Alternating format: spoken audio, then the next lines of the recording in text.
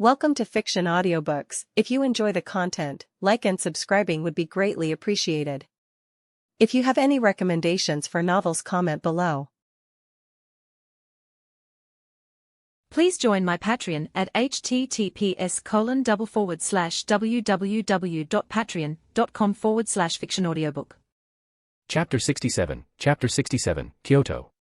The muffled sound of iron wheels gliding along the tracks filled the carriage. The bullet train sliced through Japan like a silver arrow. Kazuya sat by the window, his blue eyes fixed on the landscape that vanished and reappeared. Beside him, Artoria Lancer rested her head against the seat, arms crossed, her calm gaze on the scenery. Her long golden hair swayed slightly with each sway of the carriage. She seemed at ease, though the faint smile at the corner of her lips betrayed her satisfaction at being there.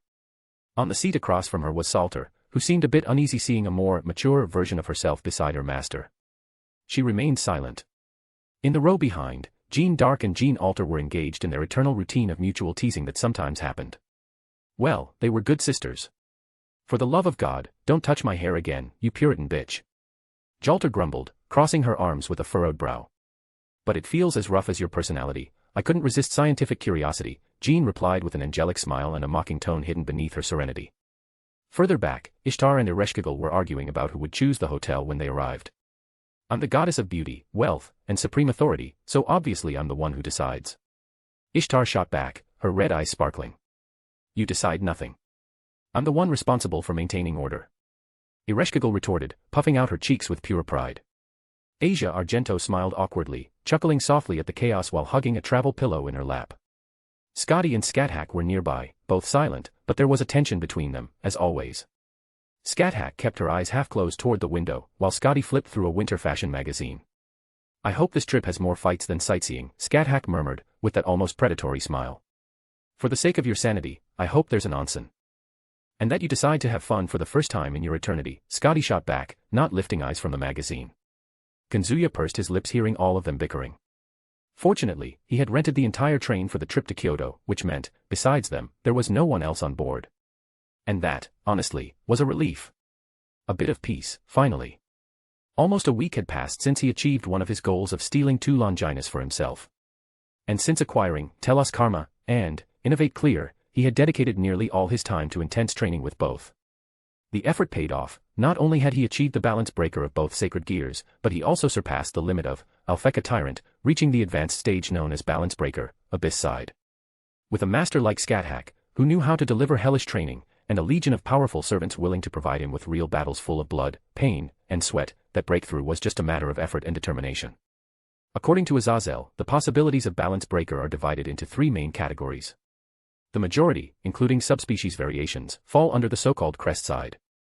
The crest side is considered a form of empowerment, an evolution to the point of transformation, where the wielder and the sacred gear mutually affirm each other with pride. But upon surpassing this stage, by fully merging with the power of the sacred gear and embracing the ego of both parts, the feared abyss side is born, a state where the boundary between user and weapon dissolves. Finally, there's the X side, a type of balance breaker so irregular and unpredictable that it doesn't fit into any other category. Its manifestations vary so absurdly that they're classified as exceptions among exceptions. Basically, the abyss side represented absolute mastery over one's balance breaker, a state achieved by those who, dissatisfied with the initial form, sought to go even further. It was the result of complete fusion between the user and their sacred gear, taking it to a new transformation far beyond its natural limits. And he had already reached this stage with Alpheka Tyrant, and now he was dangerously close to achieving the same with his 2 new Longinus, Telos Karma, and Innovate Clear. According to his Shirsho, he was absurdly talented in this regard, to the point that, even without any advantage granted by Fate Gacha, he would still be considered a remarkable force in this world. A monster by his own merit. And coming from someone like Scathach, that wasn't a compliment, it was a fact. Speaking of which, Scathach had returned about 4 days ago. According to her own words, she found a land of shadows in this world, though far inferior to the one she knew from her origin. Still, the most surprising thing was discovering that this local version was directly connected to the dimensional rift. The dimensional rift, or dimensional gap, is the empty space that separates the 3 great worlds, Earth, Heaven, and Underworld.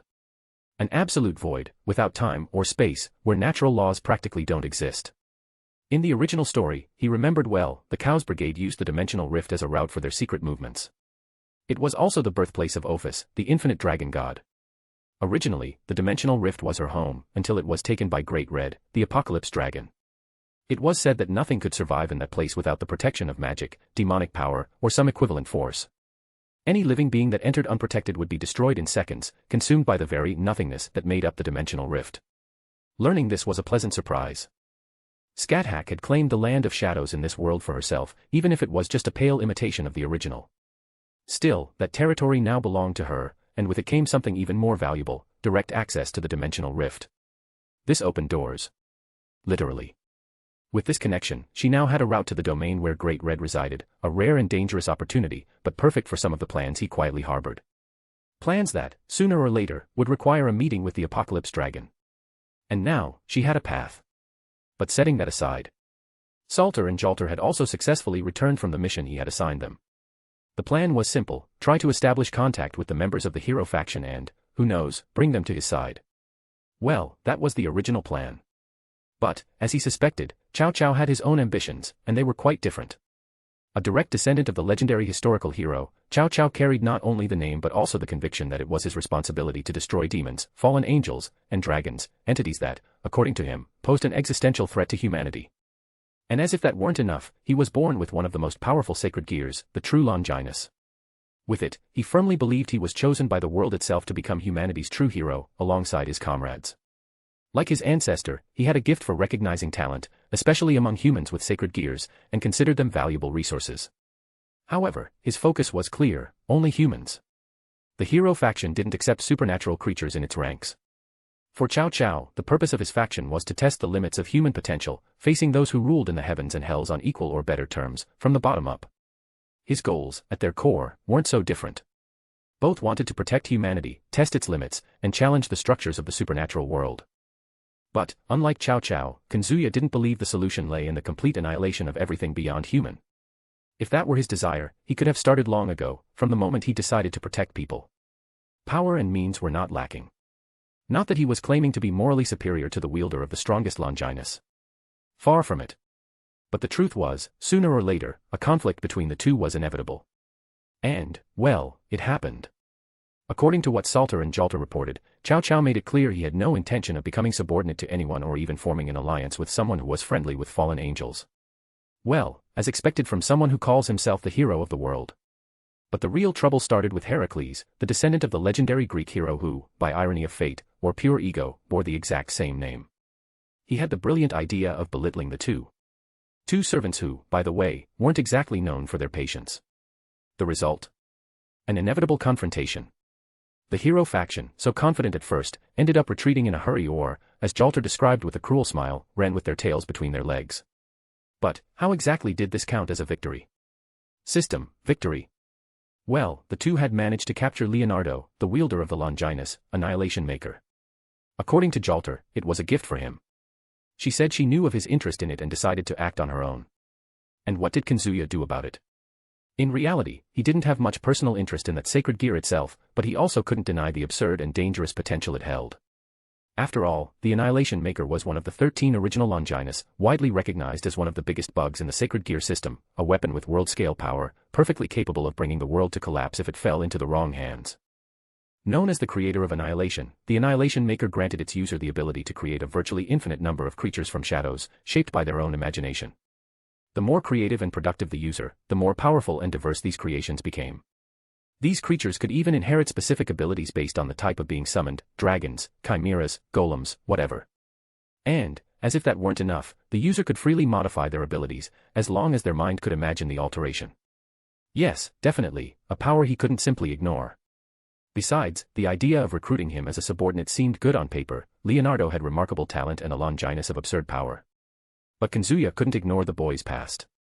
In the original story of High School DxD, Leonardo went through cruel situations. He was just a child, thrown into a world of violence, used as a tool of war. And perhaps that was why Kazuya would never be like Cao Cao. He couldn't and wouldn't use a mere child as an instrument for his own ends. It might be hypocrisy. Maybe even selfishness. But at that moment, he chose to give the boy something no one else offered: a normal life. A happy life. So, he erased his memories related to the supernatural world, arranged for a decent family to adopt him, enrolled him in a regular school, and ensured he had friends, laughter, and playtime, everything a child his age should have. An ending that didn't seem grandiose. But for Leonardo, it was freedom. And for him, that was enough. Let them think what they wanted. If they called him boring, a hypocrite, or even a villain disguised as a hero, justifying his actions by claiming he took another Longinus for himself. He really didn't care. He never cared about the opinions of others, especially those who only knew how to judge from afar without understanding what went on behind the scenes. If there was one thing Kazuya was learning more and more, it was that doing the right thing didn't always look right in the eyes of others. In the end, the world he wanted to protect wasn't built on applause but on tough choices. And if that meant carrying one more burden on his shoulders, so be it. So yes, he stole Leonardo's Longinus. That happened about 3 days ago. But back to the matter with the hero faction. Cao Cao already knew about his alliance with the fallen angels. After all, that alliance had become public, along with his unexpected alliance with the angels. In normal times, this would seem like a contradiction, but the supernatural world was far from normal lately. In recent days, he had met with Azazel a few more times, usually to discuss sacred gears or simply to endure another surprise visit from Vale, who seemed determined to make random duels part of the routine. He also spent some time in heaven, alongside Gabriel, handling matters related to the alliance.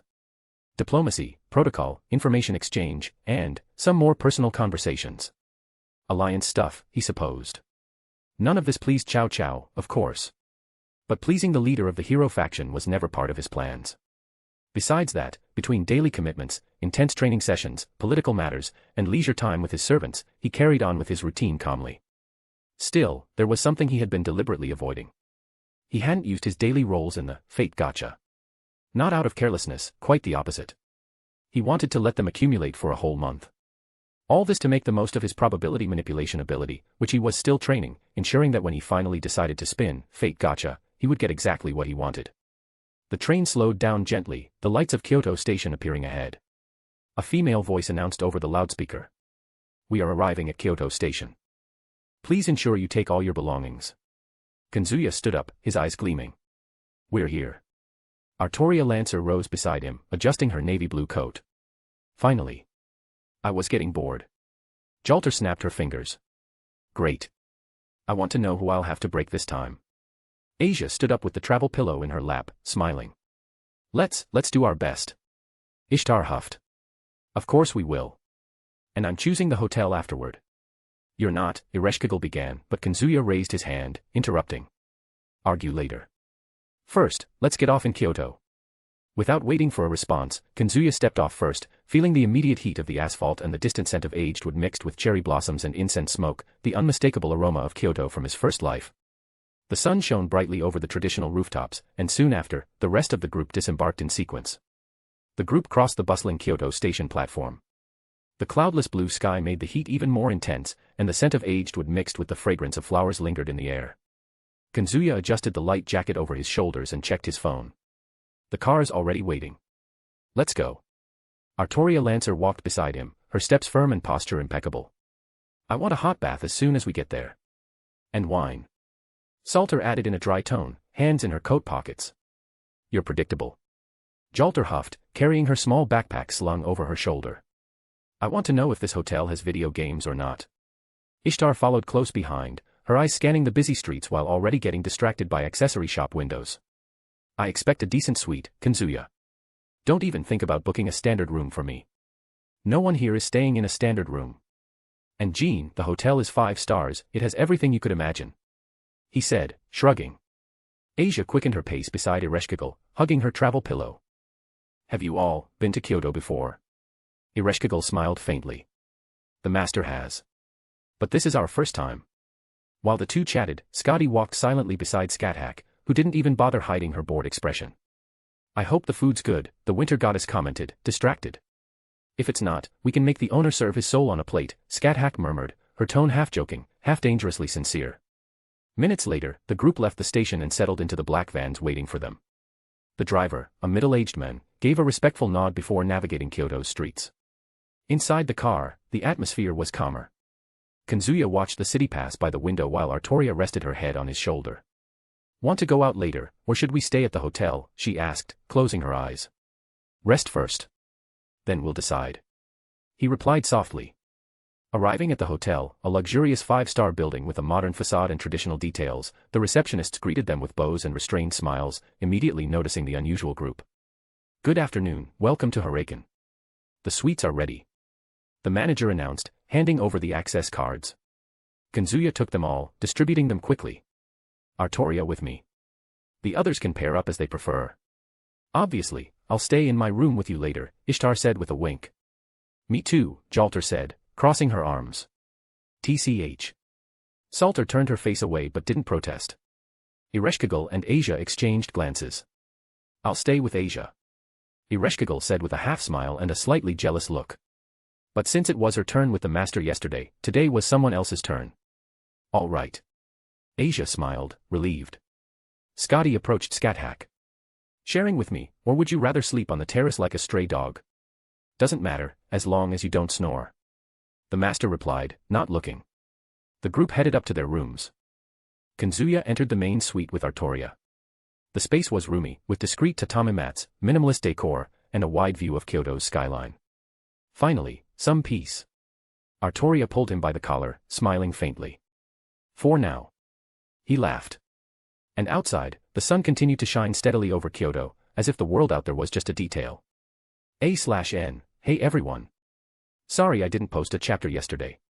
I caught a pretty bad cold, I've got a fever and a headache, so I couldn't write very well. I'm still not fully recovered, and this chapter might not have turned out exactly the way I wanted. About the story, I know Kazuya's pretty overpowered in this world, but since I'm planning to involve EXE later on, things won't be that simple. I'm also thinking about giving him the second magic so he can travel between worlds, like to Tenshura or the original Fate universe. What do you guys think? Of course, it's something for the future, but I'd love to hear your opinions. I'm excited to announce that my new work, I reincarnated as a side character, so I became the villain, ATG, is now officially live. Party Popper.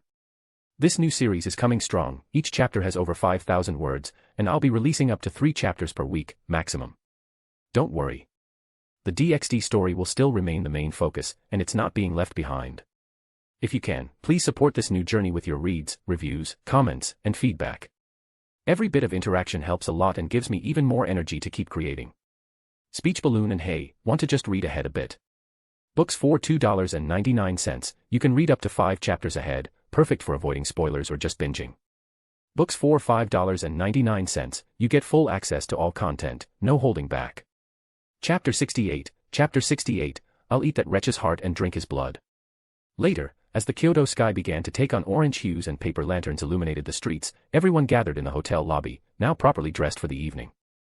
Kazuya adjusted the dark blue yukata he wore, with subtle silver details, and glanced at the group while finishing tying the sash around his waist. Artoria Lancer appeared beside him in a deep blue yukata with golden accents that perfectly matched her golden hair tied in a low ponytail. Her calm and reserved gaze contrasted with the slight smile on her lips.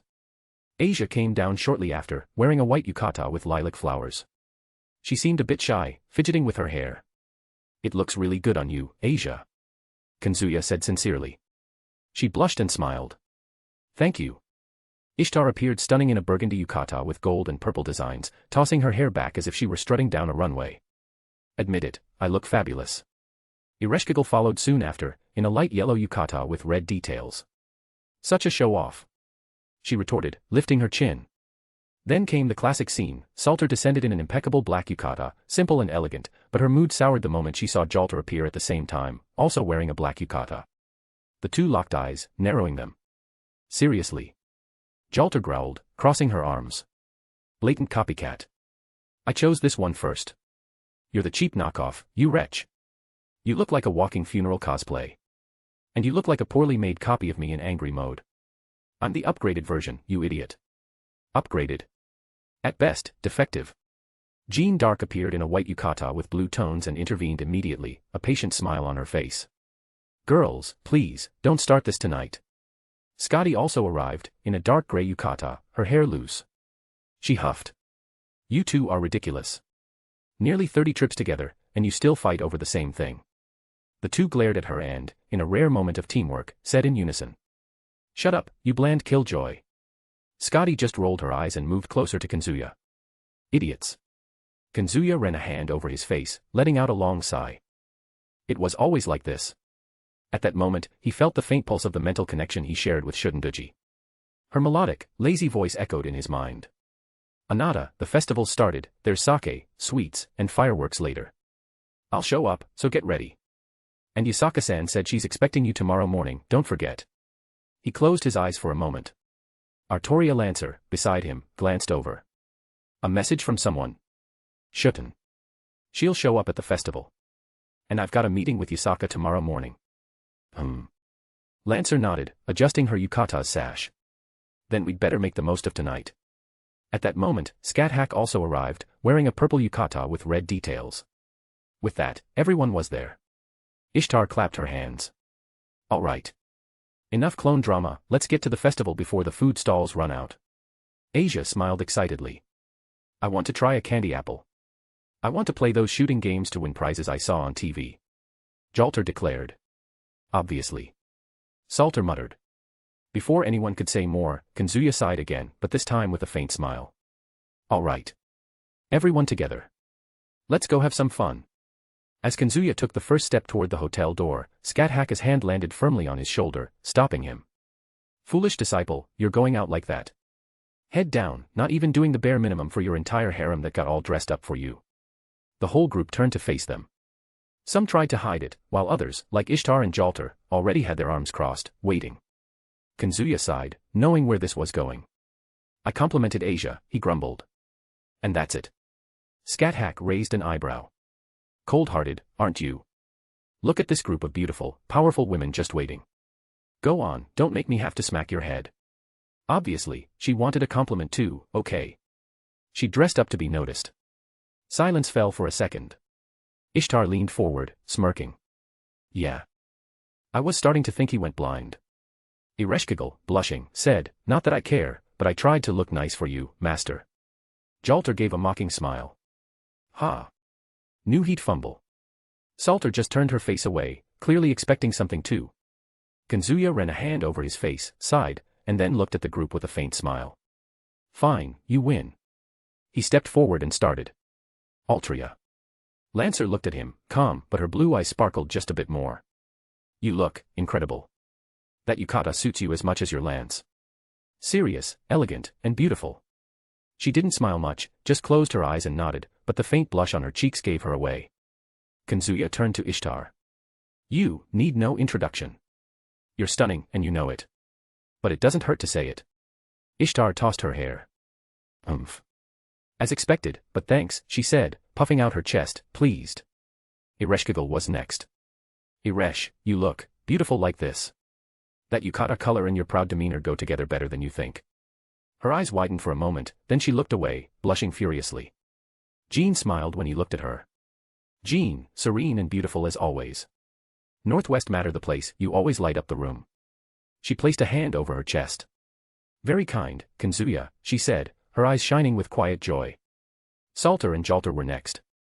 He looked at them, sighed, and started with Jalter. Jalter. I'll admit, you manage to look gorgeous even when you dress like a Japanese soap opera villain. And the worst part is, it suits you. Her eyes widened, then she pouted.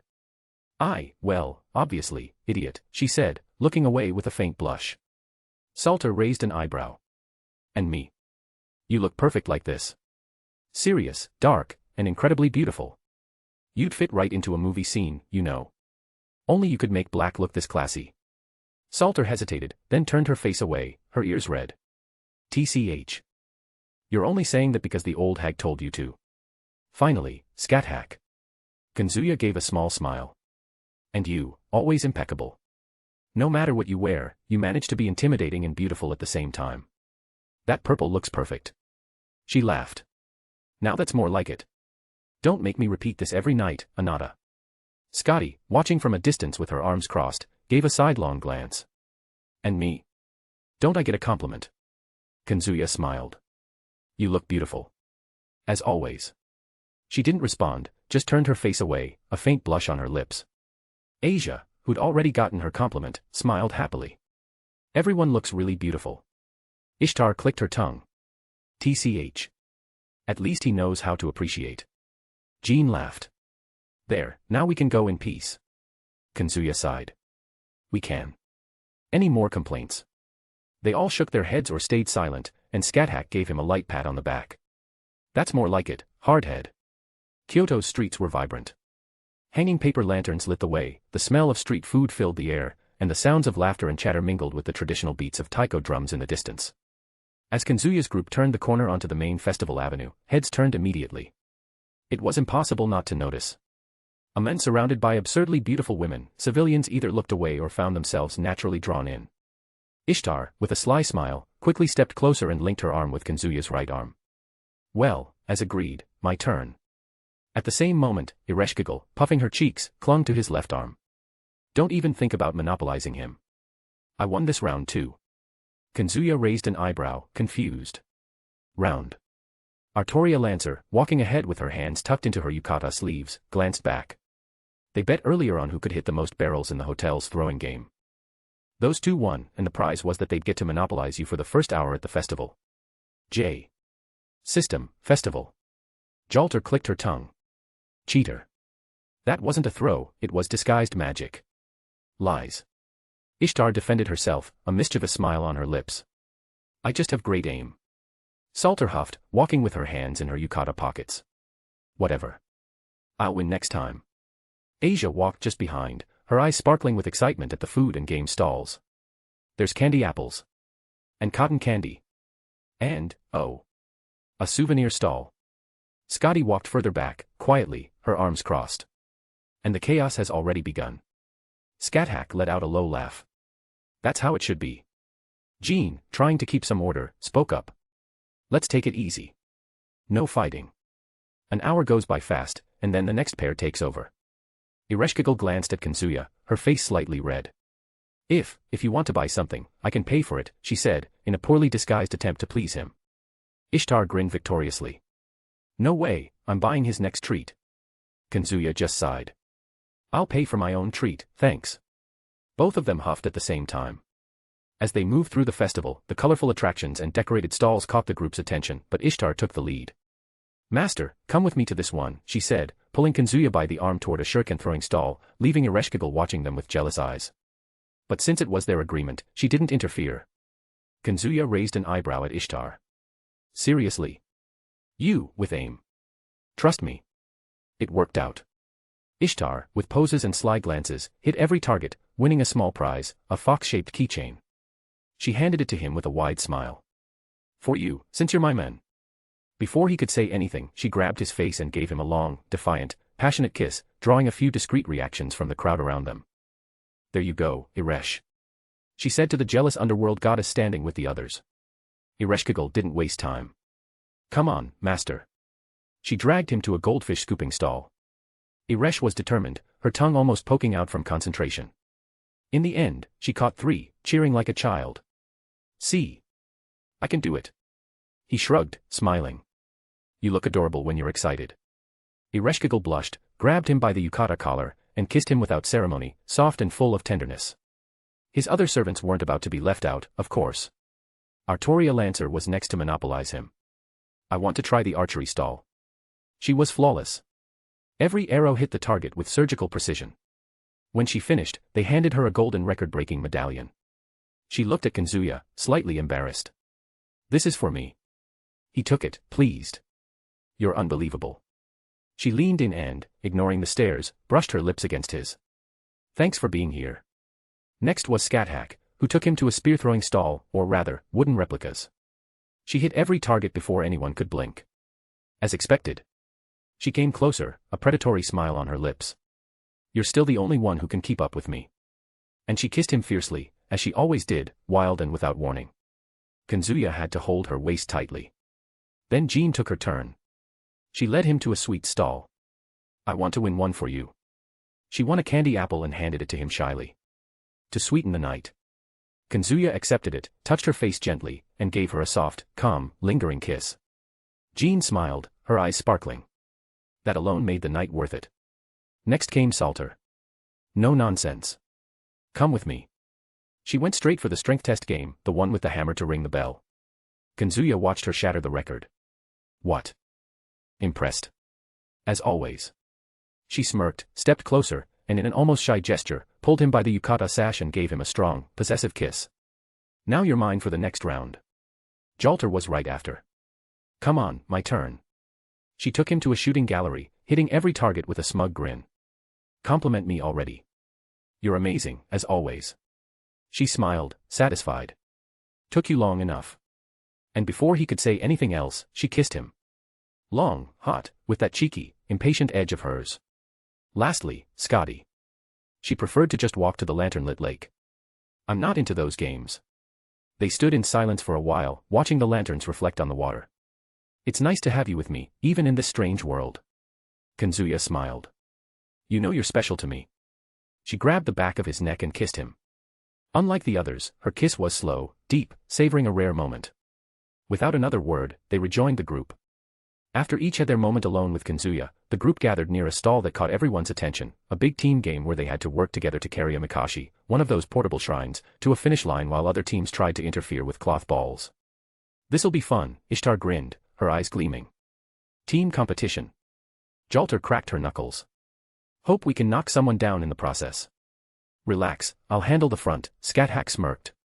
You two, no fighting. If you're knocking anyone down, make it the other teams, Jean intervened, patient as ever. Asia, want to stick with me? Artoria Lancer offered, and the girl nodded excitedly. Her master had asked her to protect Asia through their mental link, and it wasn't like she disliked the innocent nun. Of course. Kazuya sighed, watching everyone already organizing around the mikashi. Let's get this over with. Whoever drops the shrine buys dinner. Deal, they all said, almost in unison. The crowd gathered to watch. The opposing teams looked wary, seeing a group of stunningly beautiful women and one guy in a dark blue yukata preparing so casually. A whistle blew. Let's go. Kazuya shouted, and they all lifted the mikashi together. It was lighter than it looked, but keeping the rhythm was the challenge. Cloth balls started flying, and Ishtar nearly got hit. Don't even try. She swatted one away like it was nothing. Ereshkigal, beside her, laughed. This is for the greater good. Jalter and Salter, unintentionally, bumped foreheads while running beside the mikashi. Your fault, idiot. Watch where you're going, you angry knockoff. Shut up and run. Scathach barked. Asia laughed loudly, having way too much fun. This is so exciting. Amid the chaos, Jean and Artoria kept the pace, steady as ever. Kazuya was at the front, leading. Push. Faster. Between shouts, laughter, and flying cloth balls, they crossed the finish line ahead of the other teams. When they finished, they dropped the mikashi and laughed together, some sitting on the ground to catch their breath. That was ridiculous and fun at the same time, Scotty admitted, fixing her hair. Admit it, we'd have lost without me, Ishtar teased. We'd have finished without drama if it weren't for you, Salter grumbled. Jalter slapped Kazuya's shoulder. Not bad leading, huh, hardhead. He laughed, adjusting his yukata. You guys are a mess. But you're my mess. They all smiled. Asia grabbed the sleeve of his yukata. That was fun, can we do another one later? Sure, Kazuya replied sincerely. At that moment, fireworks began bursting in the sky, painting Kyoto in vibrant colors. And without warning, one by one, the wives approached and gently hugged him, watching the fireworks. It was that kind of comfortable, perfect silence that needed no words.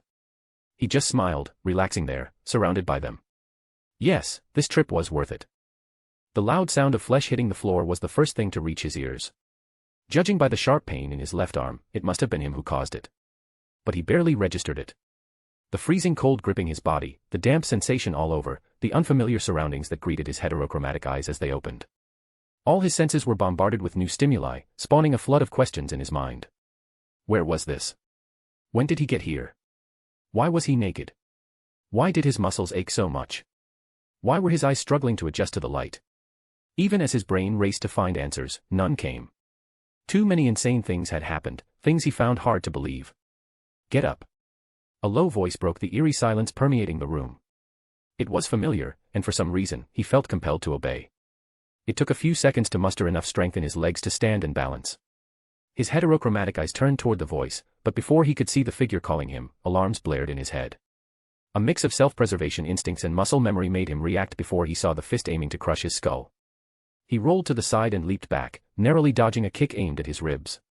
A tingling sensation warned him of magic, and the black-haired boy dodged a massive fireball that evaporated the water covering his body. Finally, he saw the figure, not a man, but an inhuman thing attacking him, and his instincts kicked in again.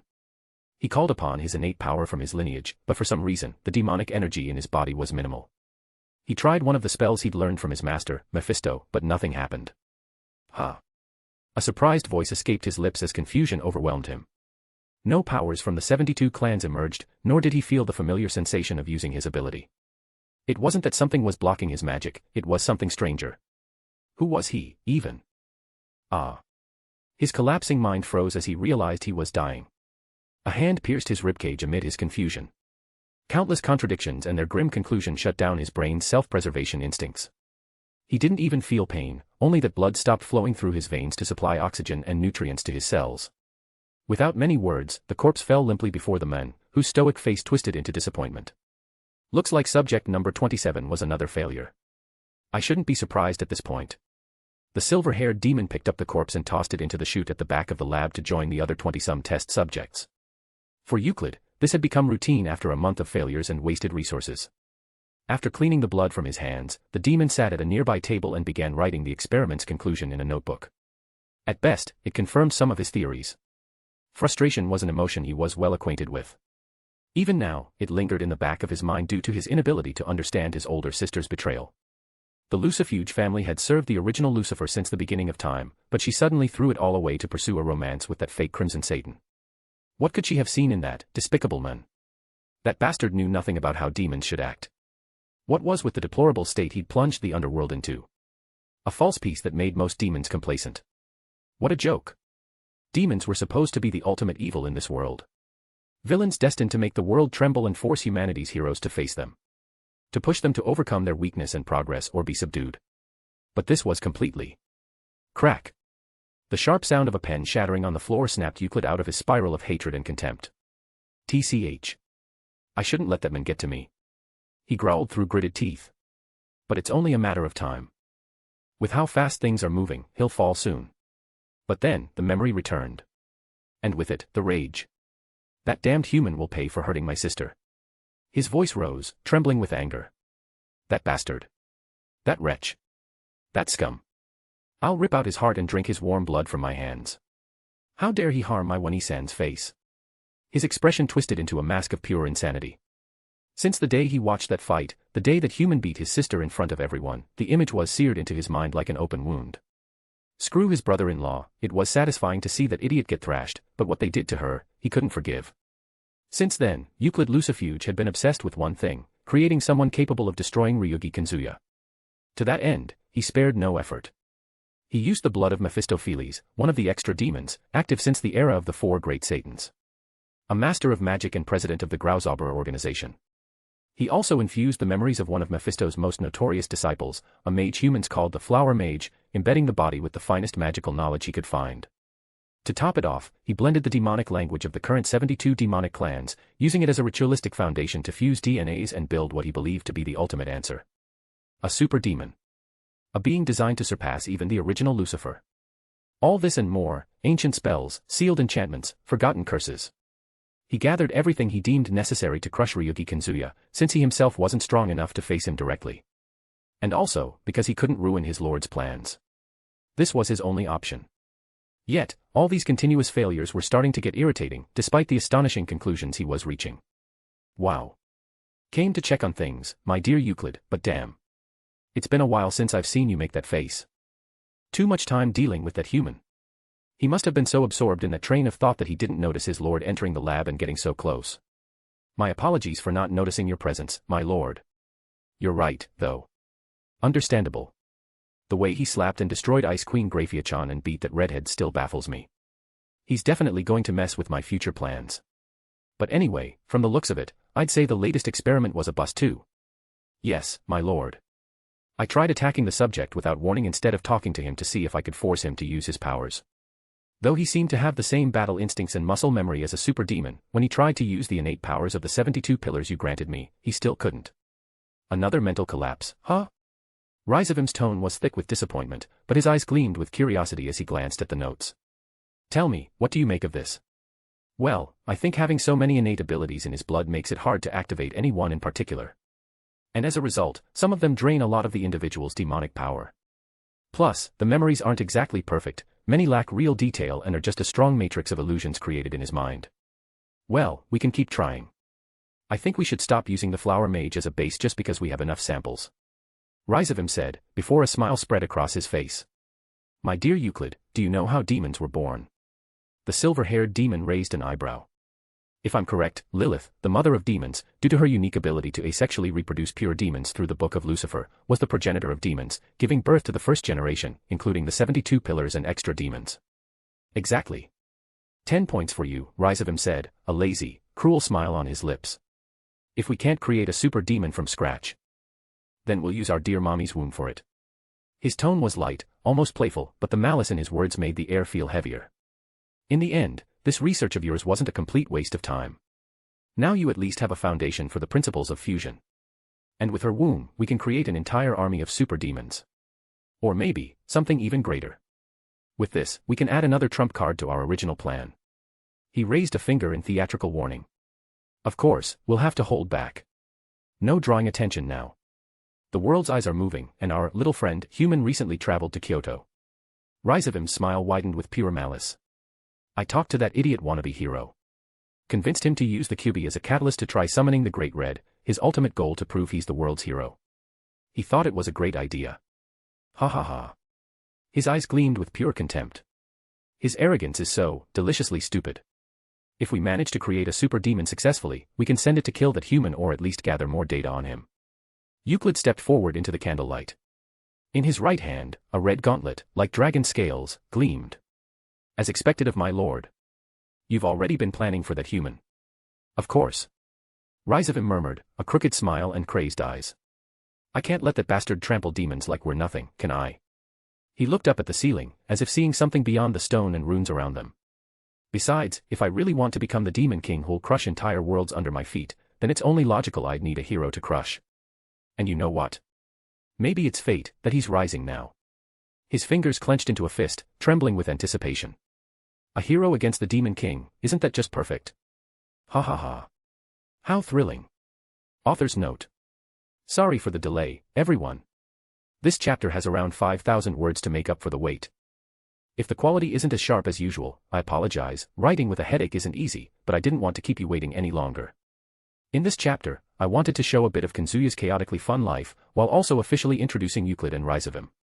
They're already aware of our protagonist's existence, and because of him, they plan to accelerate their schemes. Things are about to heat up. Enjoy the read. Speech balloon and hey, want to just read ahead a bit. Books for $2.99, you can read up to 5 chapters ahead, perfect for avoiding spoilers or just binging. Books for $5.99, you get full access to all content, no holding back. Chapter 69, Heroic Faction Movement. The fireworks were still bursting in the Kyoto sky when Kazuya felt someone connecting to his mind again. Anata, look at the entrance, I'm arriving. He instinctively turned his face, and there she was. Shundoji walked through the crowd as if the entire festival had been set up just to welcome her. Her dark red yukata, embroidered with golden floral details, matched her ethereal air and lazy gaze. In her short purple hair, a small traditional flower-shaped ornament in purple. And walking by her side was a little kitsune with golden hair, wearing an adorable pink yukata with a fox pattern. She seemed as excited as she was shy, looking at everyone as if trying to memorize every detail of the scene. It wasn't just him who noticed the arrival of the two. His other servants also noticed their approach, especially with the little fox girl by their side. And, as expected, many eyes immediately turned to the little one. Jean found the girl absolutely adorable, and Asia couldn't hide the sparkle in her eyes either. Even the 2 altar servants, despite their efforts to maintain their stern expressions, couldn't hide the slight glance or the way their eyes followed the little fox's steps.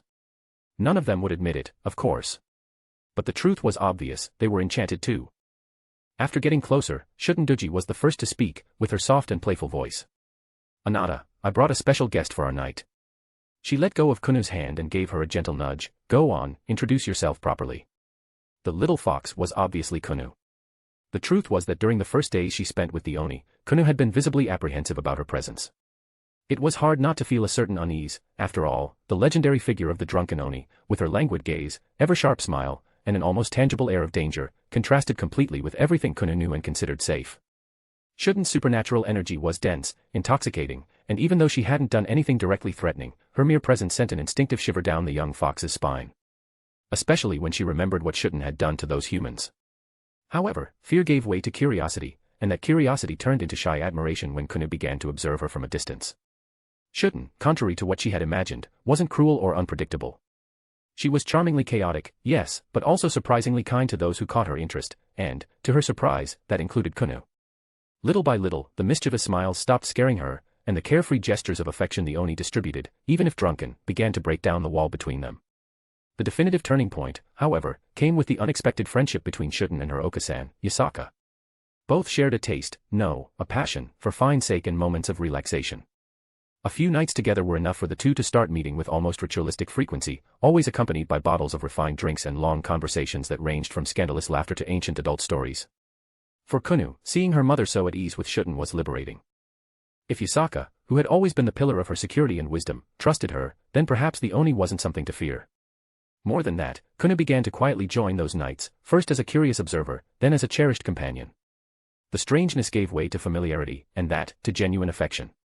In less than a week, it was hard to find Shuten alone without Kunu hovering nearby, either teasing her with curious questions or simply lying on her lap, listening to stories she'd never read in scrolls about this legendary yokai. Today, however, Kunu was frustrated. There was a political meeting scheduled between her family and Kazuya, but her mother was unavailable. More precisely, she was too drunk to get out of bed, and the blame fell entirely on Shuten. The Oni had brought a new type of special liquor the previous night, and Yasaka, of course, wouldn't refuse the invitation. It was the kind of chaos Kunu would never have imagined tolerating, let alone accepting with a resigned sigh and a half-exasperated, half-affectionate glance at the culprit, who was still sleeping, laughing lazily and hugging an empty barrel. With no alternatives and the political meeting postponed, or rather, cancelled due to alcoholic incapacity, she found herself with an unexpectedly free day. Any other occasion would have been spent training, studying, or perhaps visiting one of the region's shrines. However, it took just one suggestion from Shuten, still with the sweet scent of sake on her breath and a mischievous glint in her eyes, to change the little fox's plans.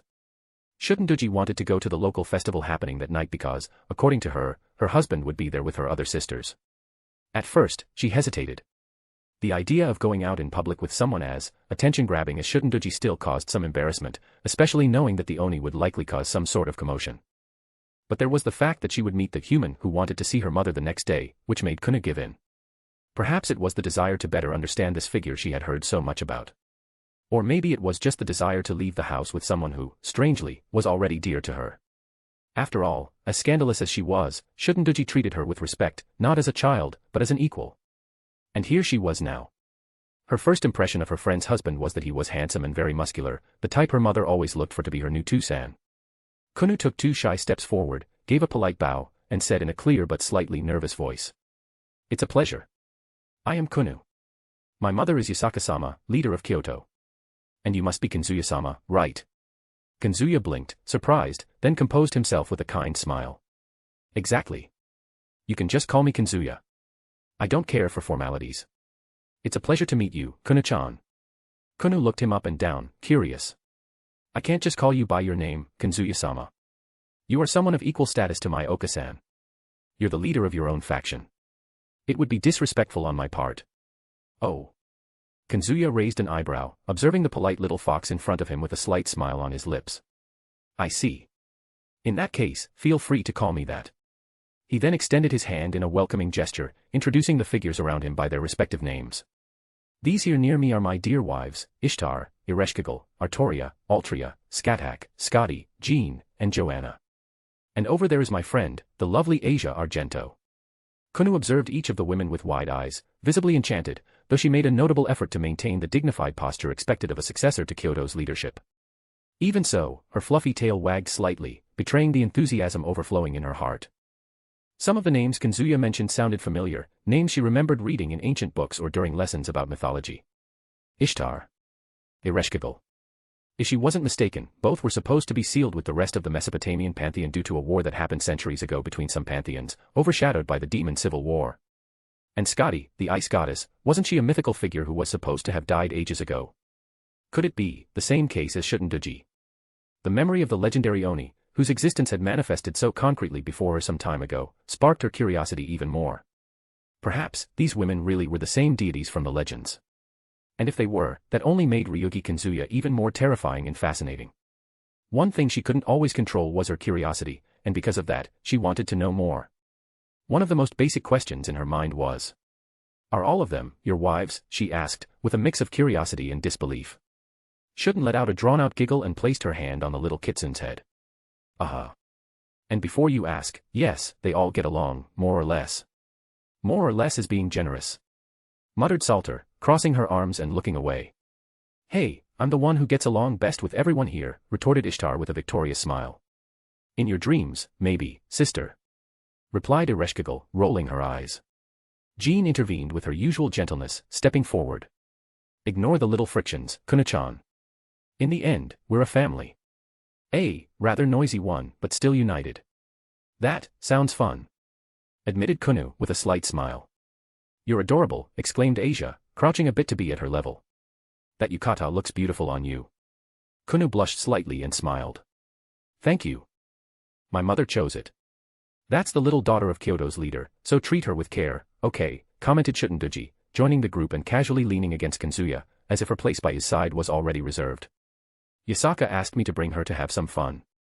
And of course, I took the opportunity.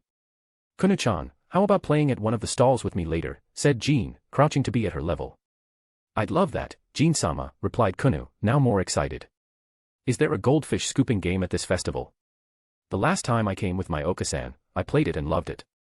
There is, said Jean, as kind as ever, smiling. I'm pretty good at it, you know. I want to compete too, announced Jalter, stepping in. Just to crush Ishtar's ego. You talk like you have a chance, retorted the goddess, with a competitive glint in her eyes. Kazuya sighed, but his lips carried a faint smile. Shutendoji approached, possessively linking her arm with his. Are you going to introduce me properly, or are you just going to keep staring? I was getting there. And this one, Kunu, you already know. But just to make it official, Shutendoji. One of my wives, and apparently your new best friend. Anata, that was bold. Kunu-chan is still a child. You have to be careful with your words, fufu, said Shutendoji, letting out her characteristic provocative laugh toward the little fox. I'm not a child, retorted Kunu, puffing out her cheeks. True, you're far more mature than some of us.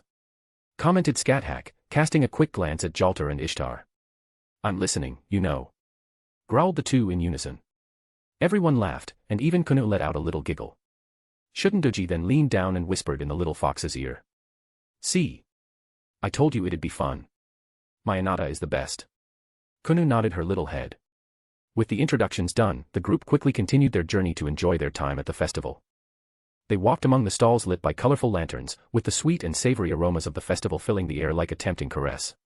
The atmosphere felt magical, with the laughter of children and adults blending with the distant sound of traditional flutes and drums. Kunu went from stall to stall, accompanied by Jean, Joanna, and Asia. Jean held her hand like an older sister, while Joanna carried some prizes the little one had already won. You're really good at this, Kunu-chan, praised Asia, smiling, holding a pink cotton candy. It's because my mother taught me how to hold the paper just right so it doesn't tear, said Kunu, all proud, her golden tail wagging with excitement. How about we try that ring toss stall, suggested Jean. Only if the prize is better than the last games, teased Jalter, appearing from behind and casting a quick glance at Kazuya. And you, master, what do you think? Kazuya was surrounded. Literally. Ishtar hung on one of his arms, laughing at something only she found funny. Help me win that huge plushie, Kazuya. It'll look great in my room. She looked at the others with a smug smile. I mean, our room. What? Our room has rules, you know that, replied Ereshkigal with an offended air, holding Kazuya's other arm like it was a trophy. He promised he'd spend tonight with me. Promised. Scathach raised an eyebrow, appearing behind him like an elegant shadow. I don't recall any vow. I, on the other hand, scheduled a private archery competition later, with me. Kazuya already said he'd go with me to the temple, retorted Scotty calmly, stopping beside her rival. And unlike some, I don't need to compete. He simply chose me. He didn't choose anyone, exploded Salter, with narrowed eyes and a French fry in her mouth. He promised me a walk just with us. No goddesses, no distractions. Or did you forget that? So possessive. Murmured Shuten, appearing with a colorful sake in her hands and resting her chin on Kazuya's shoulder. My Anata likes variety, not cages. Kazuya is a human, not a drink to be shared, commented Jalter, with the most determined expression the group had ever seen on her. And if he wants to join me at the taiko stall, I'm sure we'll have more fun than all of you combined. Whoa. Murmured Kazuya, looking at the sky as if asking for divine help. This escalated quickly. Kunu watched the whole scene with wide eyes, torn between childish curiosity and absolute perplexity. Do you all always fight like this over him? This is just the warm-up. I see. Kunu took a bite of her rice candy. So this is how a harem war starts. Exactly, replied Ishtar with pride, as if she were a veteran in the field. And who's winning? Kunu asked innocently, looking at the women around her. They all fell silent for a moment. A challenging glance swept through the group. Me, obviously, said Ishtar, confident. Only in your dreams, growled Jalter, already clenching her fists. What matters, interrupted Jean, always diplomatic, is that Kazuya is happy. And tonight is for smiling. Right. Absolutely, Kazuya smiled, leaning down and giving Kunu a light pat on the head. And you're having fun too, Kunu-chan. The little kitsune smiled and nodded vigorously, her tail wagging like a flag in the wind. Lots. I've never seen such a weird group. But it's fun. You all seem like a real family. The group fell silent for a moment, and then Asia said softly. Maybe because we are, even if in an unconventional way. Let's take a picture together, Anata, suggested Shutendoji suddenly, excited. Look, that stall does instant photos with a fireworks background. Great idea, agreed Jean.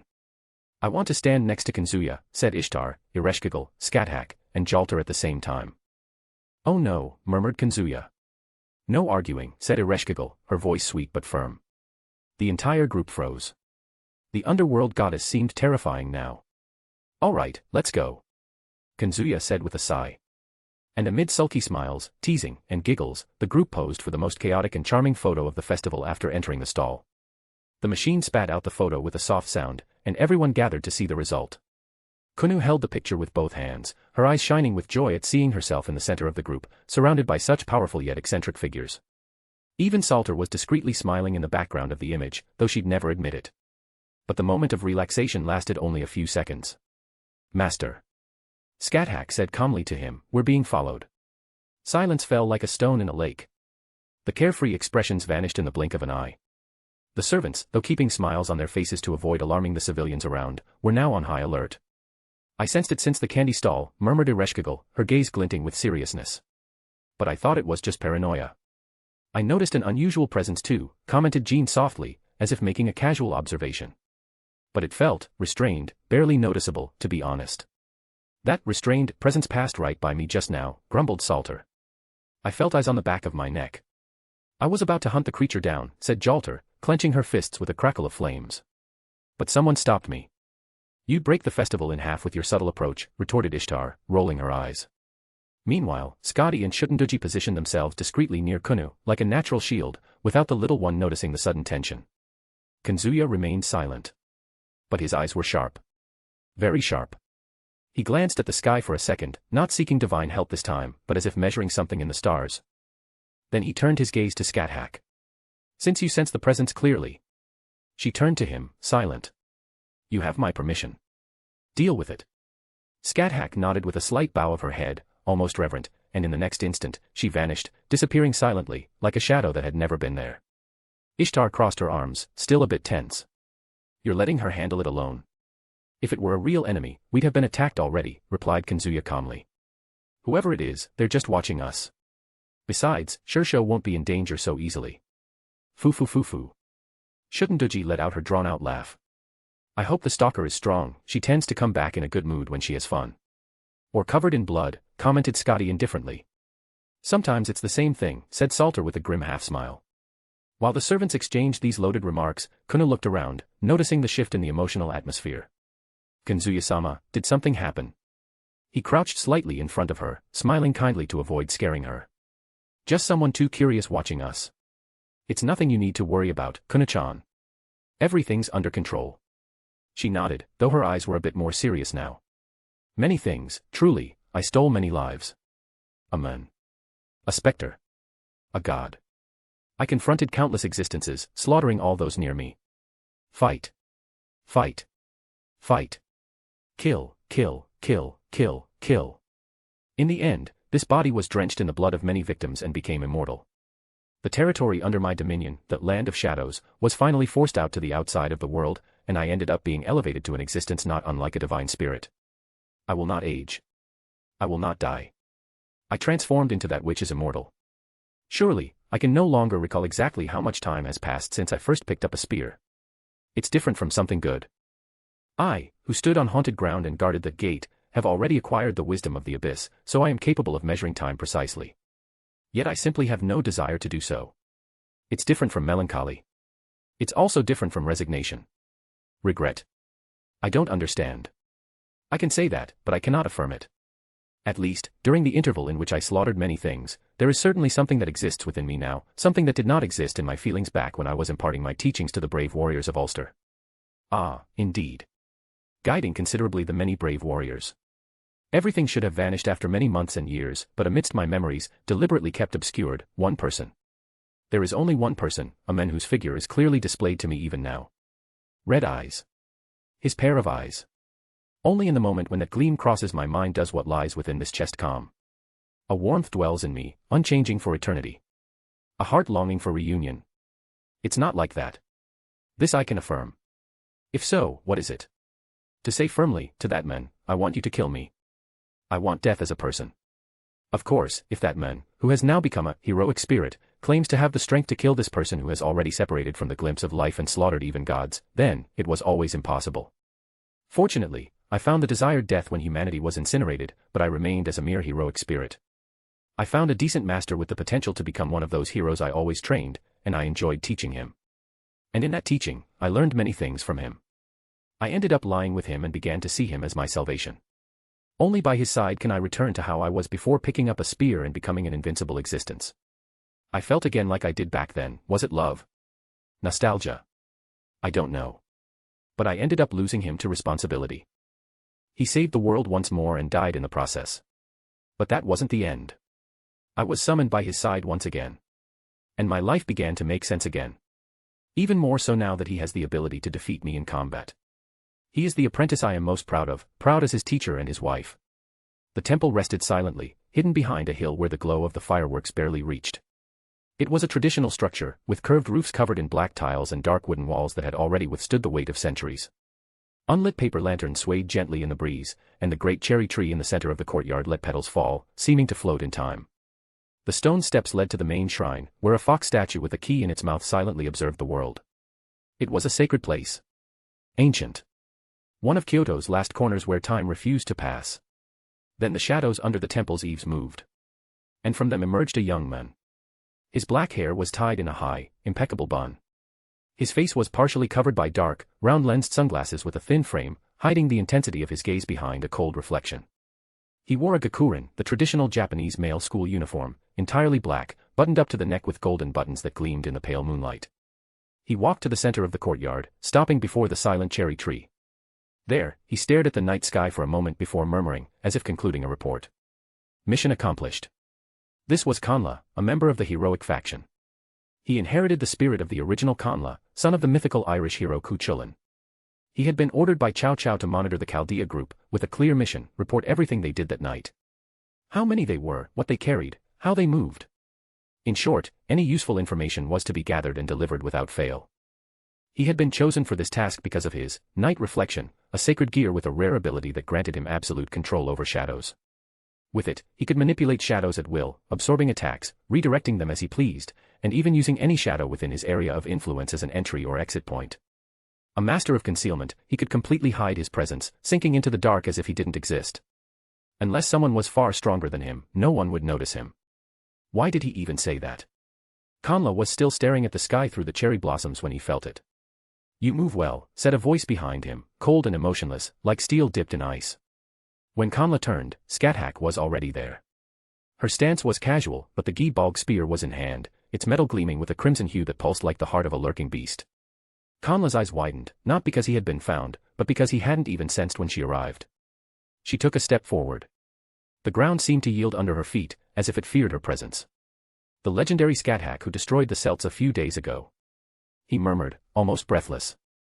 By now, the woman before him was known to everyone who had investigated Chaldea and had the slightest information about her. The god slayer in front of him was a hot topic, moreover, he had a personal interest in her, as she had trained his father in the past.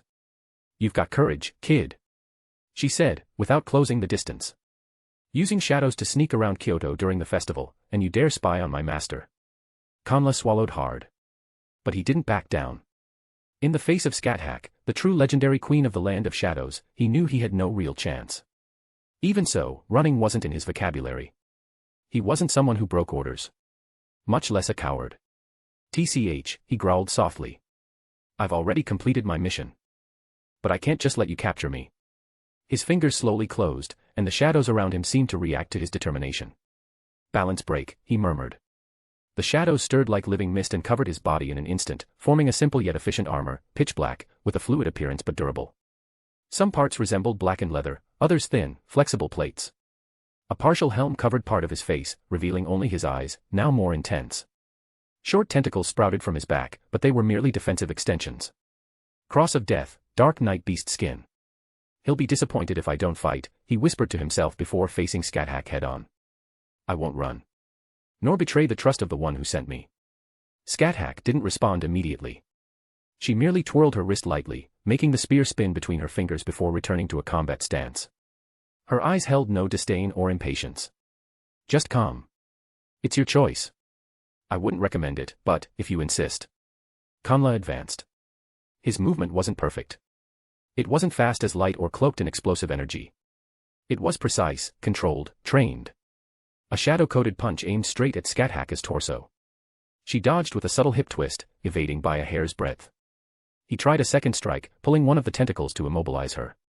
But she had already shifted position. Her feet seemed to make no sound on the ground. Kanla attempted another move, a spinning kick covered in shadow, followed by a short blade emerging from his forearm.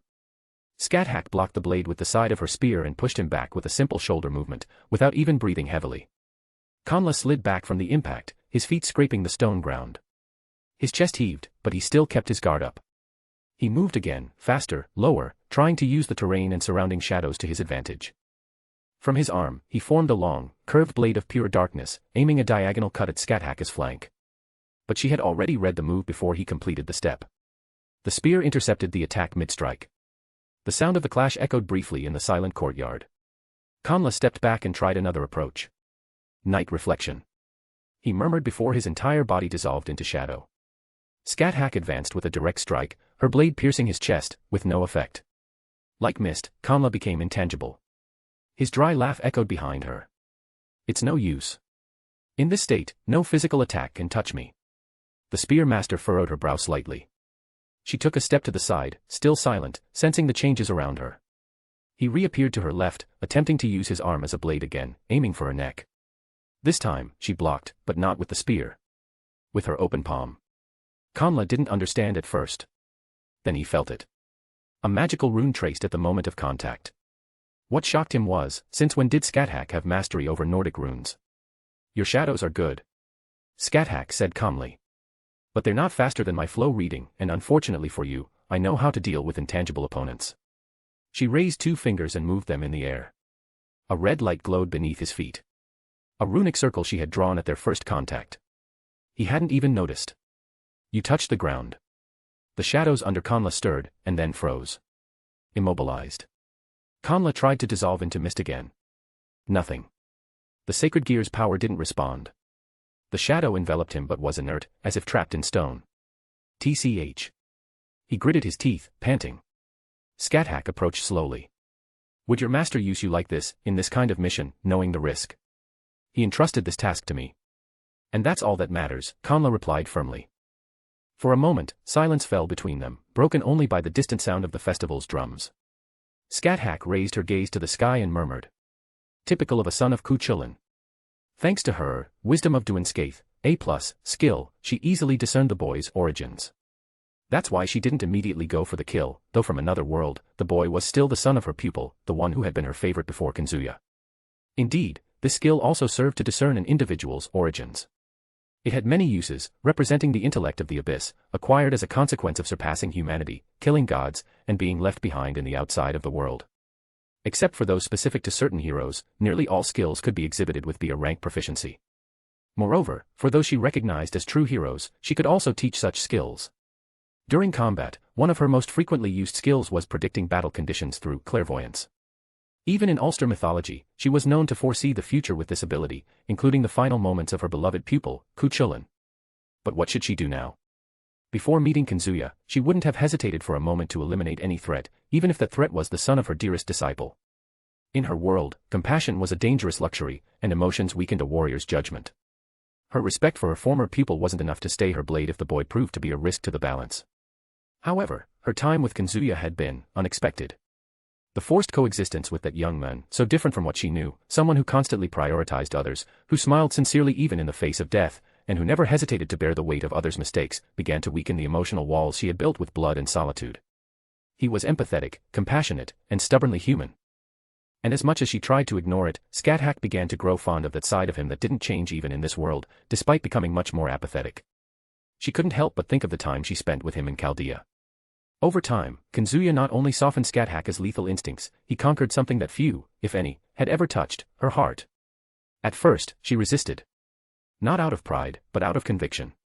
Scathach was someone who had transcended humanity, someone who had lived centuries in war and solitude, bearing the burden of countless deaths. For her, emotions like love and desire were buried under the weight of her eternity. Yet Kazuya, with his serene light and tireless empathy, didn't confront her with words, he disarmed her with actions, with the silent resolve of someone who carried the world without losing himself in it. And so, between one battle and another, between shared silences and glances that said more than 1,000 words, she yielded. Not out of weakness, but by choice. He had proven his worth, not as a warrior, but as a man. His warmth, his persistence, and his unwavering respect for her as both a woman and a warrior slowly broke the invisible chains she had imposed on her own heart. She gave herself to him, not as a reward for advancing in his training, nor as an obligation, but as a lover and wife. More than once, she shared not only her body but her soul, marked by ages of pain and glory. Kazuya didn't just have her, he saved her from a fate of eternal solitude. Now, in this moment, facing the one who inherited the spirit of her pupil's son, she confronted her change. She had achieved the death she always desired and found the happiness she never thought she'd have, given the boredom of immortality. Poetic, isn't it? She let out a sigh and smiled faintly, confusing the boy trapped in his own shadow. Unfortunately, they were enemies now. She couldn't spare him for bringing her such nostalgia. Scathach stopped a few steps from him. An honorable death, then. She raised Gibalg and struck the boy before he could say anything. The spear pierced his heart soundlessly. Kanla fell to his knees. And, like a shadow in the moonlight, part of his body dissolved into black smoke, part into faint energy particles, carried away by the breeze that blew through the cherry tree's branches. Scathach remained there for a moment. Then, she turned on her heels, disappearing into the darkness of the night. The boy's mission ended there. Or at least his life. The particles floated into the sky and drifted in a specific direction. Speech balloon and hey, want to just read ahead a bit? Books for $2.99, you can read up to 5 chapters ahead, perfect for avoiding spoilers or just binging. Books for $5.99, you get full access to all content, no holding back. Chapter 70, The Last Heroes of Humanity. 10K Collection Special, 1/2. The night poured gently over the outskirts of Kyoto, dyeing the distant mountains with a deep blue hue and brushing the red autumn leaves with an almost ethereal glow under the moonlight. A soft breeze carried the distant sound of festivities, laughter, and the ringing of bells from a nearby temple, but there, on an isolated natural terrace, silence reigned.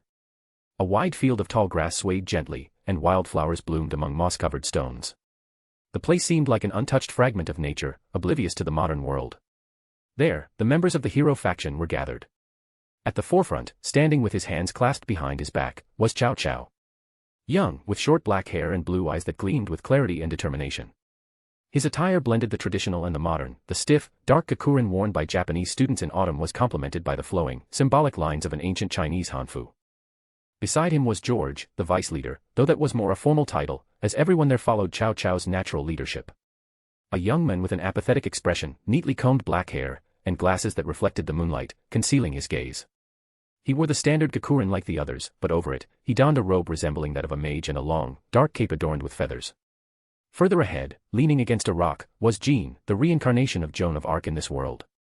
A foreign young woman of serene beauty, with blonde hair tied in a low ponytail and eyes of pure celestial blue. She wore a female gakurin, over which rested a simple yet well-forged armor. Beside her, seated on a large rock with his arms crossed, was Heracles, the one who carried the spirit of the greatest Greek hero. A 2-meter-tall giant with shoulder-length gray hair and a weary but attentive gaze. His gakurin uniform was almost hidden beneath heavy Greek-style armor made of bronze and reinforced leather. Perseus, on the other hand, had impeccably slicked back brown hair, his demeanor confident and somewhat arrogant. The armor he wore was clearly Greek-inspired, golden and ornate, though the gakurin was still visible underneath.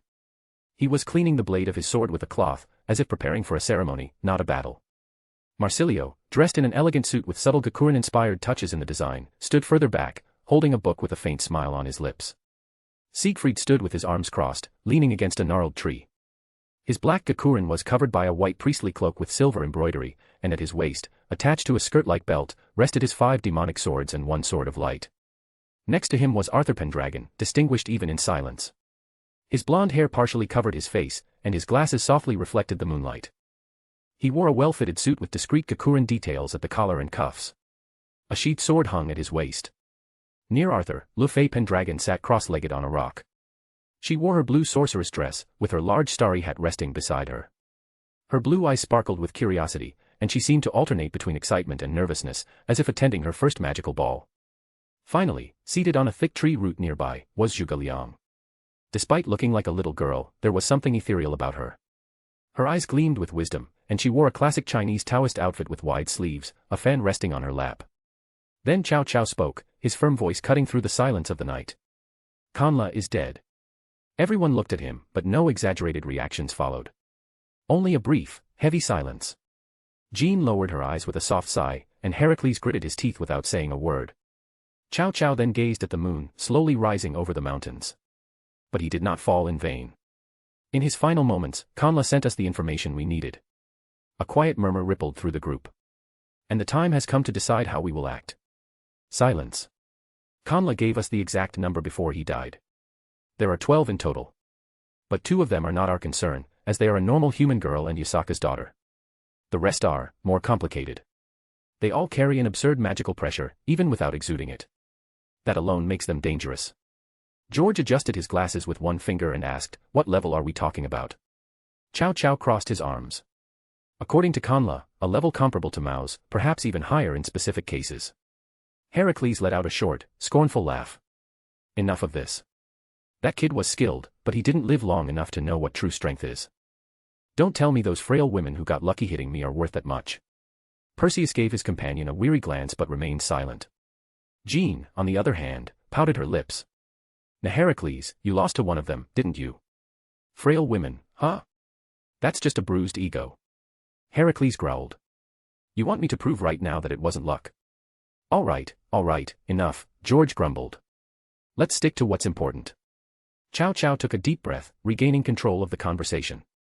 2 names are certain, Scathach and an Oni. Everything points to it being Shutenduji, according to our spies in the yokai faction. The other 2 are the tyrannical woman and the dragon which we faced a few days ago. In that case, you're aware of their strength.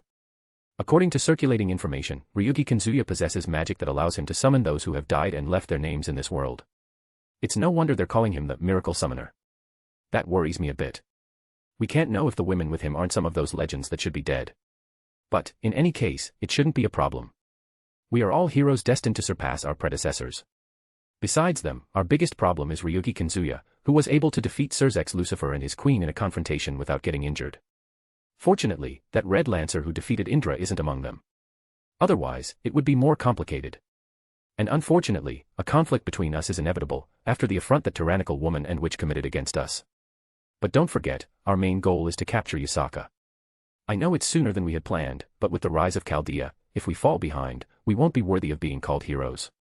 The hero faction's primary goal was to establish human supremacy over supernatural forces like demons, angels, and gods, which they saw as threats to humanity. To achieve this, the faction planned to use Yasaka's immense power, given her deep connection to the spiritual energy lines running through the city, one of the world's greatest mystical centers. Her nature as a 9-tailed yokai granted her an almost limitless reservoir of spiritual power, making her the perfect catalyst for the ritual they had planned. The plan was to use Yasaka's vital energy, amplified by Kyoto's ley lines, to open the Dragon Gate, a mystical portal that would allow the summoning of Great Red. This act would not only fulfill the wishes of Ophis, the leader of the Cows Brigade, who sought to return to the dimensional gap, but also demonstrate the hero faction's power, sending a clear message to the other factions about their capabilities. Initially, the ritual was planned to take place in a few months.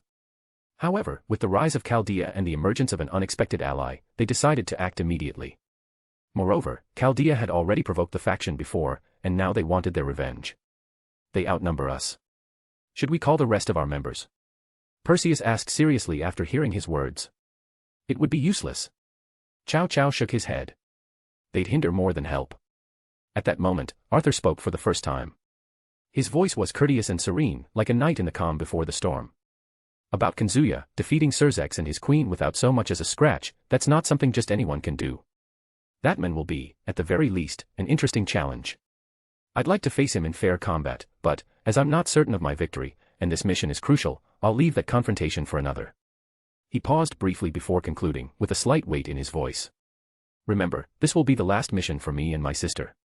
Siegfried, leaning with his arms crossed, gave him a sidelong glance, his voice icy but sincere. A pity you're leaving. I'll miss my training partner. Yes, I'll miss crossing swords with you. Lugh looked at her brother and Siegfried with a small, melancholic smile. She seemed to hesitate for a moment, as if something tightened within her, but then her voice echoed softly, almost like a whisper carried by the wind. I'll miss all of you too. Even if we have different goals. I never hated being here. Heracles huffed lightly with his arms crossed, but there was a softer tone in his voice as he commented. You're too soft, girl. You'll end up getting hurt being like that. Lugh gave a light, carefree, almost childlike laugh. Then how lucky I am to have been with such strong people like you all until now, right, Heracles-sama? Zhuge Liang observed her with a calm but slightly thoughtful gaze. Her fan spun between her slender fingers, and her voice, though sounding like that of a child, was wiser than anyone else's there. This farewell hasn't come yet, Lugh. The mission is just beginning, and much can change along the way. Perseus sighed and said. Enough sentimentality. We have more important matters at hand. As the group conversed, Cao Cao observed Arthur in silence for a few moments. The leader of the hero faction then took a brief step forward, his expression calm and serene, but his eyes slightly darkened by a quiet understanding. Back to the matter at hand. I know, Arthur. He said, his voice low but audible to everyone there. I've known from the start that you would leave. Arthur turned his face to him, showing no surprise, just a slight nod of acknowledgement. It's a pity, Cao Cao continued, looking directly at the swordsman. You and your sister have been valuable companions. Disciplined, loyal, and, above all, honorable. The loss of both of you weakens this faction more than anyone here would like to admit. A respectful silence fell over the group. On the other hand, Cao Cao showed no bitterness or disappointment, only a calm acceptance, something characteristic of him. He knew the two had been invited to join Valley Lucifer's group. So what do we do? Marsilio asked, his eyes half closed. It was Zhuge Liang who answered. We'll split them up. First, we use George's dimension loss to place them in separate spaces where each of us deals with an opponent we think we have an advantage over. But obviously, since we want to capture Yasaka for our plans, one of us needs to go to her and use that item to knock her out. Cao Cao gave a slight, confident smile, the kind that carried too much assurance for an ordinary face. His blue eyes gleamed under the moonlight as if reflecting the night sky itself. That's a good idea, Zhuge Liang, he said, with the satisfied tone of someone who expected nothing less than brilliance from his subordinates. He then turned slowly to the group, hands still clasped behind his back, chin slightly raised. The only problem is, which of us will deal with whom? He let out a brief, dry laugh. Leave Kazuya to me, and you can choose the rest as you see fit. Then Heracles stood from the rock with a metallic creak from his armor, as if the sound itself betrayed his impatience. His face was grim, his hands clenched into fists at his sides. I'll take care of those two women. He said, his deep voice laced with something denser than anger, wounded pride. That tyrant with the arrogant eyes, and the silver-haired witch. They humiliated me. And now, I'll make a point of crushing them with my own hands. Jean raised her eyebrows for a moment but said nothing, perhaps out of respect or wariness of the giant's evident fury. Cao Cao merely nodded, as if he had expected this. Good.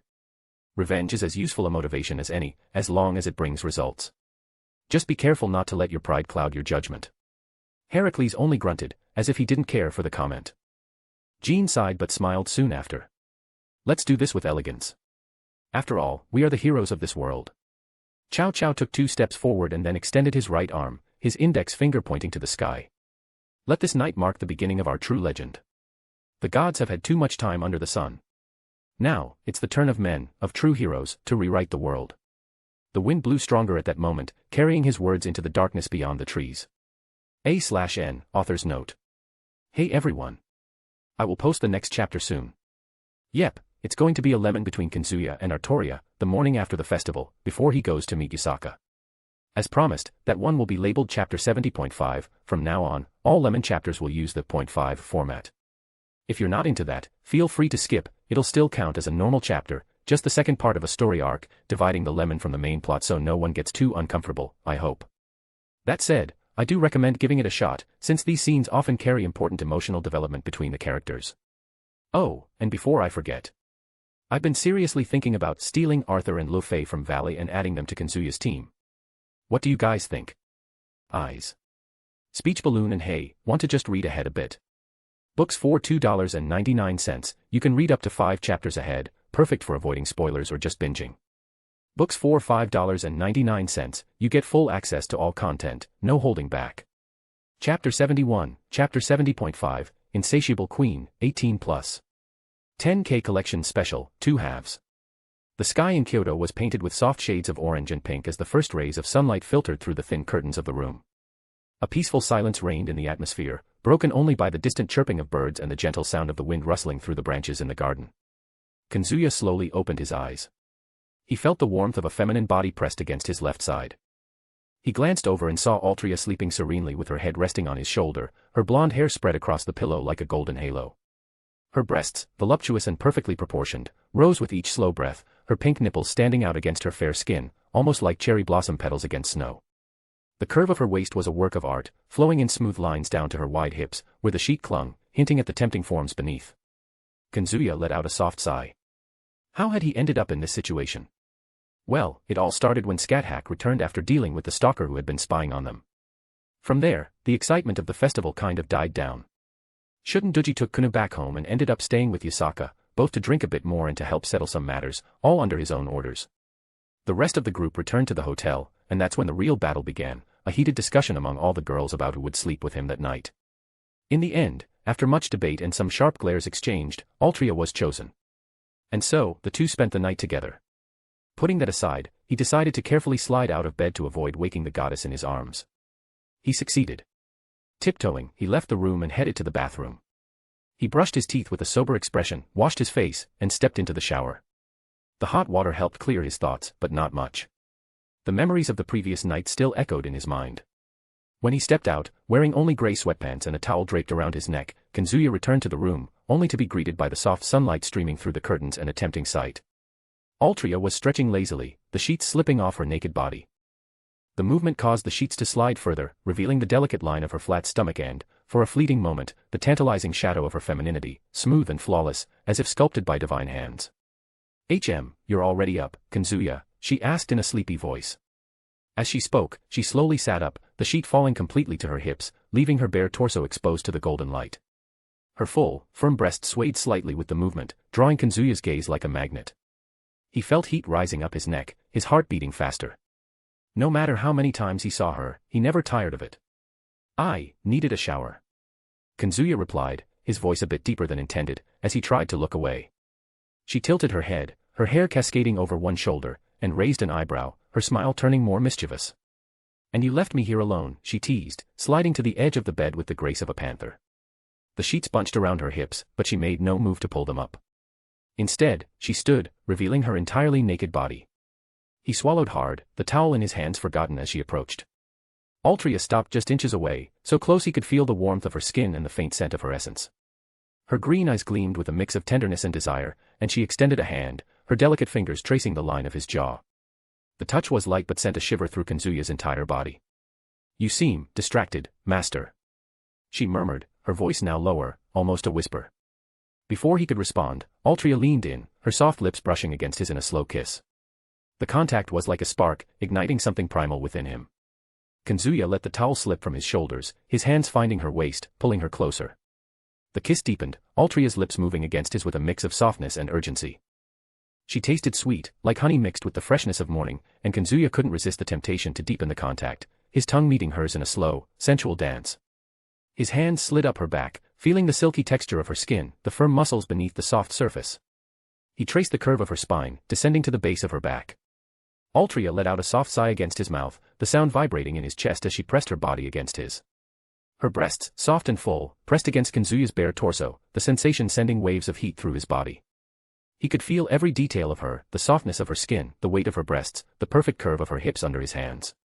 She tilted her head, deepening the kiss, her fingers tangling in the damp hair at the nape of Kazuya's neck, pulling him closer with a gentle but firm possessiveness. With a low growl, Kazuya broke the kiss, his vibrant blue eyes gleaming as a teasing smile appeared on his lips. His hands slid to her waist, firm and possessive, before moving down with force to Altria's generous buttocks, squeezing them so hard it elicited a surprised moan from her. His fingers sank into the soft, firm flesh, parting her ample cheeks as he lifted her with ease. Altria smiled faintly, her eyes clouded with desire. It was rare to have her master all to herself, and all she wanted was to savor it. But before she could say or do anything, Kazuya carried her to the bed, laying her on her back with a deliberate motion. She fell onto the mattress with a sigh, her blonde hair fanning out, her voluptuous breast bouncing slightly with the impact, her pink nipples hardening in the cool air. Kazuya didn't waste time, he leaned over her, his lips tracing a fiery path along Altria's delicate neck. Her skin was soft as cherry blossom petals, and he gently sucked on the exposed flesh, leaving subtle marks of his possession as she arched her neck, offering herself to him with a low moan. His lips descended, finding her massive breasts, and Kazuya took them in his hands, massaging them eagerly, feeling their weight and firmness under his palms. He played with them, his thumbs brushing her pink nipples before leaning down and capturing one with his mouth. He sucked hard, his tongue swirling around the sensitive bud, while Altria moaned loudly, her hands gripping the sheets. He alternated between her breasts, licking and sucking, the wet sounds mixing with her sighs, her pleasure fueling the wild desire growing within him. With a predatory smile, Kazuya moved lower, kissing her flat stomach, her smooth, warm skin under his lips, tracing each defined muscle with his tongue until he reached the front of her femininity. Altria's pussy was before him, its pink lips slightly reddened from the previous night. He gently ran a finger over it, feeling the wetness and heat, and with a low whisper, he used a healing and cleansing spell, a soft light dissipating any trace of fatigue or discomfort, leaving her pristine and ready for him. Ah, the magical touch made Altria shudder, a moan escaping her lips as she gazed at him with half-lidded eyes. Without hesitation, Kazuya leaned in, his tongue finding her pink lips. He started slowly, licking the wetness with long, deliberate strokes, savoring her sweet taste, like honey mixed with the freshness of morning. A master. Altria arched her back, her hands gripping his hair as he deepened the contact, his tongue exploring her pussy, circling her swollen clit before sucking it hard. So good. Keep going, don't stop. She moaned loudly, the sound echoing through the room, her body trembling as he pushed her to the edge. His movements intensified, his tongue dancing inside her, sucking and licking until, with a sharp cry, Altria reached her climax, her body convulsing as waves of pleasure coursed through her, her pussy pulsing against Kazuya's mouth, a subtle jet of wetness escaping as she surrendered completely.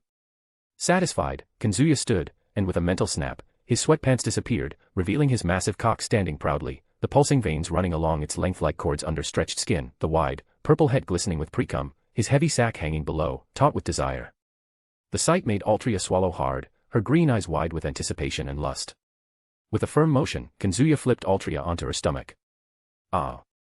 She let out a surprised squeal at being turned so easily by her master, but it only made her more aroused, and she instinctively got on all fours, her massive buttocks raised for him, the perfect curve of her body a sight that made him even harder. He gave a hard slap to her ass, the soft flesh jiggling with the impact, leaving a red mark that made her moan with pleasure. Without warning, he aligned his cock with her entrance, the wide head brushing her pink lips before thrusting his entire length in one powerful motion. Ah. Altria cried out, the sound a mix of pleasure and shock, as a jet of wetness escaped her, squirting against Kazuya's thighs, an instant orgasm triggered by the impact of his sighs hitting all her pleasure points deep inside. Her entire body trembled, her long, toned legs convulsing in spasms as she tried to adjust to the familiar size filling her. Her pussy pulsed around Kazuya's cock, the hot, silky inner walls struggling to embrace his massive member, each throbbing vein pressing against her sensitive flesh, sending electric shocks of ecstasy that made her hips arch in silent pleas. Kazuya growled, the guttural sound escaping his throat as Altria's divine heat enveloped him, the tightness almost unbearable around his cock. You like this, don't you, Altria? He murmured, his voice hoarse and laden with desire, as he felt every detail of her pussy, the inner walls contracting in rhythmic waves, the wetness flowing like a celestial river, lubricating every inch of the thickness stretching her beyond imagination. His large, possessive hands gripped her massive buttocks, his fingers sinking into the soft, firm flesh, parting her cheeks to further expose her entrance being spread by his cock. He began to pull out slowly and thrust back in hard, starting a frantic in and out rhythm. Tell me how much you want me, he teased as he pounded her pussy, the sight of the red mark his slap left on her as fueling his desire even more. His cock pulsed inside her as precum dripped, mixing with her fluids. Altria, her face buried in the pillow, let out a muffled moan. Ah. Master, by all the gods, fuck me hard, she whispered between gasps, her voice trembling with pleasure, her voluptuous breasts pressed against the mattress swaying with each thrust, her pink nipples brushing the sheet and sending small jolts of ecstasy through her torso. More, please, give me more, Altria begged, her green eyes clouded with lust turning to meet his, a glint of submission and desire burning in them. With pleasure. Kazuya smiled, a gleam in his eyes. He loved feeling Altria's divine heat enveloping him like a living flame, the tightness of her pussy around his cock intensifying with each movement. His blue eyes shone with a predatory hunger as he quickened the pace, the sound of their skin colliding echoing through the room with a rhythmic, wet slap. Each thrust was deep and deliberate, his entire length sliding inside her, the thickness of his member forcing her inner walls to stretch to their limit. The wide, purple, pulsing head grazed her cervix with a pressure that drew sharp moans from Altria. Ah. Kazuya, deeper. The back and forth motion made her generous buttocks ripple like gentle waves, the soft flesh jiggling with each impact, creating a hypnotic spectacle that inflamed his desire even more. With his large, possessive hands, Kazuya parted her cheeks, fully exposing the pussy swallowing his cock and the pink anus pulsing subtly. The sight of his member disappearing inside her, the pink lips stretched around the thickness, the liquid dripping and pooling on the mattress, was almost too much for him to bear. He slid a finger around her anus, tracing slow circles, feeling the warm, slightly wrinkled texture react to his touch with a shudder. "You like it when I play here, don't you?" he teased, carefully inserting the tip of his finger, the muscle yielding with a soft pop, adding a new layer of pleasure that made Altria moan louder. "Oh, yes, master." Without warning, he gave another firm slap to her ass, the impact producing a loud smack, the fair skin turning red with a distinct mark that spread slowly. Altria cried out, the sound laced with ecstasy, more, as the sting mingled with the pleasure, her entire body trembling. Then, Kazuya pulled her blonde hair with one hand, wrapping the strands around his fingers and lifting her head, exposing her arched neck. The movement made her arch her back even more, her voluptuous breast swaying freely as he continued to fuck her pussy, and she began to deliriously moan, her green eyes clouded and her mouth half open letting out incoherent moans. "Kazuya, I'm coming." He felt a strong grip from her pussy as she screamed, but he didn't stop, each thrust driving his cock to the hilt, the throbbing veins rubbing against her inner walls, which contracted in uncontrollable spasms. The sensation was overwhelming for him, the scalding heat, the almost suffocating pressure, the way her pussy gripped him like a wet glove, sucking him with each withdrawal.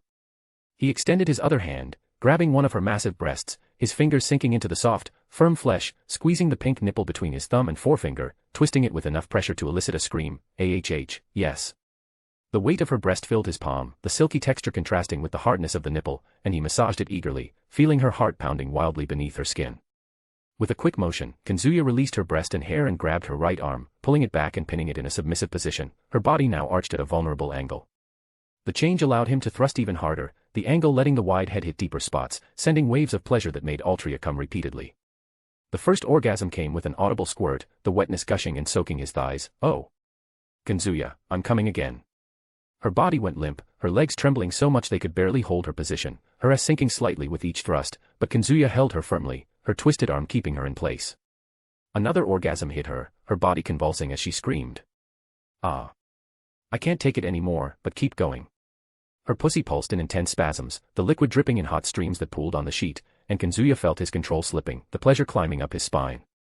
He released her to the all-fours position again, only to give another slap to her red ass, the smack echoing with her cry, "Yes, mark me." The motion made her buttocks ripple again, and he grabbed her breast again, squeezing hard as he pounded relentlessly, the slap slap slap sound filling the room. Altria was lost in delirium, her moans turning into broken gasps. "Master, I'm coming again." The third orgasm left her completely limp, her body partially collapsing onto the bed, but Kazuya kept her upright by her arm, his cock still pulsing inside her. "You're mine, Altria. I'm going to fill you now," he growled, feeling his climax approaching. With a primal roar, he buried himself completely, the thickness stretching her to the max as hot jets of cum flooded her pussy, the volume overflowing with an audible drip, running down her thighs and pooling on the mattress. Altria moaned weakly. "Ah." Her body trembled with the echoes of pleasure as she collapsed, exhausted. Kazuya, his chest still heaving rapidly after his climax, looked at Altria, her trembling, wet body on the bed, fluids running down her thighs and staining the sheets. Instead of lying down beside her, a predatory smile curved his lips. "It's not over yet, my dear king of knights." He growled, his voice hoarse as he pulled her firmly by the hips. With a fluid motion, he slid beneath her, positioning Altria on his lap, his cock still erect and glistening with the mix of his cum and her fluids, pulsing against her entrance. He held her above by her hips, her knees providing balance on the bed's edge. "Ride me, show me how much you want me," he ordered, his blue eyes sparking with desire. Altria, her body softened by the previous pleasure, obeyed with a weak moan, "Ah." "Master," as she rose on her knees, her trembling legs supporting her with effort. She aligned her still sensitive pussy with his imposing cock, forcing the pink lips to part again. With a downward motion, she let herself fall, the wet slap echoing as his cock filled her completely, the wide head hitting her depths with an impact that made her scream, "Yes." Her entire body convulsed, her voluptuous breasts bouncing freely, and she began to bounce, the motion making her buttocks ripple like waves, the soft flesh jiggling with each descent. Kazuya growled with pleasure, his hands moving up to grab her massive breasts, his fingers sinking into the firm, soft flesh, squeezing eagerly. He pinched her pink nipples, twisting them between his fingers, and Altria drooled, saliva dripping from the corner of her mouth as her green eyes went cross-eyed, lost in delirious ecstasy. "Oh. Kazuya, so good," she moaned, the sound coming in broken gasps, mmh, ah. The rhythm of her bounces quickened, the slap slap slap of their skin colliding filling the room. He slid his hands to her buttocks, squeezing hard, his fingers digging into the soft flesh and leaving red marks. "That's it, Altria, ride my cock," he teased, giving a firm slap to her ass, the smack resounding with her cry.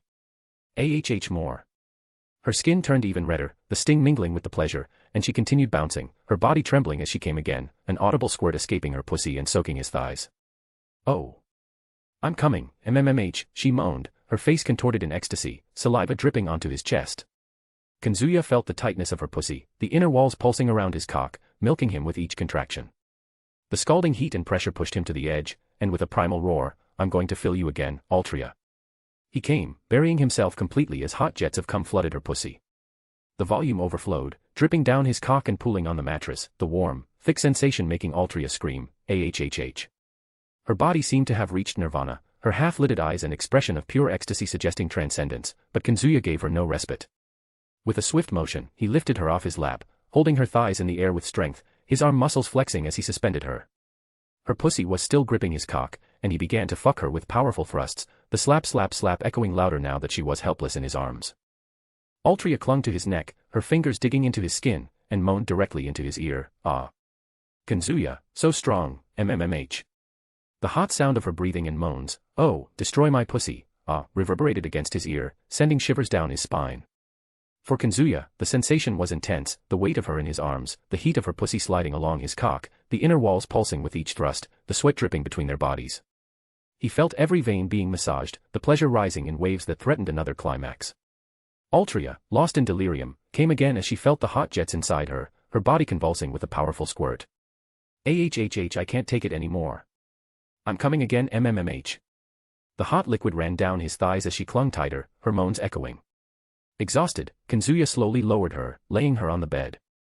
He lay beside her and pulled her into an embrace, the warmth of their bodies mingling in the soft morning light. The room was enveloped in a comforting silence, broken only by the intertwined breaths of two exhausted but satisfied bodies. Kazuya stared at the ceiling as he steadied his breathing. It was curious to him to think about how everything had evolved since the beginning. Altria, always reserved, almost ceremonial in her displays of affection, had gradually revealed herself under the constant intimacy they shared. In the early moments, her demeanor was that of someone who carried a sense of duty even in love. But time shapes even the hardest hearts, and Kazuya had witnessed this transformation up close. With him, Artoria Lancer found a space where she didn't need to hide behind her status as the perfect king or the rigidity of duty. The warrior who once faced everything with unyielding resolve began to make room for the woman who, gradually, discovered her own desires and not only accepted them but embraced them with voracious intensity. What began with timid touches and awkward expressions had become something far bolder, driven by unrestrained surrender. She had become insatiable, wanting it all the time. But he didn't blame her and even loved that side of her. The insatiability she now displayed wasn't merely physical, he supposed, it was a reflection of the freedom she had discovered, the genuine passion that only blooms when one is at peace with who they are. Kazuya smiled, albeit faintly. There was something poetic about seeing a living legend find pleasure in the most human things. And more than that, seeing her desire, yearn, and take for herself what the world had so often denied her was something he never imagined in his first life. With him, Artoria Lancer was no longer just the spear of a lost nation, she was a whole, vibrant, and hungry woman, craving more than just battles. And he, inevitably, found himself captive to that hunger. He snapped out of his thoughts when Altria, taking a deep breath, said, "You really don't know when to stop, do you?" Kazuya, with a lazy smile, turned to face her. "Oh, but you were begging for more, literally. 3 times. With my name and everything." Altria, with half-lidded eyes and slightly flushed cheeks, defended herself, "Shut up. That was just a moment of strategic weakness." "Strategy, huh? You were the one who started it. Your strategy was to drain my balls and leave nothing for your sisters. Besides, moaning my name in that husky voice was part of the plan. If you keep talking like that, I swear I won't be responsible for myself when I regain my strength." "Great. Because honestly, I think you're starting to make up for lost time. For you as a heroic spirit, it might just be a moment, but for me, it's been 17 years, you know. Without you or the other girls by my side." Altria grumbled and turned to the other side, but she couldn't hide the small smile at the corner of her lips. "Fool. You're insufferable. And you, an insatiable queen. Seriously, the Holy Lance has turned into the Tireless Lance. Altria, almost whispering, defeated by exhaustion, if you dare say that out loud in public. I swear, Kazuya. Kazuya leaned in to kiss her shoulder affectionately. I'd never reveal my queen's secrets. But I'll remember this, when you beg for more tomorrow. Now rest a bit, we'll shower later, and then we'll head downstairs to meet the others. I have a political meeting later, remember. Altria, without opening her eyes, said, all right. Speech balloon and hey, want to just read ahead a bit. Books for $2.99, you can read up to 5 chapters ahead, perfect for avoiding spoilers or just binging. Books for $5.99, you get full access to all content, no holding back. Chapter 72, Chapter 71, The Gentle Breeze Before the Hurricane. After getting dressed, Kazuya and Altria left the room together. He was wearing a simple dark shirt and casual pants, with the calm expression of someone who had taken a good shower and slept, relatively, well. Altria, on the other hand, wore a white dress with blue details, her blonde hair tied up practically in a loose bun, but there was something that drew more attention than any clothing. She was limping slightly as she walked. Even though she tried to hide it with noble composure, it was impossible not to notice her slower steps, the blush that still hadn't left her face, or the way she kept a certain distance between her legs while walking. And of course, the fact that she had her arms crossed and was muttering under her breath didn't help much. I told you we overdid it a bit. Kazuya murmured, trying to hide his smile. You didn't warn me that overdoing it meant 3 times, Altria replied in a dry tone, her green eyes shooting a spark in his direction. I can still feel my butt hurting from the spanks. It was a bit unnecessary. Kazuya coughed, looking away. Yeah. Maybe. As soon as the two turned the corner and entered the spacious hotel restaurant area, the lively sound of female voices filled the air. Asia was smiling cheerfully while pouring juice for Jean, who in turn was enthusiastically explaining the differences between types of French bread. Scotty was sipping coffee with the elegance of a Nordic queen, listening to the conversation without really caring. Salter, the altered saber, already seemed annoyed with the world even before finishing her first croissant. Ishtar and Ereshkigal, as usual, were in some heated discussion, this time about who would prepare a better feast for Kazuya. Jalter was laughing loudly at something, probably mocking Jean, while Scathach merely observed everything with half-closed eyes and a faint enigmatic smile. But then, they all looked at the entrance at the same time. The atmosphere changed instantly. Sharp gazes, some almost deadly, fell upon Altria, who tried to maintain what was left of her dignity while limping softly beside Kazuya. It was subtle, but obvious enough for the sharp and, above all, jealous minds around the table. Scathach was the first to speak, without changing her tone. Slept well. Kazuya. The young man paused for a moment. Let's just say it was an eventful night. Ishtar snorted. Too eventful, it seems. Jalter narrowed her eyes, resting her chin on her hands with a cruel smile. Interesting, so that's why Lady Perfection was all excited yesterday. The holy warrior turned into, well, that. Jean blushed immediately. Jalter. Don't be vulgar. Altria raised her chin, trying to maintain her composure. I have nothing to be ashamed of. Salter glanced sideways. You do. Of his smug face while you walk like you fought a minotaur. Asia nearly choked on her juice and started coughing uncontrollably. Ereshkigal, red up to her ears, nudged Ishtar. Behave. You wanted it too. Shut up.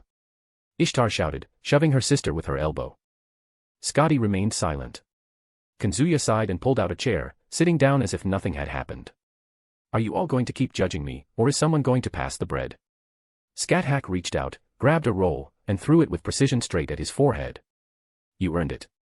Altria sat down with a sigh on the other side of Kazuya, taking a cup of tea with all the nobility she could still muster, even ignoring the stifled giggles from the other girls. For all intents and purposes, that breakfast was just getting started. The breakfast table was filled with a variety of dishes, fresh fruits, warm bread, scrambled eggs, Japanese cakes, tea, and juice. Despite the initial tense atmosphere, conversations gradually resumed, but with a curious frequency, every single comment, somehow, tried to include Kazuya. Have you tried the tea I prepared, master? Jean asked, offering a cup with a radiant smile. Not yet. He accepted politely, but before he could bring it to his lips, Scotty was already pushing another teapot in front of him. Try this one. It's a Nordic recipe. They say it boosts male vitality.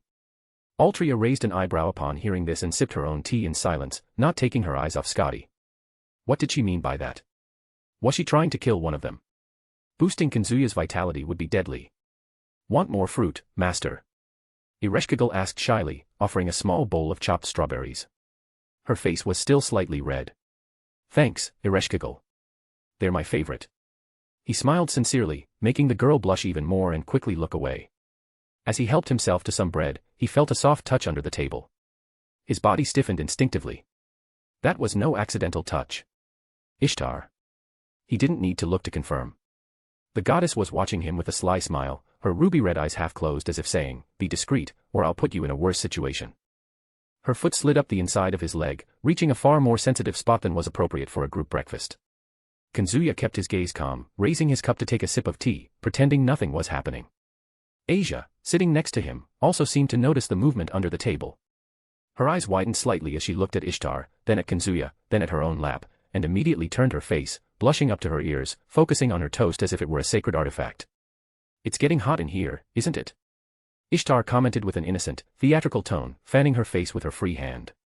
"It is." Altria muttered, narrowing her eyes at the goddess. "Especially when someone's trying to turn the table into a battlefield." "I don't know what you're talking about," Ishtar replied, withdrawing her foot with the utmost nonchalance and biting a piece of watermelon with a dangerous little smile. "You're just all fired up." Ereshkigal muttered under her breath, looking away with a pout. Kazuya took a deep breath, grabbing a slice of buttered bread. He brushed off Ishtar's foot while chewing the bread slowly, trying to maintain his composure. The breakfast continued with a curious rhythm, crossed conversations, veiled jabs, and a subtle tension that seemed always on the verge of exploding. Jean wiped her lips with a napkin and turned to him with a gentle smile. "After breakfast, I arranged with Asia to explore the Higashiyama district. There are some charming shops, old temples. I think it'll be a relaxing outing. Any problem with that? Do you need my help with anything?" Asia, beside her, nodded excitedly, though her face was still slightly flushed. "Why yeah. I've always wanted to see those temples with curved roofs." Kazuya smiled at the two. "Relax, Jean. Go and enjoy yourselves. I can manage just fine, and I'm not as weak as I used to be. Just don't get lost with tea vendors trying to sell bottled miracles." Jean chuckled softly, and Asia mumbled a shy, "I'll be careful." Then Jalter, still eating her onigiri with deliberate carelessness, looked at Salter and grumbled. "Hey, since this idiot is going to meet that Yasaka, how about we take a walk too? I want to wander through those Kyoto alleys. Bet there's some small festival or stall selling exotic meat skewers." Salter, without looking up much from her plate, replied. "If there's a shop with antique swords, I'm in." "Of course there is. This is Kyoto, not Kuoh." Jalter shot back with a wide grin. Then it settled. Salter raised her head, looking at Kazuya. "So, master, don't even think we're going to follow you around. We've got better things to do than watch diplomatic meetings." Kazuya raised his hands in mock surrender with an ironic smile. "You're free. Just try not to destroy national historical heritage." "No promises," the two said in unison. Scotty finished her tea silently and adjusted her hair with elegance before speaking. "I'll stay at the hotel. Kyoto has a certain, unpleasant heat. And, honestly, watching the competition for your affection in public has already tired me out enough for one day." "You're saying that now," Ishtar muttered, "but if Kazuya faints right now, you'll be the first to rush to save him." "Of course," Scotty replied emotionlessly, but only out of pride. "I won't let a man who owes me a favor die before paying it." Altria sighed, delicately adjusting the skirt of her dress. "If no one else is going, I'll accompany him." "Me too," Ereshkigal said quickly, raising her hand before her courage evaporated. Ishtar raised an eyebrow, looking at the two. "And if he needs someone with charisma and tact to deal with Yasaka? A diplomatic goddess, for example?" "You." Altria replied with a sidelong glance. "You don't have a filter even when you're sleeping," Ereshkigal added. Ishtar smiled, unfazed. "Well, that's why he likes me." Kazuya finished his bread and stood up. "All right. I'm going to meet Yasaka. Whoever wants to come, come, but no fighting, okay?" The silence that followed was suspicious. Scathach finally spoke, with a thoughtful tone. "I also plan to take a walk, so you'll be on your own, my disciple." "Got it," Kazuya nodded. The breakfast continued at its calm pace, or at least, as calm as possible with a group like that gathered at the same table. Kazuya remained composed, offering smiles and casual comments while trying a bit of everything: buttered bread, Nordic tea he suspected contained something indecent, fresh fruits, and even some of the omelette Jean served with care. The silence that had threatened to emerge earlier had dissipated, replaced by an atmosphere of normalcy. Jean was the first to stand. "Asia. Let's go before the sun gets too strong." "Yes. I'm ready." Asia smiled, adjusting the light hat she had already set aside. She gave Kazuya one last look, as if wanting to say something but only smiled shyly. "Good luck with Lady Yasaka, Master," Jean said kindly before leaving with the small ex-nun by her side. "Take care," he replied, watching the two leave the dining area. It was curious to see Jean, the holy warrior, walking side by side with Asia as if they were older sisters exploring a tourist district. But he thought it was great. Jean deserved a happy life. In fact, all his servants did, and though he often needed their strength, he always tried not to involve them in problems he himself had caused. Shortly after, Jalter stretched like a lazy cat and grumbled. "Enough. If I stay here much longer, I'll end up shoving a croissant in someone's face." Salter, beside her, pushed her chair back with her foot and stood up. She looked at Kazuya and said matter-of-factly, "If something goes wrong with the fox, let us know. But only if it's serious. Otherwise, we'll be busy with meat and swords." "Got it," he replied, amused by the contrast between their almost synchronized behavior and their completely opposite personalities. The two left without further ado, and then it was Scathach's turn to rise with her natural elegance. She finished her last sip of tea, looked at Kazuya with a small smile, and said, "Avoid dying. It would save me the trouble of resurrecting you." "I'll try," he replied with a nod. Scathach walked away and vanished into her spirit form. Scotty was the last to say goodbye. Silently, she rose with the dignity of a queen and said only, "Don't bother me." Then she headed to her room as if nothing else in the world mattered to her. And, finally, only 4 remained.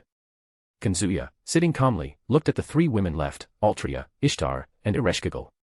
It was a peculiar lineup, the king of knights who chose the holy lance as her weapon, a goddess of love with a knack for causing chaos, and an underworld queen whose shyness masked her immense power. "Well," he said, breaking the brief silence, "I think we should get ready. Yasaka is probably waiting for us at the main temple in the Gion district, as I arranged with Shutten Duji yesterday to inform her, and, well, it's a diplomatic meeting. We can't show up looking just any way." Ishtar crossed her legs with a sly smile. "You mean I can't go in a bikini? You didn't even bring a bikini. I can make one appear." Altria sighed deeply. "If you show up in a bikini, the meeting will end before it starts. And it's not diplomatic to go in a bikini. Are you trying to cause trouble for the master?" Ereshkigal added, frowning. Kazuya laughed, standing from his chair and adjusting his shirt collar. "No provocative clothing, no death threats, and, please, no slapping influential yokai. You 3 are my bodyguards today. It's a formal occasion." Of course," Ishtar replied with a dreamy air. "Totally professional. Super diplomatic." Ereshkigal cleared her throat, trying to sound serious. I can be diplomatic too. I studied etiquette during my years managing the underworld." Altria simply stood, took her last sip of tea with elegance, and said, "Let's go. If we stay here, Ishtar will end up trying to show up dressed as a love priestess. You're giving me ideas." "I wasn't supposed to give you ideas." The 3 followed Kazuya toward the rooms. Not that they needed to change, since they could materialize any outfit they wanted through magical energy, but the truth was they wanted to try some clothes they had bought during their time in Kyoto. Minutes later, the hotel's main entrance no longer resembled the lively chaos of breakfast. The atmosphere had shifted. The gentle Kyoto breeze rustled the 5-star hotel's flags as tourists and staff came and went, but many couldn't help but turn their attention to the group waiting on the sidewalk, exuding an aura impossible to ignore. Kazuya adjusted the black belt securing his haori and let out a discreet sigh. The elegant black garment covered an impeccable white kimono, contrasting with the dark shirt underneath. The white pants reinforced his look but still conveyed authority. Black sandals completed the ensemble, giving him a respectful and ceremonial air. Beside him, the 3 women were also dressed for the occasion. Altria wore an outfit worthy of a knight on a diplomatic mission, a blue cloak over a white kimono with silver details, cinched with a golden sash that highlighted her upright and regal posture. Ereshkigal, on the other hand, chose something surprisingly graceful, a lilac kimono with golden details reminiscent of stylized Sumerian patterns, topped with a sheer black overlay that gave her a divine air. And then there was Ishtar. The goddess of love and war wore a dark red silk kimono with golden star and cherry blossom patterns. Though covered, the fabric hinted more than it concealed, and the smile on her face indicated this was absolutely intentional. A small gold necklace gleamed at her neck, her usual earrings adorned her ears, and her posture was far too casual for the occasion, as if she were heading to a party rather than a political negotiation with one of the most powerful figures in the yokai faction. "You know we're drawing a lot of attention, right?" Kazuya muttered, noticing some tourists discreetly taking photos with their phones. "It's impossible not to draw attention with us around," Ishtar commented, smirking. "We're basically a walking divine painting." "Speak for yourself," Altria retorted firmly. "Some of us prefer to be discreet." Discretion doesn't win wars, darling. Charm does. I just want to get through this in peace, Ereshkigal whispered, looking away from the cameras. Relax, it'll be fine. Kazuya said with a slight smile. Before Ishtar or Altria could say anything else, a black van with tinted windows pulled up smoothly in front of them. It was the transport sent by the yokai. Even before setting foot in Kyoto, he had ensured every detail was perfectly aligned for his arrival. Days before departing, he had contacted Shutendoji, entrusting the Oni not only with organizing his visit but also with arranging the logistics of his reception. The driver sent to pick them up at the hotel was part of a discreet setup orchestrated by Shuten, with the tacit approval of the local yokai clan. The driver, a man with an appearance too human to be entirely trustworthy, stepped out and opened the door for the four to enter. Mr. Kazuya. Ladies. Lady Yasaka awaits you at the main temple. Let's go. Kazuya said, stepping in first. Altria followed, then Ereshkigal, who took a deep breath, trying to seem more confident than she felt. Ishtar was the last, entering with a graceful wave to the curious onlookers across the street, like a celebrity acknowledging her subjects. The door closed with a muffled click. The engine started softly, and the van pulled away through Kyoto's traditional streets, leaving behind the hotel and the surprised gazes of those who witnessed an entrance worthy of a movie. Speech balloon and hey, want to just read ahead a bit? Books for $2.99, you can read up to 5 chapters ahead, perfect for avoiding spoilers or just binging. Books for $5.99, you get full access to all content, no holding back. Chapter 73, Chapter 72, Susanoo no Makoto. The van continued its journey along a road flanked by silent bamboo groves, gradually moving away from the bustling city of Kyoto. On the horizon, through veils of morning mist, one of the many ancient temples of the region rose, but this one was not ordinary. It was the eastern entrance to Kyoto. Since yokais live in a separate space far from human eyes, to enter their territory, one had to pass through one of the 4 existing entrances, and the eastern one was precisely the one used for formalities. When the van stopped in front of the white torii gate, the very air seemed to vibrate. Kazuya stepped out first. He looked around. The 3 women by his side emerged in perfect synchrony. They're coming, murmured Ishtar, her red eyes turning toward the courtyard. From within the temple, a small entourage approached. First came 4 yokai guardians, each wearing dark hakamas and white fox masks. Their steps were silent, but their presence was as sharp as a blade. Right behind them was a familiar figure, small in stature but with wild energy barely contained. Kazuya-sama, shouted Kunu, rushing forward. The little golden-haired kitsune leaped into his arms before any formalities could take place. Kazuya caught her with ease, giving a half-smile. Hey to you too, Kunu. After spending a night together, surprisingly, the little girl started seeing him as an older brother, and became quite affectionate with him. He supposed it was due to his overwhelming charisma, not that he minded. Kunu was adorable. She grinned excitedly, wagging her fox tail with enthusiasm. I forgot to thank you for the festival yesterday. It was so much fun. Oh, I see you brought Aunt Spear, Aunt Star, and Aunt Underground Princess. Aunt, what? Muttered Ereshkigal, surprised and somewhat embarrassed. Altria cleared her throat, uncomfortable with the sudden informality. But before they could say anything, all eyes turned to the figure that had appeared under the main gate. Yasaka walked forward, the guards parting to make way for her. Kazuya looked at her. His first impression. She was beautiful. In a serene, mature, and at the same time dangerously captivating way that could unsettle any man's common sense. Her golden kimono outlined her generous curves, and without effort, she exuded an almost regal elegance. He had a moment of internal silence when his gaze fell on her wide hips, her striking bust, the way the sash cinched her waist. Crunch. Ack. Reality snapped back as Ishtar's foot dug into his. Kazuya lost his breath for a second and, reflexively, let Kunu slip from his arms, gently setting her on the ground. Kunu. Called Yasaka in a soft but firm tone. Remember where you are. This is not a game. The little kitsune's golden ears drooped immediately. She took a step back, her eyes welling up. I apologize for my daughter's behavior, Yasaka said as she finished approaching, bowing slightly. It was a polite, almost automatic gesture, but it didn't go unnoticed. As she bowed, the generous volume under her kimono shifted with the movement, and Kazuya averted his gaze reflexively. For a moment, he felt Altria cross her arms more tightly and Ishtar raise an eyebrow, dangerously. Kazuya cleared his throat, regaining focus. No need to apologize, Yasaka-san. It didn't bother me at all. He glanced at Kunu beside him, who was still downcast, and reached out, gently ruffling her golden hair. I like her lively spirit. It makes the atmosphere less tense. Kunu slowly raised her eyes, and her little ears perked up happily. Really? Really? Just don't knock me over next time, okay? She giggled softly, relieved. Yasaka observed the exchange with a calm gaze, her gentle smile unwavering. She drew his attention as she introduced herself. As you likely already know, I am the leader of the yokai faction, Yasaka. It's a pleasure to meet the famous Ryougi Kazuya. Or should I call you Director of Chaldea? The strongest of humanity. Or perhaps my daughter's companion at impromptu festivals. Kazuya gave a slightly awkward laugh. There are many titles, but I prefer just Kazuya. He then straightened his posture and gave a brief bow of his head, formal enough for the moment. It's an honor to meet you, Yasaka Dano.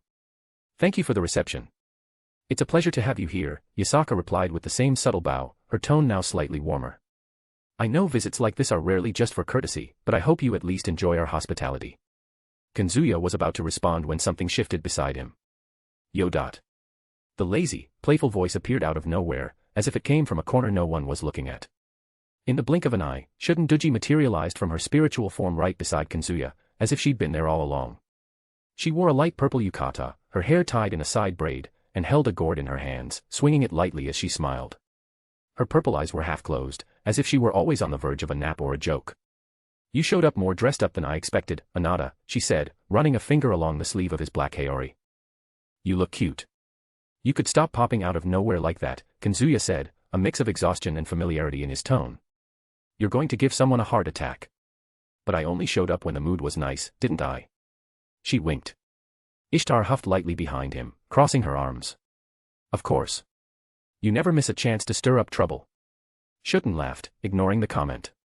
Kazuya sighed, running a hand through his hair as if he could already predict where this was headed if he let it continue.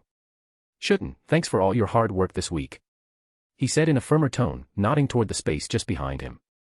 Feel free to stand behind me for now until the meeting's over. The Oni clicked her tongue with a theatrical air of annoyance. And here I thought I'd get VIP treatment. You already did. She huffed, gave a mockingly exaggerated bow, and took 3 light steps back, positioning herself just behind him as instructed. She was still smiling but obeyed without real protest. Yasaka, observing everything, blinked slowly, somewhat incredulous. Altria caught her gaze and gave a brief sidelong glance, as if to say, he has that effect. Ishtar smirked, pleased with her small silent victory. And Ereshkigal merely sighed at her sister's antics. Noticing the women's looks, Yasaka snapped out of her surprise and adjusted her kimono, trying not to seem too startled.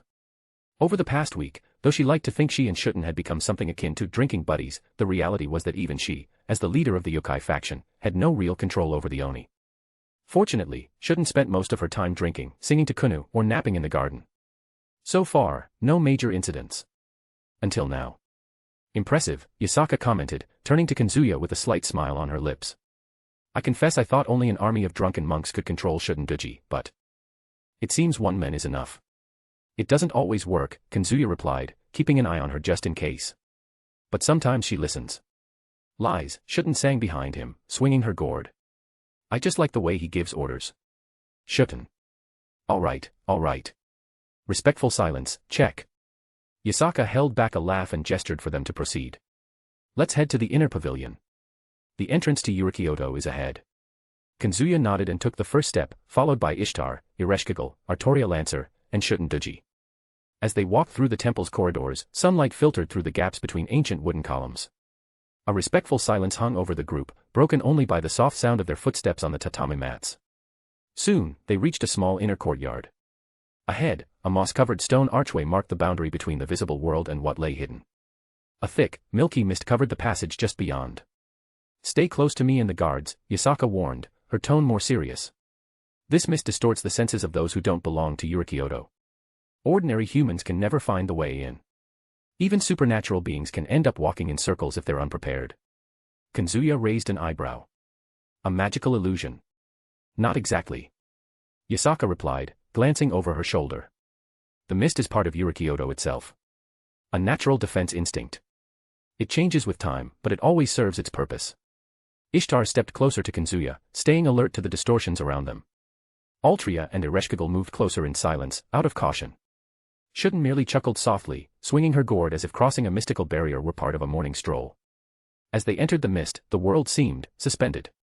The sound of their footsteps vanished. The light flickered, as if the sky were filtered through stained glass.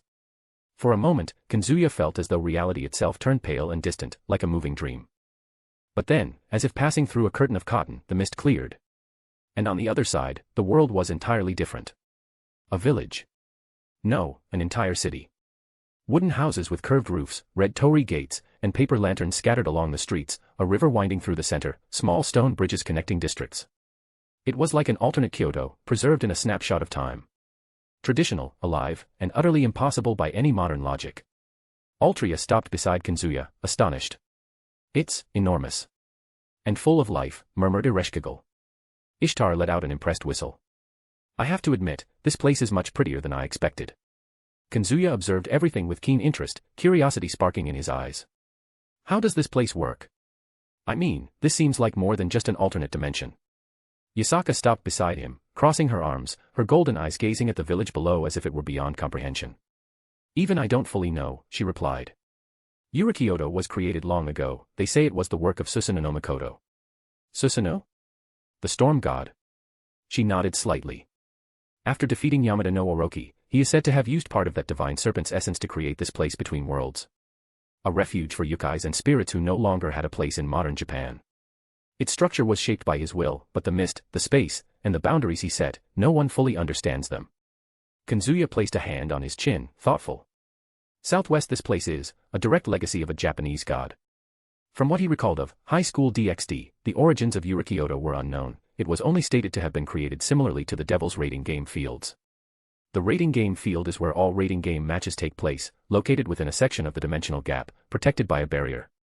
That field was created by a Juka and the technicians under his supervision. The method must have been similar, but this one was created by a Japanese god after slaying his enemy. As a good Japanese citizen familiar with the story, Yamada no Orochi is a gigantic serpent with 8 heads and 8 tails. It has glowing red eyes and a red belly. The beast is so large that its body spans the distance of 8 valleys and 8 hills. Pine trees and cypresses grow on its back, and its body is covered in moss. It appears in Japan's earliest written documents, the Kojiki and the Nihongi. The legend undoubtedly dates back to even more ancient times, to prehistory. According to these documents, centuries ago, the storm god Susanoo was expelled from heaven and descended to earth at Mount Toraikama, near the high river in Izumo province. There, he encountered an elderly couple of gods, Ashinazuchi and Tenazuchi, who were weeping. When Susanoo asked why they were crying, they explained that they once had 8 daughters, but every year, the 8-headed, 8-tailed serpent Yamada no Orochi demanded one as a sacrifice. Now, only their 8th and last daughter, Kushinada Hime, remained. The time was approaching for Yamada no Orochi to demand another sacrifice. Susanoo explained that he was the elder brother of the sun goddess Amaterasu and offered to slay the beast in exchange for Kushinada Hime's hand in marriage. The elderly couple agreed, and Susanoo set his plan in motion to defeat the serpent. First, Susanoo transformed Kushinada Hime into a comb, which he placed in his hair. Then, he asked Ashinazuchi and Tenazuchi to build a large fence with 8 gates. At each gate, they set up a platform, and on each platform, they placed a barrel. They poured extremely strong sake into each barrel. When they were done, they all waited for the serpent's arrival. When Yamada no Orochi appeared, the great serpent slithered into the fence and noticed the potent sake. It plunged its 8 heads into the barrels and drank the alcohol. Soon, the monster fell into a deep, drunken sleep. Susanoo seized the opportunity to attack. He hacked the enormous beast into tiny pieces with his sword. The carnage was so great that the high river flowed with blood. When Susanoo cut through the creature's 4th tail, his sword shattered. Examining the part of Yamada no Orochi's tail that broke his sword, Susanoo discovered another blade inside the creature's flesh, the legendary katana Murakumo, later known as Kusanagi no Tsurugi. Susanoo eventually offered Murakumo as a gift to his sister Amaterasu and was allowed to return to heaven. The sword was passed down through generations in Japan's imperial lineage. It is one of the 3 pieces of the imperial regalia, along with the Yada no Kagami mirror and the Yasakani no Magatama jewel. Today, it is said that the sword, which came from the tail of Yamada no Orochi, is kept at the Itsuda Shrine in Nagoya. And that was it. The myth from human records, but they were human records, after all. It was a surprise that this myth had been the origin of the place where the yokais live. After hearing her words, Yasaka confirmed. Yes. And like everything made by a god, it's complicated. But it's our home. Shuten, who had been listening while swinging her gourd, took a long swig and smiled, satisfied. Kyoto, huh? One of the places I loved most in this world, better than many bars I know. You only know bars, Ereshkigal retorted. And yet I'm an expert, Ishtar commented. Flattery, flattery, Shuten laughed. Kazuya merely sighed, gazing at the horizon of that impossible city with a curious glint in his eyes. He crossed his arms, his eyes still fixed on the panorama, before speaking aloud without turning. If all this was created by Susanoo no Mikoto, then the yokai faction has a direct connection to the Japanese gods, right? The answer came before Yasaka could even open her mouth. Yes, exclaimed Kunu, her fox ears springing up as if part of the response. Okasama is a priestess of Amaterasu-sama. And there's also Inari-sama, who's our guardian. Kazuya turned to face her, surprised by the spontaneity of her reply. Inari. As in, the goddess of fertility, rice, foxes, and prosperity. Kunu nodded vigorously, proud. That's her. Sometimes she shows up at important ceremonies. But she's always disappearing. She's busy, you know. Yasaka let out a resigned sigh, still with her arms crossed, and took a few steps forward, stopping beside Kazuya. Kunu is right. Our faction has always maintained a close relationship with the deities of the Shinto pantheon. I serve as the current priestess of Amaterasu, though the title is more ceremonial these days. She paused briefly, then added with a hint of regret, but that connection, while it protects us, it also attracts trouble. Ishtar tilted her head slightly, curious. Trouble from where? Yasaka narrowed her eyes, a cold glint passing through her irises. From the 5 principal clans. The mere mention of the name caused the yokai guards accompanying them to stiffen instantly. One of them clenched his fists, his eyes trembling with pure indignation behind the fox mask. Another muttered something under his breath that sounded like a restrained growl. Kazuya didn't miss the reaction. From what I've heard, they have a neutral relationship with the yokais. Does that mean it's only on the surface? So, they're bothered by your divine influence. Yasaka turned her face toward him, a faint but far from friendly smile on her lips. Indeed, we have a neutral relationship because we are allies of the Shinto gods, but that's all. The clan leaders don't like bowing to anything but their own pride, which makes things more complicated. She turned her gaze back to the sleeping city in the valley, shrouded in its ancient mist. Even so, it's difficult to challenge a sacred territory built by Susanoo's hands and protected by Amaterasu. Ishtar let out a soft whistle. So you're kind of untouchable to them. Yasaka laughed, this time with a bit more softness. I wouldn't say untouchable. But we share the same allies, though some grudges from the past still linger between us and them, that's all. Ereshkigal, who had been listening quietly until then, narrowed her eyes with interest. And what kind of grudges are those? The question was soft but laced with genuine curiosity. Yasaka closed her eyes for a moment and let out a long sigh, as if preparing to open an old chest full of thorns. Her arms slowly uncrossed, and when she opened her eyes, her expression had changed, now there was a shadow of melancholy on her face. It's because of Tamamo no Mae. The name, spoken softly, seemed to carry a dense weight. Even Shutten, who had been swinging her gourd, stopped moving. Ishtar raised an eyebrow, attentive. Kunu merely looked at her mother, confused, as if she didn't know the whole story. Kazuya narrowed his eyes. He remembered that she had been sealed in the Uji treasure house, a sacred facility managed by the 5 principal clans. According to history depicted in literature, no, kabuki, bunraku, and other art forms, Tamamo no Mae was born about 3,500 years ago in what is now China. Her childhood is a mystery, but she eventually became a powerful sorceress. After hundreds of years, she became a white-faced, golden-furred Kyubi no Kitsune, a 9-tailed fox with supreme magical power. Moreover, she was a master of manipulation. She used her charms and intelligence to advance her position and influence world affairs. During the Shang dynasty, Tamamo no Mae was known as Daji. She disguised herself as a beautiful woman and became the favorite concubine of King Zhou of Shang. Daji was a model of human depravity. She held orgies in the palace gardens. Her penchant for watching and inventing new forms of torture is legendary. Daji ultimately caused the fall of the entire Shang dynasty. She managed to escape execution and fled to the kingdom of Magadha in India in 1046 BC. In Magadha, she was known as Lady Kyoto and became the consort of King Kalmashapada, known in Japan as Hanzoku. She used her beauty and charms to dominate the king, leading him to devour children, murder priests, and commit other unspeakable horrors. Eventually, either because she ran out of children to eat or because Kalmashapada began to turn away from her toward Buddhism, she fled back to China. During the Zhou dynasty, she called herself Bao Si and was known as one of the most desirable women in all of China. In 779 BC, she became the concubine of King Yu. Not content with being merely a mistress, she manipulated the king into deposing his wife, Queen Shen, and making Bao Si his new queen. Though beautiful, Bao Si rarely smiled. To please his beautiful wife, King Yu committed acts of such evil and atrocity that, in the end, all his nobles abandoned and betrayed him. Ultimately, King Yu was killed, and Bao Si was captured, ending the Western Zhou dynasty in 771 BC. Somehow, Bao Si managed to escape again. She hid for many years. Little is known about her activities until the 700s, when she reappeared disguised as a 16-year-old girl named Wakamo. She deceived the leaders of the 10th Japanese embassy to the Tang dynasty, Kibi no Makibi, Abe no Nakamaro, and Ganjin, as they prepared to return to Japan. Wakamo joined the crew and sailed to Japan, where she hid for over 300 years. In the 1090s, she resurfaced once more. This time, she transformed into a human baby and lay by the roadside. A couple found the baby and took her in, raising her as their daughter and naming her Mikuzum. She proved to be an extremely intelligent and talented young girl, so beautiful that she drew everyone's attention. At the age of 7, Mikuzum recited poetry before the emperor. His imperial majesty immediately took a liking to her and employed her as a servant in his court. Mikuzum excelled in court, absorbing knowledge like a sponge. There wasn't a question she couldn't answer, whether about music, history, astronomy, religion, or Chinese classics.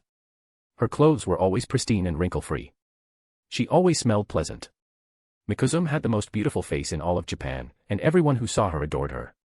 During the summer of her 18th year, a poetry and music recital was held in her honor. During the recital, an unexpected storm fell upon the palace. All the candles in the recital hall went out, leaving the participants in darkness. Suddenly, a bright light emanated from Mikuzum's body, illuminating the room. Everyone in the court was amazed by her brilliance and declared that she must have had an exceptionally virtuous and holy past life.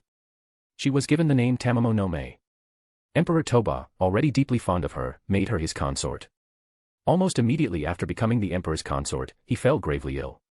None of the court physicians could determine the cause, so the onmyoji Abe no Yazunari was summoned. Abe no Yazunari read the emperor's fortune and divined that he was marked by an evil omen. After that, the high priests and monks were called to the palace to pray for the emperor's health. However, the best prayers of the high priests had no effect. The emperor continued to worsen. Abe no Yazunari was summoned again to read the emperor's fortune.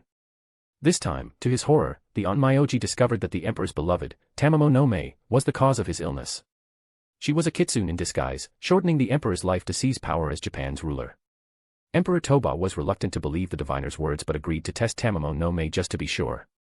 To save the emperor's life, Abe no Yazunari prepared the Taizen Fukuin no Sai, the most secret and powerful spell known to Onmyoto. Tamamo no Mae was ordered to perform part of the ritual.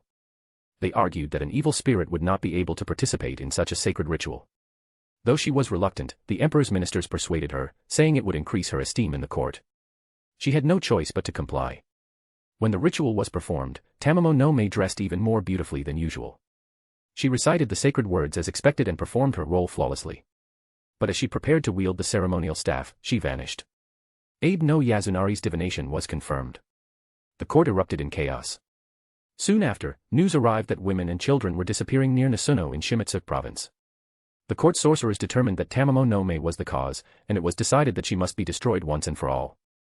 The emperor summoned the finest warriors in the land and tasked the most exceptional among them, Kazusanosuk and Mayuranosuk, with finding Tamamo no Mae. The warriors gladly accepted the honor. They purified themselves and set out with an army of 80,000 men to kill the nine-tailed kitsune. Upon arriving in Nasuno, the army quickly found the kitsune. The warriors chased her for days, but the fox used her magical powers to deceive them repeatedly, escaping with ease. The army grew weary, and frustration set in. It seemed nothing they did was working. However, Kazusanosuk and Mayuranosuk refused to accept the shame of defeat and vowed to press on. They trained harder, refined their tactics, and finally picked up the kitsune's trail. One night, Mayuranosuk had a prophetic dream. A beautiful young woman appeared before him, weeping. She pleaded, "Tomorrow I will lose my life to you. Please spare me." Mayuranosuk flatly refused, and upon waking, the warriors set out again to find Tamamo no Mae. Sure enough, the next day, they captured her. Mayuranosuk shot 2 arrows, one into her flank and another into her neck. Kazusanosuk swung his blade. It was over, just as the dream had foretold. However, Tamamo no Mae's evil did not end with her death. A year after her death, Emperor Kunu passed away without heirs. The following year, his lover and former Emperor Toba also died. A succession crisis emerged between the forces loyal to Emperor Go-Shirakawa and those loyal to former Emperor Sutoku. This crisis sparked the rivalry between Fujiwara and Minamoto, leading to the Gunpei War, the end of the Heian period, and the rise of the first shoguns. As if that weren't enough, Tamamo no Mae's spirit haunted a massive rock that killed any living being that touched it. As he lost himself in thought about this, Yasaka continued.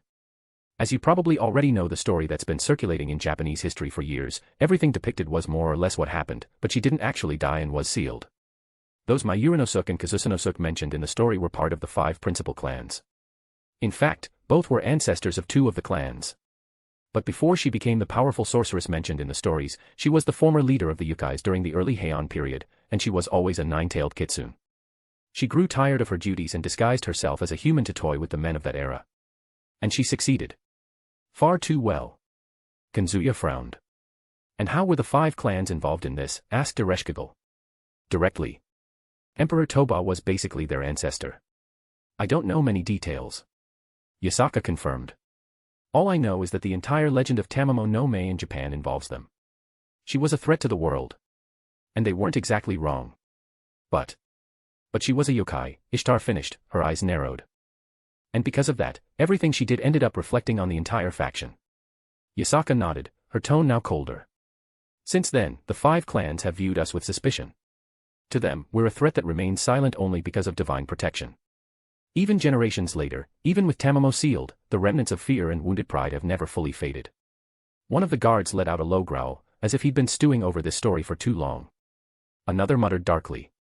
They still call us beasts in disguise. Shouldn't laughed softly, as if amused by the disdain. Beasts. Maybe.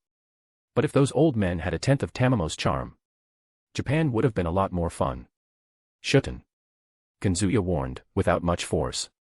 All right. Just a bar comment. Artoria Lancer, who had remained silent like a sentinel until then, spoke, her voice firm and low. Even when the sins of an ancient leader are real, it's unjust to condemn an entire nation for them. If every kingdom did that, there wouldn't be a single crown untainted by blood. Yasaka looked at her with newfound respect and nodded slowly. Wise words. But the 5 clans don't care about justice. Only reputation and control. Kazuya crossed his arms, thoughtful. So, no matter how much time passes, the 5 clans still treat the yokais with disdain, even though you're protected by Amaterasu and live in a world created by Susanoo. They respect the gods. Not their representatives. Yasaka gave a faint, bitter smile. To them, we've merely taken a place that wasn't rightfully ours. Kunu frowned with a stubborn expression. But that's silly. Okasama is one of the most respected leaders of all time. And she's never done anything wrong. Yasaka gently placed a hand on her daughter's hair. Thank you, Kunu. But it's not just about right or wrong. It's about resentments that survive centuries. It's always like that, murmured Ereshkigal. Nothing is harder to erase than wounded pride. A brief silence fell over the group. Before they finally reached their destination. Speech Balloon and Hey, want to just read ahead a bit. Books for $2.99, you can read up to 5 chapters ahead, perfect for avoiding spoilers or just binging. Books for $5.99, you get full access to all content, no holding back. Chapter 74, Chapter 73, Under Attack. Everything according to plan. What came into the group's view was a traditional Japanese mansion, with long corridors, inner gardens, and tatami mats so clean they reflected the soft light of late morning. As soon as the group crossed the threshold, the yokai guards immediately dispersed in silence, taking up discreet yet strategic positions at the exits and entrances of the main hall. Aside from this sudden movement, the mansion exuded a certain calm and tranquility. Small bells hung from the ceiling beams, tinkling softly with the slightest breeze. The scent of lotus incense lingered in the air, mingling with the smell of aged wood and freshly treated tatami. This way, said Yasaka, sliding open the doors to a spacious room. The floor was lined with new tatami mats, and cushions were arranged around a low table made of fine wood. An inner garden was visible through the open windows, with a solitary cherry tree at its center and a small pond where koi fish swam under the filtered sunlight. Ishtar let out a low whistle. You live well, Yasaka-san. Thank you. She replied modestly. It's more functional than luxurious, but I like the tranquility here. Tranquility is the best. Murmured Kazuya, sitting down with a slight creak of his knees. Ereshkigal settled beside him, adjusting the kimono she wore, her reddish-brown eyes scanning the decor with restrained appreciation. Ishtar, on the other hand, flopped sideways onto the cushions as if it were a casual gathering. Shouldn't, meanwhile, sprawled against a side pillar, still swinging her inseparable gourd as if she were at her childhood home. Artoria was the last to sit, with her usual military discipline. Her posture was impeccable, legs elegantly folded beneath her kimono. Kunu rushed to sit beside her mother. I'll bring tea and fresh fruits, announced a tanuki servant, entering silently with her head bowed. Soon, the table was filled with decorated trays, green tea in delicate porcelain, traditional sweets, and seasonal fruits. The subtle steam from the tea seemed to relax the atmosphere like a gentle spell. Kazuya thanked her with a brief nod, picking up a cup. Yasaka wasted no time. Once everyone was settled, she brought her own cup to her lips, took a small sip, and, with the serene posture of a leader accustomed to ceremonies and conflicts, spoke. So, may I ask the reason for your visit, Kazuya-dano? Kazuya didn't hesitate for even 2 seconds to respond. I want an alliance with the yokai faction. The silence that followed wasn't tense, just normal. The kind that happens when someone says something important, but no one panics. Yasaka set her cup down slowly. I see. She cast a brief glance at Shuden. That's exactly what Shuden Duji mentioned when she showed up here after saving my daughter. Shuden swung her gourd. I have my moments. Kazuya raised an eyebrow but said nothing. Though he hadn't spoken of his purpose to the Oni, she could have guessed based on his request, and so she had already informed Yasaka. He found it a bit surprising, though, since she wasn't supposed to talk, being too busy drinking in bars. Yasaka turned her gaze back to him. You already have the Grigori on your side. And the angels too, don't you? Yes. Kazuya nodded with a slight blush. Yasaka raised her eyebrows slightly and asked, so, what's your goal with this? I don't see why you'd be interested in my faction. From what I've heard, your interest is in protecting humans internally and creating a better world where none of them are hunted or used for anyone's ambition. You must know that most yokai and humans don't get along so well, right? It wasn't just because of the 5 principal clans of Japan that there was conflict between humans and yokai. The reason the legend of the yokai existed was because things hadn't always been this way, humans weren't always unaware of their existence. Before the Heian era, there was a time when yokai and humans shared the land under the same sky, without fear or mistrust. Spirits and men shared rivers, forests, and mountains like brothers of different blood. The definitive break began with a mistake. They say it was an arrogant and greedy feudal lord who tried to capture a powerful yokai named Tsukihana, an entity born of water and full moons. He wanted to use her for immortality, for war, or simply out of pride. No one knows for sure. What is known is that the ritual failed, and with it, the conflict between humans and yokai was born. Since then, their relationship has never been the same. In other words, one could say both sides have a certain bad history. And everything that happened with the 5 principal clans over the last few centuries only reinforced this conflict. Yes, I know about that. But Kazuya picked up another fruit from the tray. I don't want to be an enemy of the world just because I chose to protect humans. Yasaka remained silent for a moment before asking, what do you mean? Can you explain your perspective better, Kazuya-dano? Kazuya nodded slightly and began to explain slowly. After I defeated Serzex, Ishtar and Shuden exchanged a discreet glance, as if thinking here we go again. And sent a direct warning to all factions to stop treating humans like pieces on a chessboard. Things started to change. The room fell silent again. He continued. After that, one of the girls in my group defeated Lugh. Yes, that one, the supreme hero of the Celtic pantheon. Yasaka raised her eyebrows slightly but said nothing. She had already heard of Scathach, the god-slayer of the Chaldea faction. And that's not all, he added. Another one of my group defeated Indra. The faction I founded ended up being seen as a threat. A rising giant. I realized that if I continued alone, I'd soon become the enemy of the entire world. Not because I did anything wrong, but because the fear of other factions affects their pride, and usually, the recipe for trouble is having someone with wounded pride. To avoid being seen as the world's enemy, I knew I needed allies. Heaven. The Grigori. And now, you. Yasaka leaned back slightly, her eyes narrowing subtly. And what's your interest in these alliances? What do you seek with them? Kazuya shrugged, the simple sincerity in his voice contrasting with the weight of his words.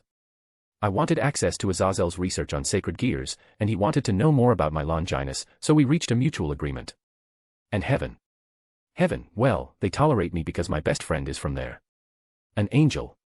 Yasaka asked, slightly surprised. Gabriel. She's my guardian angel. Literally. Kunu, who had been watching in silence until then, widened her eyes. You know Gabriel-sama. More or less, our history is complicated. Kazuya held the teacup for a moment, as if reflecting on the right words. I know many yokai hold deep grudges against humans. And I understand you have your reasons. I'm not here to deny that or to play anyone's savior. He looked at the inner garden, where the koi swam slowly under the light. A gentle breeze stirred the bells under the ceiling beams, creating a delicate sound, like the tinkling of forgotten memories. But even with this past, even with all the mistrust between our species, I'm willing to make an effort for us to be allies and help each other. His eyes returned to Yasaka. There was a firmness there, but not blind stubbornness. It was the firmness of someone who carried the weight of their choices and was willing to see them through to the end. He set the teacup down on the table, slowly. I don't expect immediate trust. I just want you to give me a chance to prove I'm serious. I promise that on the human side, none of them will hunt any yokai, and all would help them. It may seem utopian, but it's not impossible. I already have an idea of how to make it happen, but it'll take some time. Yasaka crossed her hands over her lap, her expression neutral, but her eyes carefully weighing every word. It was hard to read her thoughts. Kunu, sitting beside her, looked at Kazuya as if seeing him in a new light. Artoria said nothing but nodded discreetly. To her, what he said was simply, natural. Honorable. Ishtar snorted, but there was a half-smile at the corner of her mouth. You should sell speeches, master. You'd make a fortune with that. It's cheaper to just tell the truth. He replied, not looking at her. Everyone fell silent for a moment. Yasaka remained quiet for a few seconds. I understand. And hearing all this, she sighed lightly, as if letting go of an invisible burden. Then, in the name of the yokai faction, I accept your alliance proposal. Kazuya showed no surprise, only nodding with a slight movement of his head. On the other hand, Ishtar raised an eyebrow with a satisfied smile, while Ereshkigal simply closed her eyes briefly, as if silently giving thanks, and Artoria Lancer gave a faint smile. Shouldn't spun her gourd in her palm and commented in a sing-song tone. And here we go, another knot in the web. But Yasaka raised her hand before the mood became too light. However, there's one condition. Kazuya turned his eyes to her, attentive. I cannot seal this alliance without first involving Amaterasu-sama. I'm not saying you need to ally with the Japanese gods. Yasaka continued calmly, but her support is essential. As I am her priestess and all. Even if I personally accept this alliance, I cannot ignore the fact that a formal union between your faction and ours without consulting her could be somewhat disastrous. If she supports you, there will be no resistance. But if she's against it, well, not even I could keep you under our banner. And is she usually hard to deal with? Kazuya asked bluntly. In his old world, Amaterasu was an unparalleled monster. In fact, there's a significant divergence in her story compared to this world, as Tamamonome wasn't an evil nine-tailed fox but rather an aspect of the sun goddess Amaterasu, a fragment of her soul resembling a fox, a maiden with a tragic fate rather than a villain. Curious about mortal life, Amaterasu relinquished part of her immortality and memories to reincarnate a portion of her essence as a young mortal named Mizukume, who eventually caught the emperor's attention and was named his courtesan. Though beloved by many, her divine origins were a downfall, as her fox-like traits began to emerge over time, and Tamamonome was falsely accused of sickening the emperor. Realizing humans feared her despite her innocence, simply because she was different, she was forced to flee. Even as she tried to proclaim her innocence, no one believed her, and she continuously killed her pursuers who once claimed to love her, eventually giving up and accepting her death fighting an army of 80,000 men. Instead of being called a goddess, divine spirit, though classified as such, Amaterasu is an evil spirit capable of easily defeating 100 or more heroic spirits. Even her avatar, Tamamonome, claims that if she regained her original strength by regenerating her 9 tails, she would become a great demon strong enough to destroy 3,000 worlds. She would be an avatar of the apocalypse itself, a threat comparable to the king of magic and his order of human incineration. In other words, she would be as absurd as Solomon himself, who, by collecting enough energy with Ars Almadel Salomonis, could reverse time on a planetary scale to rebuild Earth with new concepts and manipulate time freely, as lesser mages could do so with magic derived from his system. He could also travel through time freely, send his ring to the future, and destroy the Earth's surface in the past, present, and future simultaneously. This was an utterly absurd feat in his old world due to the conceptual defenses called Aleia and Gaia.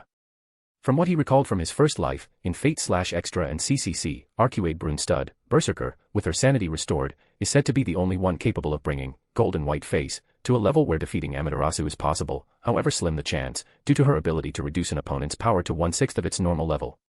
This confirms that Amaterasu's power reigns supreme, unattainable even by entities like Buddha, Kiera Sesioin, BB, or Hakuno's servants like Nero Claudius, No Name, Tamamonome, or Gilgamesh, even when enhanced by the mythological mystic code. Amaterasu is a divine spirit of such a high class that the axis of time has virtually no influence over her. In a distant era in the past, long before 2030 AD, she awoke from a deep slumber upon sensing the disturbance caused by Hakuno Kishinami coming into contact with Tamamonome's origin, the mythological mystic code of the sun glimpsing the future. Amaterasu saw the folly of her future self and decided to summon her master to the past to confront them. Within the temple where she manifested, Hakuno observed that the place was saturated with true ether, a type of magical energy completely alien to a Spiritron world mage. Anyone with a modicum of intelligence would immediately realize that place was an impregnable sanctuary, a cannibalistic demonic temple with no return. Her tales are described as an immense vortex of magical energy radiating the golden light of the sun. As the true nature of Tamamonome, the incarnation of the courtesan who ruins nations, Amaterasu transcends human knowledge and understanding. This is natural, as her existence is based on an offering to the sun, making her scale of being equivalent to it. Her mere gaze can reduce a person to ashes. Kuno describes her as an existence impossible to define easily. Her titanic and overwhelming presence confused Kuno's sense of distance. Though she seemed colossal, it was clear they were still far from her. And from what he had read in High School DxD, Amaterasu in this world didn't even appear in the story. She was so irrelevant that the Japanese author had discarded her. But since this was the real world, he couldn't help but compare her to the monstrous entity from his old world. Well, he doubted this world's Amaterasu could compare to that horrific monster from his old world. But it didn't hurt to ask, hence his question. Yasaka smiled faintly, as if weighing the most diplomatic response possible, but opted for honesty. She is, herself. A polite way of saying Amaterasu did whatever she pleased. But, to be fair, Amaterasu-sama is not guided by whim. If she senses your cause is genuine and your effort legitimate, then she will listen. Kazuya brought the teacup to his lips one last time, savoring the delicate bitterness, before commenting with the casualness of someone merely suggesting an exchange of ideas. Then I think it'd be good to meet her in person. Nothing like a direct conversation to avoid misunderstandings, don't you think? Yasaka raised an eyebrow slightly, surprised by the calm with which he said it, as if he weren't talking about the oldest and most powerful goddess of the Shinto pantheon. But her expression soon softened. If that's what you wish, I can make the arrangements. I can call her. Kazuya nodded calmly. Feel free. Seriously. How long do you think it'd take for her to respond? With luck, 1 or 2 days, Yasaka replied. She doesn't always answer the call, but I believe she'll be curious enough to at least listen, considering the one requesting to meet her is the strongest of humanity.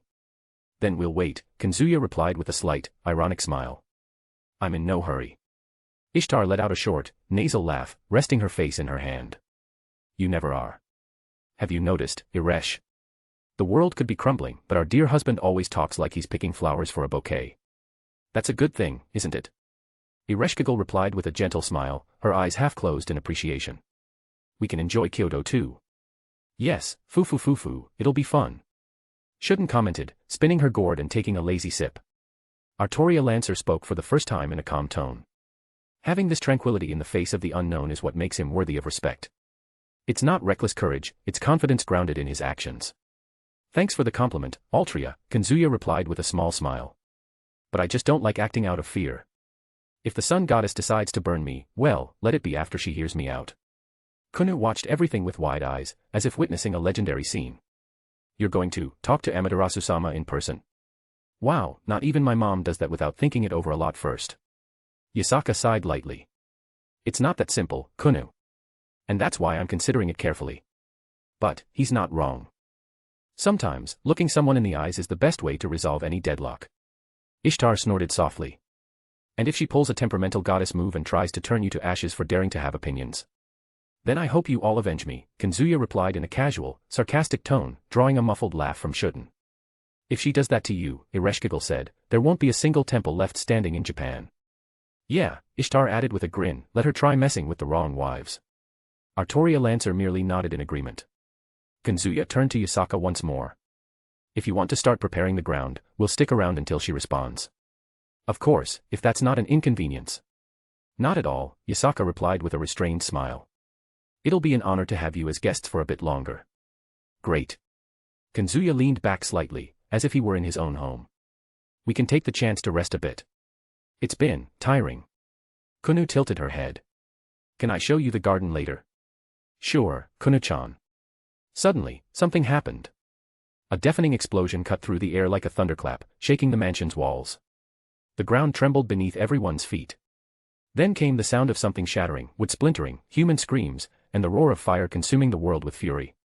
An orange light flooded the room through the open windows, not the gentle glow of the sun, but a violent flame licking the sky, followed by a wave of heat so dense that the room's screens began to crackle. Yasaka was the first to stand, her once serene demeanor now as firm as stone. Kunu. Her voice was sharper than any military command, to the secret room. Now. But, Mom. Kunu leapt up, her face pale, hesitant. Now. The cutting tone of the yokai faction's leader left no room for argument. It was the order of a mother, but also of a commander in the face of chaos. Kunu bit her lip, her eyes welling up, but seeing Yasaka's resolute gaze, filled with authority and concern, she ran. One of the walls slid open with a subtle touch of magic, revealing a hidden corridor. The little fox disappeared through it without looking back. The momentary silence was replaced by another explosion, and a wave of heat rattled the sliding doors, now partially scorched at the edges. Ishtar rose, her eyes glinting gold. That was magic, and it wasn't small. Ereshkigal narrowed her eyes. Yes. It can only mean something powerful attacked the city. It wasn't an accident. Agreed. Artoria was already standing, her expression serious. Shouldn't, in contrast, simply tilted her gourd, downing the rest of the liquid in one gulp. Her mischievous expression gave way to a serious, predatory smile. Smells like blood in the air. Who dare attack Kyoto? Yasaka turned to the group, her voice still firm but now tinged with urgency. I'm sorry. I can't entertain you any longer. I need to see what's happening. Go, Kazuya nodded and said calmly, we'll do the same. I understand. But please, stay here. I don't want you getting involved in a conflict that might not be yours. Ishtar snorted loudly. Do you know us that poorly? Ereshkigal stood unhurriedly. If something threatens this city, it also threatens our home, since we're your guests. Artoria Lancer stepped forward, serious. And if it involves innocence, then we don't have the luxury of sitting and waiting. Yasaka hesitated for only a moment but then nodded with a brief gesture. She knew arguing would be a waste of time. Good luck. I'll organize my forces. And with that, she left, sliding the doors with a fluid motion and disappearing down the corridor, leaving only the scent of incense and urgency in the air.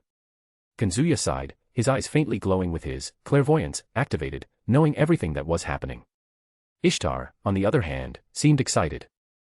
If this is a declaration of war, we'll return it in kind. Shouldn't licked her lips, her eyes taking on a crimson gleam. Finally, some fun. Ereshkigal, with a much more sober look, approached Kazuya and murmured, What are your orders, master? Kazuya merely responded with a faint smile. Time to find out who had the stupid idea of attacking the yokai faction in my presence. And with that, he turned toward the door. Followed by his servants. A/N, author's note. Hi, everyone. I hope you enjoyed this chapter. Cherry Blossom. This was an important moment in the political world building, the kind of scene that blends diplomatic tension with character development.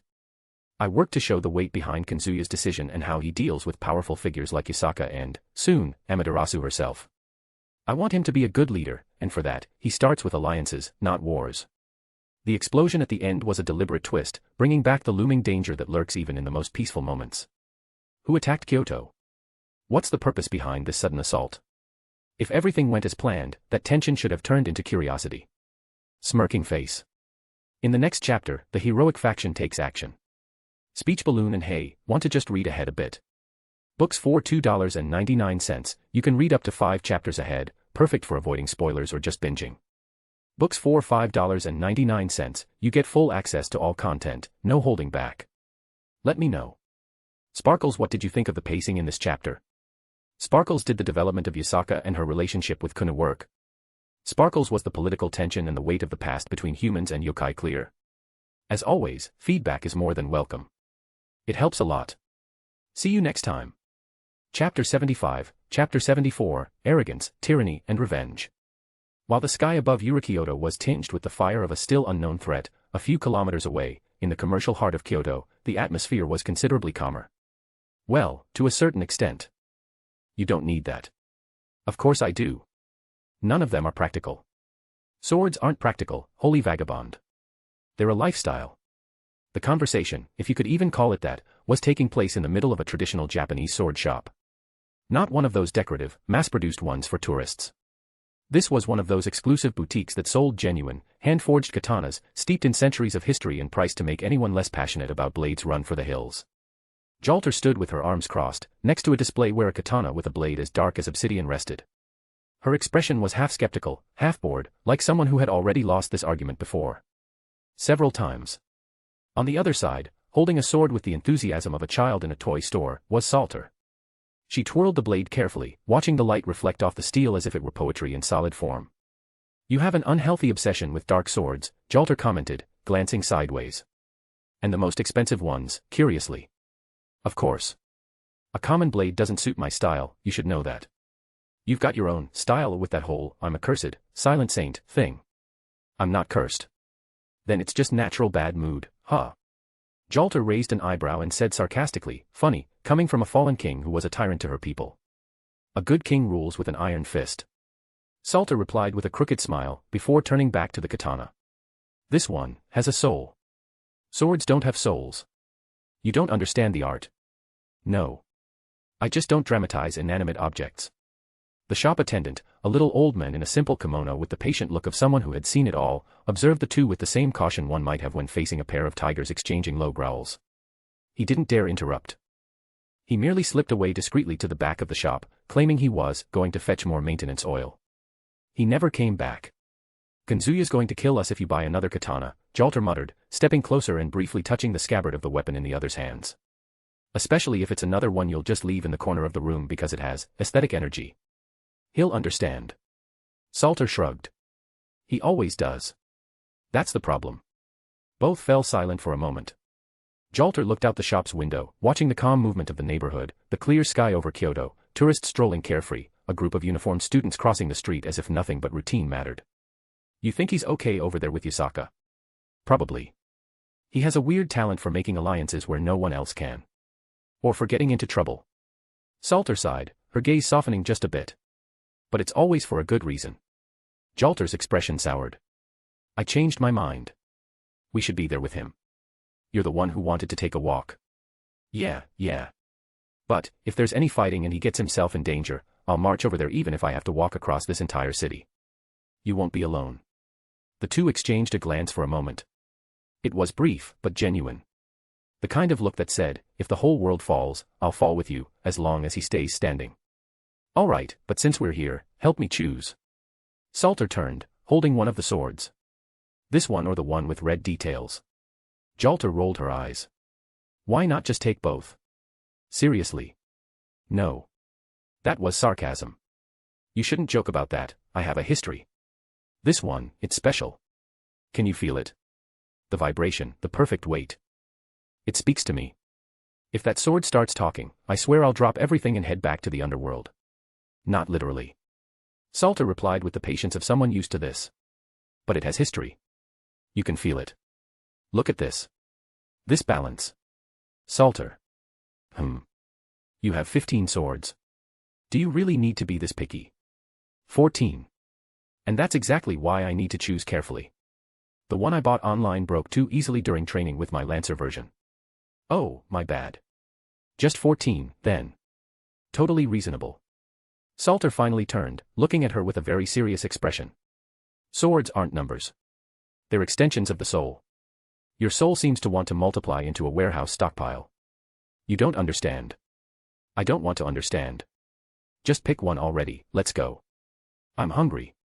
Salter glanced at the shelf one last time, like a priestess about to choose a sacred relic. She closed her eyes for 2 seconds, took a deep breath, and then pointed to the katana with a dark handle and subtle gold details. It's this one. Jalter crossed her arms. Hallelujah. It has the cleanest cut. And it balances perfectly between attack and defense. Ideal for any scenario. You're not even going to use it. But if I do, it'll be with style. 10 minutes later, and with a fright to Kazuya's credit card, not that he needed to worry about money, included in the package, Salter left the shop with a long box wrapped in traditional cloth, tied to her back as if it were the most precious gift in the world. Jalter followed with her hands in her pockets and the expression of someone who'd rather be home watching TV. But the truth was, she was fine. Even with all the sword nonsense. So. Salter said after a while. You mentioned you were hungry, right? Finally, a priority today. There's a little festival nearby. I saw it while we were coming back from the shop. Skewers, games, some food stalls. If they have stick fries, I'll marry the owner. You're already married. To an idiot who left us loose in Kyoto to go play diplomacy with a giant fox. And so, they turned the corner into a narrower street, where colorful flags swayed in the breeze, and the sweet smell of tare sauce and grilled meat mingled with the sound of traditional flutes. It was a local festival, simple, the kind that brought together neighborhood residents and kids running around in kitsune masks and light yukatas. There. Salter pointed to a stall with skewers grilling slowly. Chicken, pork, and look, even tofu. You're getting tofu. Of course not. That's just there to pretend the menu's healthy. They grabbed their skewers and sat on one of the low benches nearby, surrounded by paper lanterns and the muffled sound of a drum in the background. Salter took her first bite calmly, while Jalter devoured hers as if she hadn't eaten in hours. I always forget how good these simple things are, Jalter murmured between bites. Salter nodded. Better than castle banquets. No doubt. No gossiping servants. No politics. Just food and, you. Salter raised an eyebrow. You're getting sentimental. Blame the soy sauce. They ate in silence for a while, watching their surroundings. Kids laughed as they tried to catch goldfish, an elderly couple walked hand in hand. A teenager played the shamisen clumsily at the corner of a stall. Everything was very ordinary. Until it wasn't. Without warning, a purple mist began to spread through the festival streets. It came like a gentle breeze, almost imperceptible. But in seconds, it swallowed the sound, the light, and even the smell of food in the air. It was a strange sensation. The lanterns stopped swaying. The flutes fell silent. The children vanished. When the mist cleared, everything was different. The stalls were still there, but they were like pieces of an abandoned theater set. The sky, previously tinged with orange hues from the morning, was now a uniform, lifeless gray, no sun, no clouds. No wind. No time. Salter dropped her skewer to the ground. Jalter took one last bite of hers before standing with a sigh. Ah. Here we go. They didn't even let us finish eating. Salter commented, wiping her mouth with a handkerchief from her pocket. It's always when we're eating. The eerie silence was broken by a dull impact on the asphalt, a few dozen meters away. The ground cracked. The stalls shook. A streetlight tilted with the thud. Heracles had landed. No exaggerated armor, no dramatic aura, just him, a massive, rugged-looking man wearing torn sweatpants and a sleeveless shirt. His gaze was wild, his shoulders broad, his stance that of someone who thought every place was an arena. Salter arched an eyebrow. Look who's back. Jalter snorted, I told you he'd want revenge after the last humiliation. You. Heracles' voice rumbled like muffled thunder. You got lucky last time. He took a step forward. The concrete groaned under his feet. I went easy on you. I was distracted. But now. He lifted his chin, a half-arrogant smirk on his face. Now, I'm going to teach you two bitches a lesson you won't forget. Salter crossed her arms, completely unfazed. Don't you ever get tired of embarrassing yourself? You came all the way here to get beat again. Jalter mocked. Or just to interrupt my lunch. Heracles growled, his smirk fading. What I'm going to do to you has nothing to do with dinner, you arrogant demons. Salter took a step forward, rolling her wrist as if warming up. The box with the new sword was still strapped to her back, but she didn't touch it. You want to fight? Let's go. Heracles snapped his fingers hard. The very gravity around him seemed to sink. The ground crumbled under his feet, creating an uneven crater. An abandoned car on the street began to creak, its windows cracking under the air pressure. The gray sky grew even duller.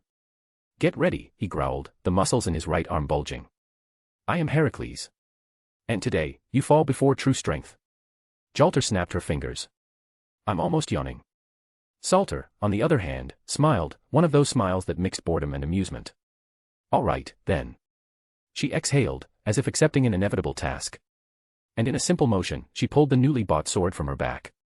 No explosions of light. No high-pitched sound or magical glow. Just the sound of cloth sliding and the new blade meeting the air for the first time. Salter extended her arm in front of the corrupted saint, stopping her with a calm gesture. Leave this to me. Jalter frowned. You sure? Salter smiled. Absolutely. Just you. Heracles let out a hoarse laugh. I thought you'd learned your lesson last time. Come at me together. Better chance of surviving. Silence. Jalter narrowed her eyes. Salter just laughed. You didn't understand anything, did you? She said, twirling the katana's handle. I'm more than enough. Don't talk nonsense, Heracles replied, leaning forward like a bull about to charge. You're not even using your real sword. The one that cracked the ground. The one that sent me flying last time. Oh, that one. Salter glanced briefly at the blade in her hands, thin, modest, no special ornamentation. I'm not using it. Afraid it'll break, he mocked, with a grin of clenched teeth. Afraid. She arched an eyebrow. Please. This one. I bought today. Straight from the shop around the corner. Probably not even properly sharpened. But you know what's funny? She pointed the blade's tip at him. Even so, it'll be enough to take you down. Heracles snorted. You're so arrogant it's almost stupid. Salter just walked toward him. Jalter crossed her arms, watching in silence, but with her jaw clenched. If he lays a finger on you, I'm stepping in. She warned. He won't even get close. Salter replied without looking back. Heracles charged. Fast as a train. The ground exploded under his feet as he leaped, his fist aimed directly at Salter's chest. Salter didn't back down. She moved at the last second, a step to the side, a slight twist of her hips, and the newly bought katana grazed his arm. She didn't try to cut deep. Just a shallow pass. A sharp sound, like metal meeting nerve. Heracles landed behind her, skidding sideways, stumbling. He stopped with his right foot sinking into the cracked asphalt. He stood still for a second. Then he looked at his arm. A thin, clean cut ran across his bicep, like a line drawn with a ruler. Blood dripped slowly. The pain came after. This sword? He murmured, incredulous. It's real. No.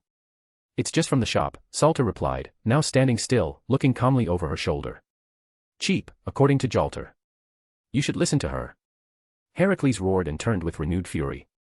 But the truth was, something in the depths of his eyes hesitated. You really want to keep going? Salter asked, her voice still casual. Because honestly, I was thinking about finishing my skewer. Jalter snorted and rolled her eyes, finding her a bit too showy. Maybe it was just an impression, but for a moment, it seemed like the brand new sword in Salter's hands had become part of her. And that the legendary hero before her finally realized it. But he was a hero. He wouldn't back down and needed to kill this bitch. He took a deep breath and activated his sacred gear. Straight into Balance Breaker.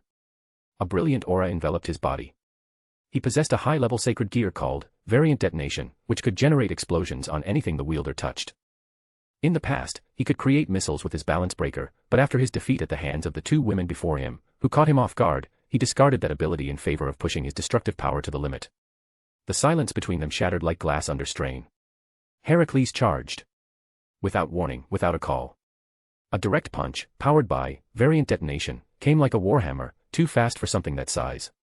Salter blocked with the katana. The impact was like a car crashing into a concrete pole. The blade didn't break. But her feet were pushed back, leaving furrows in the ground as she resisted the brute force. Her arm trembled, her shoulder throbbing from the shock. Still, she remained standing. You got stronger. She commented, spitting to the side. Congrats. But it's still not enough. Heracles didn't reply, just came again. And again. Fists cloaked in explosions, each blow swallowed by a muffled boom of power. He wasn't holding back. Each attack could pulverize mountains. And Salter responded. She dodged by millimeters, each movement elegant and precise. Slashes tore through the air. The shop-bought blade gleamed in short, quick arcs, aiming for joints, ribs, legs, not to kill, but to destabilize. You'll break your arm fighting like that with a store-bought toy. Heracles roared. Better than using that brick brain of yours. She retorted, spinning in the air and sliding under his attack, driving the blade into the side of his hip. Blood gushed. But he didn't fall. Instead, he spun, landing a side kick that sent her crashing into an abandoned stall. The bamboo structure collapsed around Salter, who rolled over the planks before stopping on her feet. That attack caught her off guard. She looked at the sword. The blade was now bent. It trembled in her hands. Starting to give in. Heracles rushed at her with a shout, energy missiles exploding around like warlike fireworks, destroying the ground, shattering poles, and pushing wind in all directions. Salter leaped forward, zigzagging between the projectiles, using the scenery to rebound and gain momentum. When the two met in the center of the destruction, it was like a clash of titans. The katana struck directly against the giant's forearm, which was preparing a punch. Crack. The blade snapped. A dry, almost disappointed sound. The tip of the sword flew backward, spinning in the air until it lodged in the ground with a dull thud. Salter looked at the remaining piece in her hand. Knew that was going to happen. Heracles grinned. It's over now. She looked at him. You talk too much. He came with a charged fist, but Salter was faster. Holding only the handle with the remnant of the blade, she moved like a short spear. Using his own strength against him, she spun under the blow, propelled her body, and drove the broken blade into the soft spot under his armpit, an exposed point between his armored muscles. A shock ran through Heracles. He stumbled. A muffled sound escaped his lips, half cough, half sigh. Salter pulled back with the same motion, spinning backward with a leap. Dust rose where she landed. Really, I don't know how you have the nerve to be arrogant without the strength to back it up. She said, tossing the broken sword handle aside. And now, I'm getting annoyed. Jalter, from a distance, raised an eyebrow. Now. Heracles recovered, blood dripping down his side. He breathed heavily. The grin from before was gone. You'll need more than that to take me down. Salter took a step forward. A muffled snap broke the air as she flexed the fingers of her right hand. And then, her body glowed in shades of purple and dark blue for an instant, as heat gathered around her like an invisible furnace. Ah, Jalter murmured with a half-smile. Things just got serious. Heracles took a step back. Instinctive. It wasn't fear. It was his body instinctively recognizing what was about to happen. Salter slowly raised her left hand, her fingers opening as if grasping the void. With the dry sound of metal forming in the air, Excalibur Morgan appeared in her hand, as if it had always been there, just waiting for the moment to be summoned. You should have stopped while you could still breathe, Salter said, her voice lower, firmer. But now, I'm ending this. Heracles roared, a primal shout. His aura exploded, mighty comet missiles appearing again, now dozens, perhaps hundreds, forming an arsenal ready to fire from all sides. Though he had discarded the missiles to increase his destructive power, he hadn't lost that ability. It was more like he had learned a new application after the fight with those two bitches. Die then, damn it. She took a step. Just one. And then she vanished. A sound, like an inverted explosion, echoed where she had been. Salter appeared in front of Heracles before he even realized. Boom. A horizontal slash. His chest erupted in blood. Before he fell, another slash, vertical this time. And then, a third strike. This time, she launched herself upward with a spin and descended with the sword imbued with energy. X.C.A. Liber. The purple light exploded from the blade, piercing the gray sky like a shooting star of pure destruction. Morgan. The impact wasn't loud. It was deafening. Boom. And Heracles was swallowed by a beam of black light that tore through the air. When the light vanished, only dust remained. Jalter approached calmly, still fiddling with one of the skewer sticks in her hand. You destroyed the street and several buildings, she commented. He pissed me off. You always break everything when you're pissed off. Salter shrugged, with no hint of regret. I told you I didn't need help. Jalter clicked her tongue and looked around. You know what's funniest? Salter said. This wasn't even a festival anymore. Jalter slowly rolled her eyes. Seriously? And here I thought Heracles' little final attack had vaporized the takoyaki. I'm not kidding, Salter insisted, serious now. This place, it's not Kyoto. Jalter frowned. An isolated space. It feels a lot like that magic the master uses sometimes. Yeah, it seems like it was created by the enemy to isolate us. Jalter took a deep breath, letting the skewer fall to the gray ground. Someone played dirty. Then, the ground trembled. The particles in the air began to vibrate erratically, as if they had lost their molecular stability. The mana density in the environment spiked to absurd levels in seconds, making the hairs on both their necks stand on end, as if static electricity had invaded the very air. Jalter slowly raised her eyes. Salter tightened her grip on Excalibur Morgan's handle. The space in front of them tore open. Like old paper being ripped apart by hand.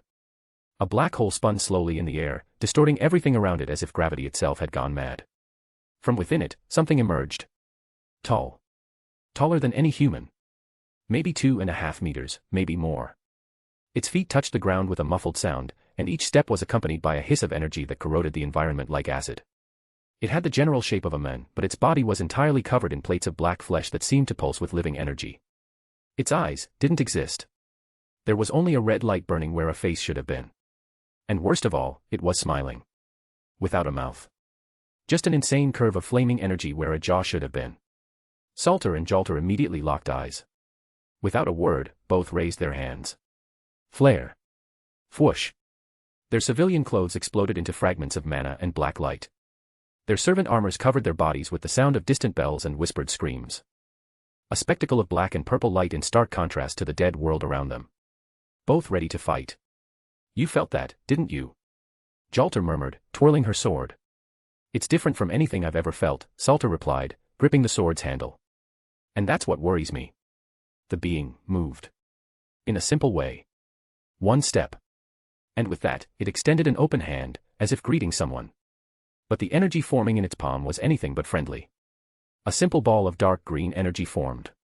It was an unstable singularity, spinning in two directions at once, radiating thermal and gravitational energy at insane levels. The space around it warped. The air was sucked in, creating a violent vacuum. The light bent. And then, the being launched the sphere forward, and the world exploded. First came the atmospheric collapse. A sudden pressure drop sucked all the oxygen within a 300-meter radius. The sound died. And then the energy pulse hit. The explosion that followed surpassed the speed of sound instantly, Mach 3 at the very least, generating a supersonic shockwave that swept everything in its path. The ground was vaporized in an area nearly 2 kilometers in diameter. The simulated structures of this artificial dimension were pulverized in the blink of an eye. Glass and concrete turned to plasma. The air ionized at temperatures exceeding 20,000 degrees Celsius, creating a vertical column of energy that rose like a cosmic spear into the gray sky. The sound came after. Boom. A reverberation so powerful that the entire ground shook, as if the dimension itself was about to rupture. A low, muffled noise, like a thermobaric bomb detonating underwater. Salter and Jalter had already moved. Saber Alter leaped high, a burst of dark energy under her feet. Mana burst activated at the exact moment the attack was launched, creating a whirlwind that propelled her body out of the destruction zone. Jalter, meanwhile, raised a circle of black flames around herself, launching sideways with the speed of a curving bullet. Her silhouette streaked through the air like an inverted beam of light. Both landed on opposite sides of the newly formed crater.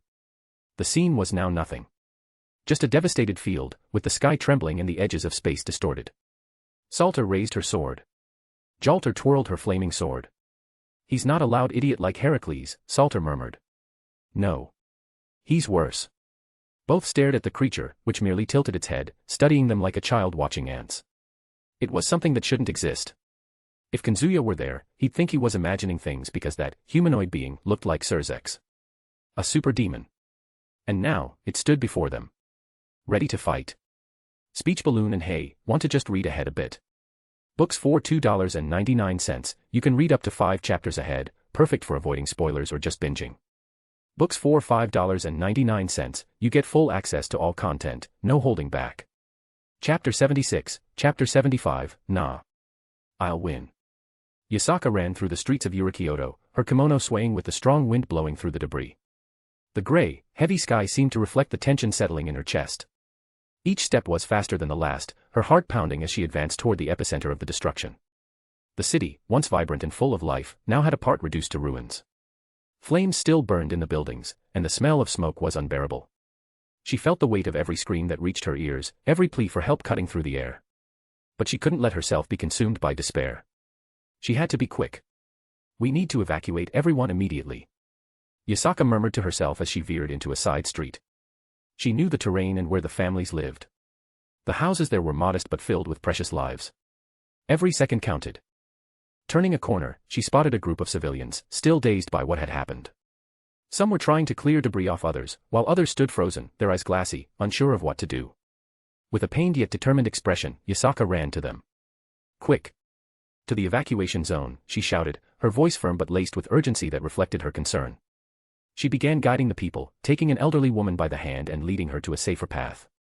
Don't stop, let's go. The center is much more dangerous now. Meanwhile, more civilians emerged, some with minor injuries, others more severe. Yasaka led them like a commander, always at the forefront, always showing the way. Her fox ears perked up, catching every sound of danger that might arise. She could not fail. Within minutes, most of the civilians were being led to safety, but Yasaka knew she couldn't stop yet. More people could be trapped in the rubble. Her chest tightened with agony as she heard a distant cry coming from inside a partially destroyed house. Stay here. I'll be right back, she said to those already safe, giving them one last look before running toward the sound. She entered the house, on the verge of collapse, and found a small boy trapped under a wooden beam. His eyes were filled with fear, but upon seeing Yasaka, a glimmer of hope began to shine. Are you okay, little one? Yasaka asked softly, even though she knew time was against her. The boy nodded, trying not to cry, but his leg was pinned. Yasaka crouched quickly, her expression fiercely determined. Don't worry. I'll get you out of here, she said, her hands briefly glowing with a faint spiritual aura as she used her strength to lift the beam and free the boy. She swiftly lifted him into her arms, ignoring his weight. He felt lighter to her, as if he completely trusted that he was safe now. As she exited the house, Yasaka spotted more civilians and ordered them to head to the nearest evacuation point, where a group of volunteers was already organizing people. The pressure didn't let up, but she didn't stop. She couldn't. Kyoto, her territory, was in ruins, but she wouldn't let it be swallowed by this disaster. The worst was yet to come, but for now, she would give her all to protect those still under her responsibility. Follow me. Yasaka commanded, her voice now steadier, without a hint of doubt. Let's make sure everyone is safe. Hurry. Suddenly, from atop one of the partially destroyed rooftops, 4 figures emerged through the smoke and shadows. The elite guards of Kyoto, respected warriors among the yokai, each responsible for one of the 4 access routes to the city. They descended to the street, landing before Yasaka with a quick, simultaneous bow. The first to speak was Raijin, a tengu with black wings folded on his back, his golden eyes glowing like embers. His wind spear rested on his back, but the static energy around his fingers made it clear he was ready to act. Yasaka-sama, we are here. The gates are under our control. The east remains sealed. No signs of intrusion on my route. Beside him stood Gozu, a minotaur with dark eyes and an overwhelming presence. His grayish skin gleamed, and he carried a kanabo strapped to his back. He spoke calmly. Northeast remains sealed. No hostile movement passed through me. Yukawa, a Yukiana with white hair and serene eyes, joined the two. The north is secure as well. No being crossed my domain. Lastly, Ibaraki, an Oni with dark red skin and wild hair, walked slowly with a giant axe resting on his shoulder. His grin was wide, as if ready to fight at any moment. South. Only the wind passed by me today. Yasaka frowned, confused and furious. If everyone was at their posts, how did they get in? Raijin was the only one to meet her gaze directly, with respect but firmness. They didn't use the roads. I can guarantee that, Yasaka-sama. There was no movement on the paths, no distortions in the air. They must have teleported into the city. The other 3 nodded in unison. Yasaka pressed her lips together, her eyes hardening. Understood, she said finally. Prepare the evacuation routes. If these intruders think they can cross Kyoto without paying a price, they're about to find out how wrong they are. All 4 guards gave a brief bow and vanished toward the civilians. She then looked toward where she could sense the intruder's presence. As a leader, she believed her first duty was to protect her people, which she had done instead of heading straight there. But now, with her trusted subordinates and guards handling the civilians, she could go with a clearer mind. With that in mind, she quickly ran in that direction. When Kazuya and his companions arrived at the attack site, the scene was a nightmare in broad daylight. Behind where they had stopped, an entire block had been reduced to smoking rubble. Traditional buildings lay in ruins, charred wood crackling under the lingering heat. Civilians ran in panic through side streets, some with singed clothes, others carrying children or helping the injured. They had stopped because in front of them, as if posing for a heroic or mocking portrait, stood the culprits. They stood calmly, as if it were nothing more than a stroll in the park. And at their center, exuding the air of someone who had done exactly what he intended, radiating arrogance, was him. Chow Chow. The wielder of the true Longinus. To his right, George, with a faint purple mist subtly surrounding his body. Beside him, Jean d'Arc, or at least the version Kazuya recognized from this world. Further ahead, Perseus observed the wreckage. And next to Perseus was Marsilio, smiling faintly. The group didn't end there. Zhuge Liang held her fan with a strange smile on her lips. Arthur Pendragon and Lu Fei, the Pendragon siblings, stood slightly behind. Lu Fei looked at the wreckage with restrained sorrow, her fingers nervously clutching her grimoire. Arthur remained stoic, the Caliban, resting in his hands, still sheathed for now. And finally, there was him. Siegfried, standing calmly a bit further back. Kazuya observed it all without saying a word for a long moment. He recognized them easily, as did his servants, thanks to the information he had shared through their mental connection. It was incredibly useful in situations like this. Ishtar snorted, crossing her arms tightly.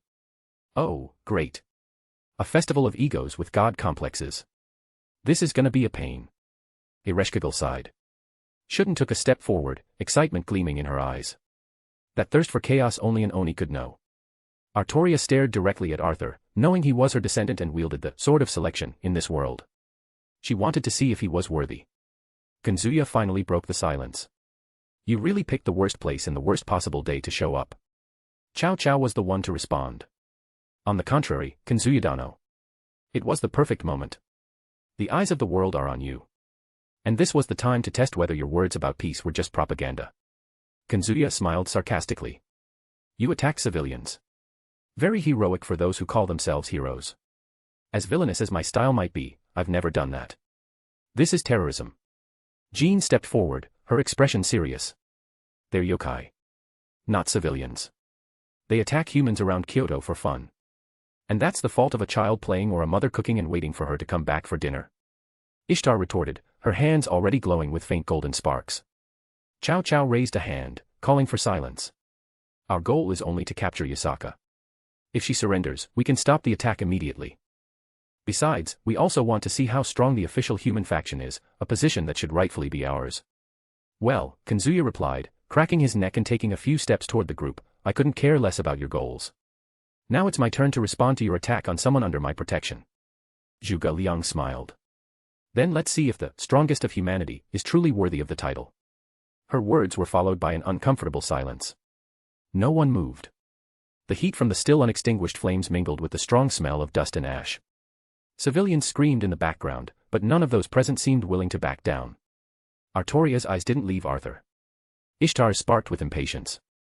Ereshkigal kept her fists clenched, while Shutenduji laughed softly, almost as if enjoying the tense atmosphere. On the other side, Jean held her upright posture but watched Kazuya cautiously. Perseus seemed more bored than worried. Siegfried, motionless. Arthur, like a statue. Lu Fei glanced nervously at both sides. Then, hurried footsteps broke the tension. Yasaka appeared at incredible speed, her kimono stained and her brows furrowed with pure fury. As she approached, her eyes narrowed. Who are you? Her voice was firm, clear, and carried the authority of someone in her own territory. And why did you attack my city? Cao Cao smiled, as if it were a casual conversation between old acquaintances. He took a step forward, the true Longinus appearing on his shoulder. We are heroes. He replied, as if that were enough. And we've come to ask for your help. Yasaka's reaction was immediate. Her shoulders tensed, and her tail twitched slightly behind her, as if ready to lash the air. Help! All this was a request. You call this help?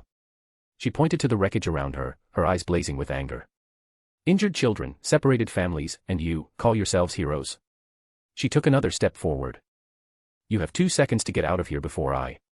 But she didn't finish her sentence. Cao Cao merely tilted his head slightly, as if signaling something silently.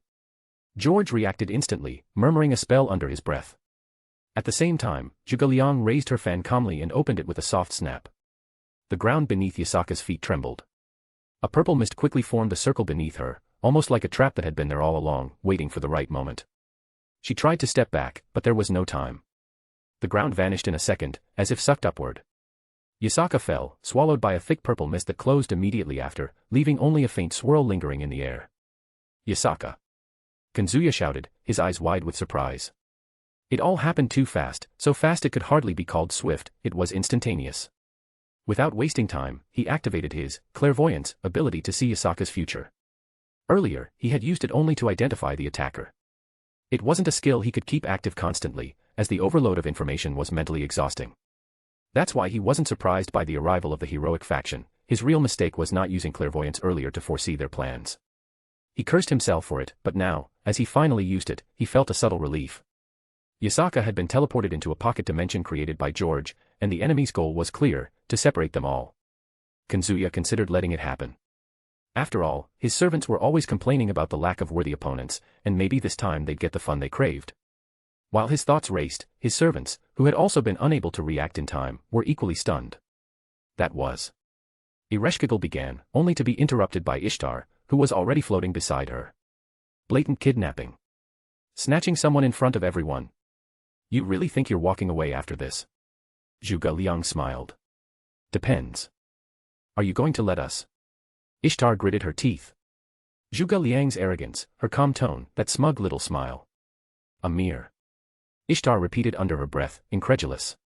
You're full of yourself, huh? Without warning, Ishtar raised her hand, forming a finger gun. A golden glow concentrated at the tip of her index finger, intense, fierce, divine. With a snap, the air trembled. The magical blast tore through the air with a boom like the thunder of an angry god. It was a beam of pure golden energy, too fast for human eyes to follow, heading straight for Zhuge Liang. The strategist girl, though surprised, had sharp reflexes. Her eyes widened for a moment before George appeared in front of her, hands outstretched, his eyes glowing with focus. A thick purple mist rose like a living wall, swallowing the blast with a magical roar. The impact created a shockwave, kicking up debris and dust as if an explosion had just occurred. Zhuge Liang briefly dropped to her knees from the shock, but George remained impassive. He looked at Ishtar and shouted. Now. Snapping back to reality at George's shout, Zhuge Liang immediately used her sacred gear, strategic trap, which could create various traps, like small holes for transporting people and items. Several holes appeared beneath the servants, while one appeared above Ishtar, who tried to fly. They were preset traps, each activated simultaneously. Knowing they couldn't use the same trick as they did with Yasaka, these holes only teleported the servants closer to George, who was overly prepared. The purple mist formed a giant dome and swallowed them all in the blink of an eye. One by one, the magic circles faded as their targets were transported to the pocket dimension created by George's sacred gear, Dimension Lost. George, now panting from the effort, raised his hands one last time, releasing a new wave of mist that quickly swept the field. It enveloped the bodies of Zhuge Liang, Jean, Perseus, Siegfried, Lu Fei, Arthur, and Marsilio, making them vanish like shadows in the fog. In seconds, only Cao Cao, George, and Kazuya remained. Silence prevailed.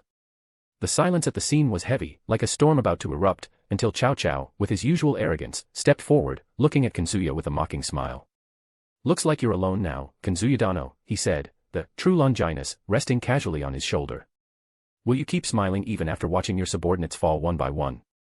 Kazuya just looked at him, arms crossed, his face showing pure disdain. Then he smiled. Not a forced or polite smile, but a genuinely mocking one, as if the situation were a hilarious joke only he understood. That deeply irritated Cao Cao. "You're not worried?" he asked, frowning. "Your allies are trapped, Yasaka captured, and you're here, smiling." Kazuya let out a short, genuine laugh, as if he'd heard something utterly absurd. He shrugged, looking as relaxed as if watching a comedy movie. "Worried," he repeated, chuckling. "My friend, the one who should be worried here, is you." The laughter stopped as naturally as it began, but the mocking smile lingered on his lips.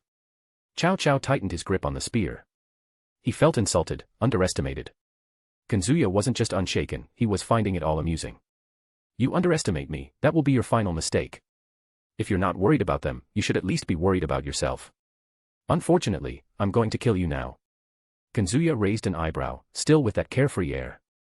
Then, in a calm, almost disinterested voice, he replied. "Nah. I'll win." The short phrase, spoken so casually, carried more weight than any war cry. As if the outcome were already decided, as if the entire world conspired in his favor. Cao Cao finally gritted his teeth. "Has anyone ever told you you're insufferable?" he hissed, already irritated by Kazuya's cold confidence. "So tell me, if you're so sure, why not accept a fight now? Me against you." Kazuya shrugged. "Yeah, I've heard that a lot." He then looked at Cao Cao casually and said, "Has anyone told you you're pretty arrogant and have a hero complex? You're acting like one of those action movie protagonists.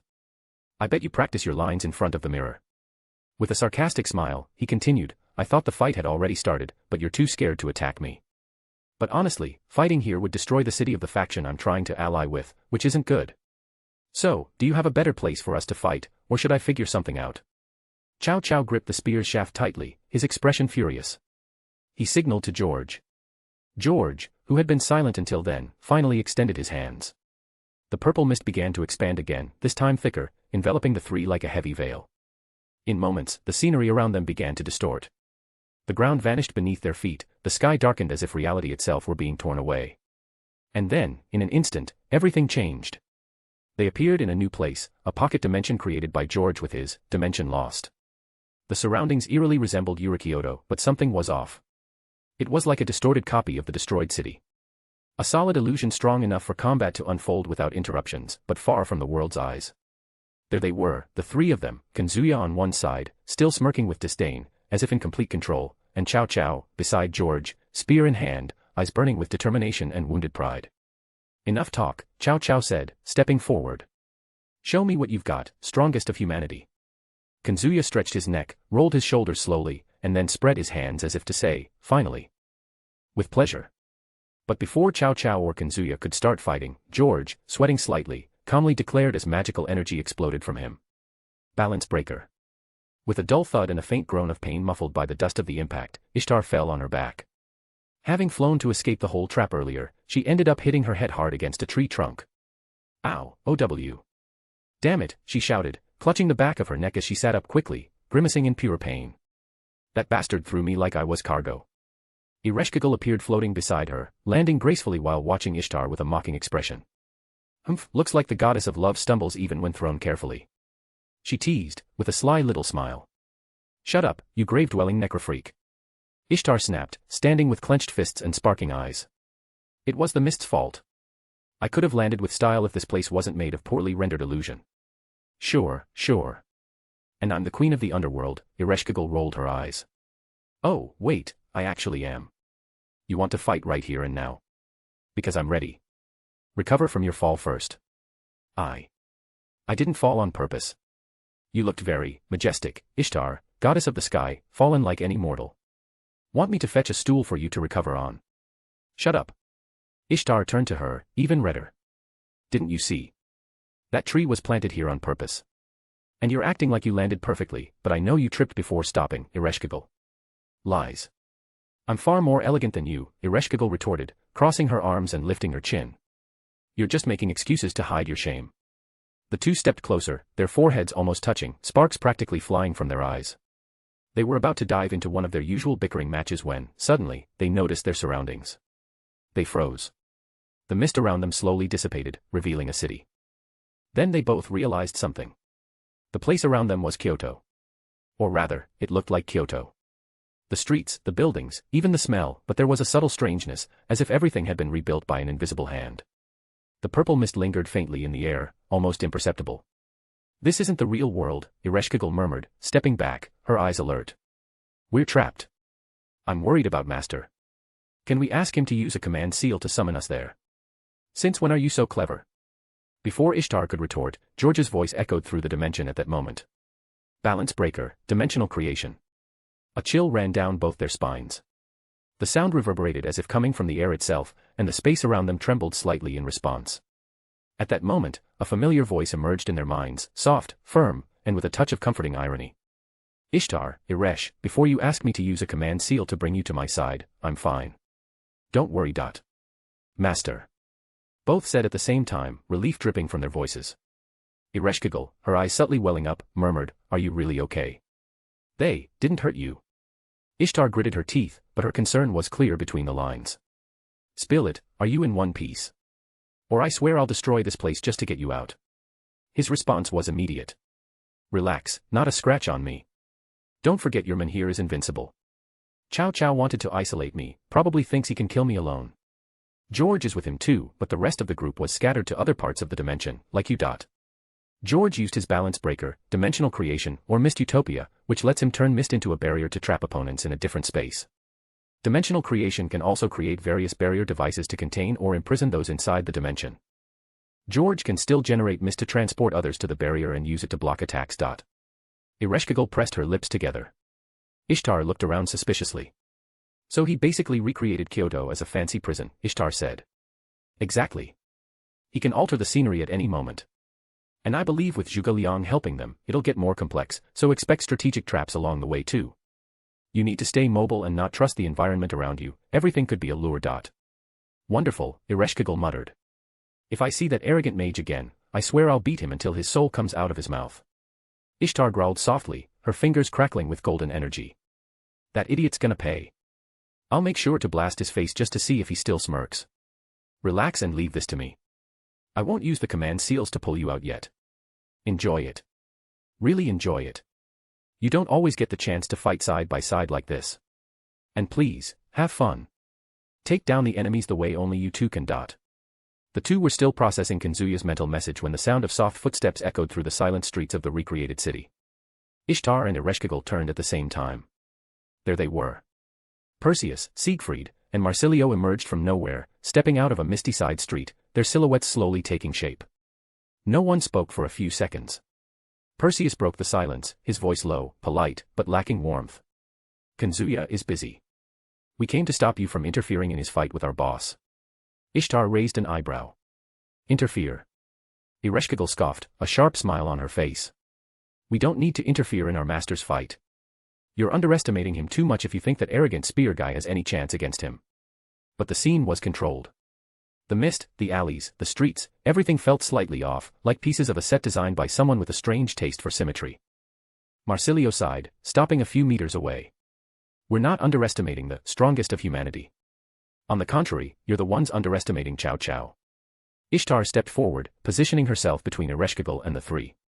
Think what you want, useless mortal. I'm more amused by this hilarious situation.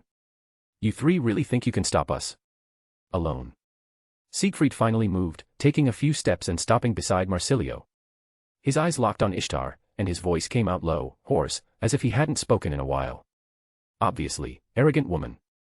Ishtar ignored the provocation and frowned. As she was about to speak, Ereshkigal stepped beside her. The two goddesses exchanged a glance. There was no fear in either of their eyes, only mild irritation at having to waste time on this. And, well, a bit of excitement too. So that's it. Master's orders are for us to have fun, but I think they won't put up a good fight. I want to punch the faces of these arrogant mortals, Ishtar murmured, flexing her shoulders. Let's take care of them quick. As always, you solve everything with a punch, don't you? Ereshkigal replied with a brief smirk. Ishtar snapped her fingers and looked ahead. Of course.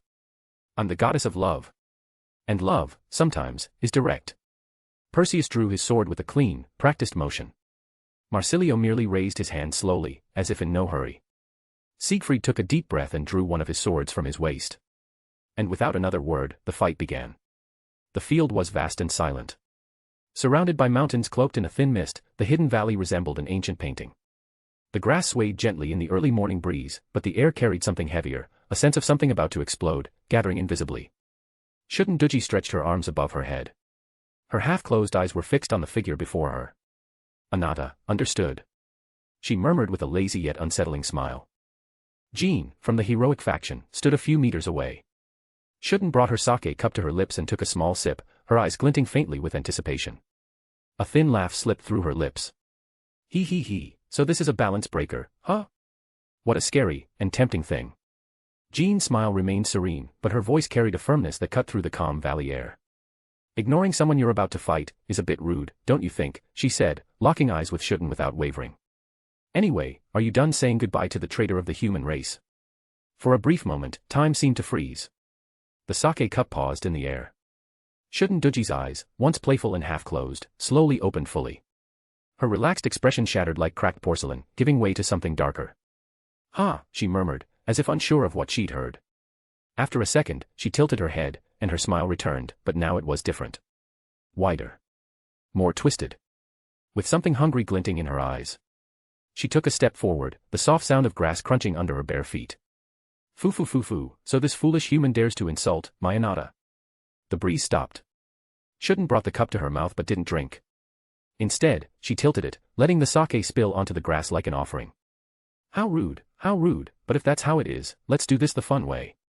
Her voice was musical, but something in it made the skin crawl. I'll drink your blood, drop by drop, until the last breath of that ridiculous faith of yours. Jean didn't respond immediately. A bead of sweat rolled down her temple, though her body remained upright like a spear planted in the ground. The feeling was clear, instinctual, like the fear animals sense before a natural disaster. She had faced dragons, demons, lesser gods, but nothing in her memory seemed to compare to the being before her now. Then let's finish this before the sun gets too high. Jean said, gripping the handle of her banner tighter. Because it doesn't matter if you're an oni or a possessive wife. My duty is to kill you. Shun'en let out a shrill, joyful laugh, like a child about to open a gift. Hi. How delightful. I like you, human. This is going to be unforgettable. And then, in an instant, the wind blew with sudden violence, as if even it were trying to flee. The two figures stood there, motionless, separated by meters, but already caught in the whirlwind of an inevitable battle. The ghost city seemed frozen in time.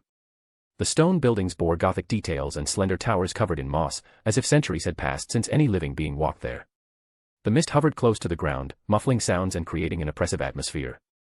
No birds sang. No sound of wind. Only the silence of something forgotten. In the middle of the worn cobblestone street, where carriages would never pass again, three figures faced each other. Artoria Lancer stood there, steadfast. Her long golden hair danced gently in the chilly breeze. The sacred lance rested on her shoulder naturally, as if it were an extension of her body. Her gaze, however, was firm, calm, and sharp as the tip of the weapon she carried. Since my master has given me permission to do as I please, she said, her voice almost respectful but filled with authority, I have to ask. Her eyes glinted with restrained intensity. Are you the last descendants of the Pendragon family? Arthur and Lugh, correct. Arthur raised an eyebrow, his golden eyes narrowing in suspicion. And what of it, he replied, his tone dry, defensive. Lugh hesitated. The young mage, who usually spoke for him, took an unconscious step back. Artoria didn't respond immediately. Her gaze slowly lowered, landing directly on the sheathed sword Arthur carried strapped to his back. I want to see, she said, now with a faint melancholic smile, if you are worthy of wielding that sword, as I once was. The words fell like stones. Arthur's eyes widened. Lugh, beside him, did too. But before they could question her, the woman's aura surged. The fight was about to begin. Speech balloon and hey, want to just read ahead a bit. Books for $2.99, you can read up to 5 chapters ahead, perfect for avoiding spoilers or just binging. Books for $5.99, you get full access to all content, no holding back. Chapter 77, Chapter 76, Celtic God. Scathach walked calmly down the road, hands clasped behind her head, a slightly bored look in her eyes. The wind tousled her long purple hair as she recalled that morning. Kazuya was going to do something more fun, even if it's just politics, and I refused to go just because I wanted to take a walk alone, she thought, sighing. I thought it'd be more interesting to explore a bit, but I'm almost dying of boredom now. I should have stayed by his side. As she walked, she began to feel a slight tightness in her chest, a bad premonition. She paused for a moment, looking in the direction she sensed her master was. It was then that a distant, muffled sound reached her, a powerful explosion, strong enough to shake the very air around her. Scathach furrowed her brow slightly. But before she could take a single step toward the city, a purple mist began to spread all around her. The space around her trembled, as if it were being torn apart. Umph. What a cheap trick. The mist engulfed her completely, and when her feet touched the ground again, she was no longer in Japan. The cold air and the smell of damp earth made her recognize the place instantly. The towering mountains, the grey sky. Scotland. Her home. Scathach merely tightened her grip on the gi bulg she had reflexively summoned. It was what saved her, for in the next instant, a deafening sound echoed above her head. A spear of light streaked through the sky toward her, cutting the air with a sonic boom. With a simple movement, she spun her body and dodged the attack, the tip of the gi bulg deflecting the spear of light, which exploded against the ground beside her, opening a smoking crater. Attacking from behind. How rude, she said, raising her eyes. Above her floated a man. His body emanated an aura so intense that the surrounding mountains began to tremble. Rocks shattered, as if gravity itself were increasing with each second. He was a man of striking beauty, with spiky blonde hair shining like gold. On his forehead, a marked sun radiated an almost tangible power. His cold eyes were fixed on Scathach, and the pressure of his presence crushed everything around. Scathach, however, merely raised an eyebrow, intrigued. You've gotten stronger than last time, she said in a low tone, the gi bulg spinning lightly in her hand. Her red eyes stared at him calmly. Lugh, the Celtic god of the sun. Yes, the man before her eyes was one of her adversaries when she faced the Celtic gods at her master's request. Had he come for revenge? She wouldn't have been interested if he hadn't somehow grown stronger. The man didn't respond, merely watching her coldly from above. Scathach smirked, relaxing her shoulders. I hope you're prepared for my revenge.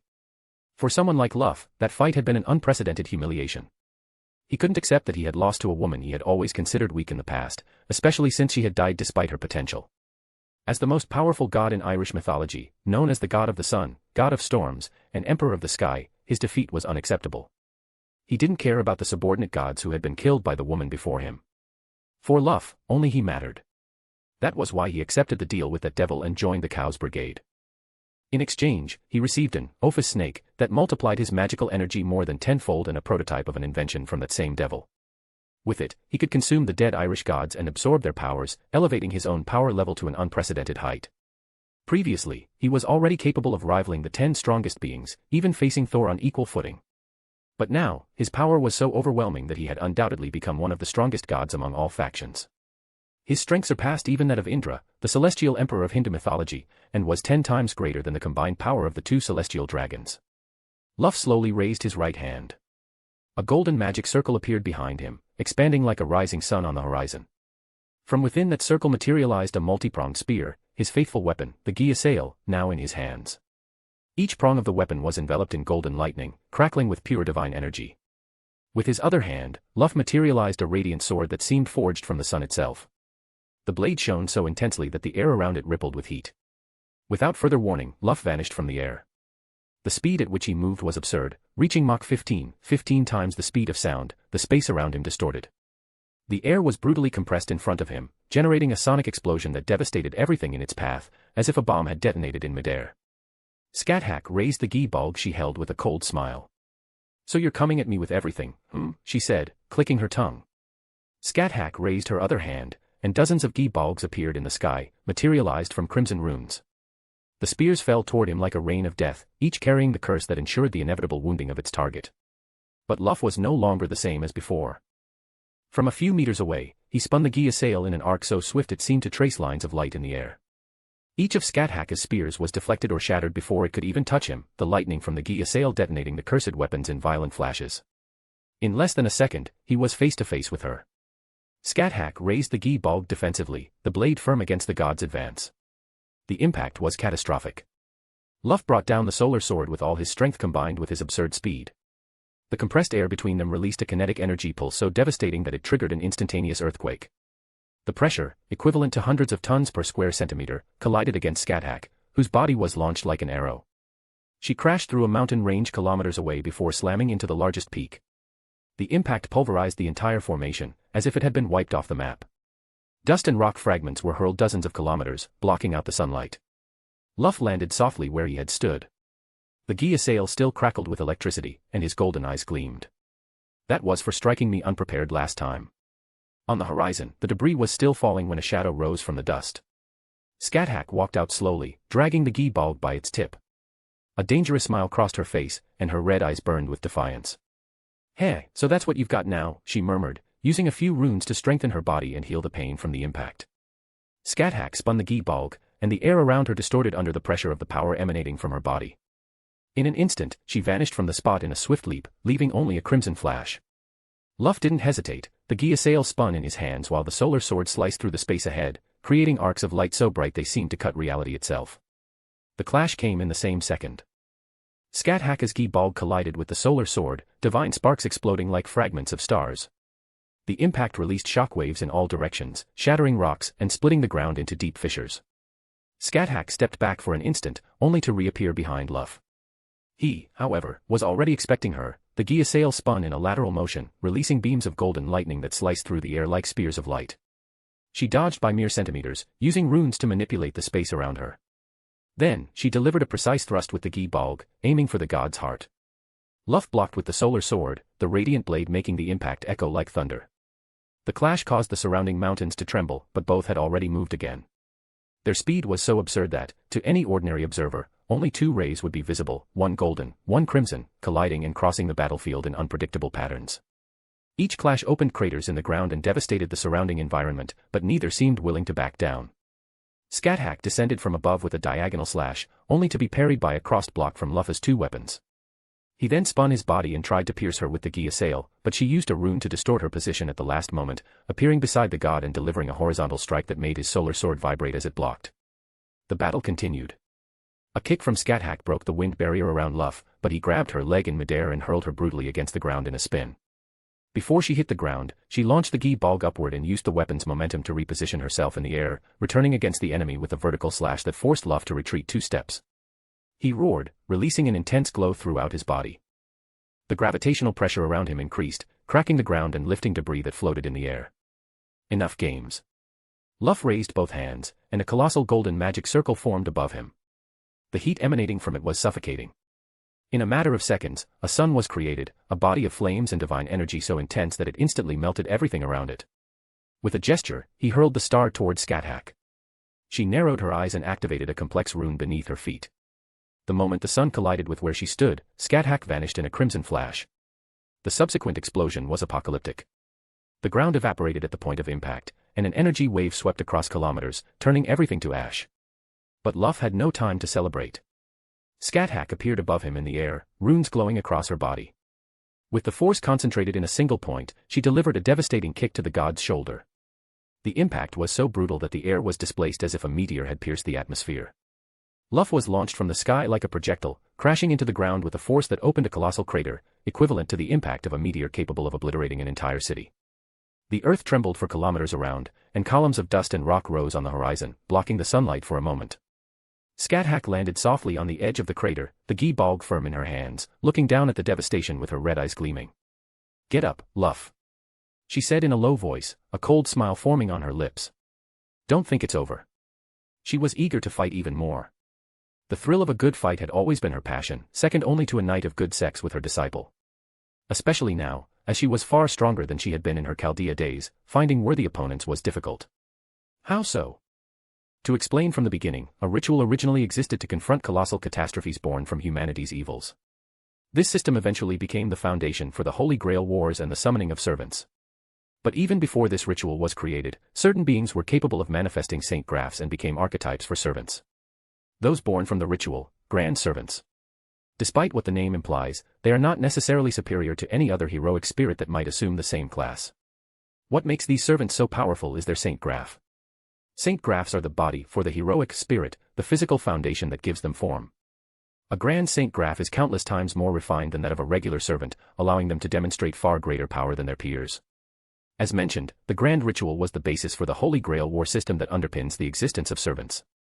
Heroic spirits are summonable as servants, but a servant's strength is not always 100% of what the individual possessed in life. To facilitate the creation of the saint graph, servants are assigned classes that restrict the appropriate aspects of their legends, meaning a heroic spirit may act as a servant using only a fraction of what is recorded in their history. The location and recognition also influence a servant's strength. Heracles is said to be essentially invincible in Greece, and King Arthur's fame allows Artoria to demonstrate much of her strength anywhere in the world. In the case of Kazuya's summons, all the servants he calls forth have their saint graphs in their most perfect form, and they all possess infinite magical energy due to their master having it as well, though they cannot use an amount beyond their own limits. This means they could use any of their abilities and noble phantasms without worry. In terms of fate/grand order, they were all at their final ascension. Or more specifically, they could essentially use nearly all the power they possessed when alive, being almost a true heroic spirit and not a mere copy. Lugh emerged from the bottom of the crater in a burst of dust and heat, hovering in the air like a wounded sun. He spat blood from the side of his mouth and touched his ribs, the sensation confirming a crack within. Some were broken, and pain radiated in waves. The glow of the solar sword faltered, he discarded it with a flick of his wrist, letting it dissolve into golden sparks. Then, he pulled the Gia sail close to his body and assumed a spear stance, shoulder slightly turned, the weapon extended forward like a ray. Scathach responded with the naturalness of one who breathes combat. The Gi bulb traced a short arc, positioning itself in front of her chest, tip low, elbow loose. The mistress of the land of shadows tilted her chin, assessing him with ruby eyes. They charged. The first clash was a crossing of golden and crimson lines that exploded in the air. Their speed surpassed the hypersonic regime so easily that the concept of Mach became irrelevant, the atmosphere around them ionized, forming luminous halos and plasma cones that dissolved into dry thunderclaps. The Gia sail sparked solar flares as it met the Gi bulb, and each contact produced a flash that vitrified the ground dozens of meters below, as if arc welding torches were sweeping the landscape. Lugh thrust in a rapid sequence, 3 stabs at quadrant angles, trying to break her guard through phase variation. Scathach responded with minimal economy, a half step into the line, the shaft of the Gi bulb pressed against her forearm, deflecting the multiple prongs of the assail with a touch that turned force into nothing. She countered with an upward strike that grazed the god's chin, golden blood vaporized before it could fall, reduced to mist by the temperature of the compressed air. They vanished again. To the naked eye, only 2 continuous lines remained, one golden, one red, intertwining in concentric ellipses that sliced through valleys and peaks like wet paper. Each change in direction formed pressure fronts that traveled like small earthquakes. The impact energy of a single step was equivalent to the detonation of anti-armor munitions. The mountains, once proud ramparts, began to crumble, carved by shock waves, melted by stagnation heat, and pulverized by atmospheric shear. "You're not going to tell me that's all you've got?" Scathach taunted, appearing to Lugh's left the exact moment he anticipated an approach from the right. The tip of the Gi bulb bit into his shoulder with a wet snap, the cursed contagion spread through the tissue like a command written in fate. Lugh twisted his torso, the Gia sail swept an arc that shattered the space with lightning, and the counterattack caught Scathach in the thigh, but a rune that appeared there deflected the blow thanks to her foresight ability. They separated in the same pulse and collided again. Lugh, furious, began interspersing the spear with open palm strikes, each amplified by a pressure pulse. The air in front of his hands turned white, the compression so high it released flashes, the ram pressure there was enough to flatten a mountain like clay. Scathach responded in counterpoint, small runes lit up in her tendons, the force was redistributed through her body like a circuit. Her counterstrikes were precise, seeking the micro gaps between the multiple prongs of the assail. "Admit it, Lugh. You're slower. Go to hell, woman. I'll kill you." She made him chase her in an impossible curve. The maneuver drew a vortex of wake so intense that the slope below imploded inward, as if an invisible hand had pinched the terrain. Lugh locked the curve on the heel of the air, switched the dominant hand on the Gia sail, and fired a beam along the shaft's axis. The shot pierced the dust and struck Scathach in the flank. The energy broke through her runic barrier and burned the tissue beneath her skin, a ring of smoke expanding behind her in silence before the thunder arrived. She didn't retreat. She charged through the beam's line, used the flash as a curtain, and appeared under his guard, so close that the shafts of their weapons crossed in the lower third. A hip twist, a push against the base of the Gia sail, and Lugh's axis was shifted a few centimeters, enough for the tip of the Gi bulb to pierce his triceps and pin him momentarily in his own inertia. Lugh roared and broke the bind with a pulse of light that carbonized the air. The landscape continued to vanish.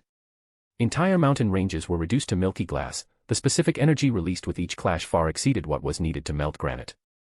The dust formed columns that rose with thunder, only to be swept away by return winds generated by their own movements. The horizon became a shallow dish of molten rock. Her god-slaying skill helped deal additional damage to Lugh, giving her a significant advantage. But she couldn't deny he had become dozens of times stronger than before. Lugh gained vertical distance, trying to catch his breath, but Scathach was already there. The tip of the gi bog fainted at his neck and, in truth, pierced obliquely through the side of his torso. The sound was like tearing cloth. The god retreated with a numb arm, blood streaming in lines that boiled.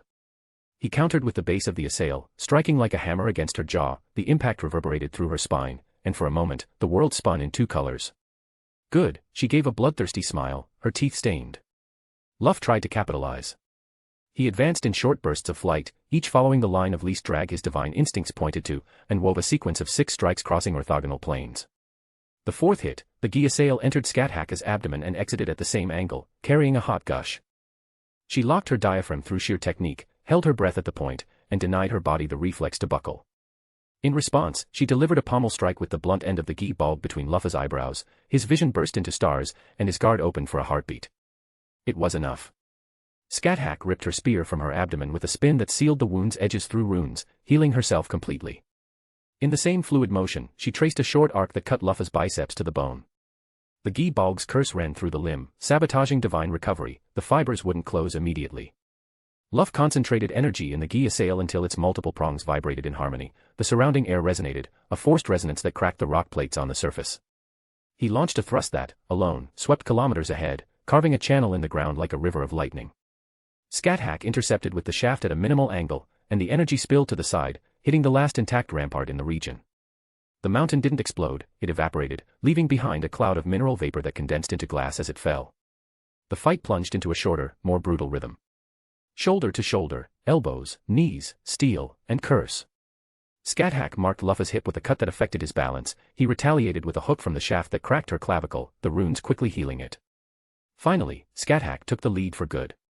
She planted the base of her feet in the air as if stepping on an invisible mat and executed a sequence of 4 moves in 0 time: parry, bind, axis displacement, short thrust. The gi bulb entered between Lugh's already broken ribs, found the path that must be wounded, and followed it. The god choked, his body locking up for the first time. He responded with a burst of light that forced her to leap back, but the retreat was her choice, not necessity. Lugh hovered, his chest heaving with effort, blood steaming on his skin. The advantage was Scathach's. The field, a desert of glass, bore witness. And the air still vibrated with the echo of the clash of 2 rays. Lugh closed his eyes for a moment, breathing deeply as the gi assail spun in his hand. He knew he needed something to end it all. The air around him began to glow in golden hues, condensed mana particles so dense that the atmosphere crackled with electric discharges. "I'll incinerate you, you damn bitch." The sky tore open as a colossal magic circle appeared, covering nearly the entire horizon.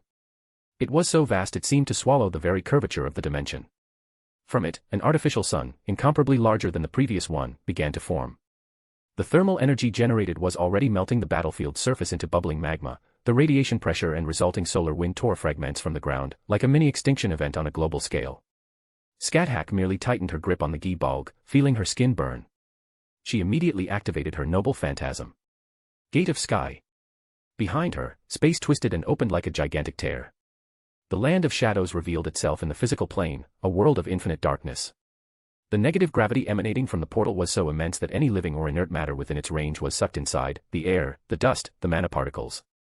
Scathach modulated the noble phantasm's target with deadly precision. Lugh's sun descended. The impact with the Gate of Sky was cataclysmic. The false sun's thermal and gravitational power met the voracious hunger of the land of shadows, which absorbed everything insatiably. The collision created a shockwave that spread at nearly 40,000 kilometers per hour, flattening mountains hundreds of kilometers away. The entire dimension was collapsing. The atmosphere around the battlefield was practically torn away, creating a local vacuum zone before being swallowed by the portal. Scathach felt her mana being drained to keep the portal stable, but with her master sustaining her, it was merely a breeze on her face. Lugh roared as he poured what remained of his strength into the sun. He knew he was losing mana rapidly because of the strange portal behind the woman, but he also knew that failing there would be the end. Then, finally, the Gate of Sky consumed everything. The false sun vanished into the land of shadows, which closed with an empty thunderclap. The silence that followed was almost deafening, the kind of silence that comes only after an apocalypse. Scathach stumbled forward but maintained her posture. Lugh was panting, hovering with difficulty, his mana nearly depleted. She smirked. Was that it? Your last card? Shut up. Lugh tried to charge, but his speed had drastically dropped. Scathach advanced like a crimson blur, and the first strike with the gi bulb pierced his guard, opening his flank. The god retreated, but she didn't stop. In the blink of an eye, Scathach was behind him, the reverse tip of the spear striking his spine with enough force to dislodge vertebrae. The air was forced from Lugh's lungs, and he barely had time to block the next attack. The gi bulb pierced his thigh, the curse running through his veins. I see that even having grown stronger, it still wasn't enough, Lugh. Lugh attempted a desperate counterattack with the gi assail, but Scathach dodged with a spin of her body. She trapped the god's spear with the shaft of her own weapon, pushed it downward, and delivered a knee to his chin.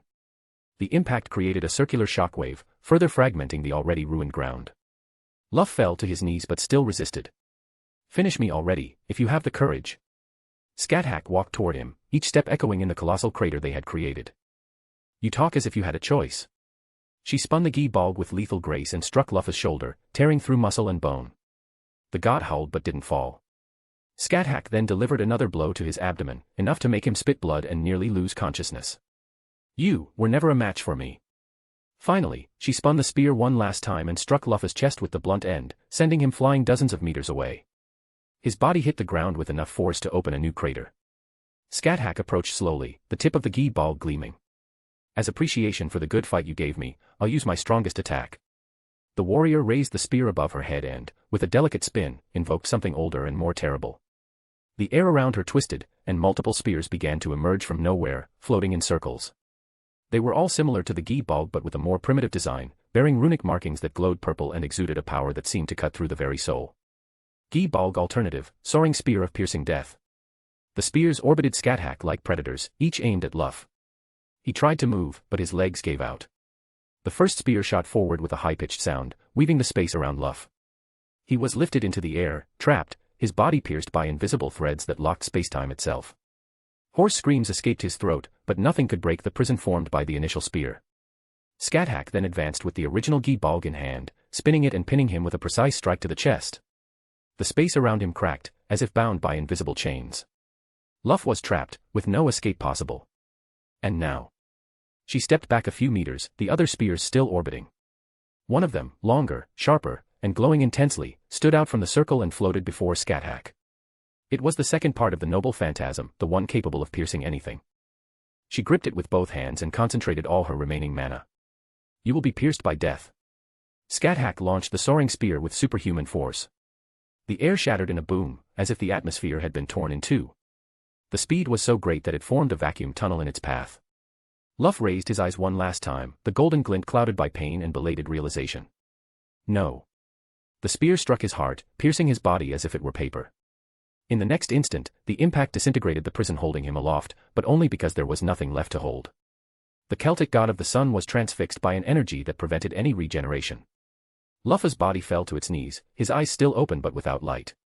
His wounds refused to heal, and the alternative gi bulb pulsed in his chest, the curse eroding what remained of his soul.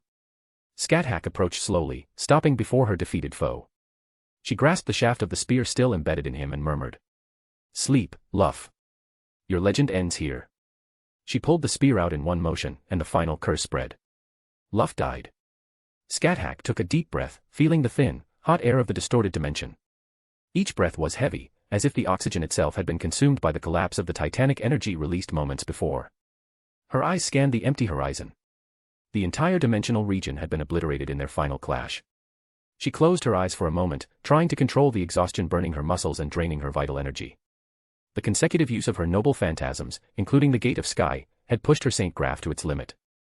It was a satisfying battle. She raised the gi bulb and traced a runic pattern in the air. The space before her vibrated, its edges tearing into a pulsing crimson circle of energy. The Gate of Sky opened once more, revealing a direct passage to the physical world. I need to get back.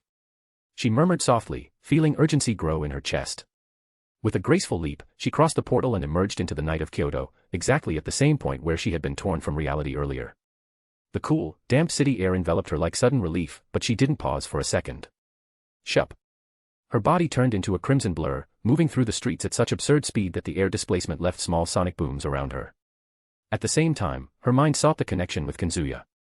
Scathach focused, channeling a thin stream of mana through the mental link that always bound them. I'm coming. A/N, good afternoon, everyone.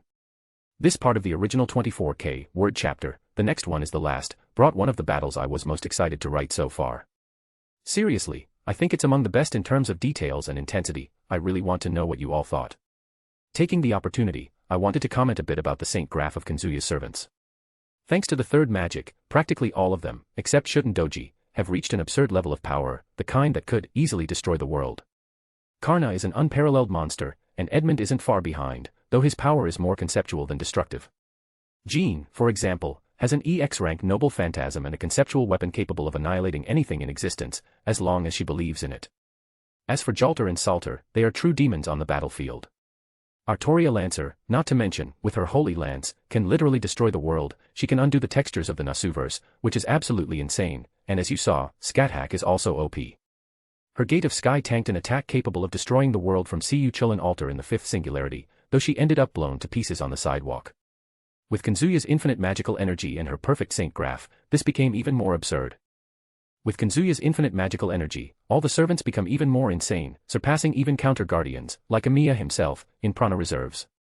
At the very least, almost all of them reach continental level, with the exception of characters like Matahari, who, even enhanced, wouldn't be that OP. In summary, Kazuya is surrounded only by top-rank servants, all with more perfect Saint Graphs and limitless magical energy. Now, about DxD, from what I've been reading and watching.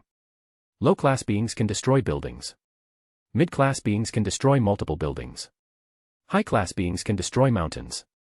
Ultimate-class beings can destroy entire cities. Mao or God class can destroy countries.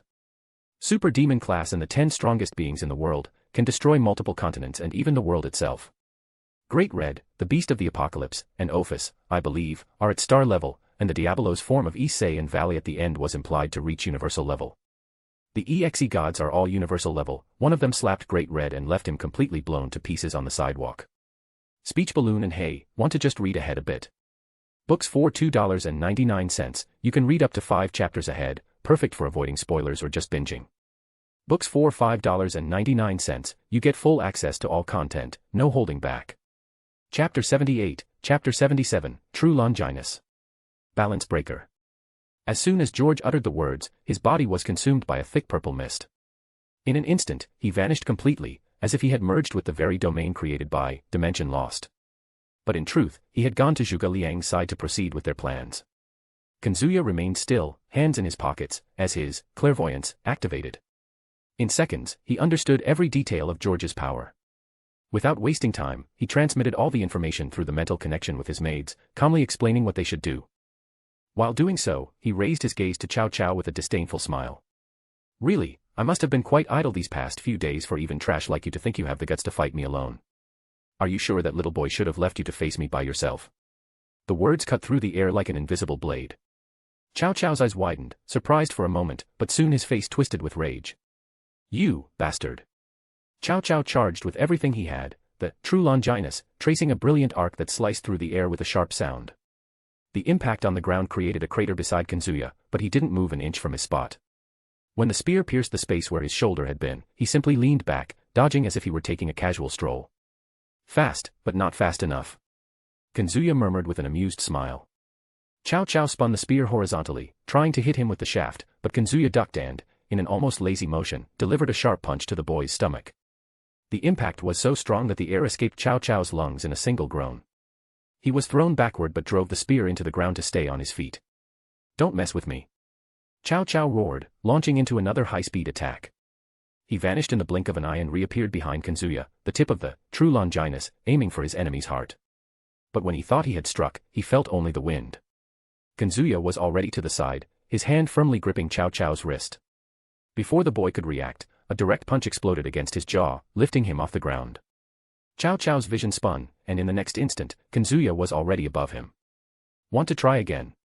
Kazuya's fist came down on Chow Chow's face like a hammer. He was slammed into the ground, which shattered with the impact. Pain throbbed through his entire body, but he staggered to his feet, spitting blood and using the spear for support. You. Won't beat me with that, Cao Cao growled, charging again. He unleashed an intense aura of holy power through the true Longinus, the spear's blade glowing as if it could pierce the heavens. You're really trying to hit me with that? Kazuya taunted. He dodged every strike with minimal movements, a step to the side, a slight lean back, a twist of his torso. Each of Cao Cao's attacks passed within millimeters of his body, but none even grazed his clothes. Kazuya then grabbed the shaft of the true Longinus, mid-motion, spun his body, and hurled Cao Cao against a concrete wall.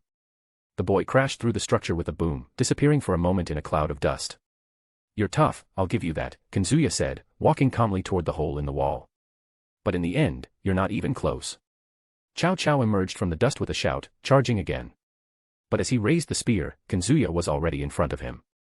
He deflected the strike with the palm of his hand and delivered a cross-punch that made Cao Cao's body spin in the air. Before he could fall, Kazuya grabbed his head with one hand and slammed him into the ground again. It's getting hard to even stay entertained, he commented, stepping on Cao Cao's chest to keep him pinned. Cao Cao struggled, rage and frustration etched on his bloodied face. The true Longinus still glowed, but he had no space or reaction time to use it. I expected more from the self-proclaimed hero of humanity, Kazuya said, pressing his foot harder against the boy's chest. Or was all that just hype?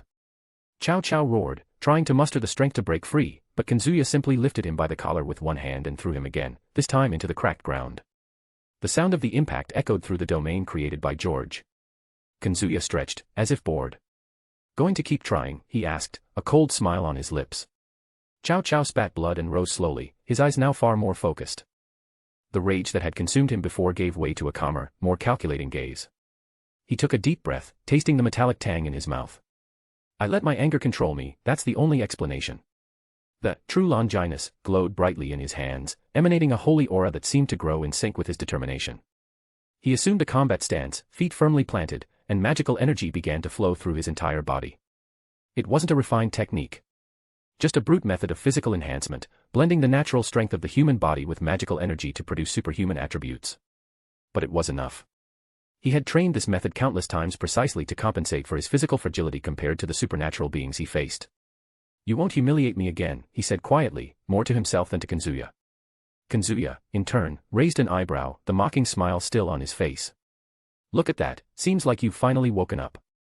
Saying this, he couldn't help but glance at the true Longinus, feeling a certain interest in it. In terms of appearance, it had golden metal decorations in the shape of arrowheads, spiraling in a double helix pattern. The decorations ended at the top of the spear's shaft, which featured a white circle, completely empty, with a cross filling it but not entirely. There was a small silver stub with 4 protrusions, 2 on the left and 2 on the right. The spear's tip was silver, and, like the shaft, it was longer than other types of spears. That was the greatest bug in God's sacred gear system. Even among all sacred gears, the one in Cao Cao's hands was unique, even among the Longinus said to kill gods.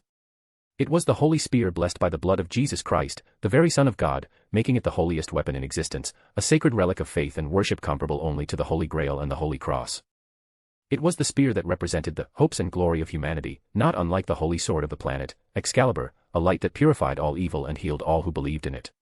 Even among the powerful Longinus, it was the strongest, the first and ultimate among them, the sacred gear that named the class. It was the ultimate holy spear for exterminating evil. Cao Cao charged. This time, Kazuya noticed the difference immediately. Cao Cao moved like a blur, the true Longinus, slicing through the air at a perfect angle. He was no longer attacking blindly, every step, every movement, was precise. Kazuya dodged by tilting his body, but the holy blade passed so close it nearly touched his clothes. Cao Cao didn't waste time and shifted the spear's stance, swinging the shaft to try hitting Kazuya from the side. The impact cut through the air with force, but Kazuya leaped back, hands still in his pockets as if he were merely observing.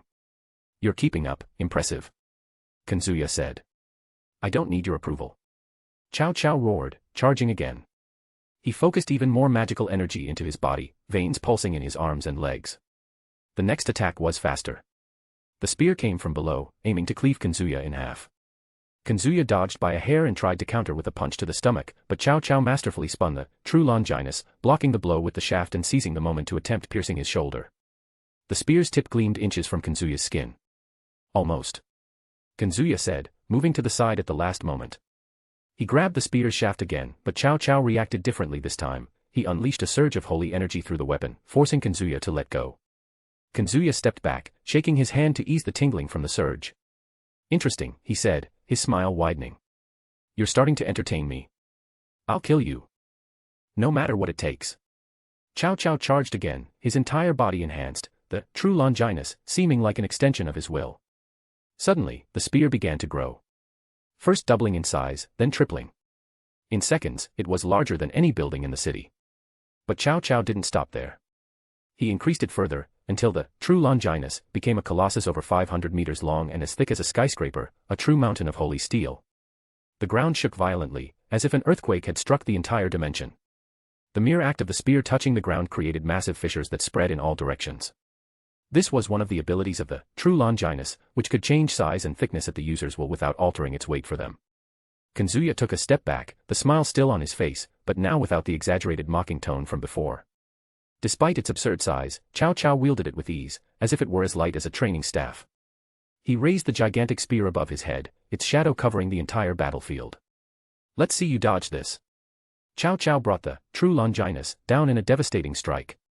The impact created a crater that swallowed half the surrounding area, as if a bomb had gone off. The sound was deafening, and the shockwave swept away everything in its path, destroying the landscape. Kazuya leaped to the side at the last moment, but the ground where he had stood was pulverized. He landed in the air, supported by his own manipulation of magical energy, and shot toward Cao Cao like a human missile. He struck the boy's chest with a punch so powerful that the air exploded around them, creating a gust. Cao Cao was thrown back but drove the now shrunk, true Longinus, into the ground to stop his momentum. In an instant, he spun the spear, which returned to its colossal size, swinging it horizontally to crush Kazuya like a fly. Kazuya raised his hand and caught the shaft. The impact made the entire dimension tremble. Cracks appeared in the space around them, as if the domain were about to collapse under the immense pressure. You're really giving it your all, Kazuya said, his muscles tensing for a moment. He pushed the spear aside with a sharp motion, enough to force Cao Cao back. Cao Cao didn't retreat. He shrank the true Longinus back to its normal size in an instant, using the shift in weight to gain speed. He appeared at Kazuya's side, the spear's tip aiming for his head. Kazuya dodged by tilting his neck and delivered a kick in the air, the force creating a shockwave that lifted the boy off the ground. But Cao Cao reacted quickly, altering the spear's size again to hundreds of meters, using the kinetic force to knock Kazuya down from above. The impact was monstrous. The entire area exploded into rubble, the ground sinking dozens of meters. An entire chunk of the dimension seemed to have been torn away. But Kazuya emerged unscathed, walking through the dust. He raised his hand, dispersing it all with a gesture. You're reminding me why I enjoy fights like this. Cao Cao roared and raised the true Longinus, again, this time throwing it like a javelin. The giant weapon crossed the distance in a second, destroying everything in its path. Kazuya raised his hand and stopped the spear with a single motion, energy exploding around it. He spun his body and returned the weapon with the same force, the spear flying back toward Cao Cao like a missile. Cao Cao shrank the true Longinus, at the last moment, catching it in the air and shooting upward, meeting Kazuya in midair. The two collided in an explosion so massive that the entire island, or rather, the distorted copy of Kyoto, began to crumble. Waves of energy tore through the space, as if each of their blows could destroy the world around them. And Kazuya, even in this scenario, seemed to be enjoying himself more with every second. The two pulled back. Cao Cao staggered, wiping blood with the back of his hand and raising the true Longinus. The spear glowed on its own, as if saying, I'm here. Kazuya approached silently, an aura of enhancement enveloping his body like a blue veil. In a blink, he vanished from his spot. The first blow was a direct punch to the stomach. The second, a cross to the temple. The third, a kick that doubled the distance and sent Cao Cao crashing through columns that crumbled like sand. Before the boy hit the ground, Kazuya was already above him, hammering down with his fist. The crater opened in stone petals. The true Longinus glowed and moved on its own. The shaft intercepted Kazuya's final blow with a clean sound, a holy barrier expanding for an instant. Cao Cao used the moment to spin, the spear's tip seeking Kazuya's neck. He dodged by a hair, the blade grazing as it sang through the air. Kazuya landed lightly, not a speck of dust on his clothes. Blue sparks appeared at his fingertips, dancing like live wires. It was subtle at first, separate charges, gradients forming in space. Then the vectors aligned. A column of electromagnetic force surged and pierced the dimension's horizon like a white streak. The beam sliced through an entire promontory, the city collapsed, suspended blocks turning to vapor under instant compression and heating. Where there was rock, a smooth, geometric absence remained, as if someone had erased a line on paper. Cao Cao charged along the edge of the newly created void, his feet scraping sparks. He changed his rhythm, short steps, quick pivots, full body leverage. The spear came straight, Kazuya leaned. It came curved, Kazuya stepped on the shaft and pushed back. It came with multiple thrusts, Kazuya read them all and broke their timing with a knee to the chin. Cao Cao's mouth filled with iron. The spear reacted again. A holy dome snapped into place, repelling a punch that would have crushed his sternum. The counterattack was immediate, a thrust without trace, the tip bending the space around it. Kazuya twisted his torso, felt the cold of the holy light graze his clothes, and responded with a back fist that warped the air. Cao Cao flew like a projectile but landed on his feet, still gripping tight. Lightning rolled down Kazuya's arms, flowing like thin rivers. He pointed 2 fingers and fired an invisible line that only revealed itself on impact. The buildings behind Cao Cao were sliced by induction, a blade of currents that melted metal and cracked stone with dry snaps. A white flash cut the sky, the sound came later, delayed. Cao Cao spun the true Longinus and drove its tip into the beam, as if pinning the light itself. The weapon absorbed the impact and returned only a roar. Kazuya was in front of him before the echo faded, shoulder to chin, hand on collar, throw, knee strike. The sequence was clean, no waste. Each contact sank the ground centimeters. All that remained was a ruined city surrounded by mountains, likely something to do with George. Cao Cao laughed low, hoarse, more defiance than joy. The true Longinus rose on its own and parried Kazuya's boot, the friction spitting sparks. Cao Cao slid under the leg and attempted an upward slash that would have split anything. Kazuya planted his foot, rotated his hip, and crushed Cao Cao's forearm with his elbow. Pain. The spear vibrated to absorb it. Kazuya opened his hand to the void. The fields collapsed around a point to Cao Cao's left, pulling him for an instant like an invisible tide, and in the same beat, a direct surge came from the right. The boy crossed the spear at the last microsecond, the holy aura screamed, splitting and reforming. Still, he was thrown sideways, rolling down a slope that hadn't existed a second before. When he stopped, Kazuya was already waiting. Punch to the stomach.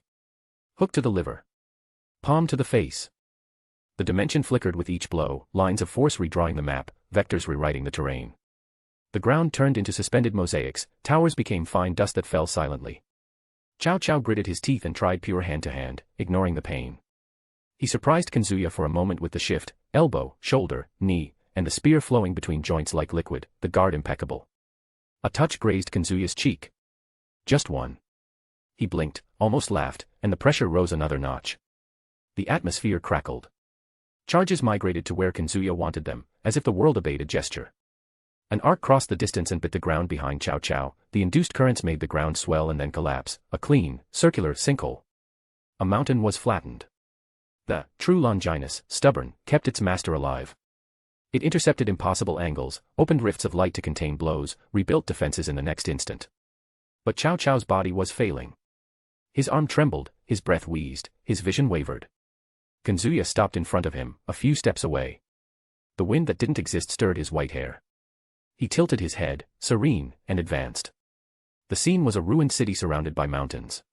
The wind ran through broken alleys and buildings open to the sky. Cao Cao stopped, panting. His face swollen, blood on his lips, his entire body begging to collapse. He raised the spear and, with rage, shouted. Balance breaker, polar night Longinus Chakravartin. 7 orbs the size of bowling balls appeared around him. Identical. No clues. They floated like cold suns in the air. Kazuya said nothing. Magical enhancement flowed through his body in an almost invisible glow. His right hand rose, small arcs of electricity danced between his fingers. The orbs moved first. One touched a concrete block, and it rose as if gravity had been turned off, Hatsudai Ratana, the elephant treasure, granting Cao Cao the ability to fly and levitate any object or person it touched. The debris became an aerial flood, covering Kazuya in a storm of levitated stones.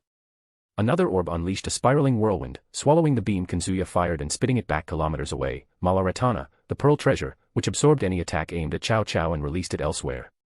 The mountain to the east was sliced in a straight line, vitrified from top to base, like glass thrown into a furnace. Kazuya took a step, and the air snapped. The magnetic field bent to his will, charges were separated, aligned, and compressed. A white thread cut through the ruins, thin and absolute.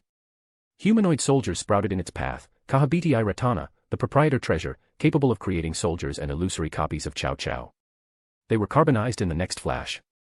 Phantoms of Cao Cao multiplied among the broken columns, Kazuya ignored them all. He didn't need to search for the real one. Cao Cao vanished and reappeared behind him, Atsusa Ratana, the horse treasure, allowing him to teleport himself or others, the spear's tip coming to pierce his back. The true Longinus guided its master's hand a centimeter beyond what his body could manage. Kazuya twisted his torso, his heel scraped the ground, and the blow passed like a comet. In response, Kazuya's fist plunged into the guard, dry, burying Cao Cao in pavement that couldn't withstand it and collapsed. The orbs danced again. One grazed Kazuya's arm, Yasaka Ratana, the wheel treasure, which could instantly destroy weapons, and the exposed rebar around snapped and broke, like a steel dandelion blown away. Cao Cao's spear gained a rawer, hungrier glow. He clenched his teeth, limiting the use of the 7 treasures for a moment. The true Longinus itself roared as more power was poured into it, the side of the abyss. Kazuya raised his hand again. The beam was no longer a single line, it was dozens, then hundreds, threads that joined and parted like a web of lightning. The air couldn't withstand it and broke down dielectrically, plasma channels rose and fell among the artificial clouds of the dimension. The surrounding mountains began to lose their crests, carved by invisible cuts. The rock caught fire from within as millions of amperes were induced in the bedrock, and resistive heat made entire plates crack and turn to dust. The sea beyond the city receded in a wall before boiling and exploding in jets, as if the tide obeyed giant magnets. Cao Cao charged through the hurricane. The true Longinus placed itself between him and destruction, opening holy domes that were born and died in the same second. One orb pulled Kazuya a few centimeters upward, trying to open his guard. Hatsudiai Ratana, another caught a bolt and hurled it against his flank, Mala Ratana. Kazuya absorbed the change like water down a slope, palm forward, shoulder low, knee to the sternum. Cao Cao flew, reappeared above, Atsusa Ratana, and fell with the spear like a hammer. The impact carved a straight scar through the city and buried buildings up to their windows. Kazuya responded with a long, needle-thin projection. Currents took the easiest path through anything metal, tracing subway lines, pipelines, and skyscraper frameworks like maps, and then the maps turned to vapor. Each myriad of arcs generated magneto-hydrodynamic shockwaves that pushed the atmosphere in blades. When the pressure front passed, what remained was a void in the terrain's design. An entire plateau, from the valley to the mountain range on the other side, was erased. There was no single crater, there was distributed absence, as if an eraser had swept in a wide band. The ground vitrified into smooth, curved tracks, where the energy lingered longer, the rock turned to black foam. Above, the false ionosphere glowed and then darkened, as if an aurora had been switched on and off. Cao Cao breathed once, twice.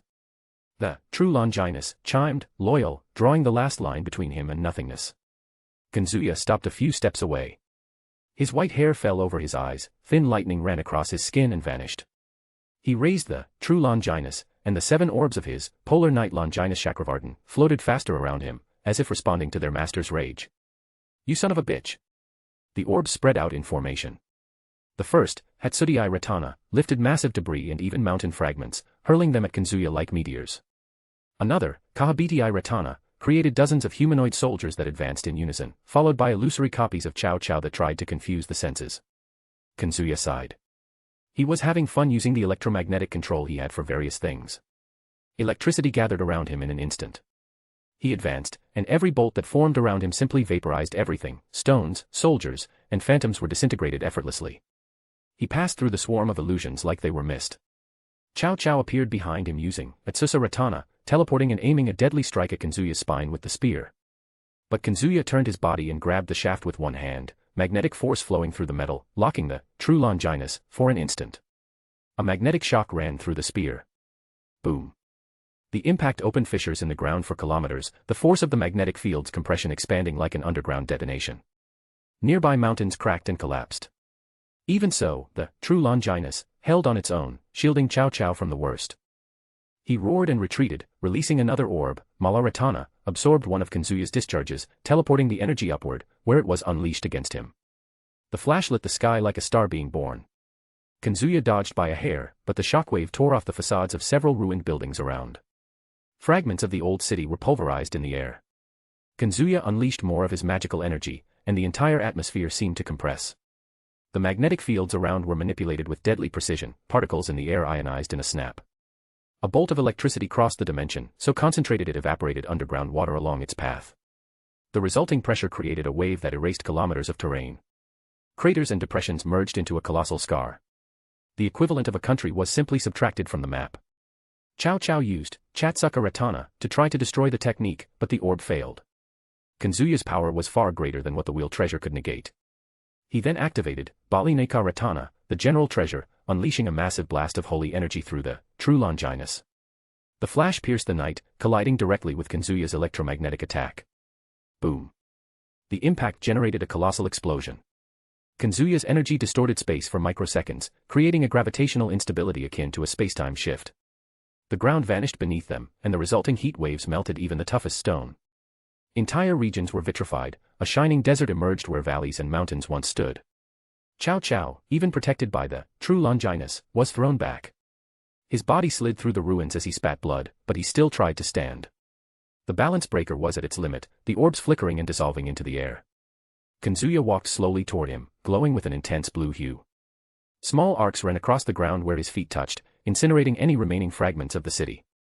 But Cao Cao still held the spear. He still tried to stand, even when his body no longer responded. No, no, no. I am the strongest. I am the chosen one. He growled, raising the true Longinus one last time, even as his hands trembled. Cao Cao, battered and nearly out of strength, raised the true Longinus with both hands. The light that emerged from the spear was unnaturally bright, as if reality itself were being rejected. He closed his eyes and chanted, his voice steady, overflowing with faith and desperation. O spear! The true holy spear that pierces God. Draw in the ambition of the king of domination sleeping within me and pierce the gap between blessing and destruction. You. Proclaim the will and become a brilliance. The tip of the true Longinus exploded in pure holy energy, so dense that the space around it seemed to buckle under the pressure. The light was no longer just radiation, it became a beam of compressed holy particles, each carrying enough energy to vaporize a mountain. The air itself was ionized in microseconds, generating a potential difference so high that the dimension's gravitational vectors began to waver, distorting the perception of distance. The true idea, the spear's miracle, had been activated. It was no longer Cao Cao's power but that of the God of the Bible, channeled through the holy spear, capable of performing miracles. And this time, luck blessed him with the miracle of an attack so absolute it could destroy the entire world in a single instant, the ultimate attack of the ancient biblical God. Meanwhile, Kazuya stood still, eyes closed, feeling the indescribable pressure of the light before him. Then, he began to murmur, at high speed, as if each word were a blade cutting the air. I am not the invincible swordsman, Jubai. I am not the one praised as a master of espionage, Hanzo. I am not the renowned conjurer, Abe no Saimai. Why, of all people, was I, a blacksmith, summoned? For failing to foresee this is your defeat. Once seeking the ultimate blade. A blade of steel that cuts neither flesh, nor bone, nor life. What I seek is the cleansing of resentment. The severance of bonds, fate, and destiny. That is, to be free from karma. Upon arrival, there are countless tools. Carved into more than 1,000 blades, forming a pile of swords. This is the place where all paths converge. This is the place where all desires flow. This is the place where all deaths await. My entire life was for this single strike. The heart of the blade is right here. The dimension lost its color. Everything turned white for an instant before transforming into a vast desert filled with countless broken swords, consumed in fire. At the center of it all, a perfectly forged katana appeared in Kazuya's hands. The dimension returned to normal. Kazuya raised the sword above his head. The air around it seemed to unravel, as if the blade's edge were cutting not just space but the very concept of reality. He said, in a calm voice. Take this. This is my Tsumakari Muramasa. Everything happened in a second. The beam of holy energy from the true Longinus crossed the space, unleashing pressure so intense that the air was completely expelled around it, creating an instant vacuum. The attack's energy, so dense, generated gravitational shock waves on a local scale, small distortions in the dimension's fabric that threatened to implode reality. The holy particles traveled at the speed of light, carrying the divine signature of the God of the Bible himself. But when the beam touched Kazuya's blade, the impossible happened. The Tsumukari Muramasa cut traced a perfect line, splitting the attack into two exact halves. The blade had sliced through the holy energy as if cutting silk, not only negating its force but destroying its very existence. The sword didn't cut just matter or energy, it cut causality, the concept that allowed the attack to exist. The beam dissipated as if it had never been fired. Kazuya spun his body, and the strike continued forward, reaching Cao Cao. The vertical line passed through the center of his body, from head to abdomen. There was no resistance. The Tsumukari Muramasa glowed at the end of the cut. A transcendental weapon, forged from the fusion of over 1,000 blades, the sword that severed bonds, fate, and karma itself. The dimension created by George was torn in two, the space destabilizing and collapsing. In the instant everything threatened to crumble, Kazuya opened his left hand, and a stream of golden energy spread, the innovate clear, expanded, taking control of the dimension lost, and stabilizing it. Suddenly, George, who had used all his strength to wield his sacred gear one last time, was expelled from his own dimension, gravely wounded, his body covered in blood. Coughing, he reached out toward Cao Cao. See. Cao Cao. But it was too late. Cao Cao, split into two halves, fell slowly. No-oh. The cry of pain and despair echoed through the dimension, reverberating until it was swallowed by silence. Ignoring the boy, Kazuya watched the two pieces of Cao Cao's body fall to the ground, a heavy silence enveloping the newly stabilized dimension. For a moment, only the distant sound of the wind echoed among the ruins. He calmly raised the Tsumikari Muramasa, and with a slight flick of his wrist, the blade dematerialized into a shower of ethereal fragments that dissolved into the air. His eyes turned to George, who was kneeling a few meters away, struggling to stay upright. His body trembled, and blood streamed in thick rivulets from the corners of his mouth. Looks like they've finished everything too. A/N, yes, I know Cao Cao can use avatars with the same power as his, but let's say it's a subspecies. Speech balloon and hey, want to just read ahead a bit. Books for $2.99, you can read up to 5 chapters ahead, perfect for avoiding spoilers or just binging. Books for $5.99, you get full access to all content, no holding back. Chapter 79, Chapter 78, End of the Heroic Faction.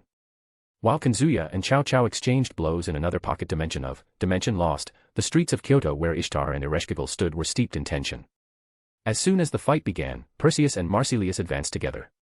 There was a clear tactic, tested countless times in training and battles. Marsilius immobilized the target in his illusory barrier while Perseus finished with the lethal force of his sacred gear. The problem was, they didn't know who they were dealing with. Caput Medusae. Mineralization Knight. Perseus shouted, activating the balance breaker of his sacred gear, Aegis Mineralization.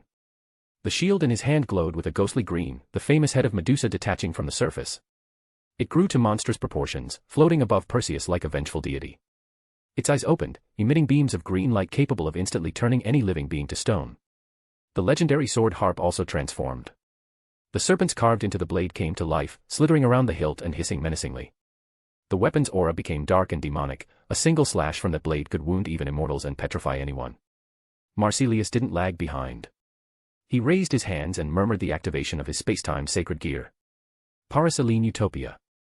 In an instant, the Kyoto scenery vanished like smoke. Ereshkigal now stood in a distorted world, with a crimson sky and a ground of black sand that shifted slightly, as if alive. Ethereal towers floated around, constantly changing positions. Marsilius' barrier was his strongest power, within it, he controlled space and time. Ereshkigal looked around with an expressionless face. The Kuoh Kaigalir Kala, her spear, gleamed with contained energy as she sighed. She wasn't like her battle-crazed sister. So, she decided to end it quickly. Perseus seized the distraction and charged like lightning. Harp sliced through the air, aiming for Ereshkigal's neck, while Medusa's head fired a beam straight at her. Any other creature would have frozen in panic. Ereshkigal didn't move. When Perseus' blade was a hair's breadth away, her spear intercepted the strike with a metallic clang.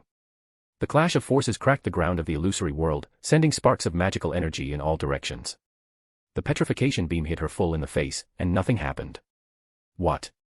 Perseus widened his eyes, instinctively retreating. Marsilius narrowed his eyes, activating a time distortion to slow Ereshkigal. The barriers of Paraselene Utopia rose around her, invisible walls crushing space, trying to trap her like an insect in amber. Nothing worked. Ereshkigal simply stepped forward, passing through the illusory walls as if they were smoke. The divine core of the goddess completely repelled any mental or physical interference on her body. Marsilius felt a chilling shiver. That's impossible. The Kuoh Kaigalir Kala shone with a deep golden light as Ereshkigal raised it above her head. The air around crackled, compressed by divine power. With a vertical strike, she completely destroyed the Paraselene Utopia barrier. The illusory world collapsed in a flash. Everything returned to Kyoto in less than a second. Marsilius staggered, feeling a sharp pain in his head from the backlash of his sacred gear being forcibly shattered. How did you do that? He murmured, incredulous. Ereshkigal looked at him, a cold smile forming on her lips. I don't need to explain anything to mortals. She vanished from their field of vision. Perseus only saw a golden blur before feeling the spear pierce his guard and strike his shoulder, nearly tearing his arm off. He screamed in pain, falling to his knees. Perseus.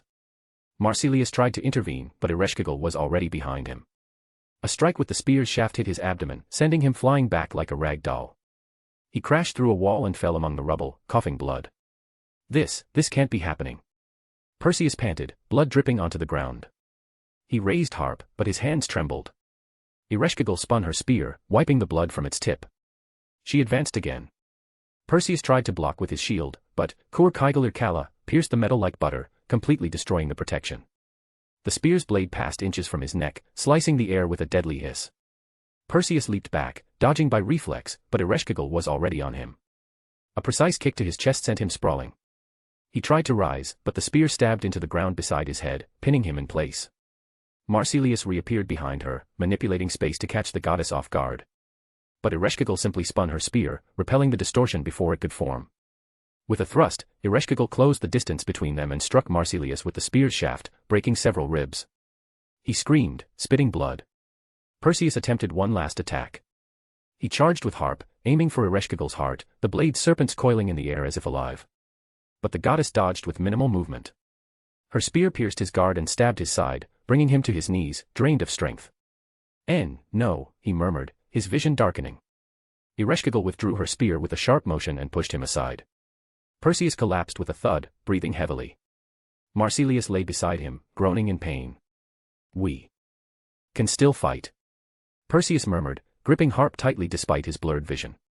Marsilius, with trembling fingers, opened one of the pouches at his waist and pulled out 2 small golden vials, phoenix tears.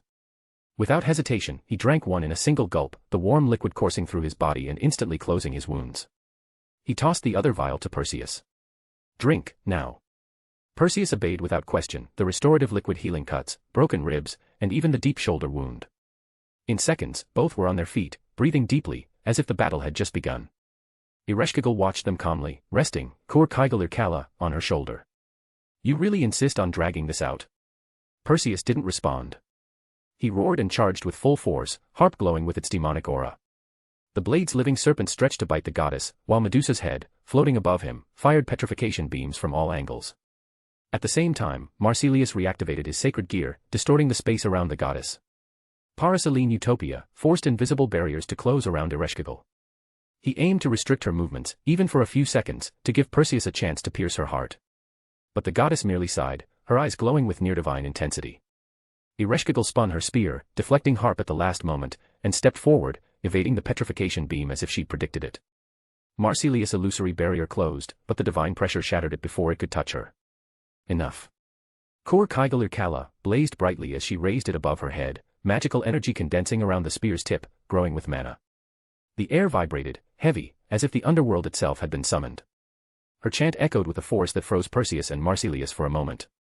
A sky without light. A surface without reflection. Mud without blooming flowers. There is nothing here. I don't even understand what the souls are saying. Even so, I will create a land of the dead that will not shy away from any other world. That is my choice. Namu Abzu Gugalana. The world seemed to fall silent as Ereshkigal drove her spear into the ground. An overwhelming wave of energy erupted from the point of impact, a red flash that engulfed everything around. Half of the illusory Kyoto vanished in an instant. Entire buildings were pulverized, the ground torn into a deep abyss, and the shockwave hurled debris kilometers away. The air burned, heavy as a tombstone on their shoulders. Perseus had no time to react. The attack hit him full on, destroying his shield, harp, and his entire body in a single fraction of a second. He was obliterated along with Medusa's head, his shocked expression frozen in his final moment. Marsilius tried to use his sacred gear to escape, but the explosion engulfed him before he could open a passage. His body vanished in the flash, dissolving like dust. When the light faded, silence blanketed the area. The city lay in ruins. Half of Kyoto had become a massive, smoking crater. The goddess kept her spear embedded in the ground for a few seconds before withdrawing it and walking calmly through the rubble. She glanced aside and saw Ishtar fighting that man. A few blocks away, Ishtar traded blows with Siegfried amid cracked avenues and shattered facades. Siegfried activated his balance breaker upon seeing his friends die. Azura ravage of the Chaos Edge. Four metallic dragon arms erupted from his back, articulated like perfect limbs, each pair emerging with a sudden surge in aura. His power climbed in tiers, like the old twice critical taken to the extreme. With them, he wielded a six-sword style, in his human hands, Gram and Bomung, in the draconic arms, Nothung, Turfing, and Dainsleif, the sixth blade of light alternating between limbs as openings appeared. Gram, the demonic emperor sword, vibrated with dragon-slaying properties, Bomung spun with a drill-like aura, raising whirlwinds, Nothung shattered the air in a perfect straight line, Turfing ran heavy, destructive, Dainsleif slashed the asphalt, raising ice pillars like spears. Ishtar greeted him with a sly smile. A snap of her fingers. A golden beam shot from her index finger, slicing diagonally, forcing Siegfried to cross Graham and Nothung to parry. The impact pushed him back 2 steps. Bamung reacted with a spin, raising a whirlwind that tried to engulf the goddess. She floated an inch off the ground, dodging with the ease of a mood shift. Another gesture, her hand traced a semicircle, and gold rained down. Light darts fell in series, ricocheting off the blades and exploding on the ice pillars raised by Dainsleif. Siegfried charged through the bombardment, draconic bracers defending. Turfing's edge swept like a guillotine. Ishtar tilted her face a centimeter. The blade missed. She countered with a short, clean jab to his jaw, making the knight's aura flicker. A second beam, from her middle finger, ricocheted off Graham and aimed for his flank. Siegfried crossed Nothung downward, dispersing the strike with sparks. He spun, 6 blades drawing a circle. Bamung roared, the vortex pulling debris, crushed cars, dust. Ishtar raised an open palm, and the vortex stalled, trapped like a tide under a full moon. She pointed, and the whirlwind turned projectile against its master. Siegfried sliced it in half with Graham and pierced the rest with Bamung, advancing through the flash. He closed in, draconic arms synchronized, 6 deadly angles. Ishtar dipped her shoulder, slipped into his guard, and the sequence became a lesson in efficient cruelty. Knee to the plexus, elbow to the temple, open hand to Turfing's hilt. It dropped, spinning kick to the rear arms, joints jammed, and, finally, a back fist that sent him crashing through a building's side. Siegfried emerged from the dust, blood on his lip, but his eyes burned with feverish gleam. Azura Ravage pulsed another tear of power. He gripped the 6 blades again, Dainsleif scraping the asphalt, raising an ice forest to block paths. Nothung carved a line of advance. Turfing fell heavily to open the defense. Graham aimed straight for the neck. Bamung spun overhead to crush. Ishtar moved through the lines like avoiding puddles. Golden beams shot from her fingers in rhythm, sometimes thin as needles, sometimes in short bursts, bending corners and piercing shadows. Each touch on the ice shattered it into clouds of light. Her left hand traced an ideogram in the air. From the sky, a fan of shots rained down, forcing Siegfried to defend with 2 draconic arms while attacking with the others. Stubborn. She murmured, more amused than annoyed. He roared and pushed. Graham unleashed raw aura, pulling its own shadow, and Bamung anchored the spin. The space between them became a drill of wind and blade. The strike would have caught anyone. Ishtar simply wasn't there at the moment of impact. She reappeared a step to the side, touched 2 fingers to Siegfried's sternum, and unleashed a snap that ignited the air. The knight flew, skidding across the ground. The 6 swords rose together in instinctive guard. The draconic arms trembled. She noticed Ereshkigal approaching in the distance, her spear still smoking. A light sigh. Time to end it. Ishtar noticed Ereshkigal approaching in the distance, her spear still smoking. A light sigh. Time to end it. Mana. The celestial boat Mana tore through the sky as if ripping an invisible sheet. Ishtar hovered beside it. At her touch, its veins glowed incandescent, reading rings aligned around the hull, forming a mana collider, energy compressed into pulses, guided by a plasma channel created by the air's own ionization. Siegfried charged one last time, 6 blades zigzagging. Dainsleif raised ice pillars, Nothung blocked the route, Turfing and Graham crossed high and low. Bamung spun to crush the shot at its birth. Ishtar raised her hand. A snap. The golden rain resumed, massive, toppling pillars and stalling the spin. She pulled the light cord, Mana's prow contracted the space ahead like a bellows, and the projectile formed, a high-density photonic dart, coated in a field envelope that decoupled dynamic air pressure. In layman's terms, a magical attack shaped like an arrow. Fall. The shot fired soundlessly, the surrounding air fell silent for a moment as the beam swept away molecules in its path, leaving a vacuum trail. At the trail's edge, ionized air turned to plasma, glowing with a white-blue halo. Recombination in microseconds released a cold light, like crackling stars. The beam's front created such an abrupt pressure gradient that distant buildings collapsed before impact, as if an invisible fist had crushed them from outside in. Siegfried crossed Graham and Turfing, anchored Bamung, braced all 4 draconic arms. The defense held for milliseconds. Mana's projectile strained and broke matter's bonds. First came thermal radiation that vitrified the asphalt, then, twin shockwaves, one at the beam's entry, another as the vacuum closed behind, swept the avenue. Finally, the electromagnetic pulse gathered every metallic spark like dust. At the center, the night was swallowed by the light and vanished. The other half of Kyoto didn't explode, it was erased. Entire blocks became smooth, black, glassy. The edges showed fusion fringes, where the beam lingered, glassy stalactites formed, the result of brief molten material flow under apparent low gravity in the vacuum tube. The atmosphere, closing the corridor, delivered the delayed sound in a single boom that cracked like dry thunder. Ishtar descended from the boat's side with a short hop, and the celestial vessel vanished. The battle ended with no suspense in her and her Puritan sister's obvious victory. While the warm wind ceased, Jean was already in a combat stance. The valley's edges seemed to writhe around her, but her focus was fixed on Shunduji. Blade blacksmith. Jean murmured, her voice steady. In a snap, the ground around her lit up with veins of golden light. Trails of liquid metal sprouted from the earth, rising and blooming into petals of sacred blades. Jean gripped the flat cross's handle, and the blades converged in her hand, fusing into a gleaming silver rapier. Her sacred gear, Blade Blacksmith, could create an arsenal of countless holy swords with varied attributes and abilities. Shunduji tilted her head, her sadistic smile reappearing. A single blade. How elegant. The Oni took a step forward, an alcoholic gleam in her eyes. Jean advanced, striking diagonally, the rapier's edge hissing like a snake. Shunduji dodged with a graceful spin, her kimono's fabric swirling, and responded with a sigh. Sip. She activated her ability, Alcoholic Fruit, which could intoxicate targets. Her Oni drinking habits granted her an A rank in this skill. As a result, a sigh, her tone, or her gaze could inebriate others, melting the thoughts of those without magical defenses instantly. Even against servants, her draconic nature could enchant and intoxicate enemies without countermeasures, potentially driving them to madness. Her simple words sounded like intoxicating notes. Jean felt her mind ripple, the world pulsing, colors growing vivid. Each of Shun's syllables was a sip of sake that burned through rational defenses. What? Jean faltered, the rapier slipping from her hand in a flash of vertigo. Shunduji raised her arm as if inviting a dance. Taste a bit of my pleasure, the Oni murmured. Jean tried to resist, but the weight of the alcoholic venom clashed with her faith's balance. The rapier fell. Her gaze wavered, and Shun advanced like a shadow.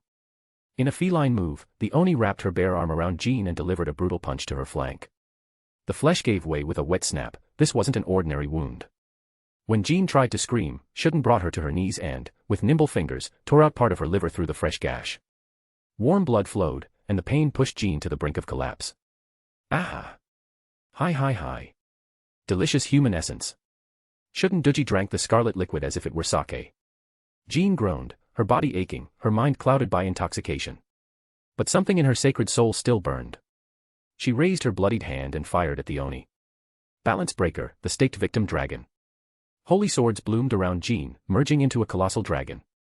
Each scale was a living blade, head, wings, and tail formed from daggers, knives, and glittering ice drills. The holy dragon of judgment roared, its blade jaws open in fury. Shunduji raised what remained of her sake gourd and eyed the metal monster with curiosity. What a lovely toy, but I must give voice to my thirst. The Oni closed her eyes and, in an instant, zigzagged into Jean's dragon. The beast snapped its jaws, but Shun delivered a monstrous punch to the blade jaw. The force shattered the metal joints, scales flew in sparks. In a final surge, she smashed the dragon's head into the ground, reducing the creature to fragments of light. Jean fell back, her heart racing too fast. Jean rolled to the side, her body weak. The rapier lay far off, buried in the parched earth. The Oni slowly raised an ornate blood cup, her delicate fingers cradling it like a sacred artifact. Her half-closed eyes gleamed in a hypnotic purple, and a lazy but cruelly delighted smile curved her lips. An exquisite feast, are you ready? Go ahead and die now. Her voice was melodic, almost a seductive invitation to the end. She tilted the cup, spilling some sake onto the ground. A wave of green venom exploded like spilled water, spreading in all directions with a life of its own. Multitude of colors, providential Oni poison.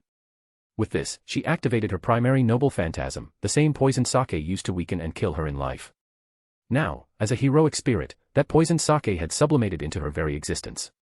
The sake's sole purpose was to pollute the environment with venom at once. By manipulating its concentration, she could inflict all manner of status ailments. At its highest concentration, it decomposed all living bodies, leaving only a few bones behind.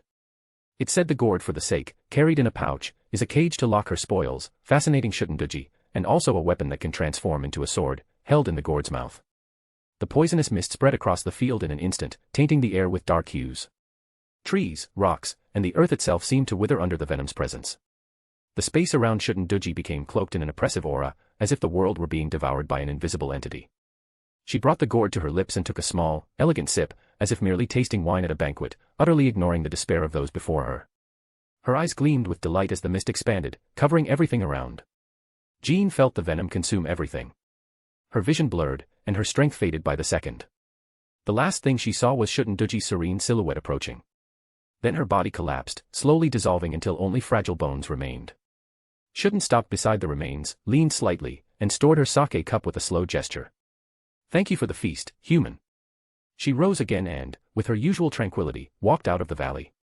The poisonous mist dissipated slowly, leaving behind a dead field, as if all life had been drained from the place.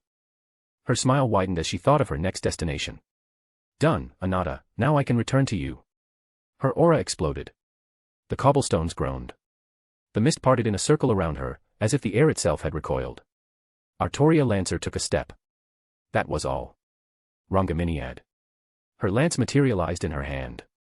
Its body was slender and elegant, with a silver shaft adorned with delicate spiral engravings, reminiscent of ancient runes and geometric patterns interwoven like the foundation of a great tower.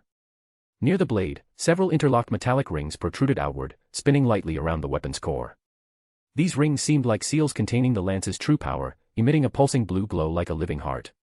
The blade was long, sharp, and pure as crystal. Of an intense bluish white, it seemed made of solid light, radiating energy that distorted the surrounding air.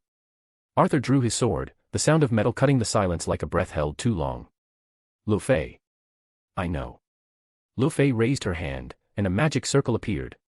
Flames shaped like serpents cut through the mist, advancing toward Artoria Lancer. The woman, however, merely spun her lance. The motion created a barrier of pure wind that dispersed the fire as if it were a mere breeze. Another magic circle appeared. Water columns surged from the ground, trying to bind Artoria Lancer's feet. She didn't move, the water evaporated before touching her, disintegrated by the magical pressure emanating from her body. Lu Fei bit her lip, quickly mounting her broom that appeared in her hand.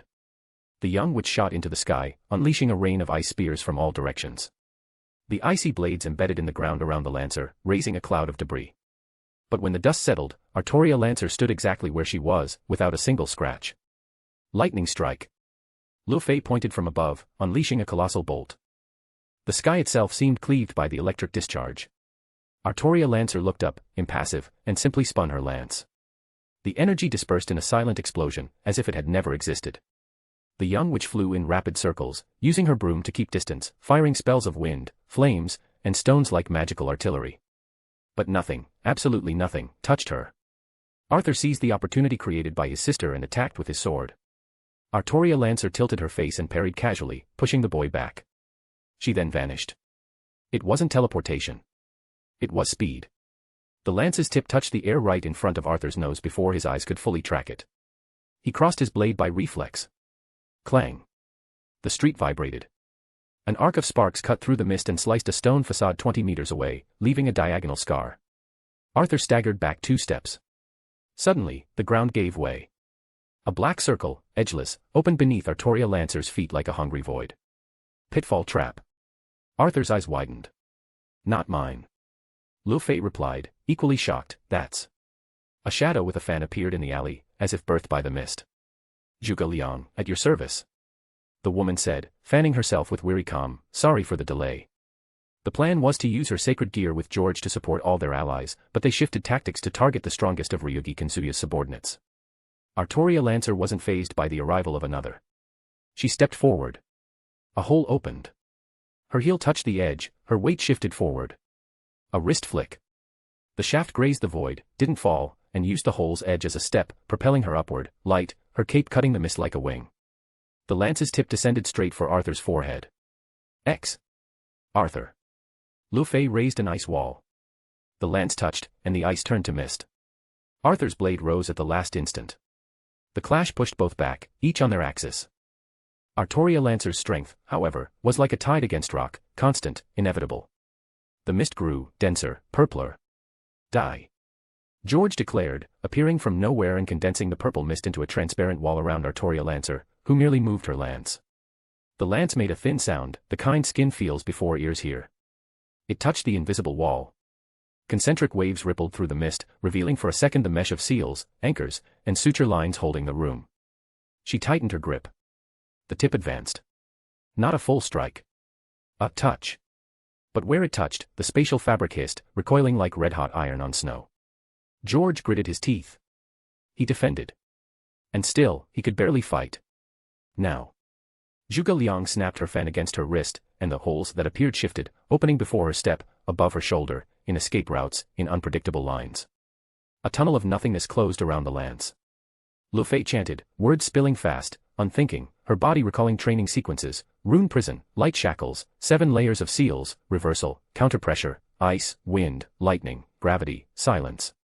Everything touched Artoria Lancer. But her magical resistance, though B rank, was enough to fend off all attacks. Those from sacred gears.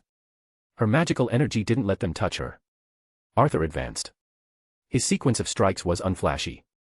Clean cuts, seamless transitions. The king's style, in practical, distilled form. He didn't try to overpower. He sought the lance's dead time. The hit before the fist, the heel before the step. Artoria Lancer saw it all. And, out of courtesy, responded with the minimum. Each of her thrusts was a straight line demanding 3 responses. Each parry, a deflection placing Arthur where she wanted, in the perfect angle for the next push. Occasionally, the lance struck his blade with its shaft, and that simple touch made Arthur's grip vibrate to his elbow. Lugh fired an immobilization street at Artoria's legs. Light rings closed like shackles. They shattered before fully closing. Zhuge Liang snapped her fan. All holes opened at once. The ground lost its sense of down. The street became a window to nothingness. The walls too. The mist ceiling too. It was as if the city had been pierced by millions of invisible needles and was now draining in all directions. Each trap was linked, so anyone falling would keep teleporting through them. George clenched his fist, and the mist folded into mirrors. The room grew thick, layer upon layer, redoubling its folds. Artoria Lancer breathed. The air's pressure became crushing. Every spatial fold George and Zhuge Liang had created began to tremble, as if about to collapse on its own. But no. It was her. Artoria Lancer merely tilted her head slightly, her green eyes like her lance's blade. Futile. She raised Rangaminiad with one hand. No preparation, no warning. Just a fluid spin that made the lance's rings whirl with absurd force, unleashing a flare of pure magic. Mana burst. The wave that followed wasn't an attack. It was a verdict. George's barriers disintegrated the moment the magical pressure touched space. The mage barely had time to widen his eyes. The blue beam pierced his body and reduced him to dust in utter silence, as if he'd never existed. Go. Zhuge Liang retreated, trying to open dimensional holes to escape. Her sacred gear moved dozens of portals in random lines, but the lance was already upon her. Rangaminiad's touch wasn't even a cut. The tip merely grazed her chest. The strategist's body was torn apart by the pure energy surging from the weapon, and in the next instant, she was obliterated in a blue flash, leaving only luminous particles. The city fared no better. Artoria Lancer's strike, amplified by mana burst, pierced layers of reality, erasing entire blocks. The ground ceased to exist, reduced to a sea of blue light. Surrounding buildings unraveled layer by layer until they were nothing. The explosion's roar stretched for kilometers, echoing like a world's end. Amid the cataclysm, Arthur was the only one who reacted. Caliban. The young man poured all his sacred energy into the blade. The golden sword answered, slicing the space ahead like a curtain. The glow opened a narrow rift in the void, and Arthur dove through it at the last moment, carrying his sister who flew toward him by reflex. Both felt the flash engulf everything around. When they reappeared, Arthur was on his knees in a distant part of the city. Sweat dripped from his forehead, his breathing ragged. Behind him, Kyoto no longer existed. A blue void stretched where avenues and buildings once stood. And at the void's center, her. Artoria Lancer stood motionless, Rangaminiad planted in the ground like a flag over a battlefield. Arthur gripped Caliban's hilt, but didn't dare advance. She erased everything with a single attack. Lugh murmured beside him, her throat dry. The Lancer slowly raised her head, her cold eyes meeting Arthur's. You cut space to escape. An interesting choice. Her mere voice made him shudder. Artoria Lancer took a step toward him. But it won't help next time. Arthur swallowed hard and raised Caliban before him. His hands shook, but his stance was firm.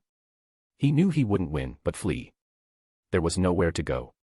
Artoria Lancer approached slowly, each step resounding like a gong tolling fate. It's over. The warning was simple.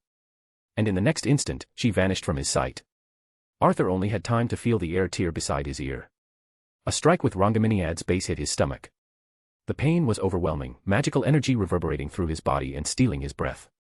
His eyes rolled back as he was hurled backward, crashing into the ruined asphalt. Caliban slipped from his fingers, embedding in the ground. He tried to rise, but his vision was already fading. The last thing he saw was Artoria Lancer's golden silhouette moving toward Lugh.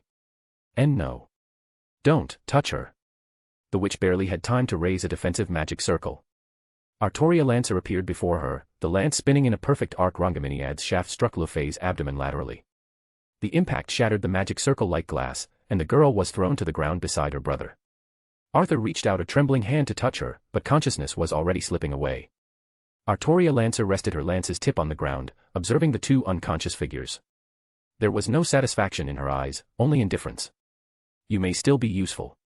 She spun Rangaminiad, and a golden magic circle appeared beneath Arthur and Lugh. The energy enveloped their unconscious bodies, preventing any chance of escape. Speech balloon and hey, want to just read ahead a bit? Books for $2.99, you can read up to 5 chapters ahead, perfect for avoiding spoilers or just binging. Books for $5.99, you get full access to all content, no holding back. Chapter 80, Chapter 79, After the Battle Against the Heroes of the World. Dear readers. Today I'm not writing to tell a story or share an idea, but to open my heart. It's difficult for me to put these words on paper, but I feel the need to be honest and transparent.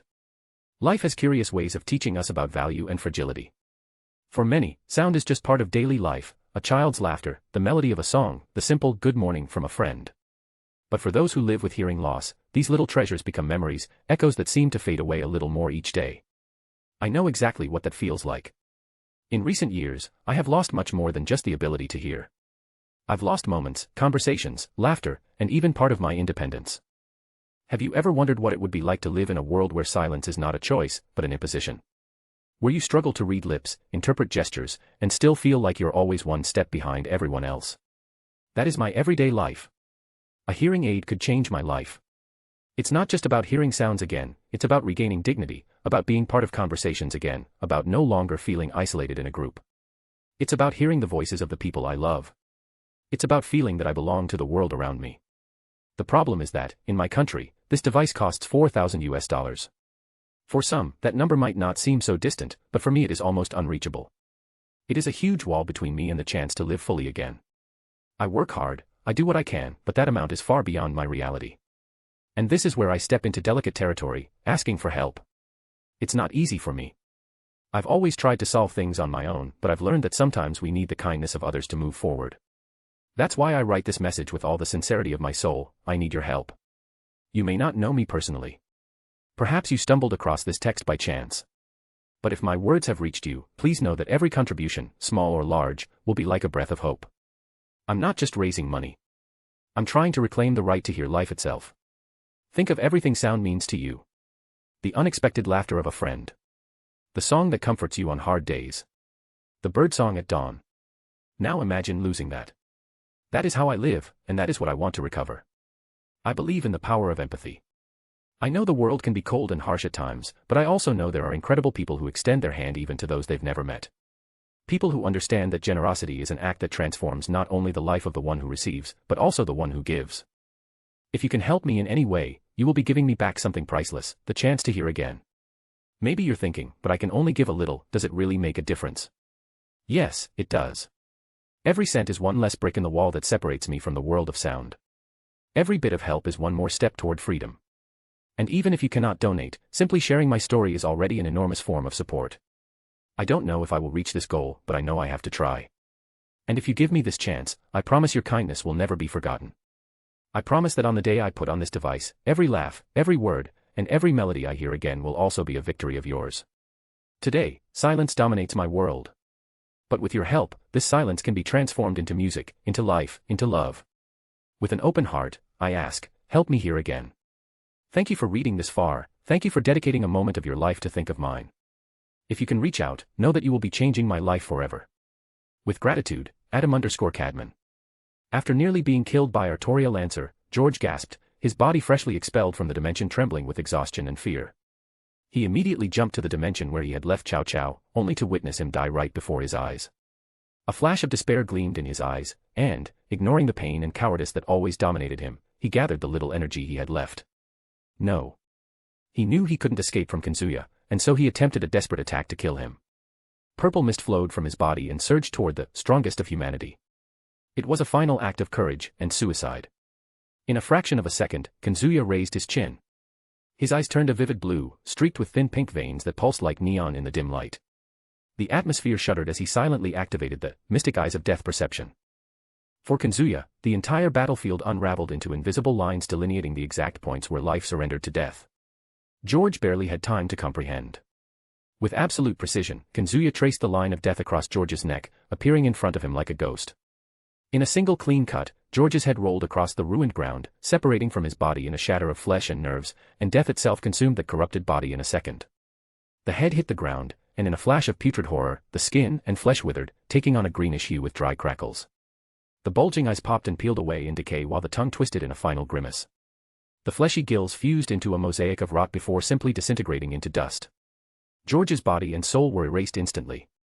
The bandaged clothes gave way under the disintegration, joints collapsed, muscles melted like wax, and tendons crumbled to dust. In a blink, all that remained was a handful of black powder and fractured bones that collapsed onto the ground, scattering like ashes.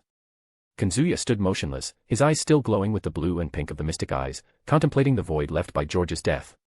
The purple mist of the balance breaker no longer haunted the air, as Kazuya grasped it in his hand and absorbed the dimension lost, claiming another Longinus. How did he do it? Magic, obviously. All he needed was the magic he always used to steal sacred gears from a distance. With one last glance at the blackened dust, he sheathed Tsumukari Muramasa, and the thin pink lines in his eyes faded, returning his field of vision to the reality of the battlefield. Kazuya took a deep breath and advanced through the remnants of the battlefield. Cao Cao's body lay there, split in half, with the true Longinus beside him flickering, slowly fading away. He crouched down, extended his right hand, and without ceremony, channeled his sacred gear-stealing magic. A blue spark flickered at his fingertips for a moment as brief as a blink, and the spear lost its own glow. In a second, it dematerialized from the ground and reappeared in Kazuya's palm, light as a feather and spinning gently. Kazuya twirled the true Longinus one last time before dematerializing it. The dimension created by the balance breaker of Dimension Lost was now under the complete control of his Innovate Clear, so he didn't need to worry about how to leave. With a simple gesture, Kazuya extended his hand, and the air before him tore like fabric. A portal with blue and silver edges formed, pulsing with energy.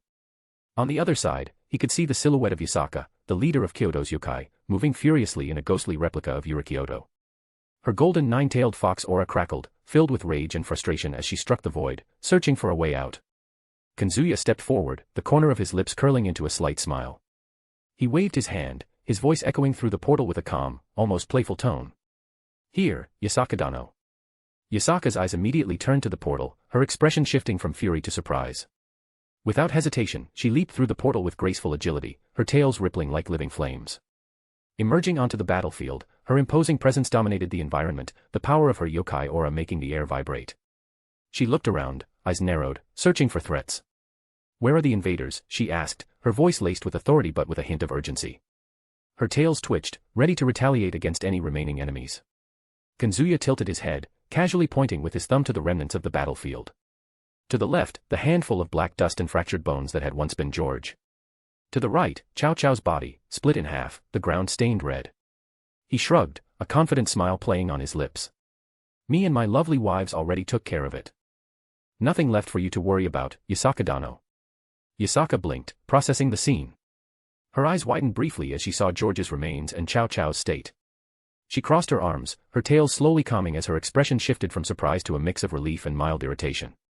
"You handled everything alone?" she asked, raising an eyebrow. There was a hint of challenge in her voice, but also a trace of respect. "I wanted to deal with those bastards myself. Couldn't you have gotten me out of that prison first?" Kazuya laughed, scratching the back of his neck casually. "Well, it wasn't exactly on purpose. George was a bit creative with his dimensions. But, hey, I got you out, didn't I? And I took care of the guys who put you in that mess. I think I deserve at least a thank you, no? Thank you so much for saving my life and the lives of my subordinates." Yasaka sighed. "And please forgive me if my words were rude, Kazuya-dano. But I hope you understand my frustration." She clenched her fists and bowed slightly. "I understand, Yasaka-dano. So, no need to worry. And also, just call me Kazuya. After everything we've been through here, I think formalities aren't necessary anymore." Yasaka nodded, her aura calming completely. "In that case, call me Yasaka too." Kazuya gave a slight smile as he saw Yasaka finally relax. With a snap of his fingers, reality split once more. The portal's edges opened with a supernatural hum, glowing with a silvery blue light. Magical energy seeped from the spatial rifts as if he had torn a celestial fabric. And then, like an explosion of color and alcoholic fragrance, Shuten Doji emerged with a graceful leap from within the dimensional tear. "Anata," she cooed in a honeyed tone, before her feet even touched the ground. But she didn't touch the ground. Shuten landed directly on Kazuya's back, her arms wrapping around his neck with the lightness of an affectionate snake, her sharp teeth immediately biting his earlobe with a mix of affection and animalistic desire. My, such bad manners. Kazuya murmured, the corner of his mouth lifting in an ironic smile. One of his hands reached back, firmly squeezing Shuten's backside, making the Oni let out a satisfied giggle and press herself even closer against his back. Fufu Inada is in a good mood. Depends, did you have fun with Jean? Of course that lovely woman resisted so much, she was so stubborn. Shuten's eyes gleamed like a child recalling a prank. Can you believe it, Inada? She dared to say something cruel about you. She pouted sulkily, her eyes filling with fake sadness laced with perverse theatricality. Humph. What a tasteless woman. But I forgave her, you know why. Kazuya raised an eyebrow, already accustomed to the Oni's dramatics. Because she died in such a fun way. So, sweet.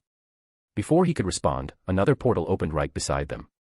This time, two feminine presences burst from the tear like a bolt of pure rivalry. Ishtar and Ereshkigal. The former with her haughty gaze, red eyes half closed and a victorious smile. The latter with a furrowed brow, a jealous expression, and steps as firm as a subtle thunder. Both immediately glared at Shuten Doji. TSK. The Oni again. And clinging to him like a drunken tick. Ishtar retorted, crossing her arms. Ereshkigal huffed. Get off him right now, you depraved drunk. You know his body is sacred. Shuten merely laughed, raising a shimmering bottle of sake that seemed to appear out of nowhere. Era, are you jealous, aren't you? Do you also want a sip of my enchanted sake? It's an aphrodisiac. I'd rather drown in a pit of ice. Eresh shouted, while Ishtar was already preparing an energy sphere to hurl at her. Shuten only clung tighter to Kazuya's neck and gave another provocative bite to his ear, whispering, Inada, tell them I'm your favorite, just to make them even angrier. Kazuya sighed deeply, the weight of 1,000 universes on his back, most of it, literally, Shuten. If you all keep yelling, I swear I'll summon Gilgamesh here, with 80% of his usual arrogance. The silence was almost instantaneous. Even Shuten made a genuinely frightened grimace. But the moment of peace was brief. Another portal opened with a dry dimensional snap, and from within emerged Artoria Pendragon, Lancer, carrying an unconscious Arthur Pendragon over her shoulders, along with Lugh Pendragon, equally unconscious. Yasaka turned upon seeing them, and her expression changed immediately. Her golden aura roared like a solar storm, her eyes widening in fury. Her instincts as Kyoto's leader, as a mother, and as a warrior exploded in a second. They were with the bastards who attacked my people. They allied with those who sealed us, Kazuya. I'll kill them. Her body lunged forward, golden flames enveloping her in a furious vortex. Her 9 tails glowed. Kazuya raised his hand. Not now. His voice wasn't loud, but it stopped Yasaka mid-leap. She hovered in the air for a second, surprised, before landing with a crash that cracked the ground around her. Kazuya. They'll be judged. But not here. And not now. His eyes were calm, but the authority in his voice brooked no argument. It was the kind of tone even gods would recognize as final. She gritted her teeth but took a deep breath. The hatred in her chest was legitimate, but she trusted him since he was the one who saved her and everything else. If she didn't, she'd just be ungrateful. Very well, she murmured. But if they try to escape? They won't, Kazuya assured, and with that said, he decided to get everyone out of this devastated battlefield. The layers of Dimension Lost, now under the dominion of Innovate Clear, began to shatter like glass plates, fragmenting one by one. Portals collapsed. False skies closed. Magically generated streets and buildings crumbled into particles. Everything dissolved, except for a single dimension, carefully preserved by him, where a battle was currently taking place. In a second, everyone found themselves standing in the devastated courtyard of Kyoto, where the destruction caused by the hero faction remained like an open wound in the heart of the spiritual city. Then, a purple lightning bolt appeared on the horizon and approached where they were. It was Scathach. Her clothes were visibly damaged, torn at the legs and flanks. Dried blood decorated her side, though her body was intact. Ishtar was the first to react. Wow, look who decided to show up. She said with sarcasm and a mischievous smile. The lady of painful training finally took a beating. Who would have thought? Ereshkigal's eyes widened, but instead of mocking, her face filled with a mix of surprise. Wait, is that real blood? That's rare. I only remember seeing you like this when you trained Kazuya. Shuten Doji, still hanging onto Kazuya like a lazy snake, laughed with a musical sound, her eyes half closed in malice. Era Scathach-chan looks like she's been having fun too. I hope the opponent was handsome, or at least begged before falling. Scathach, for her part, didn't seem fazed by the taunts. She raised an eyebrow, the corner of her lips curling into a cold, confident smile. You talk as if I'd returned defeated. Lugh is dead, and I'm here. I see no reason for your sharp tongues. If you're so eager to talk, why don't you face a god next time? Maybe I'll teach you how to hold a spear properly.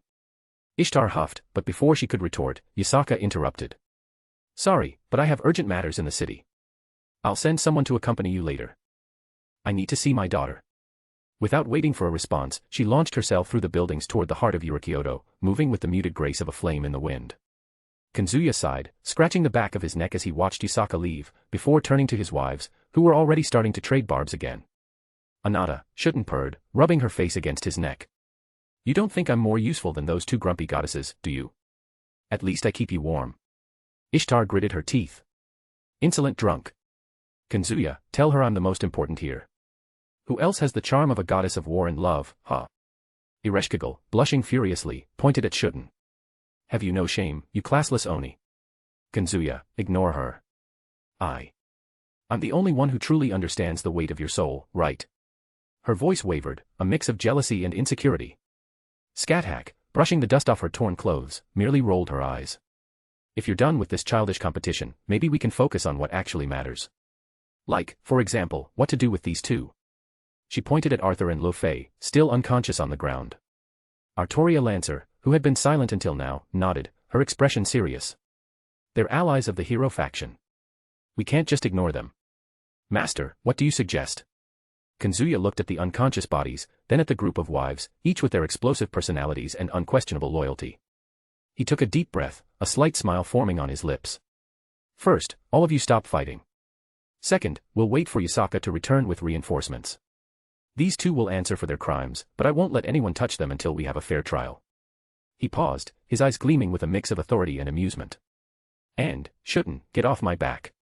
You're giving me cramps. Shuten laughed but obeyed, sliding to the ground with a graceful leap. Fufu only because you asked, Anata. After the Oni got off his back, Kazuya's expression grew a bit more serious, and he said, I wanted to bring Yasaka back to ease Kunu's worries and all. But now we have a more urgent matter to deal with. That caught the attention of his servants. Chapter 81, Chapter 80, Demon King of the Flies. The being raised its hand, and the air trembled. It was subtle at first. A hum, like the whisper of insects growing in volume. Then they appeared. Thousands. Perhaps millions. Black flies, the size of clenched fists, tore through the space in dense swarms, filling the dead sky with a living mass. Their bodies were marked with tiny magical circles, and the aura emanating from them was suffocating, as if death itself were breathing over the world. What the hell is this? Jalter growled, twirling her sword. Damn. Salter muttered, narrowing her eyes. This is going to be a problem. The swarm advanced. Too fast.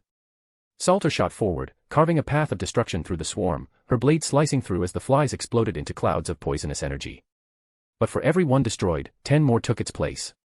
Jalter didn't lag behind, conjuring walls of fire around herself, incinerating the swarm in chaotic whirlwinds, but even that wasn't enough to stem the living tide. They were everywhere. And worse, the magical circles began to glow. Damn it. Jalter, get back. But it was too late. The flies unleashed a wave of demonic aura, absorption spells draining the vital energy, magical energy, of the two while simultaneously releasing corrosive poison. Jalter felt her skin burn beneath her armor, her muscles locking under the impact. These bastards are sucking me dry, she shouted, gritting her teeth. Salter slashed through another wave, but even she felt her strength ebbing away bit by bit. Each strike she landed was less sharp, less swift. The flies were draining their reserves. And then, it was as if the world spun. A purple miasma spread, silent and treacherous. Shit. Salter growled. The reality around them warped, colors blending into kaleidoscopic streaks. The ground lost its texture, the sky lost its depth. The world turned into a liquid mirror. Jalter blinked and found herself in an open field. It was perfect. Warmth, blue skies, the smell of freshly cooked food. Kazuya was in front of her, laughing with their children. People she loved, all there. Laughing. Calling her. What the hell? No, this is fake. She roared, clenching her fists. But each word felt harder to utter. Her mind fought against the illusion, but the miasma pulled her back, trying to numb her will. Trapped in an illusion of Camelot's fall, Salter screamed, her energy exploding in a black mist around her. But, no matter how much she fought, her body was starting to give in. The flies drained her strength, the miasma dulled her mind. And then came the blow. The space tore open, and he appeared in front of Jalter. The super demon's fist struck Jalter in the stomach with brutal force. She vomited blood before being hurled like a projectile, crashing through the ground and slamming into a half-destroyed building, creating a crater of rubble. Jalter! Salter shouted. But the being didn't stop. The space around him twisted, and suddenly he was in front of her. No time to react. Salter tried to raise Excalibur Morgan, but the super demon seized her throat with unrelenting force, lifting her off the ground. The miasma condensed around his hand. It was like being drowned in molten iron. The pain in her nerves surged to absurd levels, amplified to a point where even breathing felt like conscious torture. KH. Salter drove her sword into his arm, but nothing. The blade didn't even scratch. She saw it. In the invisible eyes of that being, there was nothing. No emotion. No haste. He was just doing. The time around her began to collapse. She felt it.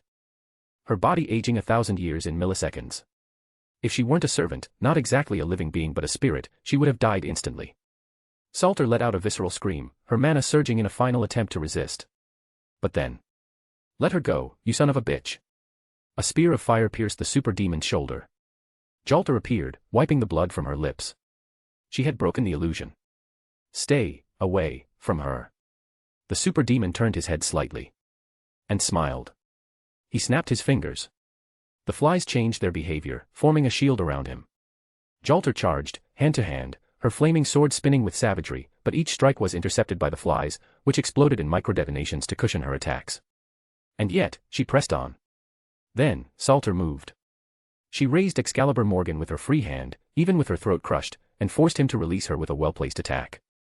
She spun her body, landing a lateral kick directly into the arm holding her. The sound of the impact reverberated like a sledgehammer on steel. He released her. The super demon vanished and reappeared 10 meters away from Salter. He raised his hands, spheres of energy spinning like dying stars, about to collapse toward the two. But before he could unleash the blow, a laugh cut through the battlefield. You thought that was all? Jean Dark Alter's voice reverberated, laced with hatred polished into a blade. In the next instant, she raised her banner, spun it in a wide arc, and, with a sudden motion, drove it into the ground beside her. Then, with solemn grace, she pointed her sword straight at the enemy. The black flies advanced, like a tide of shapeless bodies trying to crush the existence of Jalter and Salter. This is the howl of hatred polished with my soul. La Grandement du Haine. The flames, comparable to the fire of a first-class dragon, engulfed everything. The air was set ablaze. The ground melted. The sky turned red, as if bleeding from the edges of the battlefield. The flies, millions of them, had no chance. The moment they tried to advance, they were consumed by the flames, reduced to ashes so fine they vanished before even touching the ground. And that wasn't all. Sharp stakes began to emerge from the ground. First one. Then 10. Then hundreds. Each one sprouting with absurd violence, piercing the millions of flies. The stakes rose toward the sky, like fiery claws tearing through the world. This was Jean Dark Alter's noble phantasm, La Grandement du Haine, roar of hatred roar, oh my fury, a corrupted and tattered banner, in contrast to the holy weapon she regularly used. Like Luminicite Eternelle, it forms a barrier that repels all damage, physical or magical, but unlike Luminicite Eternelle, La Grandement du Haine reflects it back at Jean Alter's opponent. Regardless of the form of attack, be it a slash, a noble phantasm, or a curse, La Grandement du Haine reflects it, converting it into physical power that grows stronger if one of her allies is killed. Based on Jean's torturous death in life, the banner can also manifest flames by drawing grudges from Jean Alter's surroundings, transforming them into a roaring fire that burns her opponents to ashes with heat comparable to a first-class dragon. As they are reduced to ashes, her enemies are also impaled on countless stakes, one after another, lifting them into the fire. She had just used the flames. And now. The super demon raised both hands, the black and green energy spheres fully charged, so dense they distorted the gravity around them. With a slight gesture, he launched them. The impact was inevitable. Or it should have been. The moment the energy spheres touched the barrier of La Grandement du Haine, the world seemed to freeze. Jalter gave a smile of pure disdain. Before her noble phantasm, the energy of the singularities was twisted, compressed, and hurled back at absurd speed. The super demon raised his hand, and the void around him shimmered with arithmetic patterns, pure mathematical formulas. The energy spheres Jalter had reflected froze in the air, distorted, deformed, and began to spin, as if an invisible force were shaping them into something worse. The spheres compressed to the size of grains, but their energy density increased to the point of making the space weep. Greenish lines, like mystic circuits, spread through the air. And then, with a silent snap of his fingers, the energy spheres expanded violently. They were now blades. Blades of demonic energy, coated in equations. They sliced through the air like guillotines, tearing the dimension as they converged towards Salter. Damn. Salter gritted her teeth and raised Excalibur Morgan, unleashing a blast of dark energy that swept the field. But the blades curved in the air. It wasn't a matter of speed. It was absolute control over vectors. They bypassed her defense. Jalter shouted, throwing up a wall of flames to protect Salter, but it wasn't enough. A blade sliced through Salter's shoulder, opening a deep wound, blood spraying in crimson jets. The black flies gave no respite. They appeared from nowhere, clinging to both their bodies, sucking their vital energy with insatiable hunger. Though they were servants with infinite energy due to their master, the sensation was grotesque, as if their very existence were being eroded grain by grain. Ack! Jalter roared, spinning her banner to sweep away the swarms, burning tens of thousands. The super demon raised his hand again. The sky shattered in a whirlwind of elemental energy. Ice, fire, water, and thunder crashed down like an apocalyptic deluge. Intertwined, the elements formed cyclones of curses and jet-black lightning. And at the center of it all, a flaming skull, molded from black flames, descended in free fall, like the harbinger of a final judgment. Salter gritted her teeth. We won't survive if we keep playing defense. She charged. Excalibur Morgan glowed with a purple light so dense the air around it seemed to dissolve. With a brutal motion, she sliced through one of the greenish blades coming her way, creating an opening. Jalter understood the plan. While Salter forced a path, Jalter spun her banner, summoning the flaming stakes of La Grandement du Haine, forcing the super demon to retreat, even if just for a second. That's when Salter leaped. With an explosion of mana, she appeared beside the super demon, Excalibur Morgan spinning in a perfect arc. The blade sliced through space, striking the creature's flank. There was resistance. But she felt it. The metal of the blade pierced the skin that, for a moment, seemed indestructible. A jet of black blood sprayed, evaporating into dense smoke. The super demon didn't scream, only tried to pull away. But it was too late. Jalter was there. She descended with her banner in a vertical strike, stakes emerging from the ground, piercing the monster's body from multiple angles. The impact was enough to hurl the super demon to the ground like a meteor. But even impaled, even with his chest torn open in a grotesque wound, he rose. Time seemed to rewind, and all his wounds healed. Salter gripped Excalibur Morgan, panting. Jalter, beside her, wiped the blood from her mouth, the flames on her banner flickering. He's not going down easy, huh? Jalter muttered. The air trembled. The super demon raised a hand, and greenish symbols floated around his fingers. The black flies returned, covering the sky like a curtain. The flies descended like an avalanche. Jalter charged first, spinning her banner in a wide arc and conjuring walls of fire to block the swarm. The flies burned, but others replaced them. Salter flanked. She slashed through waves of insects with her sword. The enemy moved his fingers, and magical circles appeared on the ground. From within them, pillars of ice and fire erupted. Black lightning sliced through the sky, striking the two servants with surgical precision. Salter screamed, raising Excalibur Morgan to defend herself, but the attacks came from all sides. Jalter, beside her, summoned flaming stakes, but the tide of the enemy's power didn't relent. The super demon raised both hands. A skull of black flames appeared above him, crashing down like a falling star. The two surged forward, their swords slicing through the air simultaneously. The impact split the skull in two, exploding into a gale of curses. The super demon didn't stop. He teleported behind them, his fists wrapped in magical formulas. The first punch caught Salter in the abdomen, hurling her to the ground. Jalter tried to counterattack, but was grabbed by the throat and slammed into the rubble. The magical circles around the super demon glowed. The energy around him condensed, and in an instant, he unleashed an explosion of black flames that engulfed both. Salter, though wounded, raised Excalibur Morgan and unleashed a blast of dark energy to carve a path through the explosion. Jalter, gritting her teeth, spun her banner and created an opening with her flames. That won't work twice, bastard. Jalter charged, her eyes blazing. She attacked head-on, dodging energy blades the enemy controlled as if they were extensions of his fingers. Salter, meanwhile, circled to the flank, waiting for an opening. The super demon moved his hand, and a wall of water rose, trying to push Salter back. But Jalter saw it. She struck the wall with her banner, evaporating the water in a flash of steam. Salter seized the moment. She leaped, spinning in the air, and delivered a diagonal slash with Excalibur Morgan. The blade cut deep into the super demon's shoulder, drawing a jet of black blood. The enemy didn't retreat. He grabbed the blade with his free hand, trying to crush it, but at that moment, Jalter drove her banner into his back. Flaming stakes emerged from the ground, piercing the super demon's body. He fell to his knees but didn't release the sword. Stubborn, huh? Salter forced the blade, her face twisted with effort. Salter gritted her teeth and let out a primal scream. Excalibur Morgan glowed with a purple hue, the energy exploding around the blade. Cut! She roared, and with a horizontal arc, she severed both of the super demon's arms, the mana burst energy tearing through to the bones. The super demon didn't scream. He merely retreated, teleporting to the sky. Up high, as black blood still fell like poisonous rain, his arms regenerated in an instant. Not even a millisecond. Jalter and Salter looked up, gritting their teeth in pure frustration. That's cheating. Jalter whispered. But the worst was only beginning. The super demon's body began to writhe, its human form dissolving as new structures emerged. Legs. Many legs. Some insect-like, others bestial with claws capable of shredding a mountain, and even legs with hooves, stomping the air with absurd weight. Wings sprouted next. Countless, blending insect membranes, giant bird feathers, and dragon scales. Each flap created gusts of wind that tore the ground like invisible knives. And then, his body extended. 50 meters. A black mist began to spread from his body, covering the battlefield like a living disease. Trees withered at its touch. The ground rotted, turning into a poisonous swamp. Even the mana particles in the air trembled, as if refusing to exist in that environment. The splashes of blood falling from the monster turned everything to death. Each drop that hit the ground created black pools that bubbled with toxins so lethal that not even N-class demons could survive. This is bad. Salter murmured, her expression grave.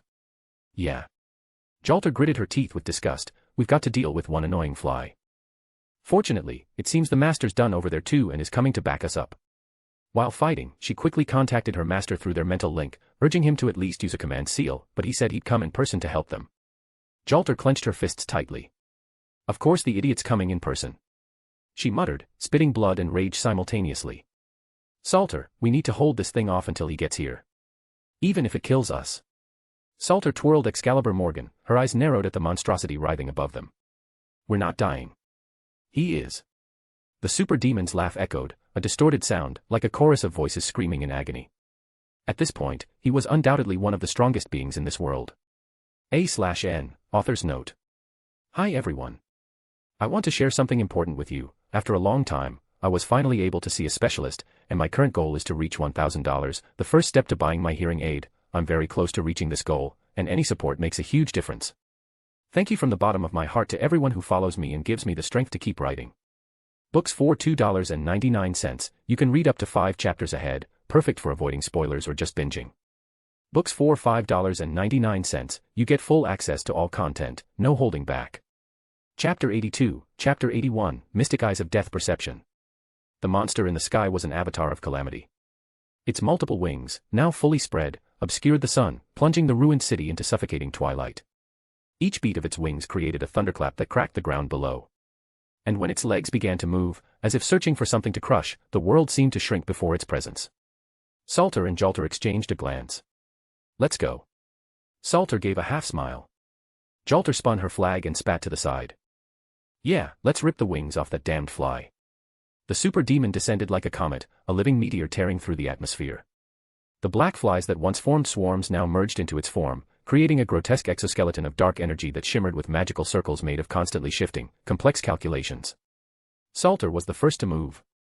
With a sharp crack, she exploded into motion, using mana burst to its full potential, her feet shattering the ground with every step. Excalibur Morgan in hand, her blade was a beacon of pure, dark purple destruction as it sliced through the air. Each step left a trail of energy that dissipated into dense mists. Jalter followed, but instead of running, she advanced through the air, using fiery stakes as platforms she created in mid-space, leaping from one to another with brutal agility.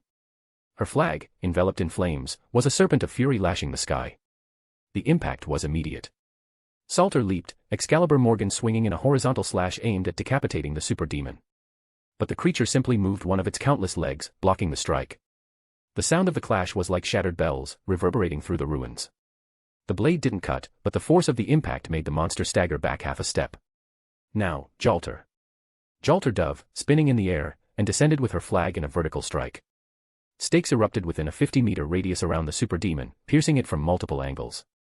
The ground trembled as if about to collapse, and the flames intensified, engulfing the creature. But it moved. With a grotesque twist, it used its wings as blades, slicing through the flaming stakes and creating a whirlwind that swept Jalter away, hurling her like a projectile into a ruined building. Jalter! Salter shouted, charging again, her sword an extension of her fury. The super demon brought one of its legs down on her, but Salter spun, dodging at the last moment, and slid along the creature's side, plunging Excalibur Morgan into one of its leg joints. Black blood sprayed like an explosion of living ink. But it didn't fall. Instead, a tail emerged from its body, a serpent of pure malevolent energy that tried to ensnare Salter. She sliced through the tail, but a second and third appeared immediately after. Jalter reappeared, spitting blood but with a smile fueled by rage. This time, you bastard, you'll feel it. She raised her flag again. Activating her La Grandement du Haine, flaming stakes spiraled around the super demon, compressing into a fiery prison. But the monster had no intention of being sealed. It unleashed a wave of miasma that distorted the reality around it. The stakes flickered, unstable. Hold on tight, Jalter. Salter shouted, running along the side of the prison, her sword preparing for the decisive blow. The super demon, however, moved its hands, launching dozens of vector blades in all directions. Salter dodged one after another, but a single misstep allowed a blade to slice her flank, opening a deep wound. She stumbled but didn't fall. With a primal scream, Salter leaped, her Excalibur Morgan erupting in a near black-purple light. The strike was brutal. She slashed diagonally, hitting the base of one of the super demon's wings. There was a crack, and the wing was severed, falling like a collapsing mountain. The monster roared for the first time, a sound that made the air vibrate with pain. But it wasn't enough.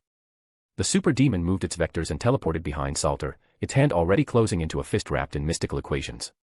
That's when Jalter intercepted. She drove her flag into the ground, creating an explosion that threw both back. The super demon retreated, but Jalter fell to her knees, panting, her arms trembling from exhaustion. Damn it. Even that wasn't enough. Salter approached, limping, but her eyes gleamed coldly. It's starting to react. That's an advantage. The sky began to tear again. The super demon opened its hands, and a sphere of pure energy began to form. It was dense, so dense that the space around it collapsed into black lines. Jalter stood, still trembling. Salter pointed Excalibur Morgan to the sky. They knew they had seconds. But seconds would be enough. They would bet everything on it. The super demon launched the sphere. It advanced like a miniature black hole, sucking in everything around it. Salter ran toward the destruction, Excalibur Morgan glowing with a mana burst that tore the ground with each step. She sliced through the sphere, splitting it into two smaller fragments that exploded behind her in waves of distorted gravity. Jalter appeared from the flank, her flag spinning like a flaming drill, piercing through the tide of miasma the super demon tried to use as a curtain. Both collided at the same time. Excalibur Morgan struck from top to bottom, while Jalter's flag came in an upward slash. The cross impact hit the super demon's chest, creating an explosion of pure physical energy that split the air into beams of purple and red light. The monster staggered back, but before it could stabilize, Salter and Jalter were on it again. Blow after blow. Slashes that opened fissures in the fly armor. Flaming stakes that pierced its joints. The super demon, even with its body regenerating endlessly, was being forced to retreat step by step. It spun, its wings trying to sweep the two away, but Salter leaped, stepping on her own blade to dodge, while Jalter descended like a bolt, her flag striking the creature's face with an impact that deformed its skull for an instant. This time, you'll fall. Jalter roared. The super demon then raised both hands, and the sky split. A rain of vector spheres, small and lethal like bullets, fell like a cursed storm. Salter and Jalter moved like shadows, dodging, blocking, slashing. But the rain was relentless. Salter was hit in the shoulder, the impact drawing blood in spurts. Jalter took a cut to the thigh but didn't stop. Jalter drove her flag into the ground. La Grandement du Haine. A flaming wall rose around them, blocking part of the storm. Salter, meanwhile, channeled every drop of mana she had. Excalibur Morgan. The beam of dark energy cut through the sky in a straight line, striking the super demon with a force that demolished the clouds around it. The impact was so brutal that the monster was thrown back, crashing into the ground and creating a crater that swallowed half the ruins. Yet, it rose. Disfigured, regenerating, its emotionless eyes fixed on the two. Salter fell to her knees, panting, but with a victorious smile. It's starting to bleed for real. Jalter spun her flag, her eyes burning with hatred. Then we'll make it bleed until it evaporates. With a war cry, both charged again, determined to crush the very existence of that demon. It was now or never. The super demon didn't wait. Before Salter and Jalter could close the distance, it snapped its grotesque fingers. The lines of space twisted, folding in on themselves. The two were pulled forward and backward at the same time, their bodies defying the laws of motion. Salter was the first to feel the impact. Without warning, her body was compressed by invisible vectors, as if glass walls had collapsed on her. The air was ripped from her lungs as she was thrown against an invisible barrier in midair, only to be crushed by another force that slammed her into the ground. Jalter, meanwhile, was trapped in a spatial fold. She ran, only to find herself running in place. The ground beneath her feet turned into a shattered mirror, multiplying her into infinite reflections as the super demon appeared behind her soundlessly, as if reality were playing in slow motion just for her. A vector blade pierced her flank, opening a deep gash that burned with pain amplified by the super demon's ability. Damn. She spun her flag, trying to retaliate, but the space twisted, and the super demon was no longer there. It reappeared above, descending with a fist that seemed to carry the gravity of a planet. Jalter raised her flag to block, but the impact crushed her, forcing her knees to sink into the concrete. Salter tried to react, releasing a mana burst to break free from the invisible prisons, but time froze. Though only for an instant, before her, magic resistance helped her shatter the spell. She drove Excalibur Morgan into the ground. The following impact wasn't physical, it was magical. The space around the blade screamed. The distortions shattered into fragments of black light, freeing both her and Jalter. Jalter moved at that moment. She broke from the deadlock, appearing beside the super demon with a fiery stake that tore through the side of its face, drawing a torrent of black blood. The monster, enraged, opened its hands again. The vector equations began folding space into infinite layers, but Jalter gave it no room. She drove her flag into its chest. Go play God in hell, you bastard. But the super demon was relentless. It twisted the time around the flag, accelerating the weapon's deterioration. But it was futile, as it was the crystallization of Jeanne d'Arc Alter's legend, not a mere weapon but a concept formed from her history. Salter charged, leaping over the spatial cracks. With a scream, she severed one of the monster's front legs, forcing it to retreat. But the creature didn't yield. It countered with a blast of vector magic that slammed Salter against an invisible wall, drawing a spurt of blood from her mouth. Arg. She fell to her knees but held Excalibur Morgan like an anchor, refusing to collapse. The super demon then manipulated local time, creating a field of extreme acceleration around Jalter. For her, a second became a minute. Damn it, not that easy. Jalter gritted her teeth.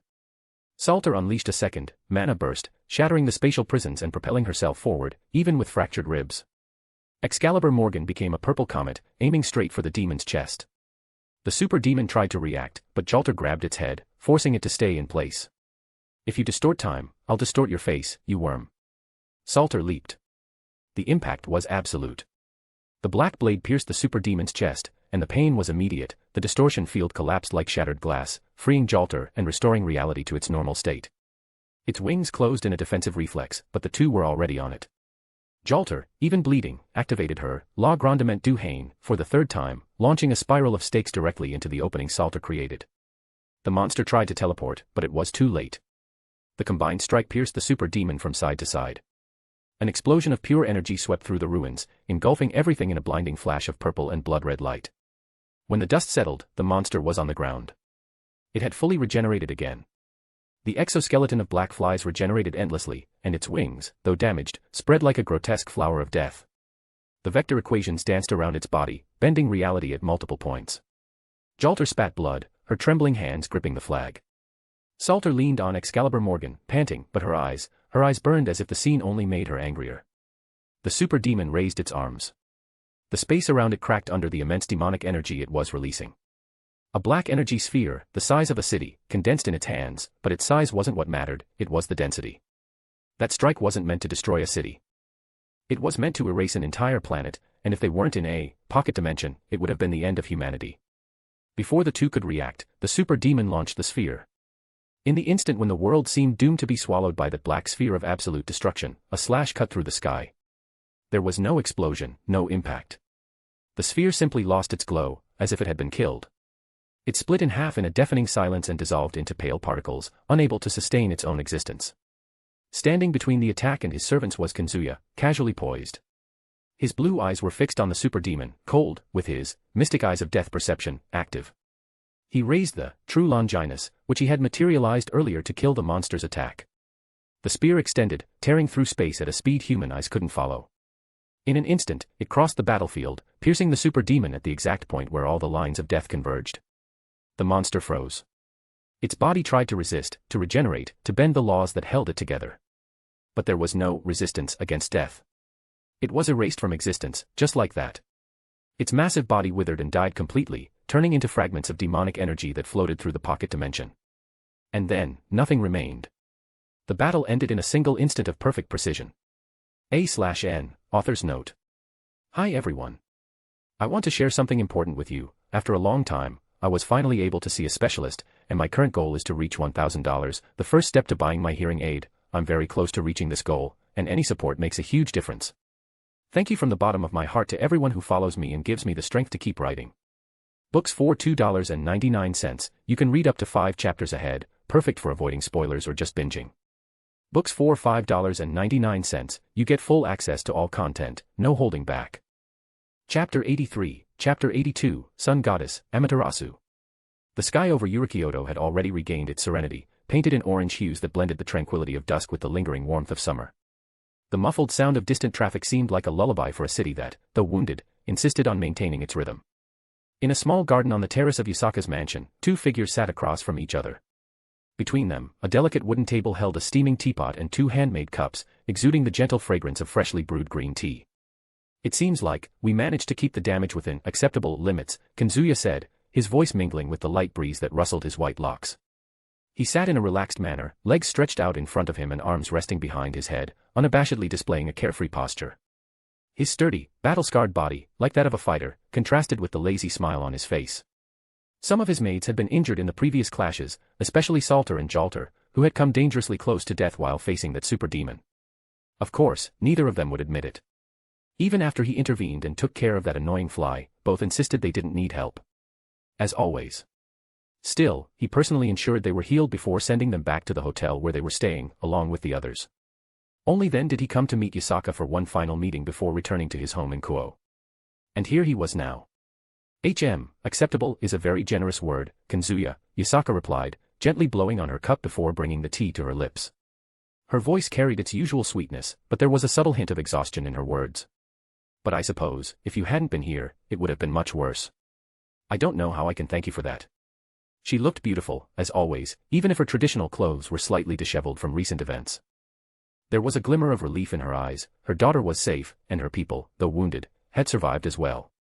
Kunu, for her part, had been there until just a moment ago. With the typical impatience of her young age, she had insisted on staying by her mother's and Kazuya's side, saying she wanted to help, that she was already strong enough for it. Yasaka, with that perfect blend of sweetness and firmness only a mother possesses, stroked her daughter's head, smiled, and asked her to go play for now. Kazuya cast a glance at the sky, allowing himself to close his eyes for a brief moment. No need to thank me. Since we'll be future allies, this is the least I could do. Besides, I couldn't just let innocents get hurt when I could do something about it. Yasaka smiled, a tired but sincere smile. You're a good person, Kazuya. Kazuya opened his eyes at the sound of his name. Only you think that. I've never considered myself a good person, Yasaka. I just try my best in a world where it's much easier to do the worst. Even if my actions are often seen as bad in the eyes of others. Yasaka's gaze softened. It doesn't matter what others think. I think you're a good person. The silence that followed wasn't uncomfortable. Kazuya let out a lazy sigh. Yasaka, about that alliance proposal, he began, turning his gaze toward the kitsune with a sly smile. I think it's time we start taking concrete steps, don't you? Yasaka set her cup down on the table, her golden tail swaying gently behind her. The serenity on her face momentarily masked the tension forming in her heart. I'll speak with Amaterasu-sama about it, she said with a resolute tone. I'll do my best to convince her. Kazuya raised an eyebrow, leaning back further, hands resting behind his head with a relaxed smile. I don't mind waiting. But I can't stay in Kyoto for too long. Yasaka turned her gaze to the horizon, as if contemplating the golden threads of light fading into the shadows of the night. Her response came soon after, with a subtle smile on her lips. You won't need to wait long, Kazuya. I have a direct means of communication with Amaterasu-sama. Kazuya blinked. For a moment, the air felt almost too light. Eh? So you're telling me you had a direct line to the chief goddess this whole time and didn't use it until now, he said, feigning exaggerated indignation, his shoulders slumping in mock disbelief as he rested his forehead in his hand. Yasaka let out a soft giggle, one of those that seemed to melt away the accumulated exhaustion of the soul. Gentle, warm, with a hint of teasing.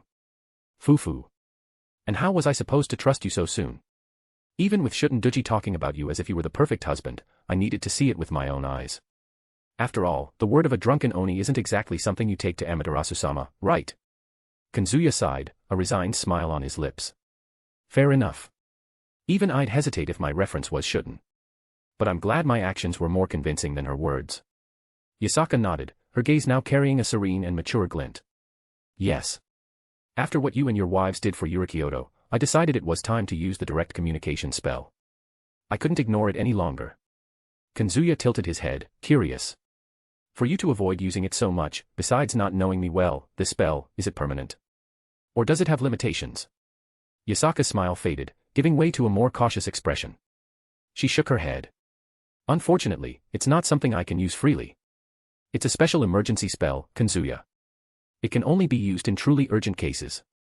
And, to be more precise, it only has 3 uses. 3, huh? Kazuya muttered, furrowing his brow. It's a spell that bypasses the bureaucracy of the Japanese pantheon's communication lines and delivers the message directly to Amaterasu-sama. No intermediaries, no delays. It communicates to Amaterasu-sama like a prayer. Yasaka explained calmly. Kazuya scratched his chin, absorbing the information, before relaxing his shoulders and smiling. I see. Well, if that's the case, how about using the spell now? Yasaka smiled back. You're quite impatient, aren't you? All right, I'll use it. She took a deep breath and, with a gentle gesture, brought her hand to her ear. A small golden magical circle glowed at her fingertips. Kazuya watched in silence, eyes half closed, as the kitsune closed her own eyes for a brief moment and began to speak, her voice low and respectful. Amaterasu-sama. It's Yasaka. I request an urgent audience. The magical circle reacted almost immediately, expanding into a soft glow. The response came as a whisper imbued with divinity, but clear enough for Kazuya to hear thanks to his heightened senses. Yasaka. I sensed that Kyoto was attacked. Many of my worshippers prayed for my protection. I was about to contact you and am relieved to see you're safe. Yasaka bowed her head in reverence. Thanks to Ryougi Kazuya and his wives. They were crucial in preventing a greater disaster. For this reason, I wish to formalize an alliance between the yokai and him. I humbly request your approval, Amaterasu-sama. There was a brief silence. Kazuya remained impassive, but his senses were alert. He didn't know exactly what to expect from the sun goddess, but from the tone of the conversation, it didn't seem like a refusal. Very well, Yasaka. If this man could protect your land, he has a merit I cannot ignore. I approve this alliance. The magical circle glowed more intensely, but before Yasaka could thank her, Amaterasu's voice returned, this time with a slightly firmer tone. However, I'm not satisfied with merely hearing about Ryougi Kazuya from others. All I've seen is the video of him humiliating the Crimson Mao in combat and the deeds of his organization that protects humans. Kazuya raised an eyebrow, a sly smile forming on his lips. I wish for him to meet me as soon as possible. We need to talk, along with the other gods. We also want to be part of this alliance. I'm interested in this Chaldea. Kazuya let out a sigh and nodded to Yasaka, who looked to him for confirmation, knowing he was listening. Seeing his nod, Yasaka spoke. He says he will be honored to visit you, Amaterasu-sama. The magical circle began to dissipate slowly, like a flower of light shedding its petals into the air. Very well. Yasaka, arrange the visit. I expect you both soon. With one final golden flicker, the communication spell ended. Yasaka sighed, lowering her hand and leaning back slightly, letting her body relax. Well, it seems we made unexpectedly quick progress. Kazuya ran a hand through his hair, still sporting that lazy smile. Huh. Gods sure are impatient when something piques their curiosity, huh? I thought I'd have to push harder. Yasaka smiled softly. Amaterasu-sama is not a goddess who ignores favors. But, it seems you caught her attention more than you might have wanted. Noticeable. Kazuya shrugged. Well, if it's about playing politics, let's do it right. I won't complain. He lightly swirled his cup, watching the reflection of the orange sky in the green liquid. The now cool tea matched the warm atmosphere of their conversation, which seemed to be nearing its end. Yasaka, in turn, picked up her own cup, bringing it to her lips before speaking with an expression that blended serenity and a touch of anticipation. Kazuya. Do you plan to leave Kyoto tomorrow? Or will you stay, since Amaterasu-sama wishes to see you soon? Kazuya smiled lazily, tilting his head to the side. I plan to stay for the next week. We have some things to organize, and, well, my wives need some time to rest too. He stretched his arms back, letting out an exaggerated yawn. No point rushing if the body can't keep up. Yasaka watched him in silence for a moment before letting a sweet, inviting smile curve her lips.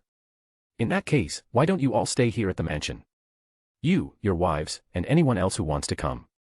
Kunu would be thrilled too. Kazuya raised an eyebrow, surprised by the direct offer. You sure about that, Yasaka? I'm a complicated guest, you know. And my wives, well, let's just say, we make noise. Yasaka's smile didn't waver. On the contrary, a playful glint danced in her eyes. She rested one hand on her chin, leaning slightly forward, and with a velvety voice, replied. No problem. I can make noise too, Kazuya. And depending on the situation, I might even join the chaos. The world seemed to slow for a second. Kazuya blinked, surprised, his usual air of indifference briefly slipping. He tilted his head, as if processing her words, but soon his characteristic laziness returned, and he let out a resigned sigh, a sly smile on his lips. I should have known you'd say something like that, Yasaka. You're a natural tease. She laughed softly, pleased. Kazuya then stood, stretching his arms in a long yawn before looking at the horizon, now tinged with deep blue. For today, I'll head to the hotel where they're resting. Tomorrow morning, me and the rest of the team will come to Kyoto. Yasaka nodded, rising as well, her tail swaying elegantly behind her. All right. I'll prepare everything to receive you. Before leaving, Kazuya turned to her once more, his tone more serious but still carrying his usual lightness. How long do you think it'll take to arrange a meeting with the Japanese gods? Yasaka brought a hand to her chin, pondering for a moment before answering. 3 days, at most. Kazuya smiled, satisfied. Great. Then we have enough time to prepare, and rest a bit before the politics start biting. Yasaka took a step forward, stopping beside him, and with a smile that blended softness and confidence, said. Rest well tonight, Kazuya. Starting tomorrow, this mansion will be your temporary home. Kazuya gave her one last look, one that said more than words could, and responded with a simple wave before turning toward the exit. And so, under the now darkened sky, streaked with magical lanterns beginning to light up across Kyoto, Kazuya departed, ready for another night of transition, while the world seemed to quietly hold its breath for what was to come. A/N, good afternoon, everyone. Today's chapter officially marks the end of this arc. I've decided not to write Kazuya's meeting with the Japanese gods in a full scene, at most, I'll include a brief flashback in the next chapter. Stretching this part out would end up dragging the arc too much, and I'd rather keep the story's pace flowing smoothly.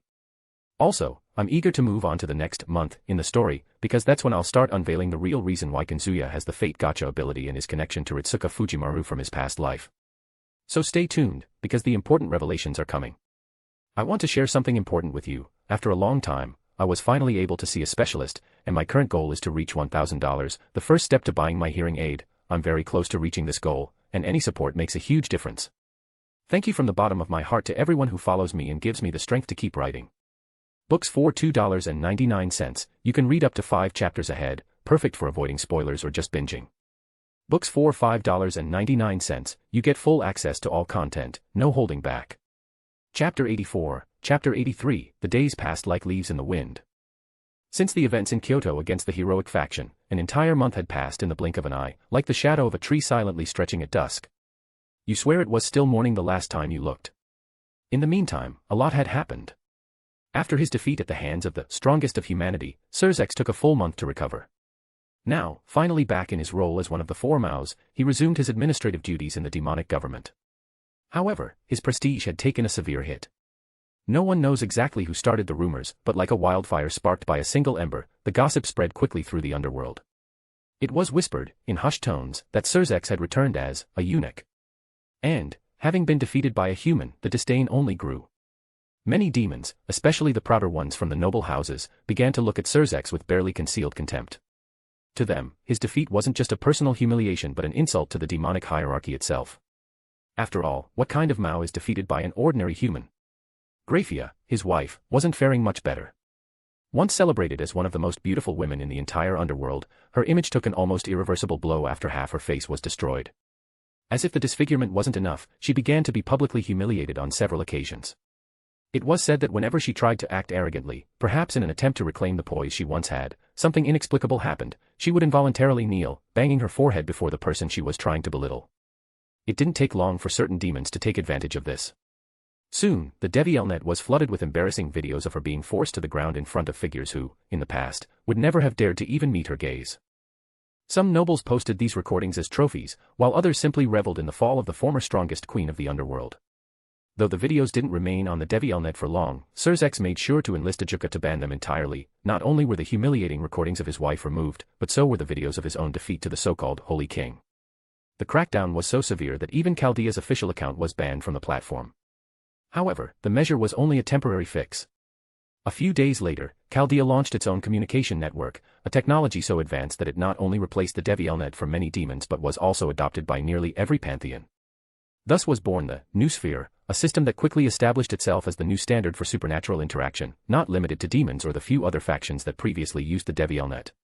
Its rise was as meteoric as it was inevitable, sending a clear message. By trying to silence his own humiliation, Scathach had only hastened the fall of demonic hegemony over communication channels. Today, few still use the outdated DevielNet. Naturally, access to the new network was public, made available through proprietary devices developed by Chaldea, purchasable at a low cost, like smartphones, Noosphere 1, and high-performance smartwatches adapted for all types of energy. In no time, they became ubiquitous in supernatural circles, from the underworld to the heavens and even Olympus. The fall of the DevielNet wasn't the only notable collapse during that period. Every single demon who tried to force humans into their nobility was summarily erased from existence. It's estimated that at least 20% of the demonic population was eradicated. Among those eliminated was the old Satan faction itself, which, in a desperate attempt to prove demonic supremacy, declared open war on Chaldea. Shelba Beelzebub, Kateria Leviathan, and Cruzri Asmodeus attacked the mansion where Chaldea's sole leader lived on the outskirts of Kuoh with their subordinates. The result was catastrophic. Almost all members of the old Satan faction were wiped out by Chaldea. The details of the battle didn't spread widely, but according to witnesses, only 2 people handled it. With everything that happened to regular demons and those in the old Satan faction, the demons finally understood that humans were beyond their reach and left them in peace. The rate of so-called stray demons, reincarnated demons who, driven by selfish desires, broke away from their masters, dropped drastically. Without someone to keep their powers in check, these demons posed a significant threat when they lost control. However, now they've practically ceased to exist and no longer pose a danger to anyone. While the demon faction's standing plummeted in the eyes of the public, the fallen angels and angels who publicly allied with Chaldea became colossal forces, ones that everyone had to handle with extreme care. Fallen angels who harmed humans, often in attempts to steal sacred gears or for other forms of abuse, were dealt with by Azazel. The few who persisted in these practices were executed, making the consequences of such actions clear to all. In no time, none dared to interfere with humans again.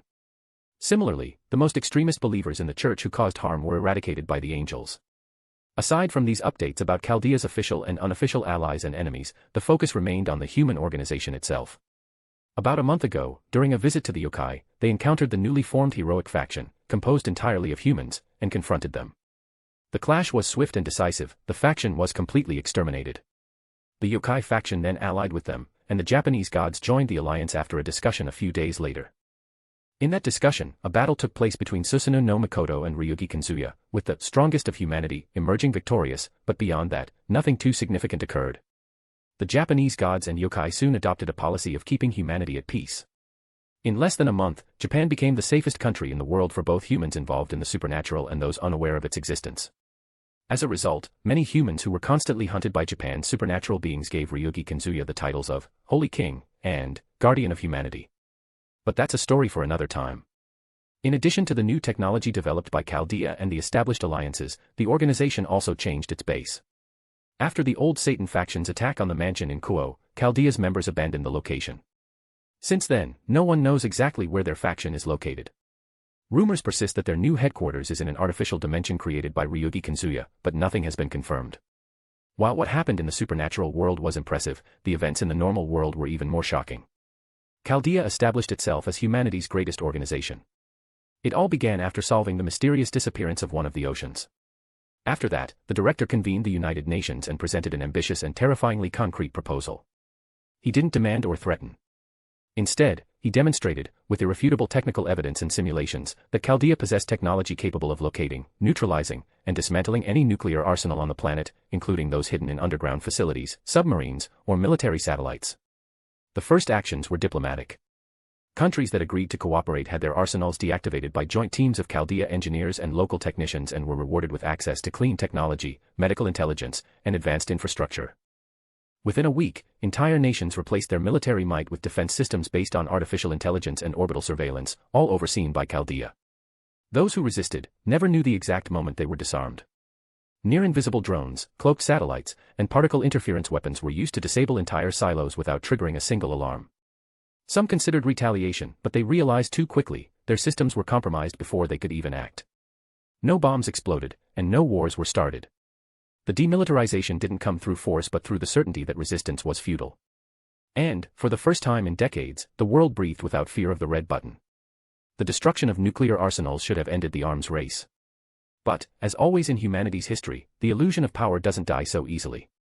In the following 2 weeks, several hostile or simply too proud nations began secretly reactivating underground facilities, reopening laboratories, and resuming old routes for acquiring enriched uranium and military materials. Some tried developing biological weapons. Others bet on new technologies or even revived experimental projects abandoned during the Cold War. They thought they could hide their plans. But Chaldea knew everything before the first projects were even internally approved. Chaldea's global surveillance network, powered by advanced AI, satellites operating in spectrums invisible to conventional technology, and agents with access to the highest echelons of every government intercepted everything: encrypted messages, logistical movements, secret meetings. Such technologies had been developed in the past month to avoid relying on their magical golem and technology. And then came the extractions. Uranium enrichment plants vanished overnight, with all involved scientists waking up elsewhere. Military installations were neutralized with surgical precision, circuits fried, structures collapsed, fuel evaporated, all without causing deaths. Chaldea's teams entered enemy territory and left unseen, like ghosts. Some countries tried to react, convening emergency councils or publicly accusing Chaldea of violating sovereignty. In response, the organization simply released documents and recordings exposing the illegal construction of weapons of mass destruction, humiliating their leaders before the international community. But the final blow was deeper. Chaldea took control of all the planet's strategic materials. Reserves of uranium, plutonium, lithium, advanced explosives, chemical agents, and even industrial printers used for military purposes were tracked, confiscated, or rendered unusable. The message was clear: nothing that could harm humanity would escape their grasp. Even private companies supplying microcomponents, military software, or tactical sensors were forced to sign agreements with Chaldea or simply vanished from the map. The black market collapsed. Even the largest cartels couldn't keep their arsenals intact. In less than a month since the start of their offensive, Chaldea had not only eliminated all known weapons of mass destruction but also prevented any possibility of new ones emerging. In just 1 month, the world began to change in ways that once seemed utopian or unattainable. With the elimination of nuclear weapons and the deactivation of all lethal arsenals, tensions between nations plummeted dramatically. Without the constant fear of mutual annihilation, territorial disputes and diplomatic conflicts began to be resolved through mediation and cooperation, almost always under Chaldea's supervision or influence. Wars ceased. In regions marked by decades of armed conflict, such as the Middle East, parts of Africa, and Eastern Europe, militias and armies retreated, unable to maintain power without their arsenals. For the first time in generations, thousands of children woke up without the sound of bombs in the background. Families could return to their homes. Military budgets were redirected. With the certainty that no nation could secretly rearm, many governments began investing the billions previously spent on defense into healthcare, education, and infrastructure. Chaldea itself offered technology and support for rebuilding war-torn areas, along with sustainable solutions for generating energy and purifying water. International crime collapsed. Without the trafficking of heavy weapons, the black market for armaments vanished almost overnight. Cartels, terrorist groups, and militias lost their primary source of power. Urban safety improved dramatically. In places like Rio de Janeiro, Cape Town, and Istanbul, violent crime rates dropped by over 70% in just a few weeks. A scientific revolution began. Chaldea released access to previously restricted technologies, new methods for clean energy generation, experimental vaccines for rare diseases, neural prosthetics, and AI-integrated educational systems. In just 1 month, hospitals worldwide began using Chaldea's algorithm-based diagnostics, reducing mortality rates in critical cases. The environment started to recover. With the ban on certain types of weaponry and the destruction of heavy military factories, industrial pollution saw a sharp decline. Chaldea also launched climate satellites that began controlling and reducing emissions in real time. The result? Cleaner skies, clearer waters, and a noticeable reduction in average temperatures in some regions. The global population began to feel hope. Even the most conservative or skeptical media couldn't ignore the results. Protests ceased. Social media was filled with videos of family reunions, schools reopening in war zones, and soldiers returning home. A new kind of faith emerged, not religious, but based on the idea that humanity, under the right guidance, could truly change. And above it all loomed the image of Chaldea, a human organization, without flag or border, that in 30 days had done more for world peace than centuries of fragile treaties and broken alliances. The director of Chaldea, now considered one of the most important figures in modern history, refused awards, interviews, or public honors. His focus remained silent, guiding the world like a benevolent shadow. But everyone knew, even the most skeptical, that in just 1 month, the Earth had entered a new era.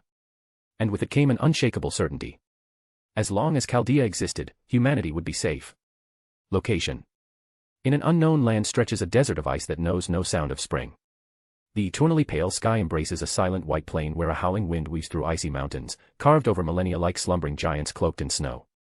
There, among these mountains, rests a circular structure of enigmatic architecture. The building, made of a material akin to iron and resistant to extreme cold, seems almost alien against the surrounding natural brutality. No sound emanates from its walls. Nothing but the faint hum of internal systems and the occasional crack of distant ice. Inside the structure, the corridors are long, silent, and white as ivory.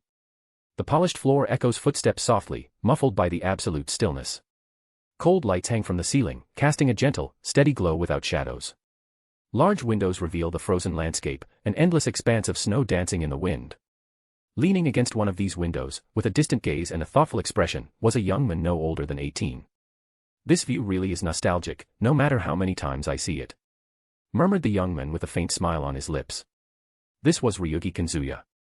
Currently, he was at the official headquarters of his secret organization dedicated to preventing the extinction of the human race, Finest Chaldea. And where exactly was this place? Well, about a week ago, he had used the Finest Chaldea organization package within the world created by his Innovate Clear. This was where he was now. But how, exactly, did this place become accessible to his servants? This was due to one of the abilities of Innovate Clear, which, like all his sacred gears, was a unique subspecies, allowing him to create a kind of mark on individuals he recognized as subordinates. Through this mark, they could teleport directly to his personal dimension. In other words, only those chosen by him had access to this world. Speaking of his sacred gear, over the past month, Kazuya had trained almost every day, except when occupied with Chaldea's affairs. As a result, he managed to reach the abyss side of Innovate Clear, and not only that, but also of Tell Us Karma, Dimension Lost, and Annihilation Maker.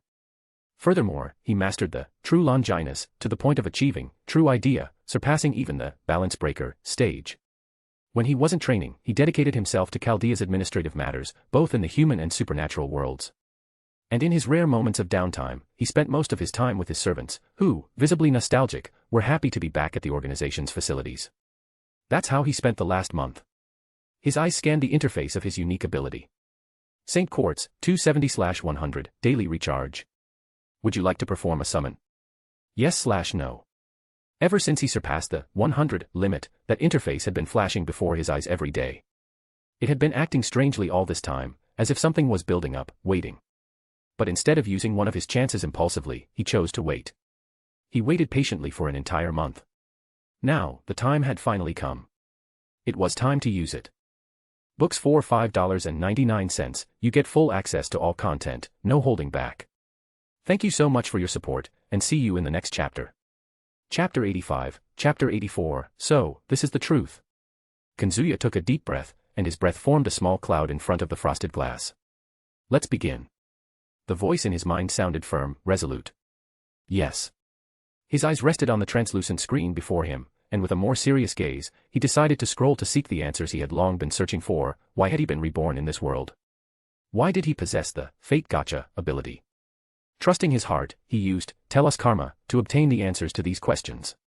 To his surprise, that scroll consumed exactly 100 of the 270 St. Quartz available, a high price that left him momentarily in shock. His heart raced, tension taking over as he awaited the verdict of that risky bet. Before he could even formulate a question, a sharp, subtle sound echoed in his ears, a ping that announced something important. Then, before his eyes, a notification appeared. Congratulations to the user for restraining the insatiable desire to use their roles and reaching 100. And even more, congratulations for the desire to uncover the mysteries surrounding your reincarnation. The requirements to know the truth have been met. The user has acquired the crystallized truth. Those words hung in the air, heavy and full of meaning. It was as if an invisible door, guarded by countless secrets, had finally opened before him. The name of the prize left no doubts. Now, he was about to face a truth that could change everything. A mix of apprehension and determination formed in his chest. Instantly, a translucent crystal, shining like a fragment of a star, appeared resting in his open palm.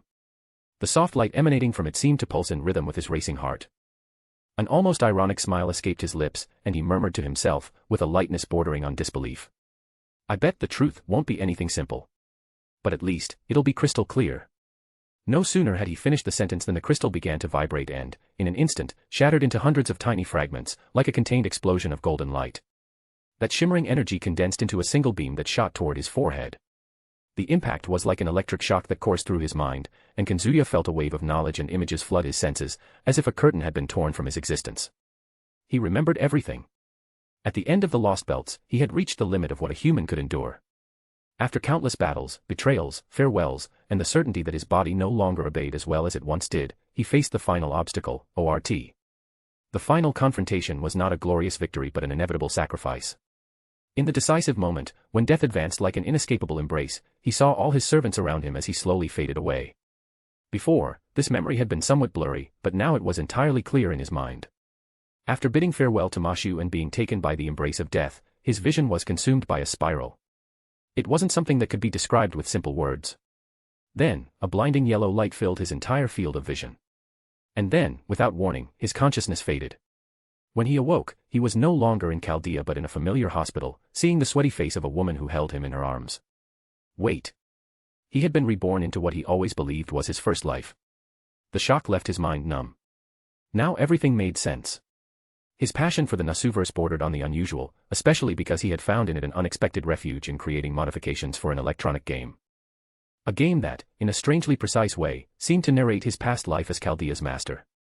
But that wasn't all. He created modifications that told stories never seen in the official material of that reality.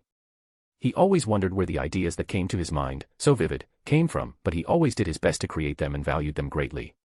And then, he died. He was reborn in this world and lived here while his mind was slowly prepared to awaken the memories of his two past lives, thanks to the power of the Fate Gacha. When he turned 17 and returned to Japan, all the memories finally came flooding back at once. His unique ability not only preserved all the memories of his previous life, making him believe he had been reborn at that exact moment, but also revealed, disguised among the prizes of this gift, the complete memories of his existence as Ritsuka Fujimaru. As for the origin of his unique ability, it could be considered a kind of pseudo-noble phantasm. When he died as Ritsuka Fujimaru, somehow, he acquired a crystallized concept, the essence of his existence as a hero who saved humanity twice, and it became a miracle when his soul crossed the route and went to another world. Later, upon coming into contact with the game Fate/Grand Order and dying while playing it, this miraculous concept mysteriously absorbed the material in the form of a cell phone and took the form of a Fate Gacha. The reason he considered it a pseudo-noble phantasm was that noble phantasms are crystallized mysteries, powerful weapons forged from human imagination, belonging to heroic spirits. They embody the supreme mysteries of a hero, symbolizing their existence through historical deeds and legends.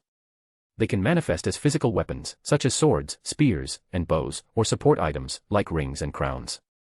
They can also be abstract concepts, unique abilities, exclusive forms of attack, curses, or even alterations to the environment and the properties of matter. He called it pseudo because, although this unique ability had the same origin, it became a miracle when he crossed the route. To be more specific, thanks to all the conditions, his Fate Gacha granted unrestricted access to the root itself, the primordial origin of the world, and with it, the power to permanently acquire anything in existence. His ability could be described as an all-powerful wish-granting device, also being the source of all supernatural phenomena in the Nasuverse. The reason his ability had a faint trace of consciousness was that it resembled the third personality of Shiki Ryougi, the Void, essentially an administrator of Akasha itself. Finding his addiction to gacha distasteful, this consciousness imposed a limit. Only by accumulating 100 Saint Quartz would he be able to uncover the entire truth. He blinked a few times, trying to absorb everything that had just been revealed. The immensity of that truth overwhelmed his mind, as if an ocean had opened within him, flooding every corner of his consciousness. The weight of existence, of rebirth, of intertwined fate, everything made sense now and, at the same time, seemed cruelly too heavy for a single being to bear. His eyes, shining with a mix of disbelief and acceptance, began to fill with tears. These tears were not a sign of weakness but the reflection of a profound realization, the definitive understanding of his own purpose, even if it came with overwhelming loneliness. The part of him that had always rejected the wonderful life he had lived as Chaldea's master dissipated like leaves carried by the wind. Gone, too, was the guilt he had always carried deep down for believing he had manipulated all his servants and allies to gain their friendship, become their lover, or even hold him in such high regard. He clenched his fist against his chest, feeling the racing rhythm of his heart, which seemed to want to both explode and calm down. Each fragment of that revelation made him more aware that his existence was not by chance and gave him greater certainty of who he truly was. A feeling he hadn't felt in a long time. So, all of this is real, he murmured to himself. Kazuya remained there, motionless, for long minutes after wiping his tears. The sound of his own heart was all he could hear, drowning out any noise around him. The avalanche of memories and the suffocating weight of finally understanding his existence, everything blended into a chaotic whirlwind that threatened to engulf his sanity. Gradually, however, his breathing began to slow. The knot in his throat eased, and the pressure in his chest melted away like ice under the sun. He closed his eyes for a moment and let his mind settle. When he opened them again, a cold focus replaced the previous turmoil. He let out a slow sigh. If that ability was truly an all-powerful device, connected to the very origin of everything, and if he now knew the whole truth, there was no point in standing still. A gentle, kind smile appeared on his lips. If his servants were there, they would recognize that smile as one of the pure smiles their master used to give in his time at Chaldea. A slight smile curved his lips, filled with determination. "All right, let's see what else you have for me." With a simple mental command, the Fate Gacha activated again, and he also pushed the probability manipulation of his Telos Karma to its maximum limit. Every possibility, every invisible thread of fate, was carefully aligned so that the result was exactly what he desired, the other true magics. He chose 4 rolls, exactly. A golden flash exploded before his eyes. It wasn't an ordinary light, but the intense projection of his summoning interface, vibrating in the air. Congratulations. You have received the first magic, Denial of Nothingness. Congratulations. You have received the second magic, Operation of Parallel Worlds. Congratulations. You have received the fourth magic, Black Hole. Congratulations. You have received the fifth magic, Blue Magic. Without hesitation, he clicked on Fusion, feeling his mind being pulled into a familiar spiral, the same sensation as the first time he received a true magic. Time seemed to stretch, as if that compressed eternity held all the weight of transformation. When he came to, a slight smile appeared on his lips. Each of the 5 true magics carried absurd power. The first violated the law of energy equivalence, allowing the creation of anything from nothing. The second opened portals to infinite parallel worlds, enabling travel between alternate realities. The third, which he already mastered, manipulated souls and granted the power of resurrection. The fourth expanded his perception, processing the exact moment and place of every atom in the universe, revealing their past and future values. And the fifth commanded time, with abilities like event, manipulation and BFR. Kazuya felt a certain growing excitement to use these magics, but first, he had to use the rest of his chances. After a few minutes reflecting on what he truly wanted, he decided to use a little over half, about 30, of the remaining 52 rolls on things he had always found interesting and desired to have. The rest he would reserve for summoning his old companions. Without hesitation, he gave the mental command. In an instant, 90 of the remaining Saint Quartz he had disappeared. A loud ping rang in his ears before his vision filled with notifications. Congratulations to the user for receiving Reality Marble, Tatari. Congratulations to the user for receiving Potnia Theron. Congratulations to the user for receiving Domina Koronen. Congratulations to the user for receiving the Sword of the End, Enki. Congratulations to the user for receiving the Gate of Babylon. Congratulations to the user for receiving the Divine Core of the Olympian Gods. Congratulations to the user for receiving the Authority of Lightning, of Zeus. Congratulations to the user for receiving the Authority of Love, of Aphrodite. Congratulations to the user for receiving the Authority of the Earth, of Demeter. Congratulations to the user for receiving the Authority of Water, of Poseidon. Congratulations to the user for receiving the Authority of Atoms, of Hades. Congratulations to the user for receiving the Authority of the Sun, of Apollo. Congratulations to the user for receiving the Authority of the Forge, of Hephaestus. Congratulations to the user for receiving the Authority of the Moon, of Artemis. Congratulations to the user for receiving the Authority of Victory, of Athena. Congratulations to the user for receiving the Authority of Fire, of Surtur. Congratulations to the user for receiving the Authority of Fenrir, of Surtur. Congratulations to the user for receiving the Noble Phantasm, Lopr Legjarn, the Sword of Flames that shines brighter than the sun, of Surtur. Congratulations to the user for receiving the Noble Phantasm, Levitine, the sword like the sun that causes calamities, of Surtur. Congratulations to the user for receiving the Branch Destruction, of Surtur. Congratulations to the user for receiving the Wind of Niflheimr, of Surtur. Congratulations to the user for receiving the Authority of Brahma, of Arjuna Altar. Congratulations to the user for receiving the Authority of Vishnu/Krishna, of Arjuna Altar. Congratulations to the user for receiving the Authority of Shiva, of Arjuna Altar. Congratulations to the user for receiving the Authority of Vayu, of Arjuna Altar. Congratulations to the user for receiving the Authority of Surya, of Arjuna Altar. Congratulations to the user for receiving the Authority of Sarasvati, of Arjuna Altar. Congratulations to the user for receiving the Servant Experience card of the Pretender class, Oberon. Congratulations to the user for receiving the Servant Experience card of the Grand Assassin, King Hassan. Congratulations to the user for receiving the Servant Experience card of the Lancer class, Romulus. He obviously aimed for the authorities because he had always found them incredibly powerful since they were introduced. Authorities are special powers distinct from code castes, noble phantasms, and skills, as they achieve results simply because the user has the right to do so, rather than relying on some logical process or principle.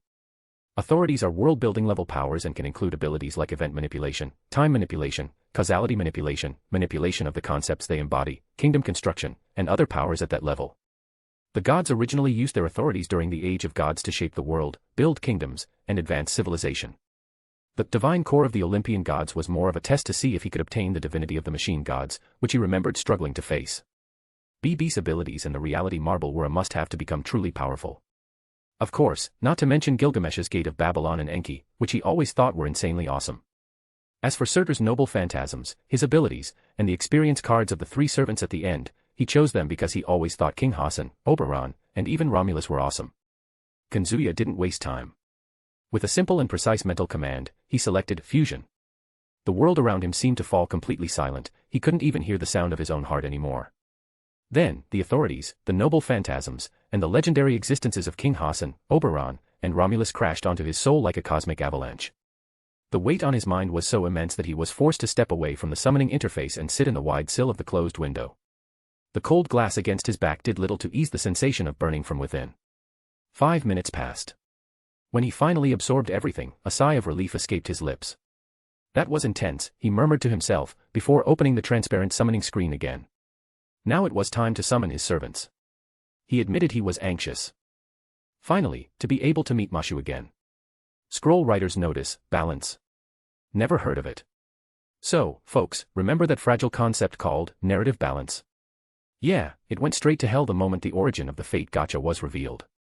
I hope it's crystal clear to you all how it was created, because there's no turning back now. And about, tell us karma, well, when you have an ability that manipulates probabilities to an absurd level, it's practically impossible not to end up with a truckload of insane stuff. I swear I tried to hold back and focus only on a few authorities, some basic noble phantasms, light stuff, a reality marble here, some slick skills there, and obviously the experience cards. Later, I'll have to make a detailed profile with all of this, and yes, I'm already crying in advance. Loudly crying face. But hold up. Don't worry thinking the story's gonna get boring, because, honestly, for me, the story only truly starts now. Everything up to this point was just the warm-up, I was cooking you guys slowly. In the next chapters, we'll explore the life that turned our pure Ritsuka Fujimaru, Ryougi Kazuya, into the creature you know today, but from the perspective of the servants. And then comes the fun part, I have 22 slots, not counting double summons, 4 servants. I'm even thinking about bringing in some who don't remember him as their master, some servants introduced in the ordeal calls, just to spice up the plot. This arc will wrap up most of the conflicts with various factions, and in the final arc, it'll be time for the X-gods to shine. After that, off we go to other worlds. Not just Tenshura, but also Masadaverse and, who knows, maybe DC, Marvel, or any other universe you guys suggest. So, what do you think? Which servant do you want to see summoned first? Mashu's pretty much a lock. Eyes. Books for $5.99, you get full access to all content, no holding back. Thank you so much for your support, and see you in the next chapter. Chapter 86, Chapter 85, Invocation, Decision of the Demons. Kazuya took a step back and closed his eyes for a moment. The space around him distorted as if it were made of liquid glass, and in the blink of an eye, his body was enveloped by a flash that consumed him entirely. When the light dissipated, he was already somewhere else. An immense white room, as vast as a basketball court, stretched out around him. The silence was profound, and the echo of his footsteps sounded as if the entire space was designed to amplify every noise as he began walking toward the center of the room. At the center, a single platform rose. Kazuya let the air escape slowly, almost in a melancholic sigh. It was impossible not to remember. How many times had he stood exactly here, surrounded by magical circles and the anticipation of a new servant? Good times, times that wouldn't return, but that he could still feel as if they had happened yesterday. He looked at his own hands and then at the polished floor that reflected his image. The Fate, Chaldea's original summoning system, obviously still existed, but in that world, its function was disabled. Even so, this room seemed the perfect place for what he had in mind. A faint smile appeared at the corner of his lips. So, let's begin. As he murmured, he had already fully decided which servants he would summon, and this would likely be his last summoning for a long time. He had no intention of using his unique ability again until he resolved all the pending matters that still tied him to this world. Opening the transparent interface that floated in front of him again, he activated his Tell Us Karma, Probabilities Bent, Fate Realigned, and all possibilities converged into a single outcome, exactly the servants he desired. Then, the notifications began to appear, one after another, in uninterrupted succession. Congratulations to the user for acquiring a summon, Mushu Kairi Light. Congratulations to the user for acquiring a summon, Artoria Altar, Lancer. Congratulations to the user for acquiring a summon, Ozymandias, Caster. Congratulations to the user for acquiring a summon, Miyamoto Musashi, Saber. Congratulations to the user for acquiring a summon, Oda Nobunaga, Archer. Congratulations to the user for acquiring a summon, Semiramis, Assassin. Congratulations to the user for acquiring a summon, Arjuna, Archer. Congratulations to the user for acquiring a summon, Nero Claudius, Saber. Congratulations to the user for acquiring a summon, Medusa, Rider. Congratulations to the user for acquiring a summon, Enkidu, Lancer. Congratulations to the user for acquiring a summon, Morgan, Lost Belt, Berserker. Congratulations to the user for acquiring a summon, Kukulkan, Lost Belt, Foreigner. Congratulations to the user for acquiring a summon, Quetzalcoatl, Rider. Congratulations to the user for acquiring a summon, BB, Moon Cancer. Congratulations to the user for acquiring a summon, Leonardo da Vinci, Caster. Congratulations to the user for acquiring a summon, Medea, Caster. Congratulations to the user for acquiring a summon, Gilgamesh, Female, Archer. Congratulations to the user for acquiring a summon, Tamamo no Mae, Caster. Congratulations to the user for acquiring a summon, Merlin, Prototype. Congratulations to the user for acquiring a summon, Nikola Tesla, Archer. Congratulations to the user for acquiring a summon, Meb, Rider. The light intensified, and a final message, larger and in golden letters, appeared at the center of the screen. Special summon acquired successfully, all Knights of the Round Table. In the next instant, dozens of magical circles appeared around the platform, spreading across the room in perfect symmetry. Each one glowed with intricate runic patterns, lines of light snaking across the white floor like living currents. Kazuya felt heat rising through his hand, where the command seals began to burn faintly. The mystical mark glowed a deep red, as if responding to the call he had made. A low sound, like the beating of a distant drum, echoed in the air. Then, pillars of magical energy rose from each circle, shooting toward the ceiling like columns of pure light. The air trembled, the mystical pressure so strong that the entire environment seemed to distort, and then, one by one, the pillars dissipated. In place of each beam, a figure emerged. His heart beat faster as he reunited with his old companions. The underworld never slept. Even in the dead of night, the landscape was illuminated by the distant lights of cities that resembled human metropolises, but with skyscrapers of impossible shapes, suspended bridges defying gravity, and rivers flowing like glowing veins through the land. This was the underworld's capital, Lilith. At the center of one of the most important districts stood an ancient and imposing structure, its black walls seeming to absorb light. The headquarters of the Four Maos. The building blended the luxury of a palace with the cold functionality of a headquarters. Wide corridors with polished floors reflected the supernatural glow of crystal torches, and the doors were reinforced with protective runes that pulsed from time to time, emitting a low sound, almost like the beating of a heart. At the end of the last corridor, two double doors, made of a dark material like obsidian and studded with golden demonic symbols, opened into a spacious office. There, the atmosphere was entirely different from the rest of the building. The space had walls covered with shelves filled with grimoires, documents, and relics in reinforced glass cases. The scent of ancient parchment mixed with the faint metallic aroma of magic. A large window behind the main desk revealed a panoramic view of the city, lights flickering like constellations. The center of the room was dominated by a hand-carved black wooden table, large enough for everyone to sit comfortably. The surface was covered with floating three-dimensional maps, magical diagrams projected in the air, and neatly organized stacks of sealed reports. And on that unusual night, all four Maos were present. On the left, Sarafal Leviathan, known for her energetic and even childish demeanor, was strangely silent. Her gaze, usually sparkling, was serious, fixed on the documents in front of her, as if each word added weight to her shoulders. Next to her, Ajuka Beelzebub manipulated a magical hologram, his fingers moving with precision, adjusting runes and numerical codes spinning in the air. His face maintained its usual calm, but there was a subtle tension in his eyes, the kind of detail only someone who knew him well would notice. On the other side of the table, Falbium Asmodeus leaned back in his chair, arms crossed, but without the lazy air that had made him famous. A serious and contemplative demeanor replaced any sign of disinterest, his eyes followed every word spoken, as if already weighing decisions that hadn't yet been made. Finally, at the head of the table, Sirzex Lucifer maintained impeccable posture, but his expression was grave. After a month in the hospital, he had fully recovered alongside his wife, but his power continued to wane day by day. To his despair, he had tried everything to hide this fact from the others, and though he had succeeded, he needed to be cautious in this urgent meeting to ensure none of them discovered it. He broke the silence with a heavy sigh, the sound laced with bitterness. "It's my fault. My fault, and my sister's." It's because of us that this is happening. Sarafal raised her gaze, surprised, and furrowed her brow. Scathach, don't say that. Her voice, though soft, carried firmness. No one, absolutely no one, could have imagined that Ryougi Kazuya was so powerful.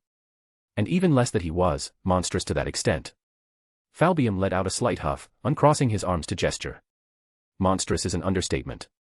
His half-closed eyes opened a bit wider, making it clear he was genuinely impressed. In just 2 months, he built an organization that rivals any faction established for centuries. And that magic of his, summoning mythological and legendary figures as if he were calling someone for tea, it's completely unfair. Ajuka, who until then had been moving his fingers over the magical hologram, stopped and leaned back in his chair, letting out a sigh. That's not even the most impressive part. The most absurd thing is that he can maintain those summons indefinitely. Sarafal blinked, confused. Indefinitely? You mean, without needing? Ajuka nodded, interrupting her with a slow wave of his hand. Although I don't know much about Ryougi Kazuya's magic, it shouldn't be much different from other summoning magics. Normally, any type of summoning magic requires a constant flow of magical energy to keep what was summoned in the world. It's a continuous, heavy expenditure, even for experienced mages. Maintaining just one powerful being for long periods is already exhausting. His eyes gleamed with scientific interest. In other words, the amount of magical energy he possesses is immense. Honestly, it wouldn't be an exaggeration to say, infinite. Since he managed to maintain someone like that Red Lancer capable of defeating Indra and Scathach herself, who basically exterminated the Celtic gods. The words hung in the air. For a few seconds, no one said anything.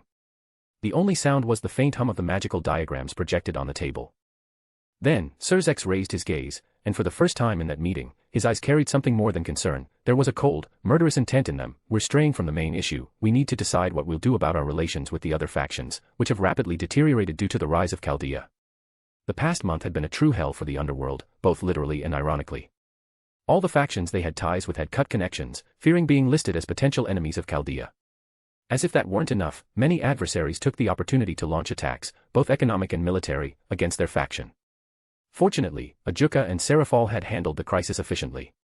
Sarafal let out a long sigh, shifting her gaze to the window behind Scathach. The truth is that we don't have many options. Azazel has already cut all political ties with us. He says he wants to maintain a friendly stance, but that's just a facade. Azazel is a scientist at heart, and with the technology demonstrated by Chaldea in the last month, which has practically united all of humanity under its banner, and with some interest of his, I doubt he'll lift a finger for us while Chaldea is on his side. She paused briefly, as if trying to find some positive angle, but ended up letting out a short, bitter laugh. Michael and the heavens. She shook her head. They definitely won't listen to us. I even tried. I even sought out that wicked woman who loves to play innocent to secure a meeting to ask for their help, but even that didn't work. Her fingers tapped lightly on the table. The yokai, well, they already hated us for everything that happened with the Nikomata. I tried everything to gain Yasaka's forgiveness and was making progress toward a possible alliance, but now that they've allied with Chaldea, her response is that she won't form an alliance with us under any condition. Sarafal took a deep breath, her shoulders relaxing only to tense again. And, to make matters worse, the Japanese gods sent an ultimatum. They want us to completely withdraw from their territory within a month. Otherwise, there will be war.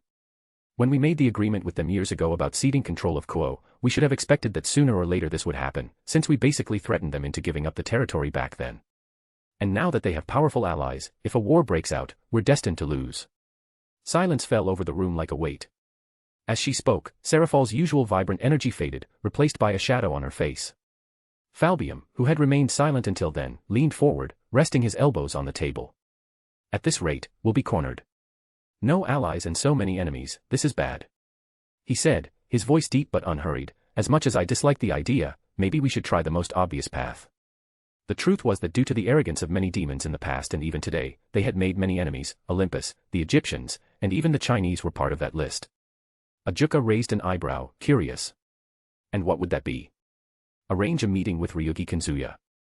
Falbium let the sentence hang in the air, as if it were the most logical thing in the world. Resolve the disputes directly with him. At the very least, understand what exactly he wants. It's not wise to have an enemy with unlimited resources and the willingness to use them. The air in the office grew heavier. Scathach lowered his gaze for a moment, and when he looked back at the others, there was something different in his expression, one that could truly be called terrifying. You're suggesting that we ally with the men who... He paused, clenching his fists under the table, who put us in this situation in the first place. His voice sounded harsher than he intended. Falbium furrowed his brow slightly but didn't retort. Scathach continued, trying to keep his tone formal, I know it was my fault for not investigating him properly and for stirring up a hornet's nest out of selfishness. But I can't accept the idea of extending a hand to someone who has already clearly shown no interest in us. I believe it would be too humiliating. Sarafal bit her lower lip before speaking, her voice tinged with frustration. I know I said it wasn't your fault, but I take it back. That pride will kill you one day, Scathach. In fact, if it weren't for your pride and your sisters, which dragged you into this, we wouldn't be in this situation. She let out a sigh and continued. On the other hand, I tried to fix things and did what you suggested, Falbium-chan. Believe me, I already tried. Her eyes turned back to Scathach, colder than usual. 2 weeks ago, I asked my little sister to intervene. She went to him personally, carrying a proposal for a meeting. She gave a faint, humorless laugh. The response was simple, no interest. Scathach fell silent at the words of his fellow Demon King. The silence returned. Ajuka interlaced his fingers, resting his chin on his hands. Although I don't care much for politics and have no interest in these matters, recognizing the gravity of the situation, I may have a suggestion. Considering the circumstances, there's a method that, though outdated, has worked countless times in history to seal unlikely alliances, a political marriage. The words hung in the air for a few seconds. The silence was broken only by the distant sound of the wind against the window. Scathach narrowed his eyes. Are you serious? Ajuka tilted his head slightly. Just pointing out possibilities. Based on Ryougi Kazuya's behavioral pattern, he resembles Solomon far more than any conventional ruler. He has several women, declared wives, and companions. It's likely that if we offered the hand of someone from our side, he would at least stop to listen. Maybe even accept a meeting. And, who knows, an alliance through this. Falbium raised an eyebrow, crossing his arms. That sounds desperate, and ridiculous. Ajuka gave a wry half-smile. I agree. It's obviously a baseless and even foolish idea. But. He didn't finish. But it's worth a try, Sarafal interrupted, her voice firm enough to make everyone turn to her at once. The three mouse stared at her as if she had just announced she was moving to the heavens. Scathach blinked slowly, incredulous, while Falbium voiced what everyone was thinking. Wait, are you offering yourself for this? Sarafal took a deep breath, her serious expression contrasting with her usual playful demeanor. We don't have many options. Even if it's a stupid and baseless idea, as Ajuka-chan said, at least this way, Kazuya might show some interest. No matter how slim the chance. The room grew even quieter, as if everyone was processing the weight of her statement. Meanwhile, a certain emotional turmoil could be seen in Sarafal's eyes. She wasn't naive enough to confuse politics with romance, but she wasn't blind to reality either. When Ajuka suggested the idea, she had weighed the pros and cons, and to her own surprise, she hadn't dismissed it immediately. Ryougi Kazuya was handsome, absurdly handsome from the photos she had seen of him, and his power, well, it was the kind of strength that made even a demon king think twice before provoking him. Her beloved little sister, Sona, had even commented once or twice that he was quite interesting. And Sarafal wasn't foolish, if even little Sona admitted that, there was something there worth noting. Of course, there was the detail of the incident between Kazuya and Rias, the spark that ignited the current situation, leading to his confrontation with Scathach and the political crisis now suffocating the underworld. For many, that alone would be reason enough to never even consider any approach. But Sarafal. She understood. If she were in his place, manipulated into becoming someone's servant against her will, she would have reacted even more violently. In her mind, that wasn't just justifiable, it was almost inevitable. Still, for this kind of situation, there was a line she would never cross. If it were any other presumptuous old god, like Odin, for example, she would rather die than get involved. The mere thought sent shivers of disgust through her. And above all, there was the real reason behind her willingness. Her Sonatan. Her adorable, intelligent, and ambitious little sister, who wanted to continue studying in Kuoh to deepen her knowledge and achieve her dream. Sarafal knew that if the territory were lost or if war broke out, that dream would be destroyed. For Sona, she was willing to cross any boundary, to make any sacrifice. Even if it meant entering an alliance as unlikely and risky as this.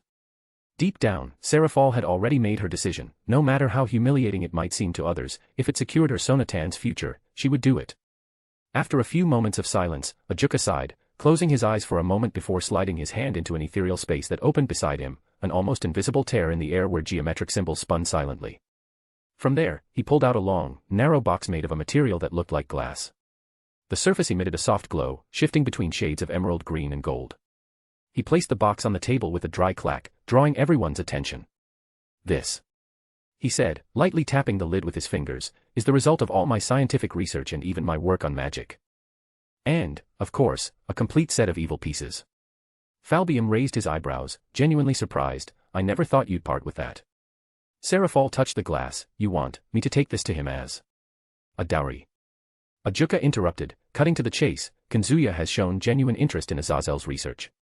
If Azazel fascinated him, imagine what something like this, combined with evil pieces, could interest him as well. Scathach, who had been silent until then, clenched his fists, his jaw tight. Are you telling me you're going to hand over the fruit of your life's work to a man who could be our mortal enemy? Ajuka looked at him, unflinching. I'm saying that if we keep thinking of him only as an enemy, we've already lost. This isn't weakness. It's strategy. If he accepts this gift, it will be impossible for him to ignore the gesture. At the very least, he'll hear what Sarafal has to say. Besides, set your pride aside for now, Scathach. In the situation we're in, this is the only option we have. You're not at 100%, and just Sarafal, Falbium, and I won't be able to handle all our enemies, without allies and being targeted by multiple factions economically and militarily. I estimate that if things continue like this, in 2 years, our society could collapse, if we don't perish at the hands of Chaldea for everything our kind has done to humans. Although we've done a great job trying to prevent demons from going to the human world and abusing ordinary people or those with sacred gears, many didn't listen, and they ended up being wiped out by Chaldea. Tens of thousands of demons were killed. It amazes me that they haven't eliminated us altogether for not following their rules. But that could happen at any moment. That's why we're in a desperate situation. We have no allies to turn to, and there's a sword pointed at us that could come down at any moment due to the arrogance or mistake of someone from our kind. You're not stupid, you must understand what I mean. Sarafal kept her gaze fixed on the box for a few seconds. A mix of tension and determination formed on her face. I understand. Her voice sounded firm. So, let's do this. The silence that followed wasn't tense. From that moment on, everyone knew the proposal had ceased to be hypothetical. A/N, author's note. Hey everyone. This chapter was originally supposed to cover the whole summoning process, but then I thought, it would get really boring for you to read, and for me, it'd be a pain to write that same old opening scene of Kazuya reuniting with his servants over and over again. So I decided to skip that part. The meeting in the Underworld was necessary to set up the latest plot involving the demons, who are desperate because of the mess caused by other factions allied with Kazuya. Basically, he undermined the demon faction, became allied with all the factions close to them, and thanks to the friendships he formed with their leaders, pulled them out of the alliance. That left the demons desperate, and they decided on an arranged marriage. And since Kazuya is basically the second coming of Solomon, the idea didn't seem that ridiculous, but seriously, Sarafal took it so seriously that she volunteered to be Kazuya's wife. I think everything was clear in the chapter, but just wanted to reinforce it. Oh, and just so you know, Yasaka, Sarafal, Gabriel, and of course Kuroka, are my favorite girls from DxD. Hope you enjoyed the chapter. Next up, things are going to move faster. We'll have a quick demon-related plot, then the Chaos Brigade arc, finally Ophis will appear, and by the end, Kazuya will be wrecking all his enemies, spend a year dealing with the EXE gods, and then try to move on to other worlds. DC and Marvel. Tenshura. Maogakuin. Not sure if I'm going to bring in any girls from those universes anytime soon. Actually, I'm thinking of doing a separate Lemon story just about Kazuya and his servants to post here and there. What do you think? I'll try to speed up the pacing from now on, less filler and more action. Thanks so much for the support, you guys rock. Books for $5.99, you get full access to all content, no holding back. Thank you so much for your support, and see you in the next chapter. Chapter 87, Chapter 86, Policy, I. Grigori, Underworld. This was the headquarters of the fallen angels led by Azazel. Originating from the fifth heaven, these angels were once pure beings, created directly by God. However, they fell when they gave in to their desires and mingled with human women. Led by Azazel, the Grigori participated in the Great War against heaven, facing God and his angels, and against the underworld, confronting the four great Satans and the original demons. After the death of God and the Satans, the Grigori were the first to retreat, devastated by the heavy losses they suffered. Only Kokabil, one of the cadres, insisted on continuing the conflict, but he was restrained by the other leaders. After the Great War, the Grigori took refuge in the human world, turning their focus to the study of sacred gears and the development of artificial sacred gears. They also began to take in users of sacred gears who were orphaned or abandoned. Despite their violent origins, the organization adopted a strict policy: avoid causing harm to the human world and eliminate sacred gear users who posed a danger, thus preventing future threats. The Grigori headquarters was located in the underworld, sharing territory with the demon faction, though the area controlled by the demons was far larger. In the halls of the Grigori, it was common to see constant movement, fallen angels, human sacred gear users, mages, and even exorcists who had abandoned the church or defectors from other factions. The Grigori did not discriminate based on the origins of their allies, as long as they served their purposes. At that moment, however, all activity came to a halt. All eyes turned to a figure calmly walking down the corridor. Instantly, everyone bowed, fallen angels, mages, and sacred gear users, in a gesture of respect and admiration. He was a tall man, his snow-white hair standing out in the light, and his blue eyes seemed to soften the souls of all who met his gaze. Wherever he went, he drew attention. Women, whether fallen angels or not, blushed, waved, and shouted his name, while men alternated between envy and respect. Walking beside him was an extraordinarily beautiful young woman, her design charming, simple, and harmonious. Unlike the standard Chaldea uniform, she wore an elegant black dress adorned with a red tie bearing the organization's symbol, paired with a white and gray jacket. She wore black tights and brown boots, sporting a pair of delicate glasses. Her stature was average, but her body had pronounced curves, even more evident when she assumed her servant form. Her smooth, short pink hair fell just above her shoulders, partially covering one of her eyes. These two were Ryougi Kazuya and, by his side, his loyal servant, Mashukairi Light, who had been summoned a few days earlier. After an emotional reunion with all his friends and lovers from his past life, a few days had passed in the blink of an eye. With the help of Da Vinci, Nikola Tesla, and a dozen homunculi created by him through his mastery of magecraft, Chaldea was operating at full capacity. All of the organization's technologies could be used even in his absence, allowing him to dedicate more time to leisure moments with his servants, as well as maintaining his training routine, as always. It went without saying that their presence in a completely different world from the one they knew sparked great curiosity, and this, inevitably, led to some incidents of considerable proportions. The first occurred in their almost official territory, Japan. His dear archer, Oda Nobunaga, decided to visit her country in this new world to see if it was interesting, just one day after being invited. At first, it seemed like a simple excursion, but she ended up getting involved with the 5 main clans. After being insulted by a young master from one of these clans, who, despite knowing her connection to Chaldea, treated her with disrespect, Nobunaga didn't hesitate to act. The result was the complete annihilation of one of the clans, leaving only 4. Naturally, this sparked a thirst for revenge among the survivors, but, to summarize the story, almost all of them were eliminated, leaving only a few members. The real problem came later, dealing with the Japanese gods tied to the 5 main clans. They questioned his organization, claiming that the action went against the existing alliance. After hearing his explanation of the events, most chose to overlook the matter. Still, among them, Susanoo Mikoto decided to intervene, challenging Nobunaga to a duel without external interference to settle the dispute. The wager was simple: if he lost, he would drop the issue, and all the gods under his command would do the same. But if he won, he would have the right to train daily with Kazuya. Yes, Susanoo was a complete combat fanatic and, since the first time he faced Kazuya, had been obsessed with a rematch. As for the fact that some of his worshippers had been killed, well, for Japanese gods, that wasn't exactly something that kept them up at night. The duel ended with the overwhelming victory of the Great Fool of Owari, whose specialty was precisely dealing with divine entities. Of course, there was a price to pay to repair the damages caused, but it wasn't of much importance to the richest men in the world. It's worth noting that no innocent suffered consequences during the entire incident involving Nobunaga or any of his other servants. If someone died, he simply brought them back to life and erased all memories related to the event. Following Oda Nobunaga's example, Ozymandias traveled to Egypt as the legitimate pharaoh and, inevitably, clashed with the local gods, whom he considered an offense. In the end, he defeated all the so-called false gods and established himself as the rightful ruler of the region. Among his victories was the defeat of Amonare, one of the 10 strongest beings in the world. The King of Heroes, or rather, the Queen of Heroes, whose pride was greater than that of a dinosaur, soon decided to visit her garden. After all, as the rightful sovereign of the world, even if it wasn't the world where she was born, she felt obliged to personally check how her subjects were tending to it. In practical terms, her attitude resembled that of an owner inspecting the work of her employees in a mansion she hadn't visited in a long time, or one she had bought but never set foot in. She took Enkidu along. And guess what? Somehow, the two ended up getting involved with Olympus. From what was learned, Zeus made the mistake of trying to court Gilgamesh during her visit. The result was immediate: she killed him without ceremony and, in the process, exterminated nearly the entire Greek pantheon. Among the victims was Hades himself, one of the strongest beings in the world, whose domain was completely obliterated when the Queen of Heroes decided to blow up the entire region that constituted his territory in the Underworld. Wanting to have some fun too, Merlin decided to spread a bit of chaos and ended up becoming the director of a human magical agency in this world, no less than the fusion of the 3 largest existing organizations, Rosenkreutzer, Golden Dawn, and Grauzauber. She also took Lugh, who had joined Chaldea after the defeat of the heroic faction at their hands, alongside her brother and Lavinia Rennie, as disciples, though in practice, she spent more time at Chaldea than teaching anything to said organization. And what triggered all this? Well, it was simply the fact that her identity as the Mage of Flowers had been revealed.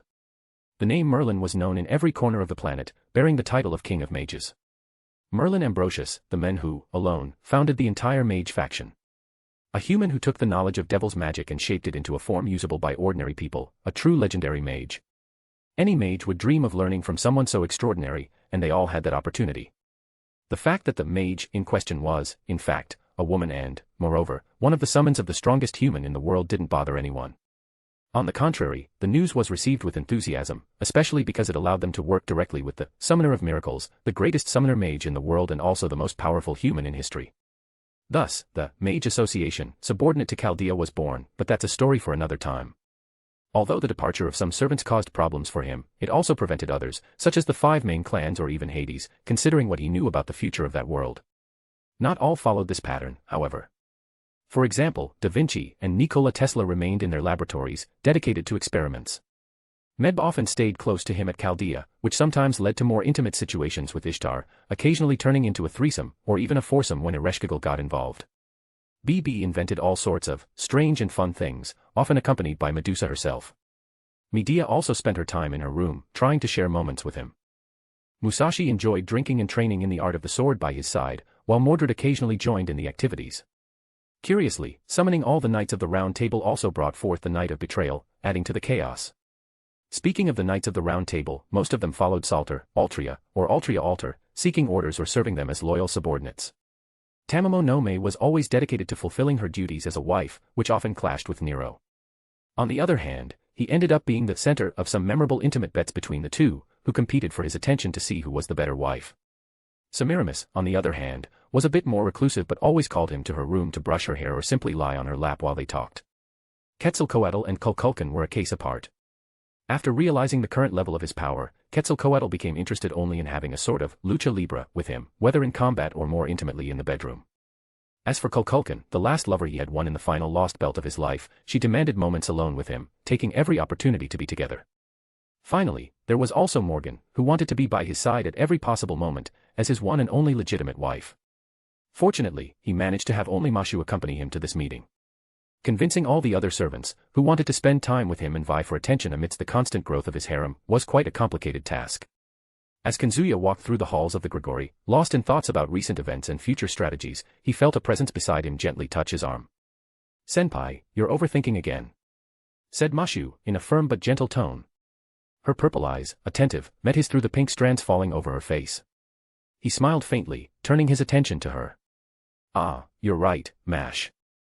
I was getting lost in my own thoughts. Sorry about that, did you say something?" She rolled her eyes subtly but couldn't help a small smile. "No, Senpai. I just called your attention to say we've arrived." Kazuya looked to the end of the corridor, where there was a table in an outdoor courtyard, and Azazel was seated. Mashu recognized him due to all the information about this world that Kazuya had shared with her in recent days, as they caught up while visiting various places Mashu had always dreamed of while stuck in Chaldea. Mashu and he took no more than a minute to reach where Azazel was. Azazel, sitting in a relaxed manner, raised his gaze and gave a lazy smile, typical of someone who already knew the approaching figure well. "Punctual as always, human Kuan. Punctuality is my middle name, or not. Either way, I was bored and decided to come early." Kazuya replied with a half-smile. Azazel's gaze quickly shifted to the girl beside him, and an inevitable eyebrow arch followed. "And this Oja-chan here?" Kazuya didn't hesitate. "Mashu Kairi liked. One of my wives. She's also part of Chaldea." A flush quickly rose to Mashu's face, and she looked down at the floor, murmuring something even he couldn't quite hear. Azazel let out a short laugh, leaning forward. "Ha! As incredible as ever. Every time I see you, you're accompanied by a new wife. You're truly the second coming of Solomon. I have no more doubts." Kazuya just kept the smile at the corner of his lips, as if it were no big deal, while pulling out a chair for Mashu to sit and sitting beside her. Azazel leaned back in his chair, crossing his arms and letting a lazy smile escape. "So, I heard you and your little friends have been messing with half the gods in this world." Kazuya shrugged, as if they were talking about the weather. It was more a consequence of sightseeing tours. "Sightseeing tours?" Azazel repeated, chuckling through his nose. I call it old-school diplomacy. What do you think, Oja-chan? At the end of his words, he looked at Mashu, curious. She blinked, a bit surprised to be included in the conversation. Well. Senpai did his best to control his servants as their master. But not all of them listened to him. She adjusted her glasses, looking at Kazuya with an air of, this is serious. Senpai, destroying nearly the entire Greek pantheon isn't something small, so I think calling it a sightseeing tour is a bit offensive. Kazuya merely raised his eyebrows. Mash.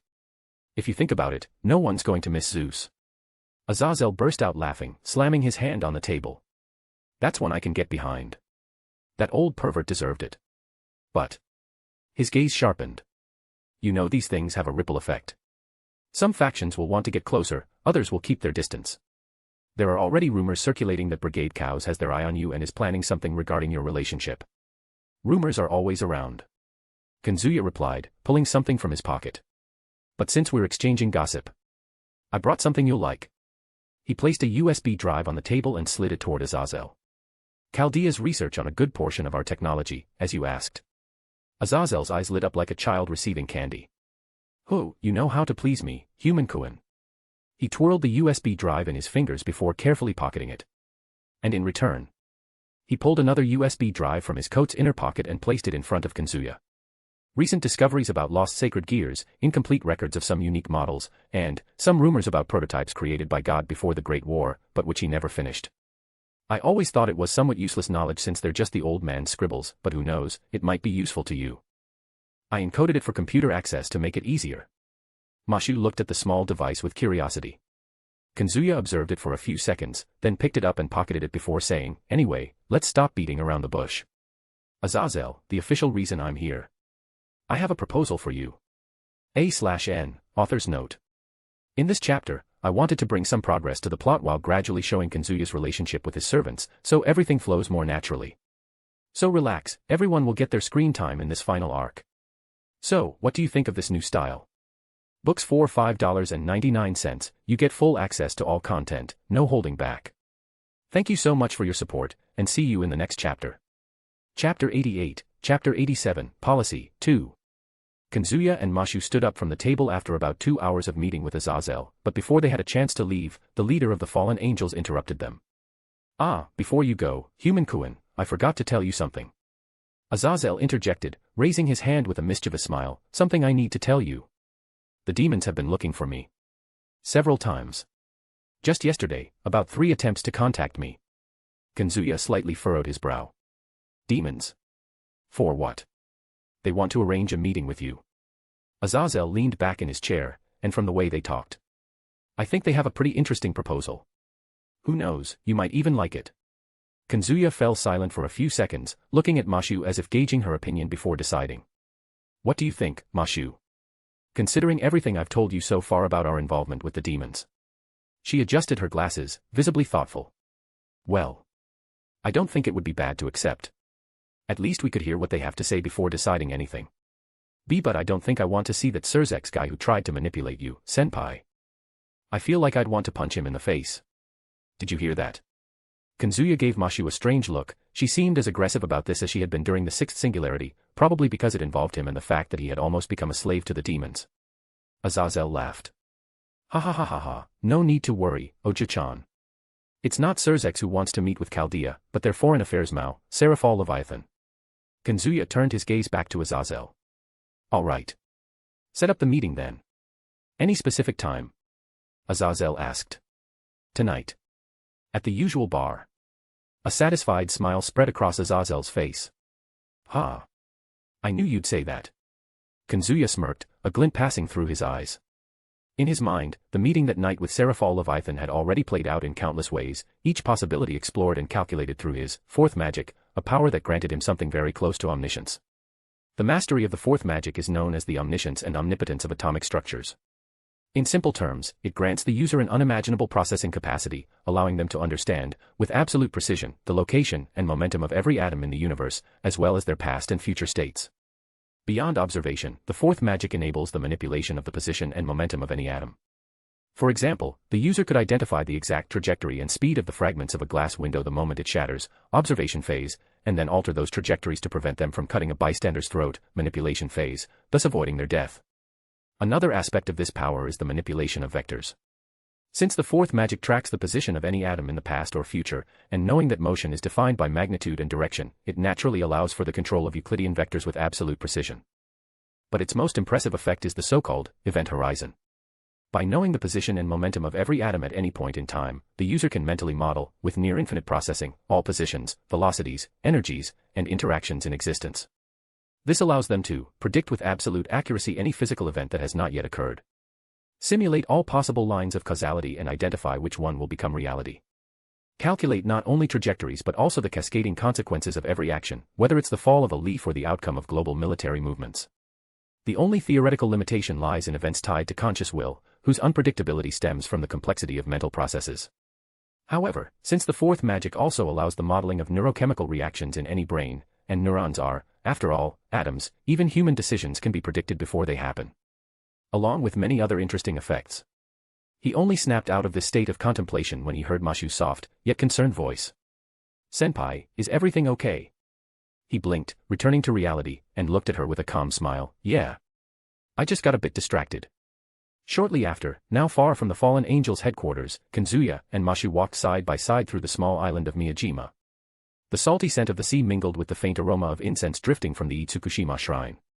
The calm waters reflected the blue sky, and the red torii gate seemed to truly float, imposing and serene.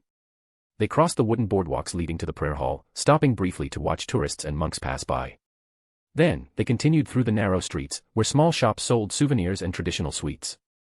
Near the Daishoin temple, Mashu was enchanted by the golden prayer wheels along the stone staircase.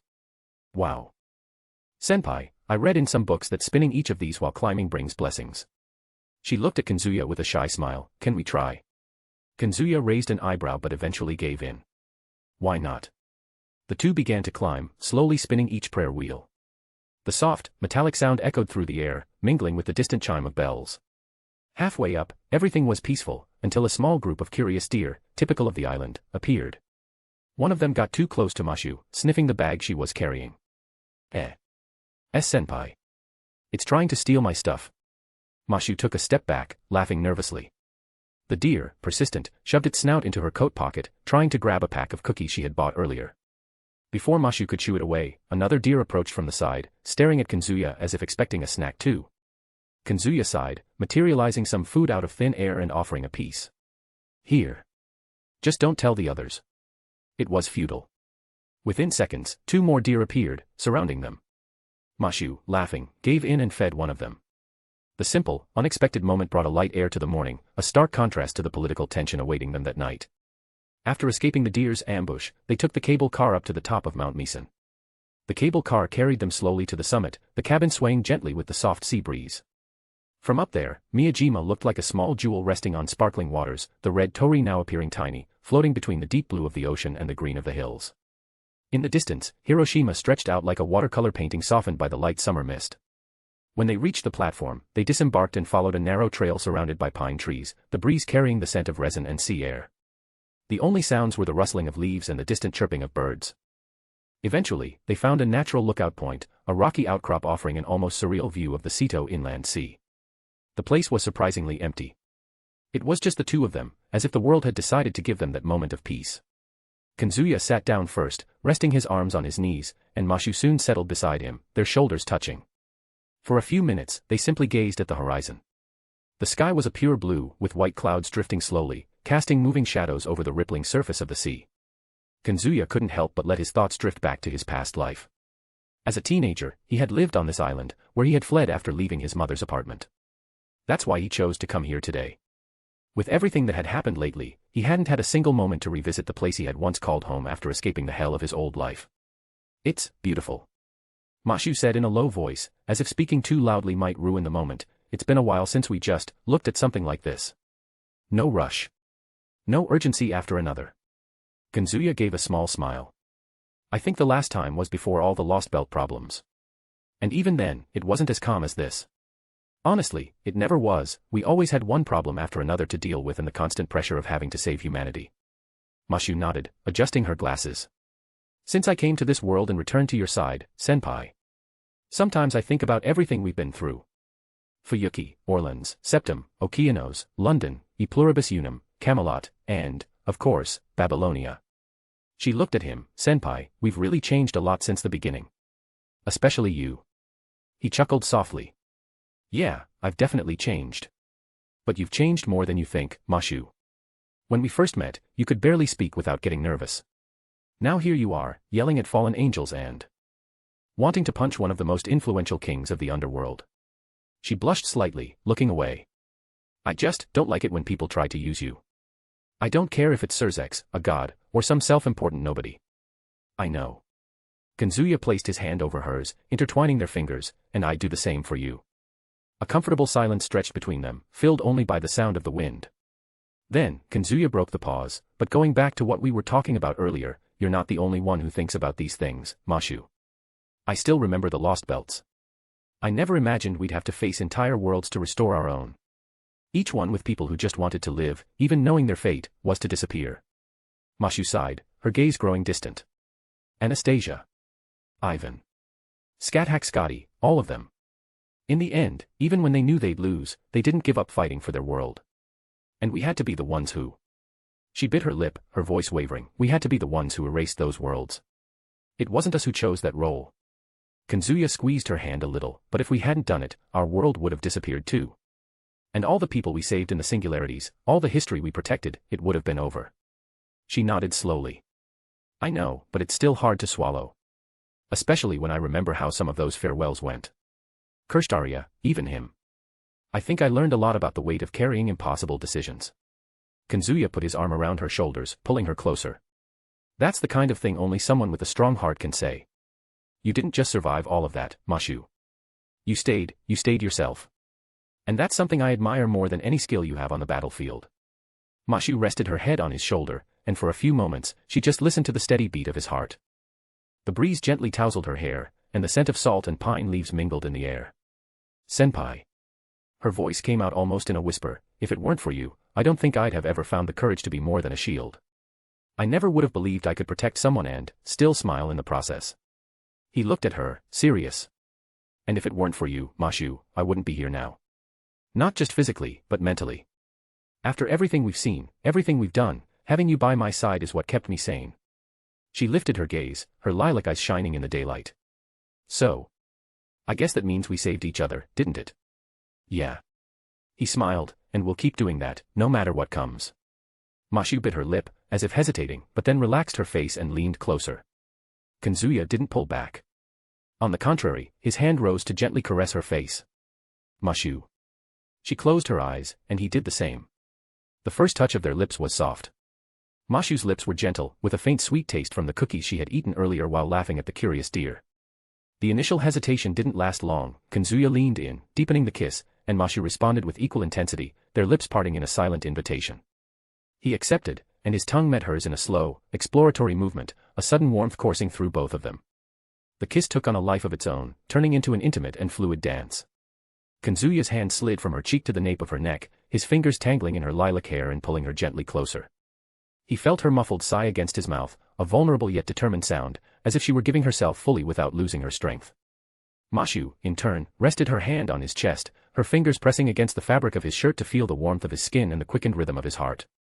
It was as if she wanted to be sure he was there, that this moment was real. And for her, everything had felt like a dream in the last few days since coming to this world. She could see her senpai again and stay by his side once more, and that was all that mattered to her. The kiss ended as naturally as it had begun. There was no rush to pull away, just a brief moment where their foreheads remained touching, both breathing faster than usual, still feeling each other's warmth. Kazuya gave a slight smile, as if wanting to keep that moment just for himself. Shall we take a walk? He asked in a casual tone, but with a glint in his eyes that betrayed how pleased he was. Mashu blinked a few times, still a bit flushed, and nodded with a shy smile. Why yes. I'd love that, senpai. They stood up from the lookout point and followed the trail winding down the slope. The walk had no specific destination. They stopped occasionally to admire a view, listen to the sound of a hidden waterfall, or simply feel the sea breeze. In a wider section, they came across a small group of tourists feeding more deer, and Mashu laughed softly. I think they rule the whole island. And we almost became their hostages earlier today. Kazuya retorted, amused. They continued on, gradually descending to the busier streets. The aroma of fresh food began to waft through the air, coming from stalls offering everything from grilled oysters to the famous stuffed rice cakes. Mashu, drawn by the sweet scent of something baking, gently tugged Kazuya's arm toward a small shop selling momiji manju, small maple leaf-shaped cakes filled with sweet bean paste. "Senpai, you have to try this," she said, almost too excited for her usual demeanor. "All right, but only if you pick the filling," he replied, letting her decide. They ended up buying a tray with various flavors. They ate right there, sitting on a wooden bench, watching the bustle around them. With each bite, Mashu seemed to relax more, as if the accumulated tension of recent days was melting away in the simple pleasure of being there. Later, Kazuya challenged her to try a paper scoop fishing game, the kind often seen at festivals. She tried to focus, but the thin paper tore too quickly, and the balls sank before she could catch any. Kazuya, on the other hand, caught 3 in a row, making Mashu puff out her cheeks in mock indignation. "You're cheating, senpai." "Just a little," he said, handing her one of the balls that won a prize. They went on like that, moving from one spot to another, exploring every corner of the island. They visited small craft shops, where Mashu was enchanted by wooden figurines. They stopped to watch monks playing drums in a temple courtyard, the deep sound resonating in their chests. Along the way, an elderly man told them local stories, including legends about guardian spirits of the mountains and sea. By noon, they chose a traditional restaurant with a view of the bay. They sat at a low table on tatami mats and ordered fresh seafood dishes, sashimi, shrimp tempura, grilled oysters. Mashu tried everything with curiosity, and Kazuya, seeing her so at ease, couldn't help but notice how these simple moments made her happy. Lunch stretched on unhurriedly. Between one conversation and another, the topic briefly returned to the night awaiting them, but neither wanted to dive too deeply into it there. It was as if they were protecting that space of tranquility against the tide of problems that would surely come. When they left the restaurant, the afternoon was already turning golden with the sunset. They walked to the water's edge, where the red torii seemed even more imposing, reflecting on the calm sea surface. Children ran along the sand, and a few boats passed slowly in the distance. "Senpai," Mashu began, looking at the horizon, "sometimes I think that if there weren't so many battles, I could live in a place like this." "Me too. But I think even if we lived here, something would end up dragging us back into chaos." She laughed softly. "Probably." They stayed there a few more minutes, in silence, just taking in the scent of salt and the sound of the waves. Then, Kazuya glanced at his watch. "We'd better go. I don't want Azazel complaining if we're late." Mashu nodded. They left the island as the sun slowly sank into the sea, painting everything in shades of orange and pink. And so, they walked side by side, heading toward the agreed-upon meeting place with Sarafal Leviathan. Books for $5.99, you get full access to all content, no holding back. Thank you so much for your support, and see you in the next chapter. Chapter 89, Chapter 88, Policy, 3. The urban night air was thick with mingled scents, cooking oil, exhaust fumes, and the faint perfume of nocturnal flowers. In an instant, the space in front of the Black Dog Bar warped, as if it were a reflection in rippling water. And then, Kazuya and Mashu simply appeared there, a few meters from the door, like two ghosts. Mashu blinked, still feeling a slight chill in her stomach from the teleportation. "Senpai, if you could have done this before, we could have saved entire weeks in the singularities." Kazuya let out a low, slightly ironic laugh. "True, but, let's be honest, maybe the universe wasn't ready for that kind of shortcut back then." "Or you weren't," she retorted, half serious, half teasing. "Touché," he replied, climbing the steps leading to the second floor. The Black Dog Bar's building didn't draw much attention from the outside. On the ground floor, warmer lights and the muffled sound of pots and pans hinted at the restaurant. A savory aroma of good food wafted through the door, likely the work of Tobio Ikkyus, known among supernatural beings as the fallen dog god, who occasionally cooked there. The second floor, however, was another world, dimmer lighting, discreet signs, and an air of exclusivity. As they entered the bar, the ambience was dominated by soft jazz, and the air carried the distinct scent of polished wood mixed with high-quality alcohol. The counter gleamed under indirect lighting, but the place was surprisingly empty for the hour. Only a bartender, a fallen angel with a neutral expression, looked up and nodded silently in acknowledgement. Reserved room in the back. Mashu walked a step behind Kazuya, observing the surroundings with curiosity. "It's cozier than I expected. I thought there'd be more, how should I put it, rowdy customers. Azazel likes to keep business separate from revelry." Kazuya commented. "This floor is for serious conversations, or for people he doesn't want interrupted." At the end of the hallway was a plain but well-maintained dark wooden door. Kazuya knocked lightly twice before turning the handle. The private room was lit by a single yellowish chandelier, casting soft shadows on the wood-paneled walls. A low, wide table occupied the center, surrounded by black leather sofas. At the end nearest the window, a female figure sat, elbows resting on the table, hands clasped in front of her face. Her navy blue dress contrasted with her long, wavy, bluish-black hair that cascaded down to her waist. Her eyes, usually known for brimming with childish energy and sparkle, were different. There was a subtle melancholy, as if she carried something she didn't want to reveal too much. Kazuya closed the door behind him, and the muffled sounds of the bar vanished. Sarafal Leviathan, he asked, his tone direct but not hostile. She raised her gaze slowly, as if returning from a distant thought. For a moment, she merely observed Kazuya, as if confirming something she already knew. Then, a faint smile appeared, not the exaggerated, theatrical one she was famous for.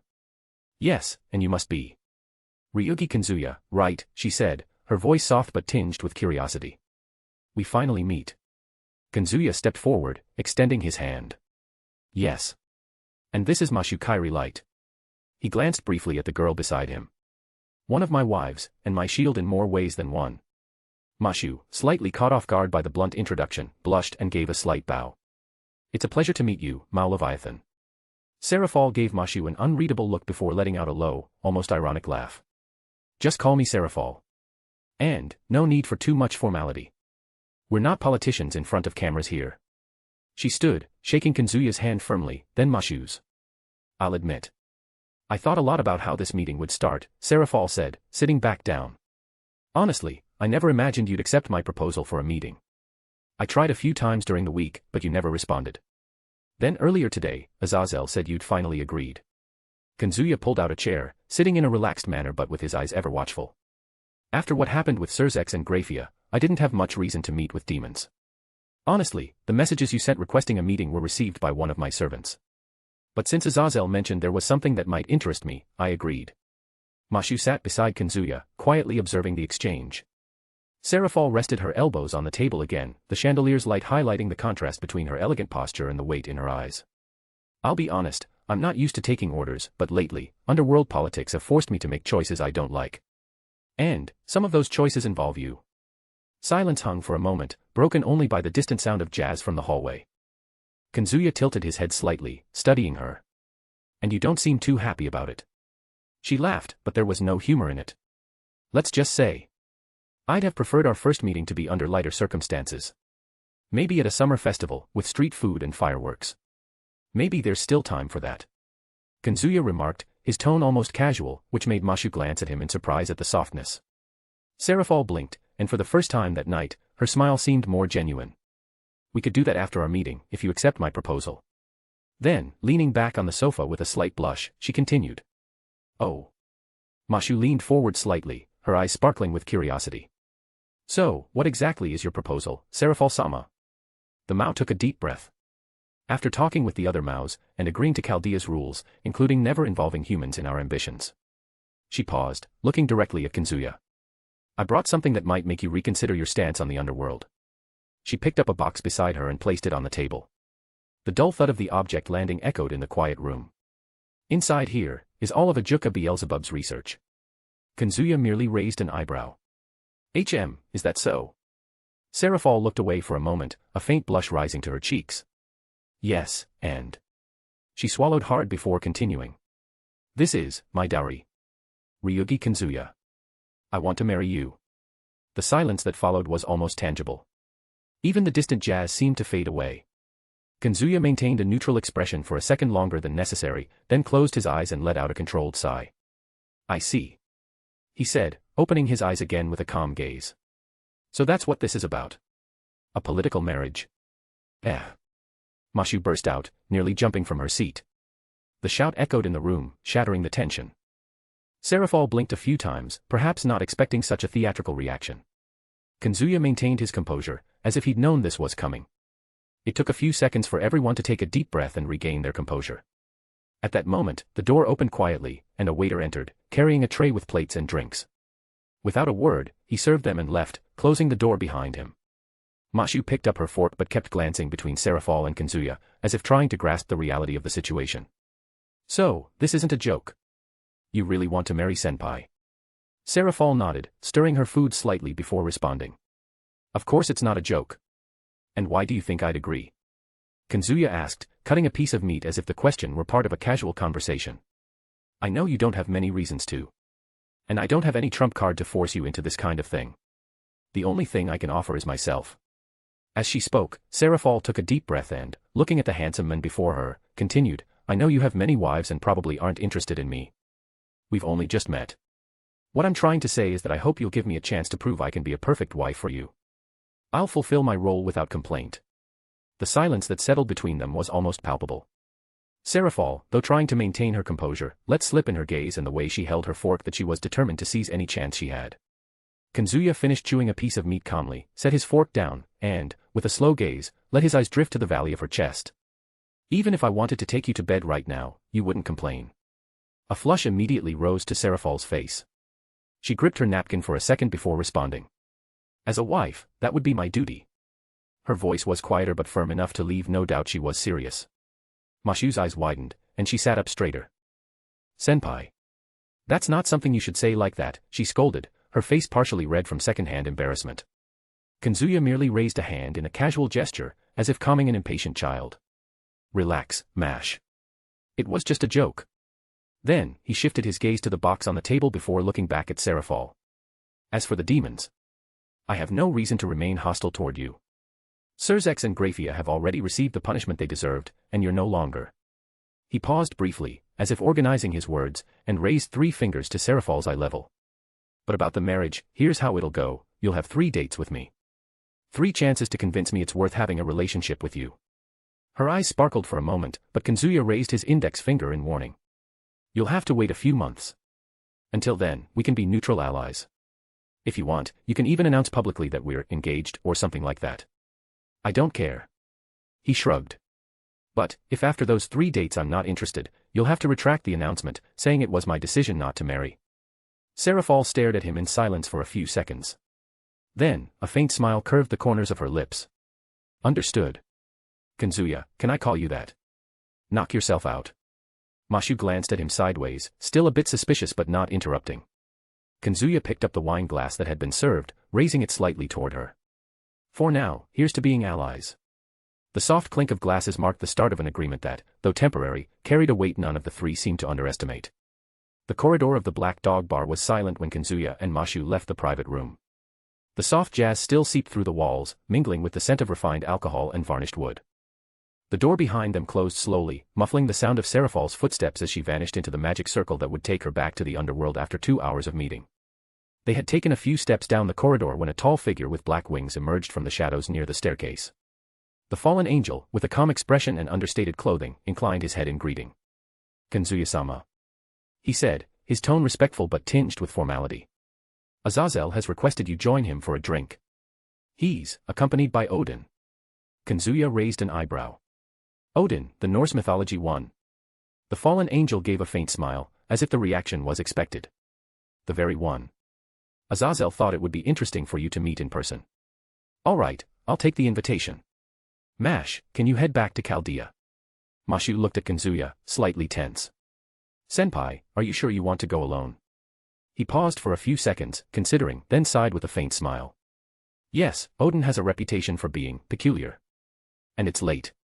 I want you to go back and let the others know I'll be there soon. Before she could protest, he stepped forward, grabbed her by the waist, and, without warning, pulled her close. The kiss was brief but firm, enough to make her eyes widen slightly in surprise. When he pulled back, his voice was low, almost playful. It's not just my appearance that's changed, and gotten better. I also have enough power to protect myself now. So don't worry, Mash. I'm not the same boy who constantly needed you to fight for him. Mashu felt her face heat up, looking away but unable to hide the small smile forming. Senpai, just, be careful, please. Always. The Chaldea symbol on her clothing glowed brightly.